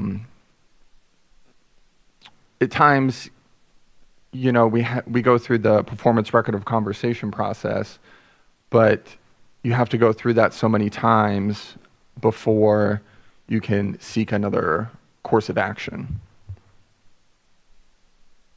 Okay, so to summarize, you're saying ATSAP limited your ability to discipline? That's it? Well, when it was warranted or potentially could have been, or in the IPM process, it keeps you at the performance record of conversation level versus pursuing other avenues. Could you give me an example of another avenue? Other avenues would be maybe some classroom time, maybe some simulator time, depending on what the individual deficiency was. You are aware that the ADSAT program does allow for training. I think that's what you're describing. Yes, with concurrence up through the ERC. Correct. So, Yes. but is the standard for training in that instance any different than ever training a controller? I'm sorry, I don't quite understand. So maybe being a little more explicit. You just have to identify and document a deficiency, and then you should be able to train, correct? Should be, yes. Yeah. Okay. I think that's my time. Thank you. But we're going to do one more round. I can go backwards or I can go back to PSA. How do you want to do it? You can either keep going 5 more minutes or I go back to PSA. I can keep going. Okay. We'll go back the other way. All right. Okay, go for it. Thank you. Okay, so and then just to Mr. Allen, going back to the data, sharing more data. Where is ADSAP not sharing data that you would like to see data shared at?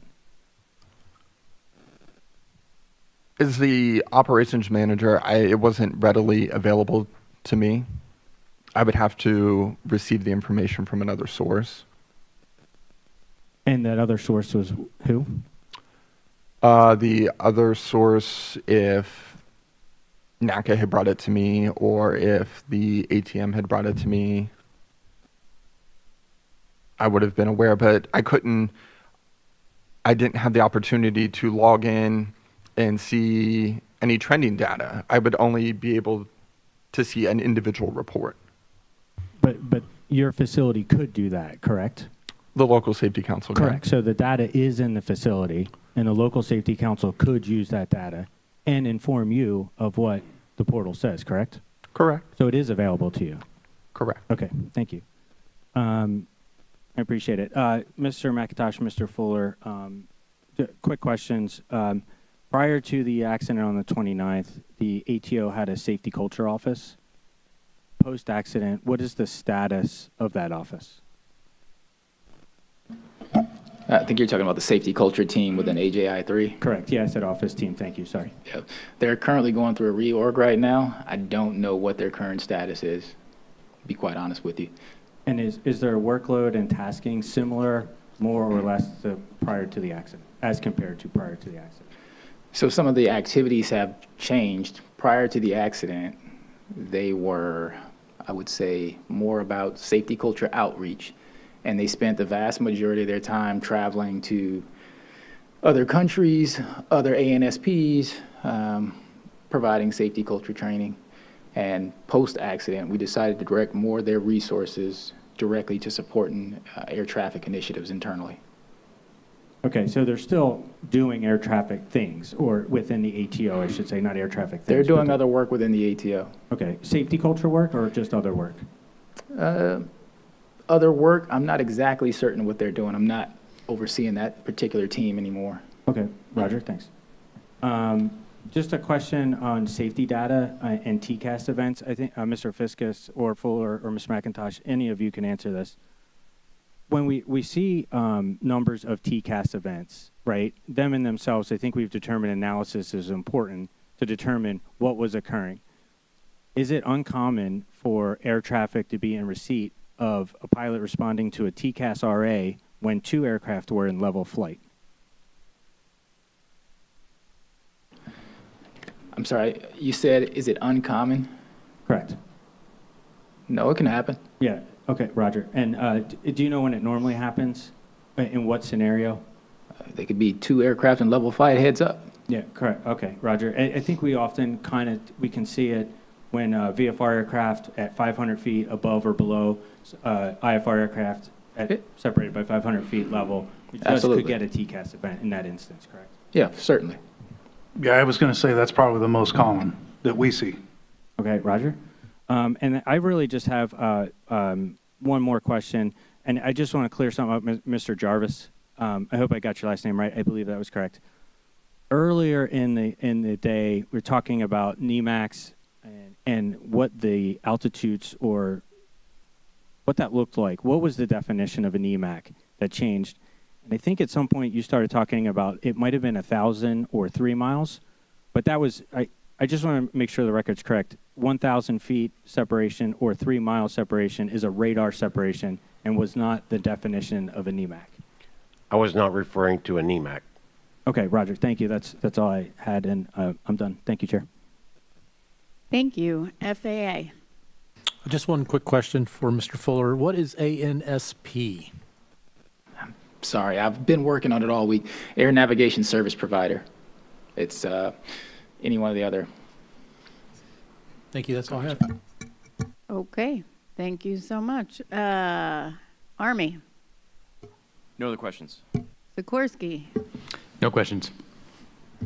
Alpa. Thank you, ma'am.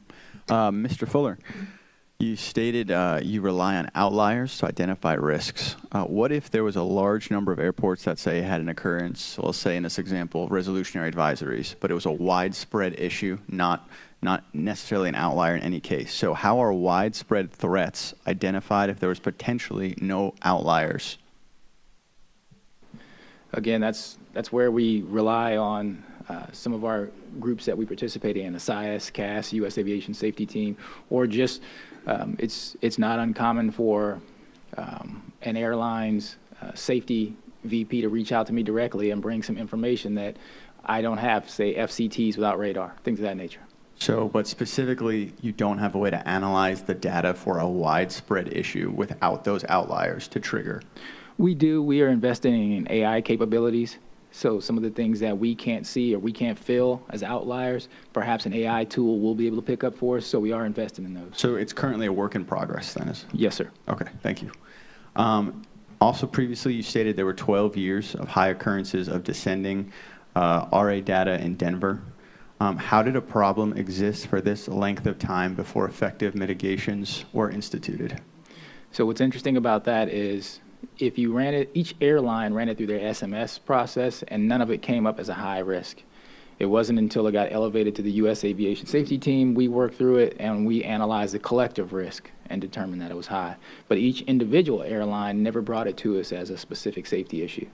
So what you're saying there in that case is that data you said for 12 years that you had, you didn't know that it was a risk until you looked back and applied through a different lens, and then you realized you had 12 preceding years of high-risk data, and then you decided to institute once you realized that for 12 years it had been saying something, but no one had been able to see it. Correct. Okay.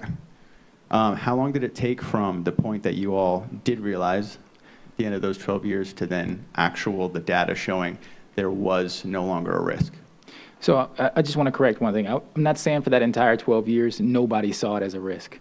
Okay. It was just no one was willing to say it was a risk was great enough to not fly into Denver, per se. It took us to get that collective data, determine that there was significant risk, and I believe we had to work through our SMS process, run it through an SRM panel, determine what was the most appropriate fixes. Some fixes were build another runway. Well, that's not going to happen in immediate change. Some would be to upgrade the ACAS software and an airline and all of our fleet, which that wasn't going to be a quick fix. So it was working through those processes. Of course, but ultimately, what was that time frame from when the issue was truly identified to a solution where specifically the data no longer showed that risk present? I want to say it's 6 months, but it was the amount of time it took us to build a procedure and get it approved. Cool. Thank you, sir. Yep. And then just one quick cleanup for Colonel DeForest.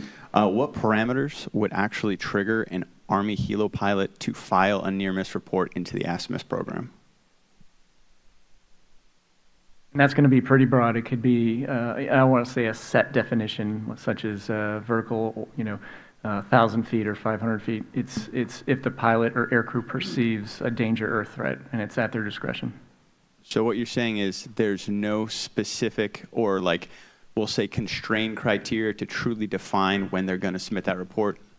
It just depends up to the aviator themselves?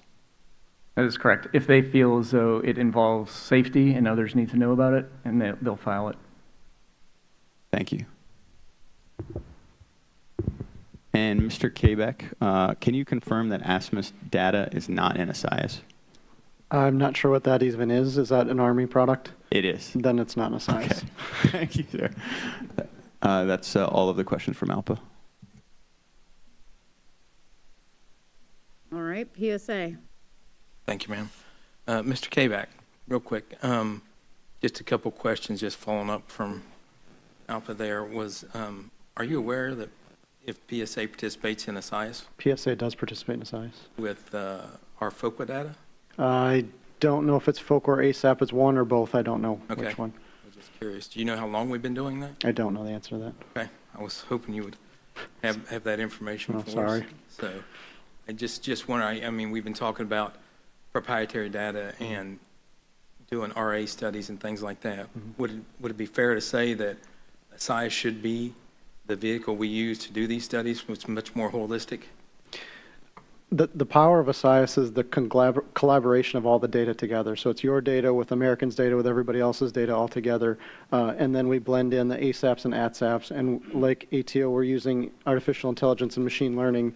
We're applying large language models to ASAPs and ATSAPs to add context to some of the digital data that's coming out of FOQA. Thank you. Mr. Saylor?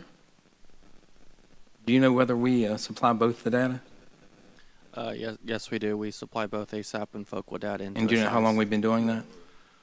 We've been doing it. I started at PSA in 2013. We've been doing it ever since 2013. All right. Thank you, sir. I have no more questions. Thank you. We have more questions. I'll go ahead. Member Graham. No, go ahead. Just have a couple questions here, probably for Mr. Jarvis. I was looking back at mitigation plans over 10 years that revealed several instances of noncompliance, resulting in about 67 total mitigations.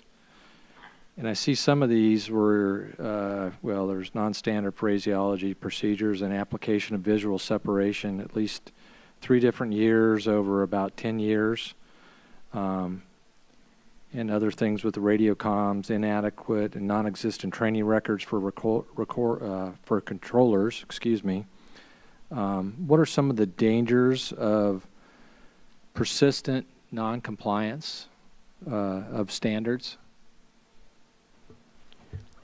Yeah, you spoke of a lot of things that took place throughout a decade, and I know when it came to communications, there was instance where an airplane needed to go around, and the controller went from his keyed up, it didn't work, to going to a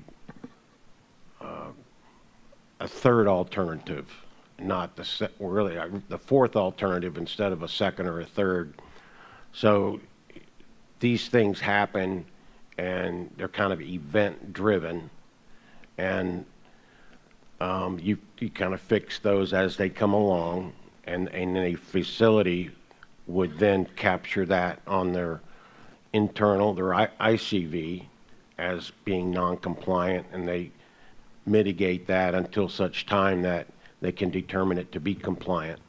And as a ECV comes in there, we will then provide that extra set of eyes and oversight, and either rate that as compliant or identify where needs are still needed.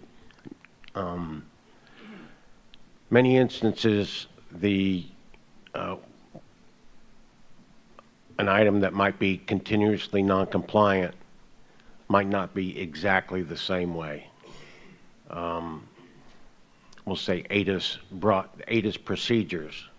Sometimes and that's for those in the audience, I can't think of what it stands for right now, but it's a broadcast that has the airport information, and it includes a lot of things like what runway are you on, what type of approach is being used, what's the altimeter setting, anything that maybe an obstruction to taxiways or runways.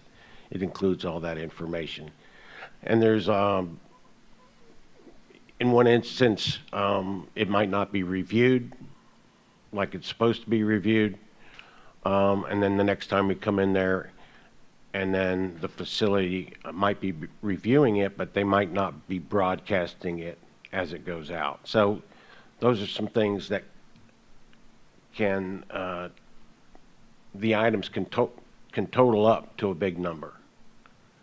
Are there processes or procedures in place to address issues like this that keep coming up again and again? Maybe it goes away for a couple of years and then comes back? This goes back to staffing.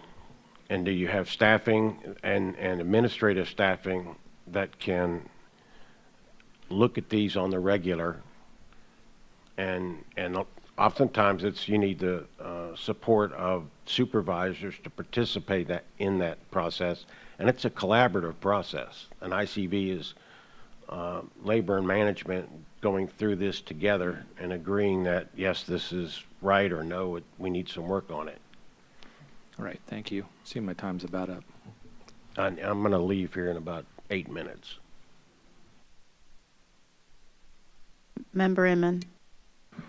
Thank you. Just go back and clear up just a couple of things. Now that we've all had candy, I want to go back to the waterfall and the traffic flow management. Is it my understanding that it was not in the waterfall and now it is? Can you go back and just reframe that for me of where it went? The original plan for CPDLC, oh, I'm sorry, you said TBFM or TFDM? TFDM. Terminal Flight Data sorry. Management? Yeah. Okay, so we originally were going to do, I believe it was 89 facilities, I believe is what the original plan was. And DCA was part of it. But due to budgetary constraints, it was lowered, and it was significantly lowered. I think it was more than that. I don't have the, I won't tell you the direct amount, but it was significantly lowered. Now, with, we did put them back in the waterfall because we saw the importance, because looking at that operation at DCA, the complexities that ground control has, there's a definite need for it. Once the Big Beautiful Bill was passed, that actually sent a lot more money. Let me just go back real quick. Were they taken out of the waterfall then? Well, when they cut the list down, the list is prioritized. So they weren't, once the cut was made, they came off the list. When was the cut made? I'm not sure when that cut was made, to be honest with you. Because it was, the request was in 2023, and it sounded like that they might have been in the progress. That's what I'm trying to get to. Because it sounds like you did a great thing, but I'm trying to say, how did you save it from this failure?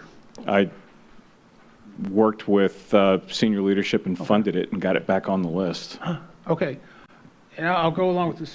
Brian, can we pull up the, go along with the chair, you might want to update your website. I don't think I own this website, but. It's the FAA website. So this is the TFDM deployment. And if we can scroll down, please. Or DCA is on there. It will be effective in July of 2028. Yeah, I could see why there's some questions there. It should be effective spring of 2026. Well, it was last updated June 6th of 2024. If you scroll to the very bottom. So last year? It was, at that point, it was still in the waterfall. And now, granted, it's been moved up a couple of years, but I'm just trying to figure out if this waterfall is a waterfall or not. Can you tell me how many airports Scroll are there? to the very top, please. Yeah. I think there's 27.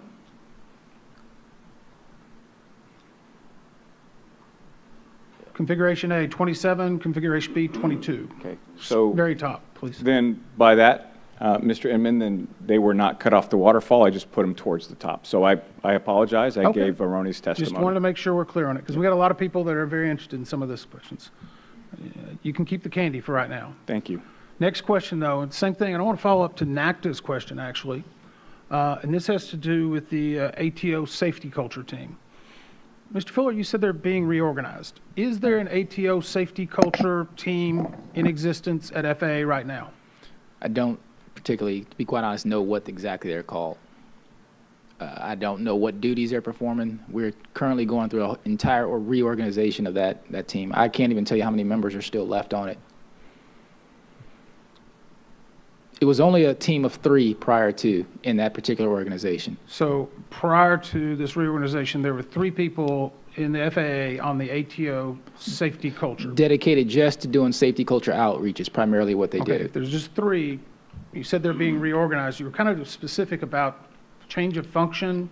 Yes. 3 people Is there any people assigned to that? What we asked them to do is build in, instead of having a safety culture team trying to go out and teach safety culture at every facility, instead work with, say, our SRM panels, work with our QA and QC teams to build safety culture into those programs and processes so that they're promulgated much more easily rather than trying to go out and play the whack-a-mole game at every one facility where a problem Your is. earlier answer, though, indicated they were going off doing a bunch of international travel, They talking were. to people.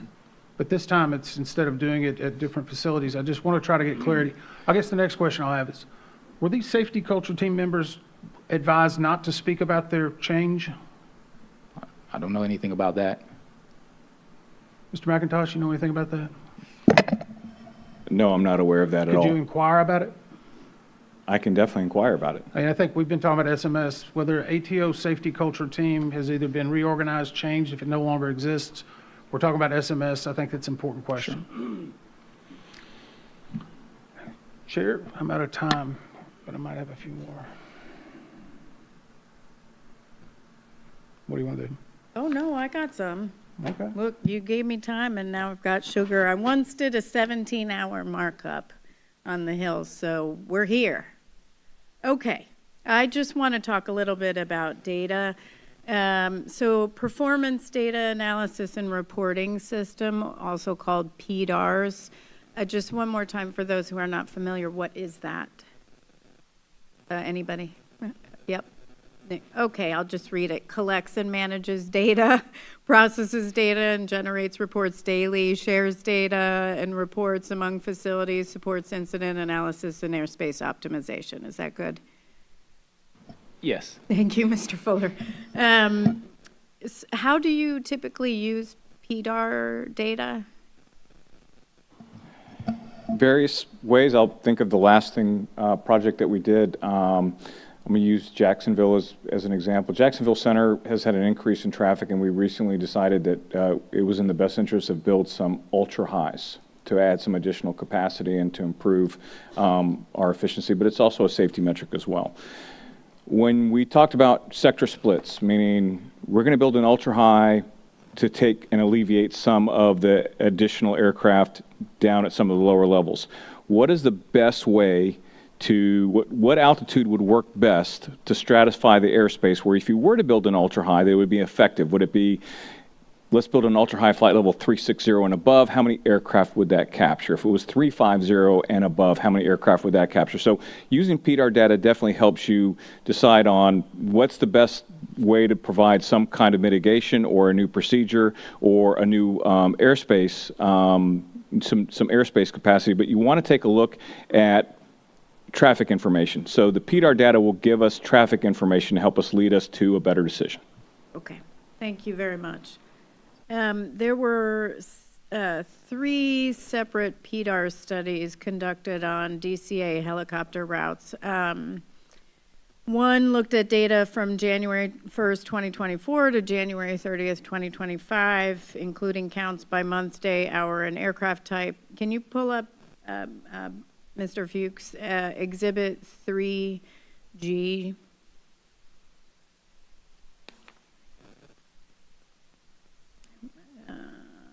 Page 9. So in total, there were 13,866 helicopter flights transiting the DCA airspace. If I'm wrong on understanding any of this, please let me know. It's a long day. 10,990, which is on the next one, of which were military helicopter operations. It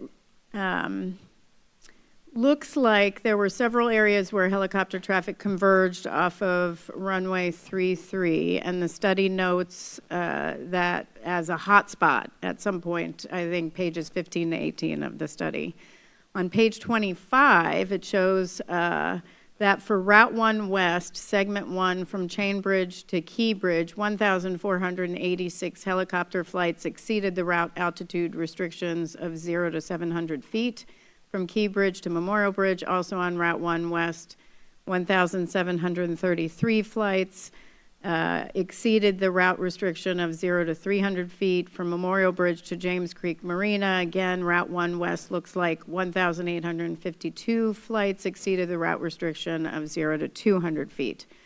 For Route 4, the north section around DCA, 523 flights exceeded the route restriction of 0 to 200 feet, about 17.5% of all flights. The most egregious were the southern portion of Route 4 and Route 6, just over and slightly west of DCA around Glebe Road. The second study was to look at helicopter and civilian aircraft operations, encounters between helicopter and civilian aircraft over Route 1 and Route 4, and how many civilian flights are offloaded to Route 33, or runway 33, given that squeeze on miles and trail. This was done at the request of NTSB, and that looked at January 1, 2018 through February 29, 2020, and January 1, 2023 through February 28, 2025. We excluded a time period due to the pandemic. I think I was, if you can turn to page 14 of the study, I think it's actually page 54 of the exhibit, maybe.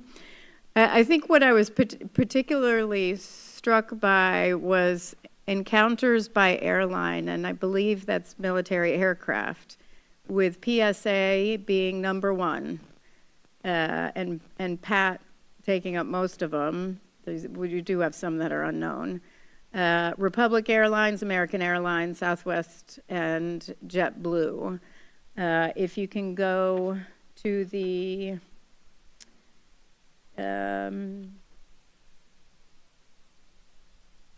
back one, 13.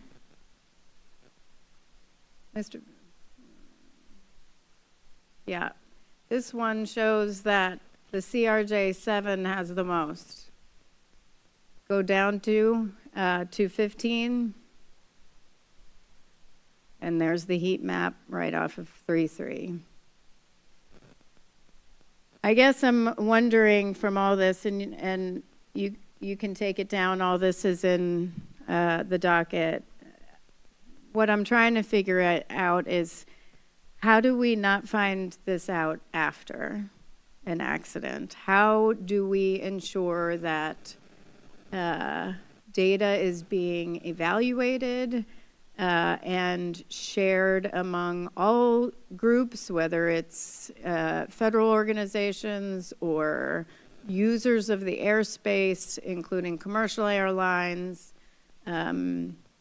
helicopter operators, everyone. I'm trying to figure out how we do better data sharing. I mean, here you have basically what looks like predictable at some point, and then you have, I don't know, we have a list of different databases or data systems, ARIA, ASIAS, PDARS, ATSAP, ASAP, ASRS, more, NEMAC. I mean, there are so many. How do we do better to share data so that we can be more predictive and less reactive? So I completely agree with you. And one of the things as I look through the chairman's factual report is none of the airlines had identified any of the risk here. The Army hadn't identified the risk here, and we hadn't identified the risk here. So again, we have to get back to that collective risk, just like we talked about with Denver.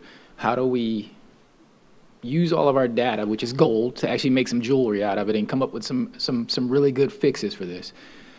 I don't know, but I hope that the AI tools that we're developing will find some of the things that we're missing that we just can't catch, because most of the operations that we looked into were actually compliant. They had an appropriate level of visual separation, or they were some divergent rule that was being applied. But we need to really modernize how we measure risk and how we proactively address it. I completely agree with you. Well, and I feel like, I feel like everyone's so siloed. FAA may have access to a whole lot of data. Army may have some data. We have data when we ask for it. Mr. Dressler may have no data. CAST may have some data, but commercial airlines, and I know, I called American after I believe it was probably that flyover event, and they didn't even know about it until I talked to them. So how do we get to the point where we're all talking with each other and not so siloed, so that we're sharing that information? We've got to figure out a better way to do this. I think the administrator has really been pushing forward with hosting a lot of the forums. And so we've had the helicopter operators in, we've had, I think, commercial is who we had in, and we had GA. The problem is we had them all in separately, right? And so they all gave us their perspective. We need to find a way to integrate some of these conversations, and so that we're all working for the fix together as well. But I can certainly take that back, and you have my commitment to explore opportunities to do that. Thank you. Member Grimm. Staying with that theme kind of about sharing information, the information from ADSAP, from yesterday's testimony and today, I think there's a lot of work that needs to be done with ADSAP. And I don't know if you have any oversight on that, but it's important. I'm not sure the event review committees are working the way they should be with some of the results, but people should be seeing stuff, the individual with maybe additional training or procedures or policy changes at a facility, and that stuff can be de-identified and put out to the facility, but it just doesn't seem like it's happening. And I think if you look at the numbers of reports coming in, they're probably down too, just looking at some of the stuff in our docket. So I would hope that would be part of the program. We agree, and I think we can even do some data mining. See, the numbers are there. I mean, we could be able to tell you, I can't tell you right now, but what the trends are, how many ATSAPs are turned in via monthly basis. We can even do it by region. Do we see more in Western, Central? Is there trends there? There's definitely a lot of data mining that we can do. But to your point, and we were really good with ATSAP when we first rolled it out, and we were very deliberate in how we went to field facilities and talked about the value of voluntary safety reporting programs and building a safety culture.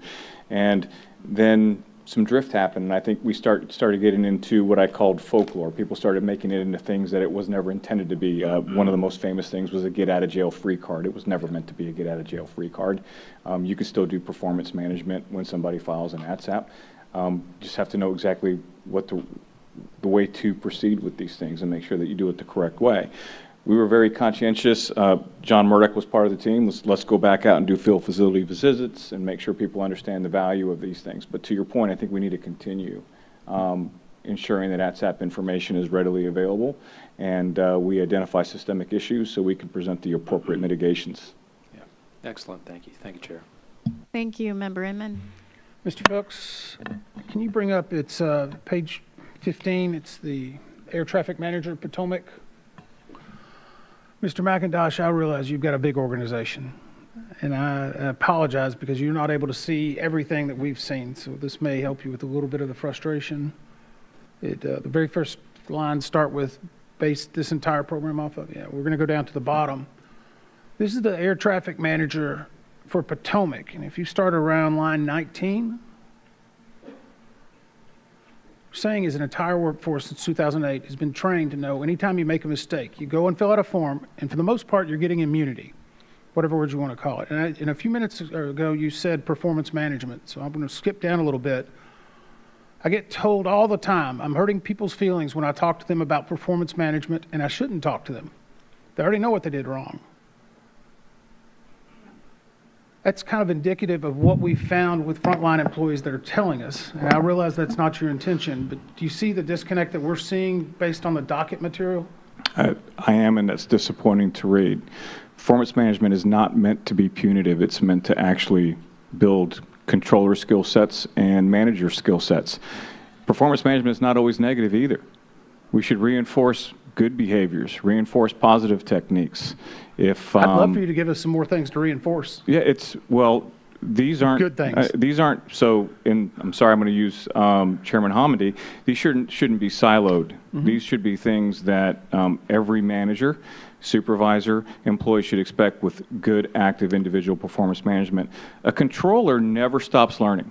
A manager never stops learning. Mm-hmm. When there is a safety event, I was one that learned more by making a mistake and then realizing, okay, I won't do that again, right? And then what's best about that with good positive performance and feedback is then when I'm training somebody, I pass along those legacies. So IPM's never meant to be a negative, and chances are you don't have to pull someone in your office to yell at them or to give them bad news. If anything, if an employee goes to your office and they think they're going to get yelled at, you've already missed the boat. That should be a relationship between the supervisor and the controller, and it should be built on trust, and it should be built on being the very best we can be as safety professionals. I don't disagree. I'm trying to show the disconnect between us and what we've read in 10 to 15,000 pages and the message we're receiving. That is where real frustration is coming, and I just reiterate it. And I also want to go back, and I appreciate you saying you're going to start using AI, do data mining and researching. I love the fact that you're doing it. Can I give you your first suggestion? And it doesn't really take AI or data mining. Of course. Currently, there are 205 open recommendations from the NTSB to the FAA. 108 are in acceptable status. Do you know how many are in unacceptable? I don't have that metric, but I think you're going to tell me. You're going to need better staff to prep your books. 61 are currently unacceptable. 36 are not yet classified, meaning we've given them or we don't have a response yet. We've closed 958 unacceptable. In fact, specific ones involving military aircraft with private aviation, involving controller training, emergencies and threat management, which we ask every one of these controllers about and they don't remember doing. And it happened back in 2015. In 2023, we had to close it unacceptable because we couldn't get an answer. So instead of data mining AI or looking for trends, we've got 61 recommendations that are right now unacceptable. I think that'd be a great place to start, if you don't mind. I don't mind. Thank you. Thank you. Chair, can I have one more question, but I'd like to turn the timer off for the answer. Sure. Or it can just Yeah, just keep going. I just don't want to feel uncomfortable. I think I have one more question, and this is kind of a little bit of Groundhog Day, because Mr. Allen, each day I've had the opportunity to see you, and I truly appreciate your testimony and what you've told us. And I think our staff would indicate that you've really been a good asset in working with us and your interviews and everything else. And each day I've come to you and asked, what have we asked you that you would, what have we not asked that you would like to tell us? And each day you've said, can I wait till tomorrow or the next day? Well, we're running out of days, and I don't want to come back tomorrow. So first off, I appreciate your diligence. You probably answered more questions than anyone else. So thank you for that. So I wanted you to have a moment to tell us what we need to know to make this safer. First of all, thank you for the opportunity to participate in this hearing. I want to thank the Board of Inquiry, the technical panel, and the entire NTSB. I don't think the transportation, having gone through multiple events now with the NTSB and intimately working with your team during these events for well over a year now, I don't think transportation as a whole could be where it is today without the work that you do. So I wanted to thank you and the entire NTSB. As far as the reason why we're here and anything that may be missed, I honestly have thought long and hard about it, and each night, the little bit of time I have before I go to bed, because we're here all night. With working with your team and stuff, I don't know that there's anything that I haven't said, to be honest. I've shared everything through various interviews. You have my various testimonies. I've said it here. I think, you know, listening to the past 3 days, there are a lot of things that can be done differently. I don't think this accident occurred that night. I think it happened years before.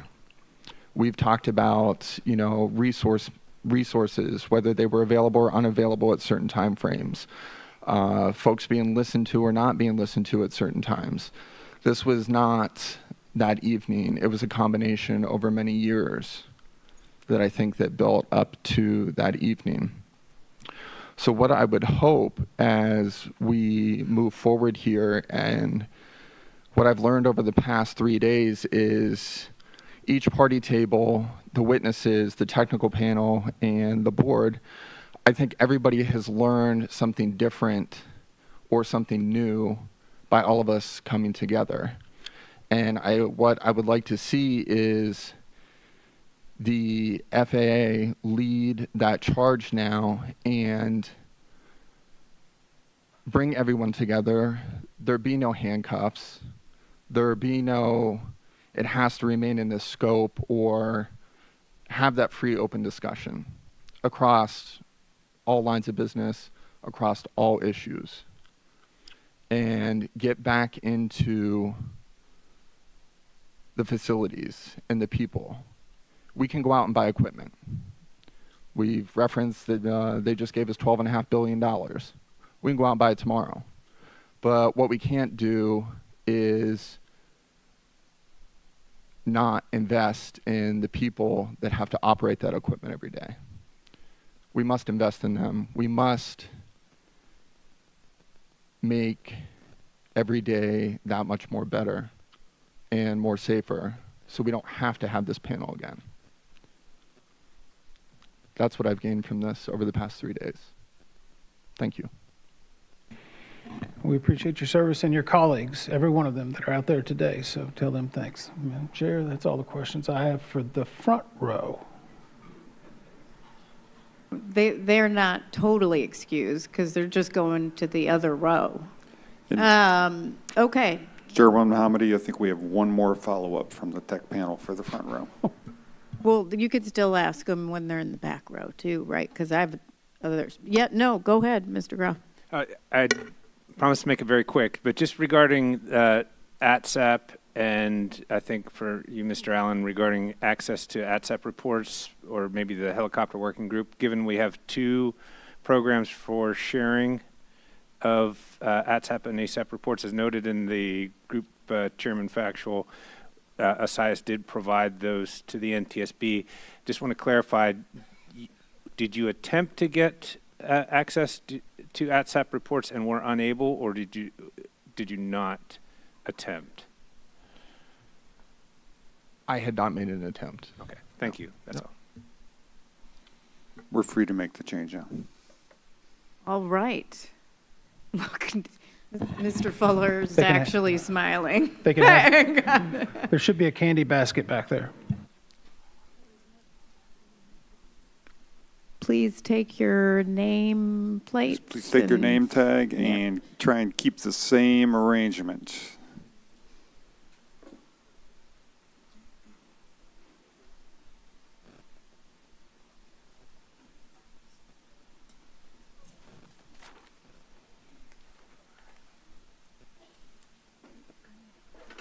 I'll also just one more time say, you don't have to keep your jackets and ties on, except for Colonel DeForest.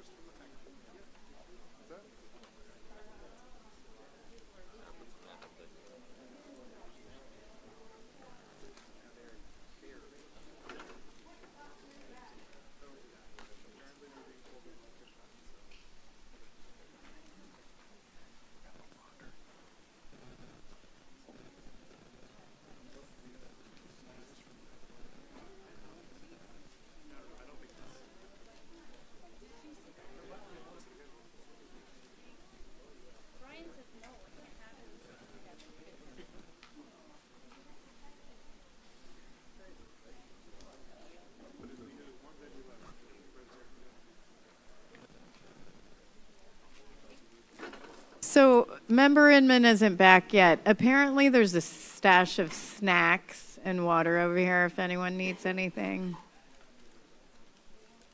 There you go. Oh, and on the other side? Oh, and on the other side over here.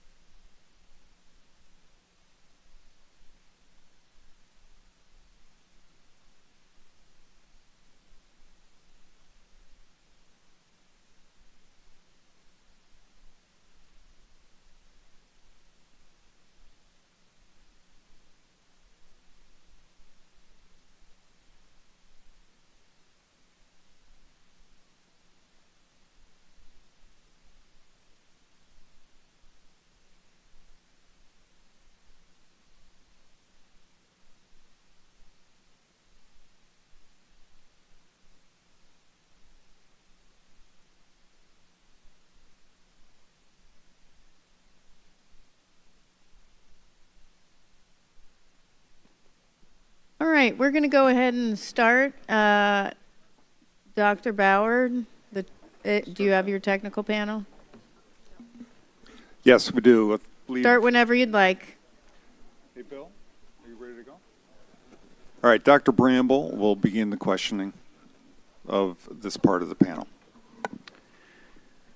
Okay. Thank you all for your patience and your dedication to safety and for being here. Mr. Saylor, you are, well, could you please just state your position for everybody who's here?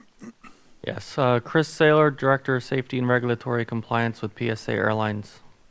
Okay, would you please describe the staffing and organization of PSA's safety management system?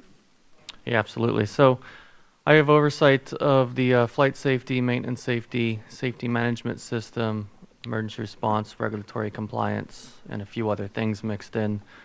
Our safety management system, we are fully compliant, Part 5. We were approved in 2015, one of the first first regional airline, to our understanding, that was approved Part 5.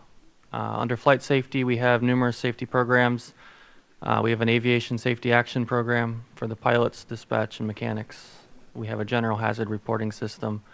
We have flight operation quality assurance, FOQA, line operation safety audit, LOSA, and a fatigue risk management program. Okay.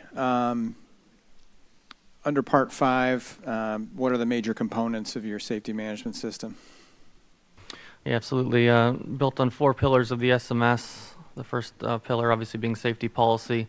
That's the overarching policy that we have governing all of our safety programs and the non-punitive reporting of all employees. We have safety risk management.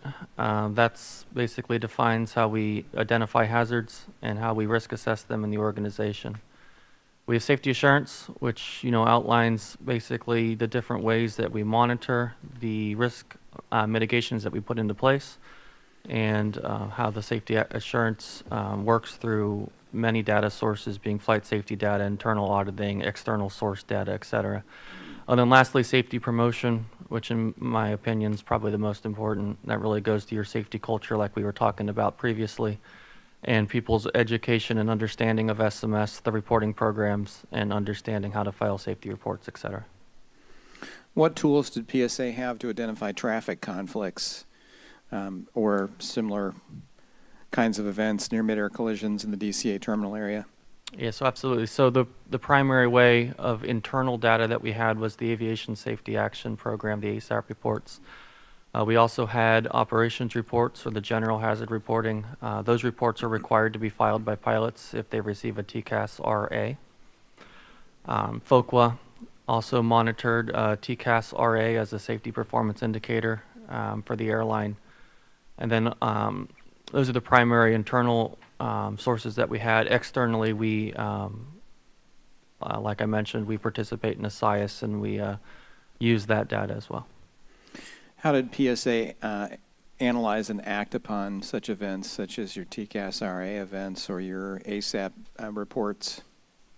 Yeah, absolutely. So every single TCAS RA event that we receive, we bring into our SMS. It's individually risk rated, and we track those, report on those on a weekly basis up to our leadership team, and they're also tracked and trended into all of our SMS meetings that we have on a monthly and quarterly basis. The ones that are associated with ASAP reports, some of those we're able to coordinate through the Confidential Information Sharing Program, CISP, which we heavily utilize that and coordinate with CISP. And how does CISP interface with other entities or organizations?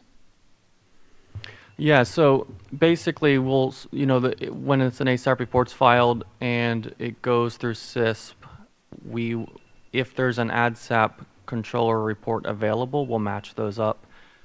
Sometimes there may not be an ADSAP report available, but that's really what we rely on. That's really the primary way of being able to identify, the other traffic, get the radar data and everything we would need to paint a full picture of the event. We really rely on CISP.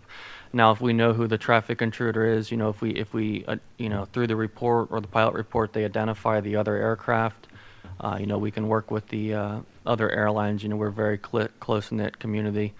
There's really no competition in safety, so I can pick up the phone and call any of our, industry partners and in the aviation safety business, and we can coordinate together. When you do have an event like that, is it standard practice to notify the threat partner in a traffic conflict or near midair? It just depends really on the severity of the event and the details that we're given, and if follow-up is necessary. We noted in the data that there were a lot of instances of unknown aircraft conflicts identified in the FAA system, or perhaps that was the RES system, I can't recall. But do you have trouble identifying the other intruder aircraft sometimes? Yeah, I mean, it just depends, obviously, on how much data the pilots are able to give us, on if they know what the intruder aircraft was, if they have much detail from ATC at the time. Like I said, if we have enough data to action on it, we can. If we don't have enough data, that's really where we're going to be reliant on CISP or, in an aggregate way, working through a SIAS and really trying to fuse the data to be able to give us, access to the information that we need to take action. But has that felt like a particular challenge, or does it feel like you generally can find out when you need to? Like I said, if the details are given to us, we can certainly action them. But in general terms, I think when we're talking about a SIAS infused data sets and being able to give us access to more data, that would be certainly helpful. Okay. Soon after the accident, PSA informed the NTSB about 5 TCAS RAs, its flights that had countered in the DCA area within 6 months of the accident. How did PSA identify and analyze those events before the accident? Yeah, so, those 5 events we brought in, risk assessed each one of them as part of the SMS. They were put into the overall metric for TCAS RAs and our monitoring of DCA. Those 5 events, were in that same time frame. We flew 38,000 operations into DC. So those 5 events were, made up less than 1% of the total operations. Okay, were any of those events similar to the accident event? None of those events were identified. All of the events were TCAS RAs, and none of them were involved with runway 33, and none of those events were identified as near midair collision. Okay. If a near miss involved an external party like the tower or the Department of Defense, one of their aircraft, what process was available to facilitate joint analysis and risk mitigation? When you say the tower, you mean air traffic control? Yes. So if we were in the terminal area and you had a reported near miss or near midair collision or loss of separation by one of your flight crews, and they believed that there was some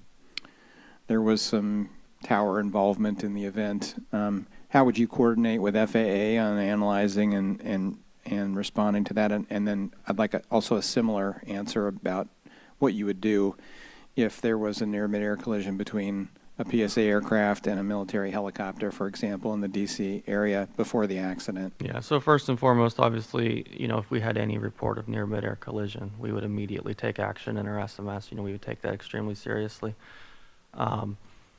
But again, if it involved tower, that's where we're going to work with the FAA and ADSAP, through the CISP program. So we're able to be more specific with the CISP program, we're able to send that report over through the CISP to ADSAP, and they may or may not have a matching controller report. But in an event such as what you're describing, if it were to be a more serious event, they would certainly reach out and try to solicit a report, from my understanding. So the main coordination would obviously on the safety side would be through CISP, but I know through other events that we've mitigated with DCA, such as some of our ground-related issues, we've reached out to their air traffic management team and worked directly, and we have a relationship with them. So we would have certainly, been all over it to make sure that we investigated it and took the required actions. So you have an event review committee that examines ASAP reports, is that right? Yeah, that's correct. We have an event review committee, and that committee consists of the FAA, the Airline Pilots Association, and the company, and they meet on a every 2-week basis, if not more. Okay, and the tower seems to also have an ERC that reviews ATSAP reports. Would the 2 ERC committees ever interact, or is that something that happens? Yeah, and we have in the past. Actually, 2 years ago, we were working through risks identified at DCA on the ground in regards to taxiway and runway incursion type issues, and we coordinated numerous times through the ADSAP program and CISP, and sharing reports and working together jointly to come up with mitigations. And ultimately, we actually had a joint ERC meeting, and then it led to an info share presentation that we did in 2023 together with the CIS program, PSA, and CIS working through some of those issues at DC. How about with the military? If you had a close call with a military helicopter in the DC area before the accident, what steps would you have taken to try and address that?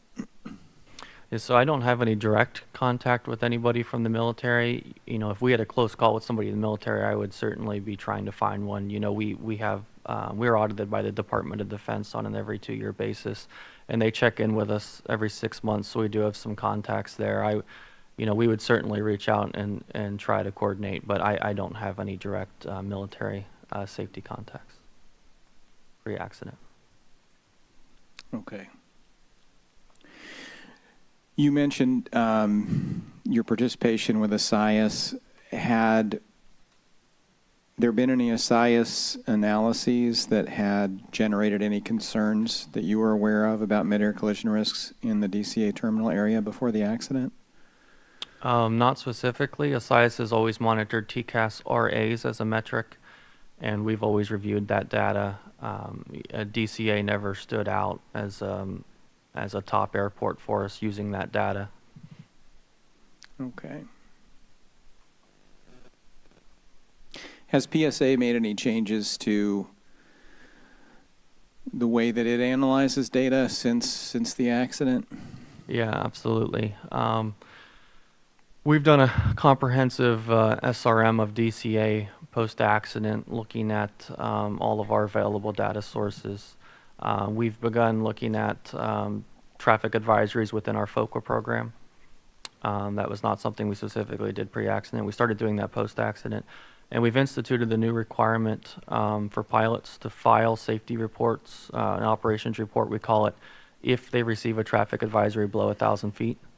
That's system-wide, not just DC. And that's trying to obviously give us some more visibility into that data and some context on what might be causing a TA. So if there's anything actionable out there, we can, you know, analyze it and take action. Okay. Mr. Fuchs, can you pull up Exhibit 2, Hilo, November, page 8? And I'm going to direct my next questions to Colonel DeForest. Colonel DeForest, you've commanded the Army Aviation Brigade, which oversaw the 12th Aviation Battalion and crew of PAT 25, since August 2024, which was about 5 months before the accident. This is a notional diagram of Army aviation safety-related organizations, individuals, and programs, including the Army Aviation Brigade and organizations above and below in the chain of command. Can you tell me where you're located in this diagram and describe the chain of command below and above you? Absolutely. Can you hear me? Okay. So in referencing the diagram that is on the screen, where I am, if you look at the far left column, so working from the top, there's 1, 2, 3, 4, 5, 6. 6 blocks. I'm the fourth down, the Army Aviation Brigade. So I'm in that middle of the stack that's on the far left. My commanding officer, my higher chain of command is Brigadier General Tony Gant. There was recently a change of command. She commands the Military District of Washington, while also call it a dual-hatted command, Joint Task Force, National Capital Region. Subordinate organizations to the Army Aviation Brigade include an airfield division, a rotary wing battalion, and 2 fixed-wing battalions, and an associated headquarters staff.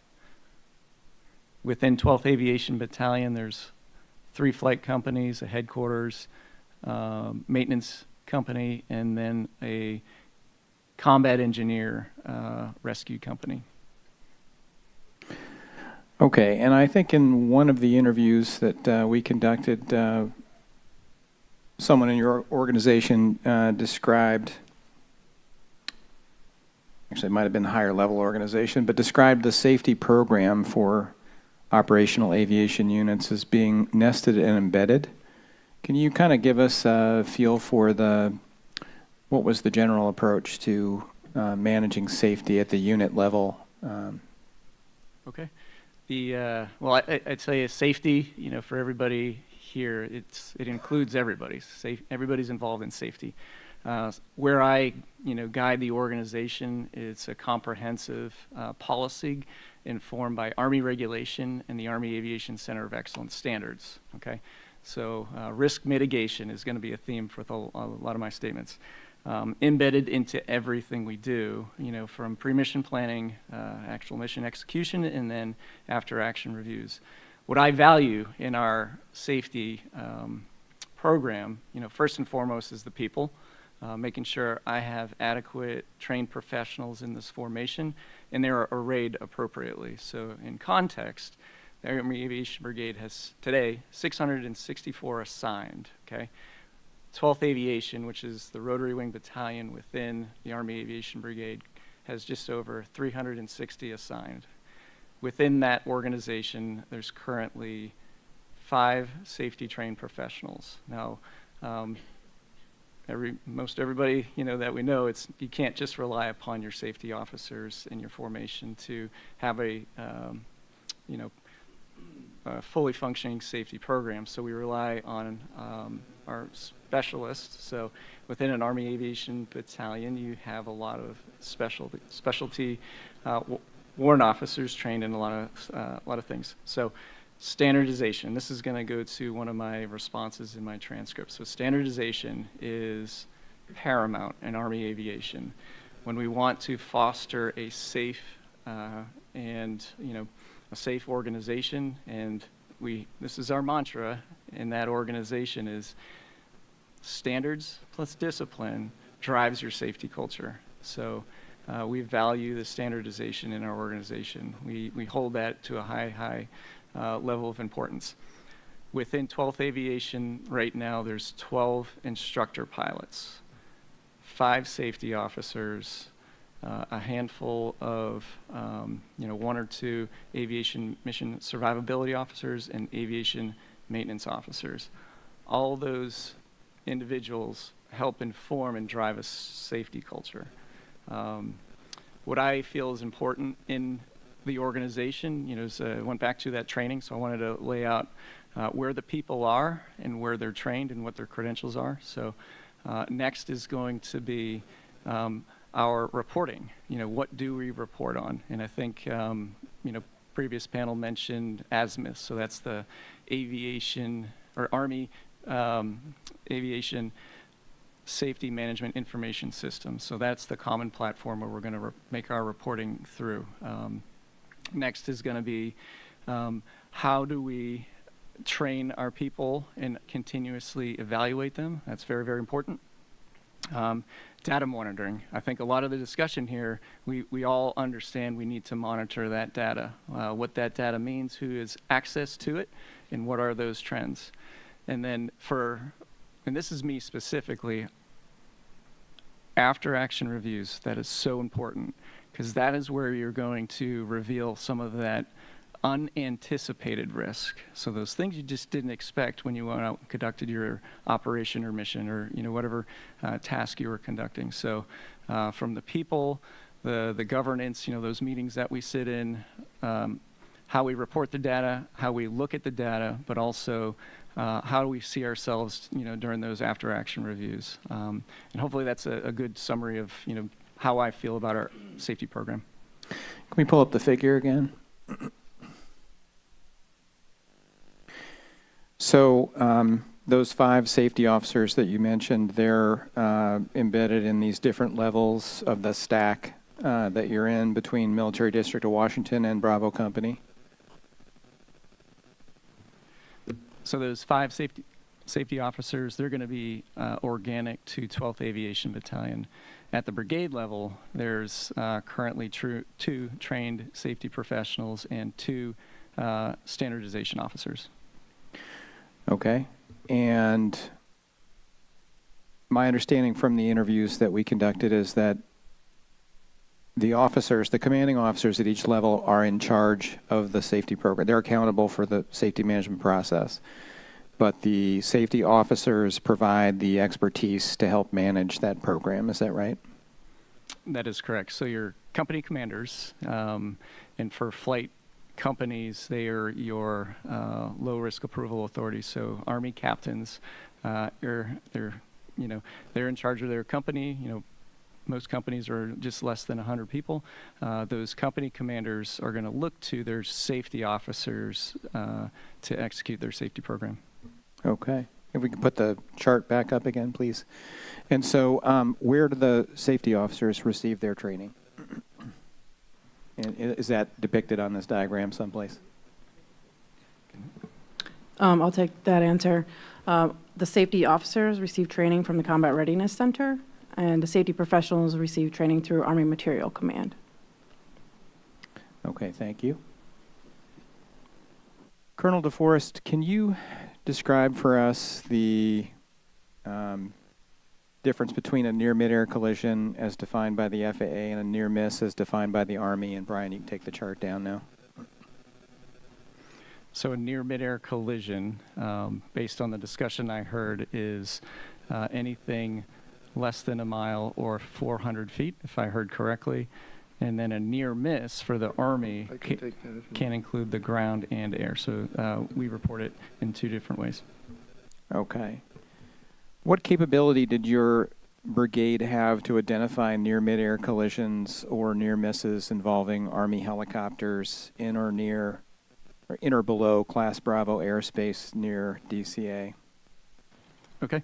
So I would say the different layers that I look at when I view the airspace in the National Capital Region. So those that have access to the FAA, because I think they see the picture holistically. So 12th Aviation Battalion has a liaison in the Multi-Agency Contingency Coordination Center in Herndon, Virginia. So that liaison officer works alongside an FAA representative.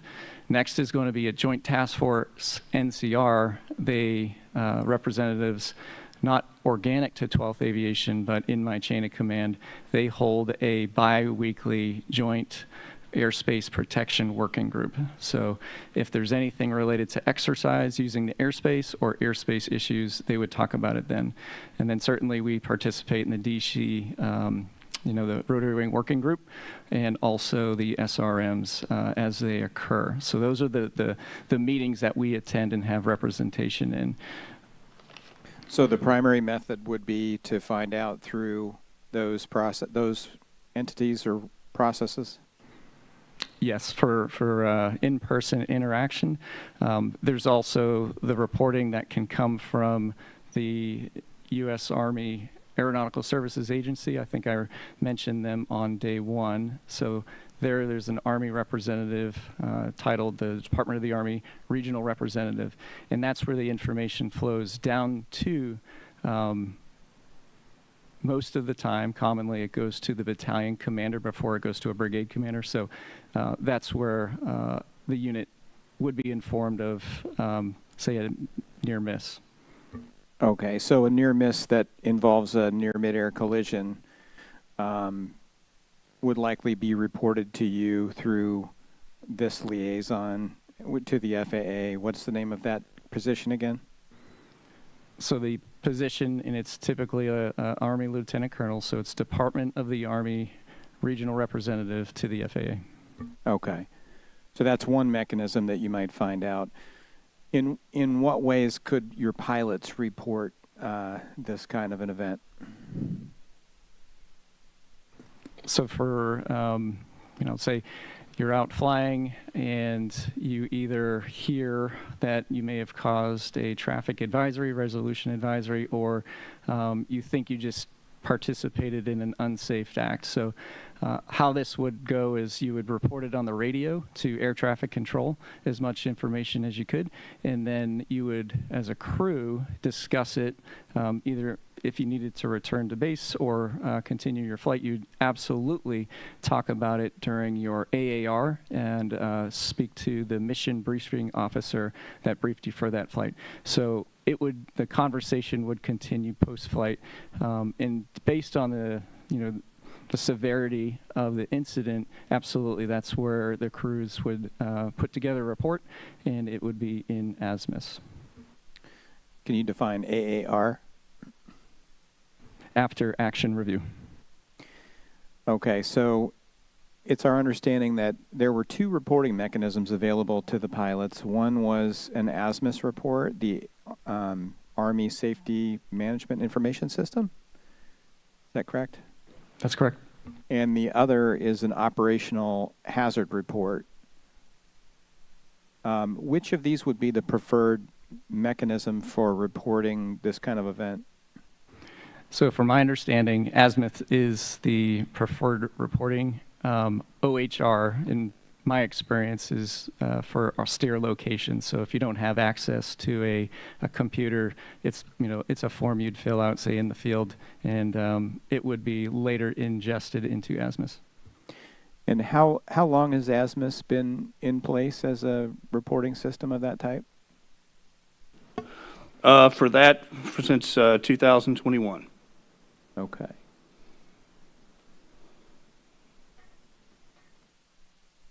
So prior to ASMIS was an OHR the method for reporting? Yes, to my understanding. Okay.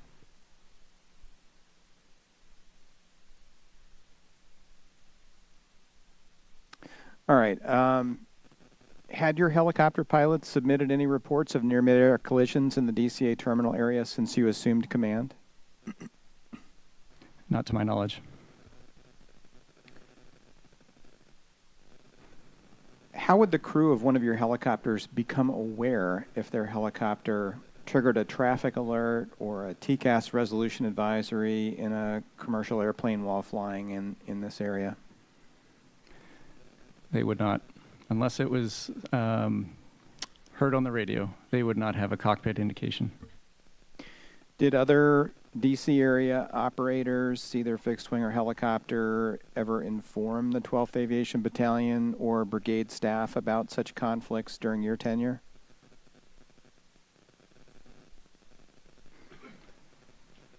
Prior to the accident? Not since I've been in the organization, no. Okay. Did your brigade ever have reason to reach out to another operator over perceived conflicts, traffic conflicts? Not to my own knowledge, no. Did the FAA ever inform you about traffic conflicts between your helicopters and other operators in the area? No, they did not.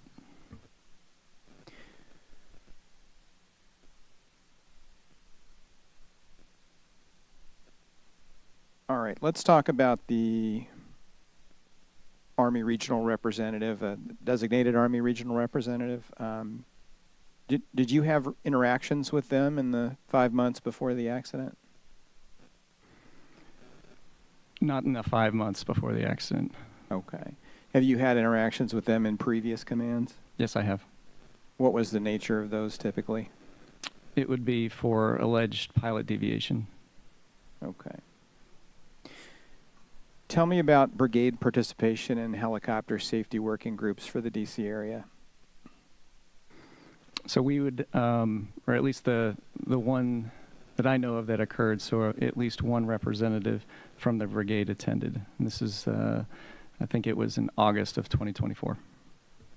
Do you remember, are you aware of anything that came out of that in terms of recommendations that might be relevant to this accident? Nothing came out.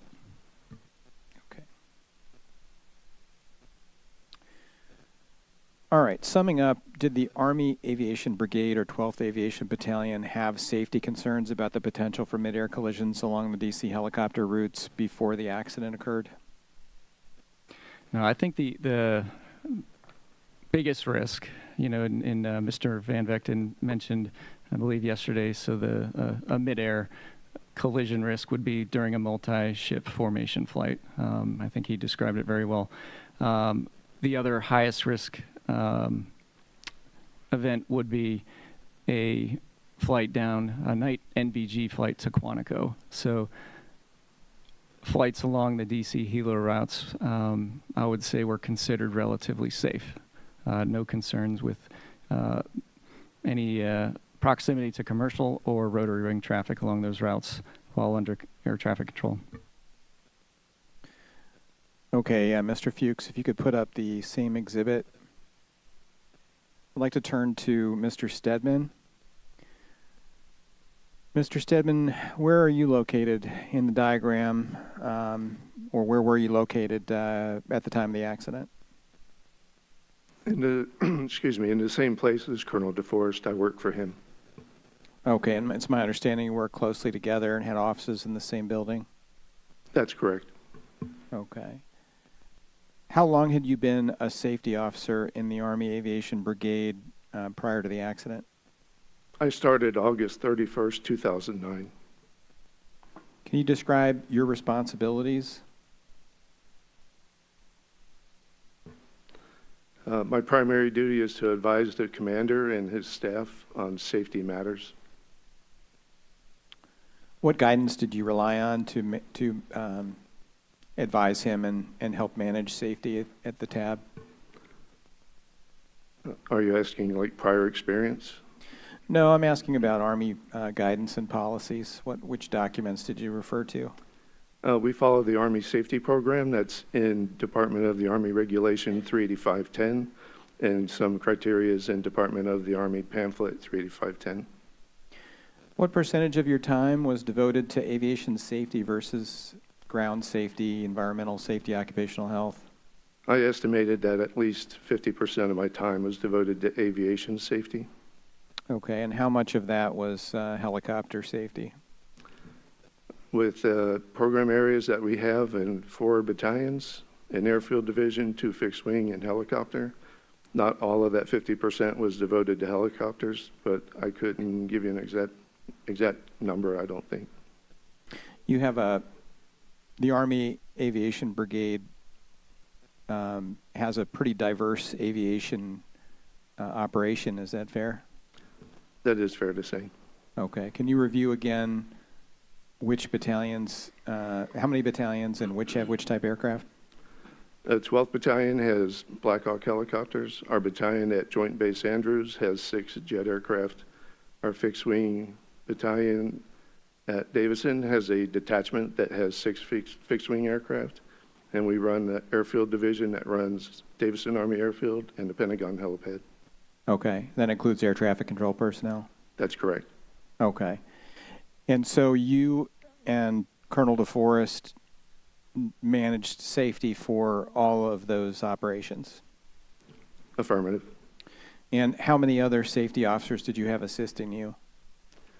At brigade level, there's 2 of us.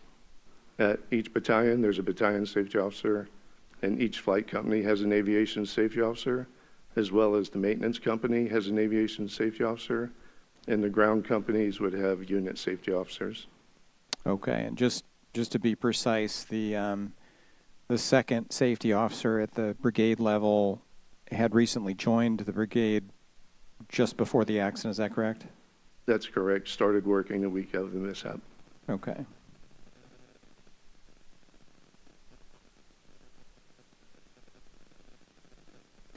Okay, it's our understanding that the brigade did not have a program to monitor operational flight data from its UH-60 helicopters to ensure that, for example, they remain below maximum altitudes on the DC helicopter routes. Do you know why not? I couldn't answer that question. I will try.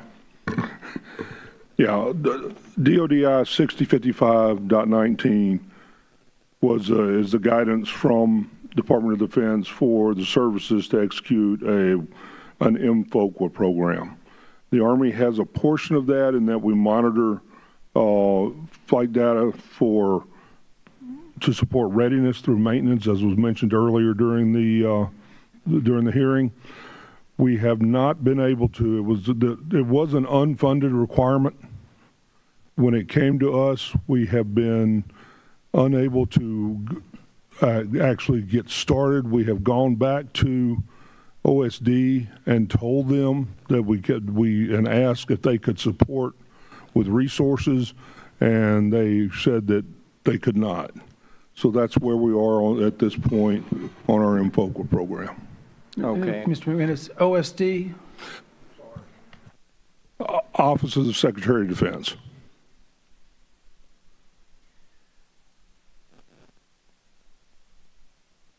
Okay.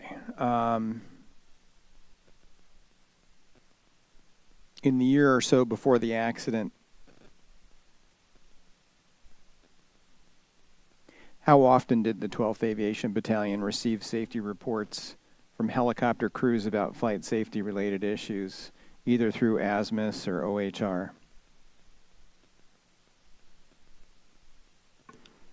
Could you clarify what you mean by safety reports? Did they receive them or did they submit them? How often did you receive them from flight crews? Either, forwarded to you from the battalion level or directly to you at the brigade level? For what time period? Say the year prior. For the year prior, I received no operational hazard reports. For the year prior, on the near miss reports as defined by the Army, I don't have the number for that, but near miss reports from the first one they submitted in 2021 until the time of the mishap, the total was 5 of the 23 that were submitted across the entire brigade. 3 of those were for wildlife strikes, 1 was for an off-duty event, and 1 was for a pre-flight event where some tail rotor drive shaft covers were found left open. Okay, so as far as flight safety related reports involving the helicopters at the 12th Battalion, it was about 4 and 3 of them were wildlife strikes? 1 was a ground aircraft pre-flight, 3 were in the air. None of them were near miss reports near DCA. Okay.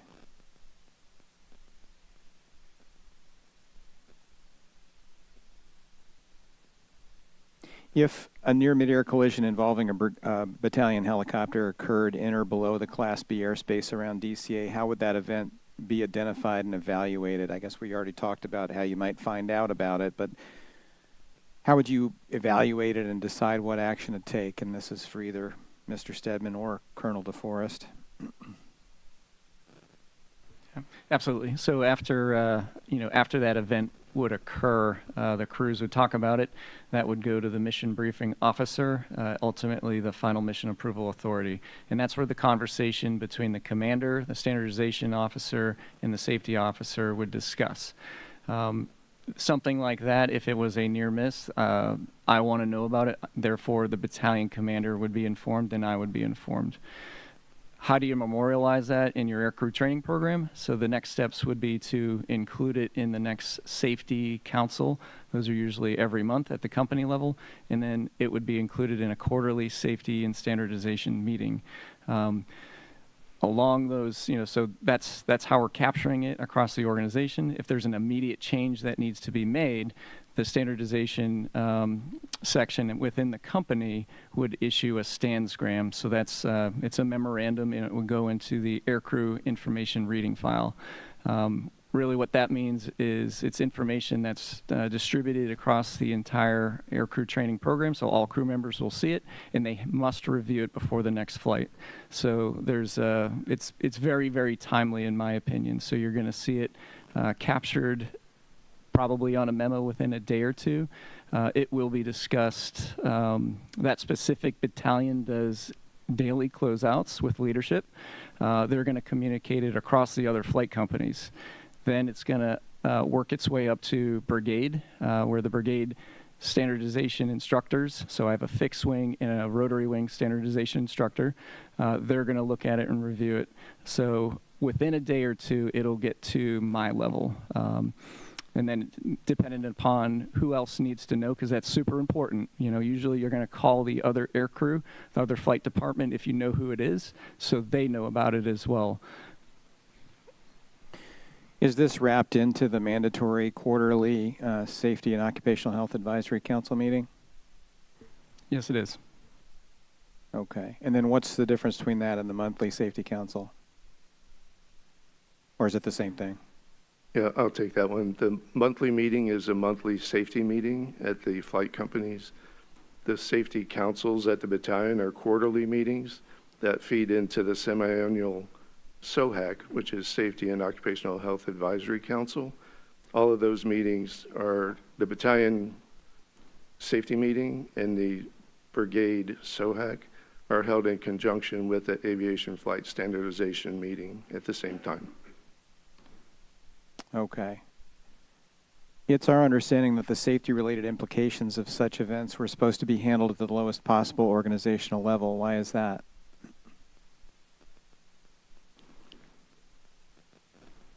That's published in Army guidance. Are you talking about a near mid-air collision report or just a near-miss report?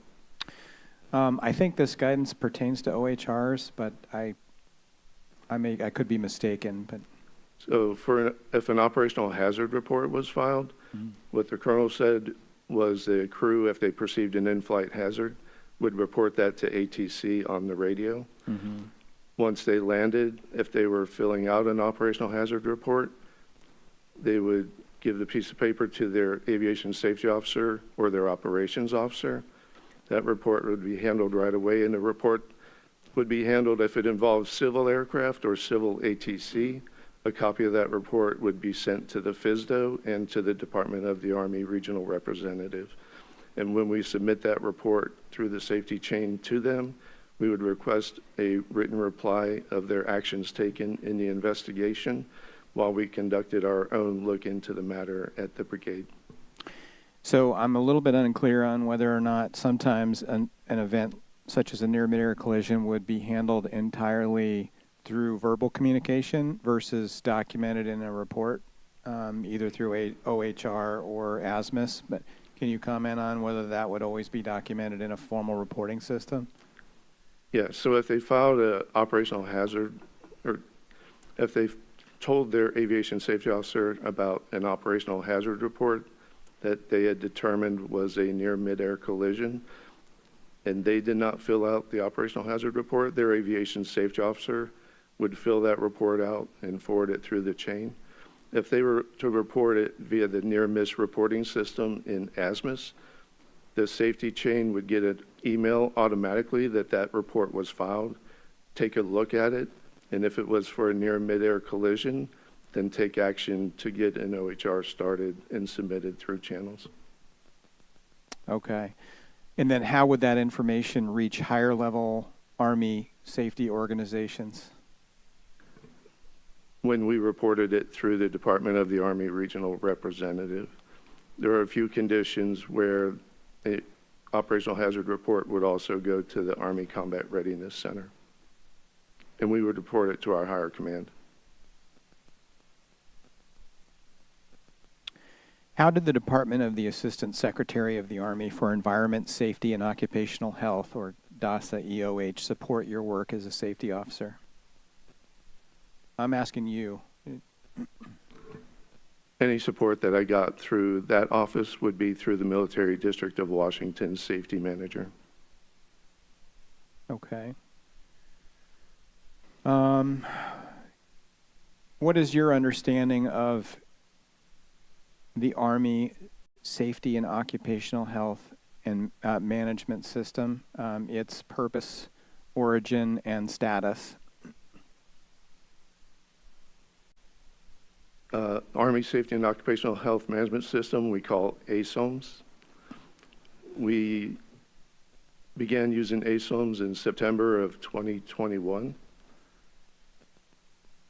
It's to improve our safety programs and to establish an SMS.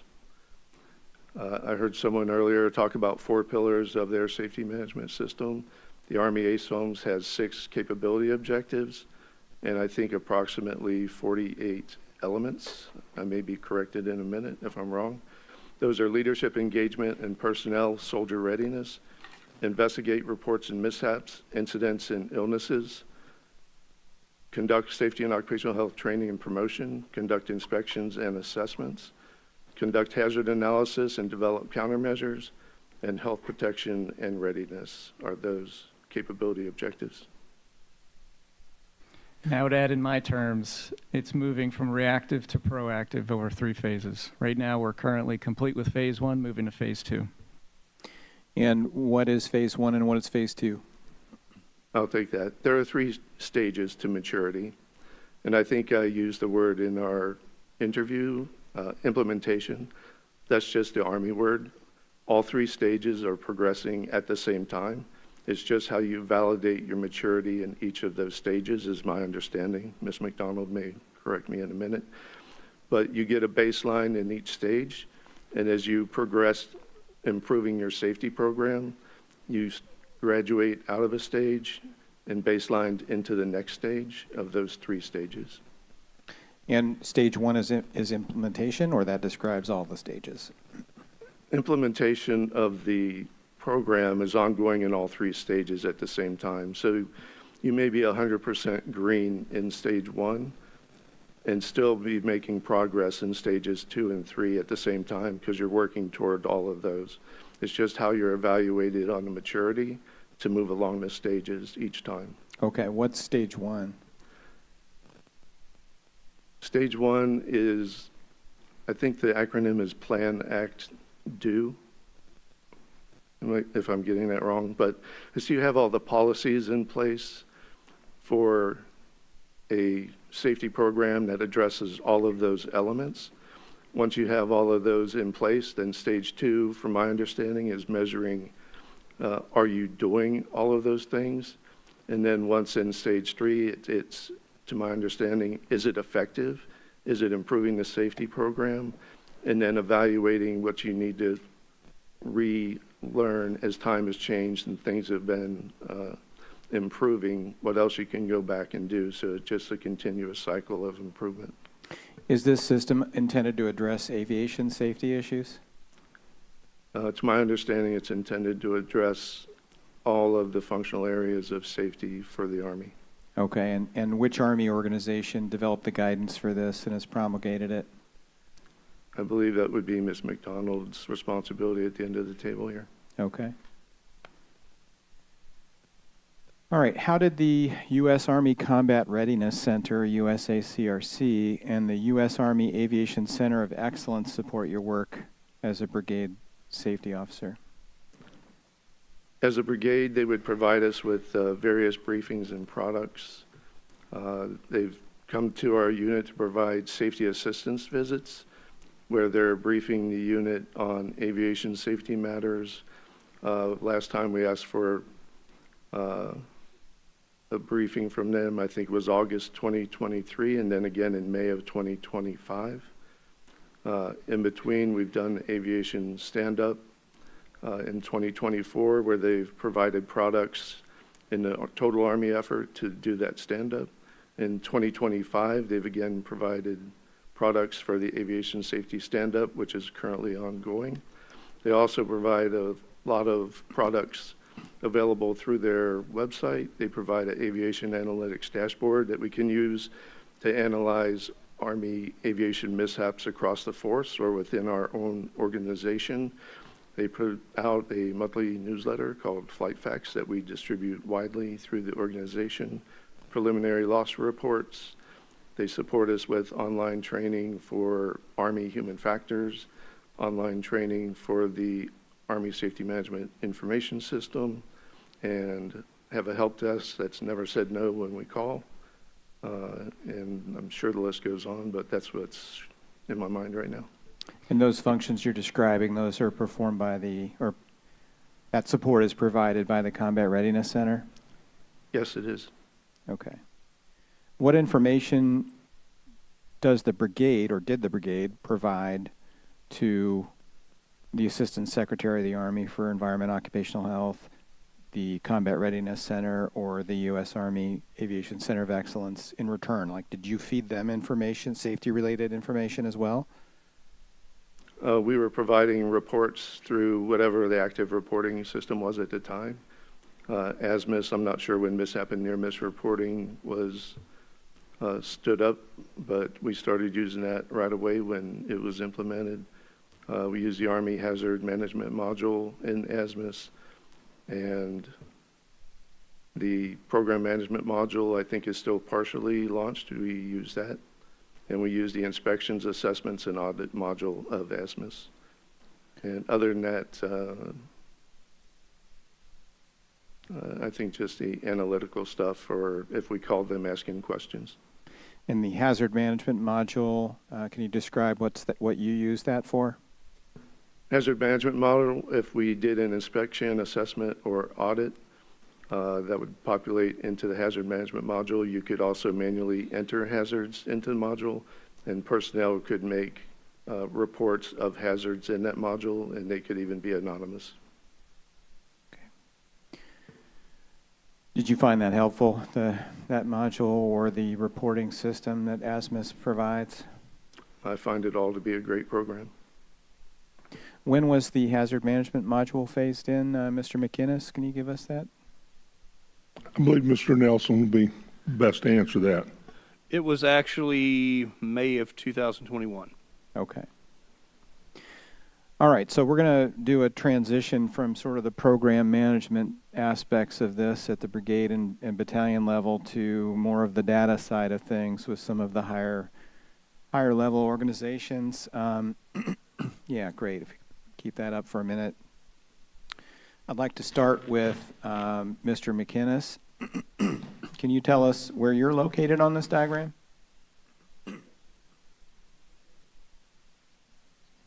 If you look at on the right side of the chart that starts down through the senior Army leadership, and then take the leg that goes to the left and then comes down to the Combat Readiness Center, you'll see under the Combat Readiness Center the training and then the Director of Analysis and Prevention.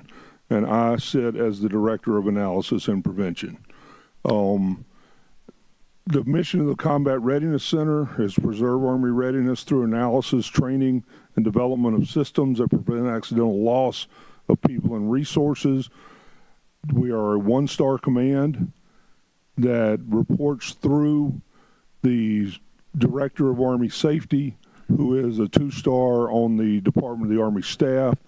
But our Brigadier General has direct access to the Director of the Army staff, as well as to senior Army leaders, the Vice Chief, and the Chief of Staff.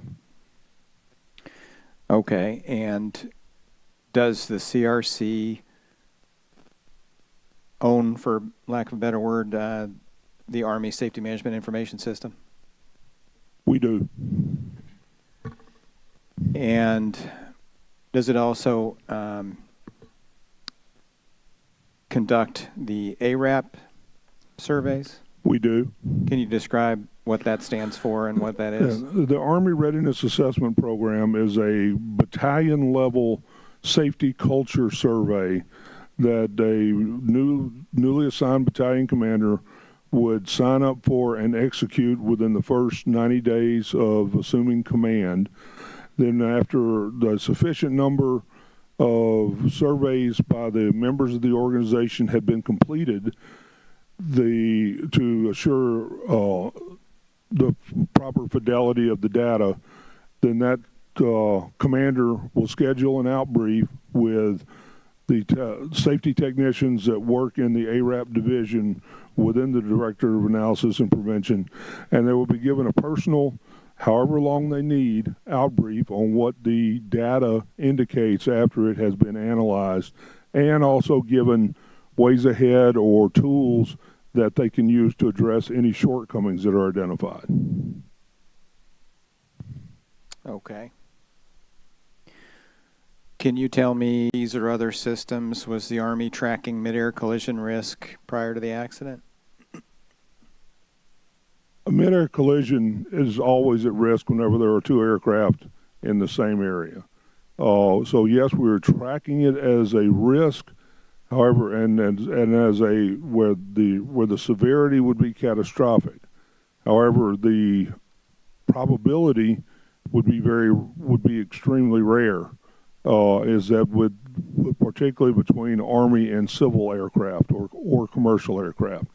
This is the first time we have data going back to 1972 in our database, and this is the first Army and commercial air incident on record from 1972. Okay, thank you. Mr. Nelson, can you tell us your position at the CRC? Yes, I'm actually dual-hatted. I'm the Deputy Chief of Staff and the ASMUS 2.0 Director and Program Manager. Okay. And so you are also in the Directorate of Analysis and Prevention? I'm not. Okay. ASMUS is its own directorate. I see. Okay. All right. So what is the purpose and function of the Aviation Safety Management Information System? So ASMUS is the Army's designated system of record for safety and occupational health. And in that capacity, it is the single such system recognized to support those activities. If we think back to the activities or the components of ASOMs that Mr. Stedman mentioned earlier, ASMUS has individual applications that underpin each one of those. So, for example, we have a mishap and near-miss reporting application that handles every aspect of that from cradle to grave, whether it be, you know, a Class E mishap in which there's a laceration on someone's hand, to the complete loss of an Army aircraft that has a formal investigation board. Every aspect of that's supported. But ASMUS is significant for a bigger reason, and that is it's the Army's first true total SOH system. And what I mean by that is we've unified all three components of the Army under one umbrella: the active Army, National Guard, and the Reserve. ASMUS is, from a mishap reporting standpoint, we've done that for decades, and that's a very mature process. When we move into assessments, inspections, and hazards, and even into program management, those capabilities are new to the Army at large. And so this is a significant step forward, and it's a key driver to the success of SOH. Okay, so tell me about the kind of information that you'd receive from an operational unit like the 12th Aviation Battalion or its parent organization, the Army Aviation Brigade. It could be anything and everything I just mentioned, from a near-miss report to a mishap to the conducting of an inspection to a hazard. So it could be any of those. Okay.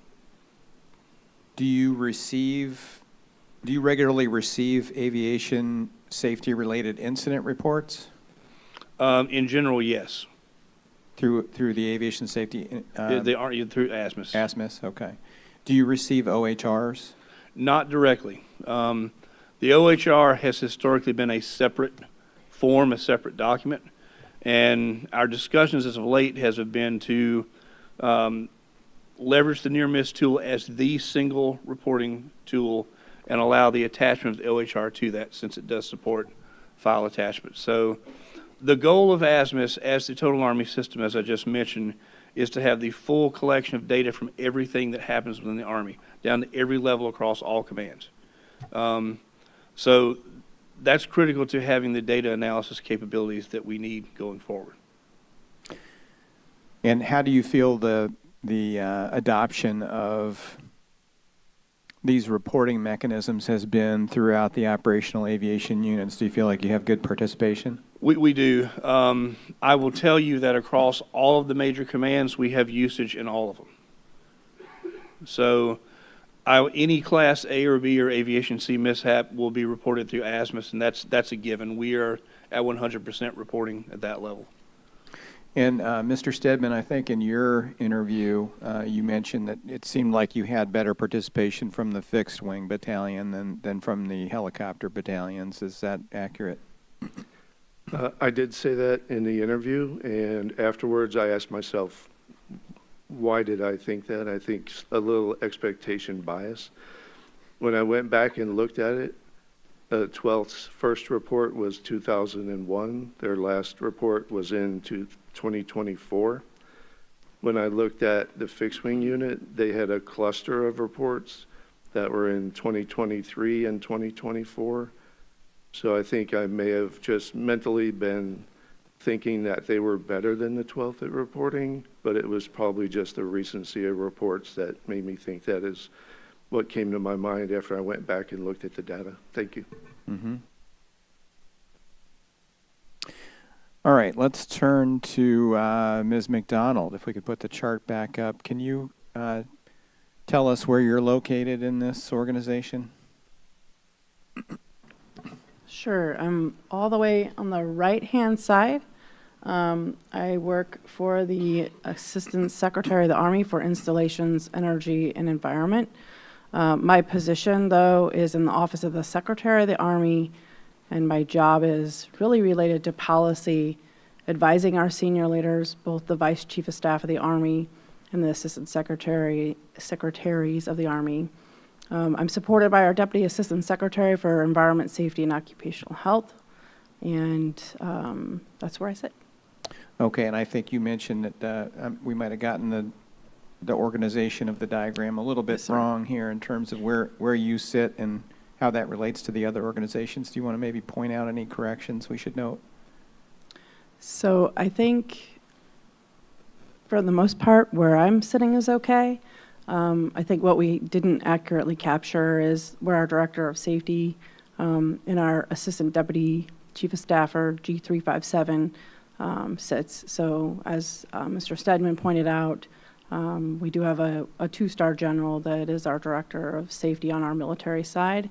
And then we also have 25 additional, or 28 additional commands that are connected there too. Okay, so that G357 bottom right center is should be a little bit elevated. Yeah, you could almost put that up there where it says Department of Army HQDA Commander. Okay. I guess we'll definitely work on getting it corrected. So. All right, and you're in the top left, I think. I am in the top left. That is correct. Okay. Yep. I said top right, top left. It is. Okay. Sorry. All right. What you told us sort of your relation to some of the other positions, but what's your role there? So my role, and I specifically pulled my PD so I can make sure that I told you exactly what my role is. 40% of my job is to develop Army-wide safety strategies, plans, objectives, policies, programs, ensure mission execution includes safety and occupational health. I evaluate performance and compliance with safety laws, regulations. I represent the Army in interagency meetings and hearings like this one. I provide expert consultation to Army leadership, serve on boards and committees representing the Army, maintain liaison with federal agencies, review proposed legislation, prepare congressional testimony, and represent the Army in meetings, and participate in planning, budgeting, and oversight of execution of safety resourcing. And that is a position that affects Army-wide operations and includes aviation safety. Okay. What involvement do you have with the ASOMS program? So from a policy perspective, our office did author and issue through the Secretary of the Army the policy to implement the Army Safety and Occupational Health Management System. And then I also provide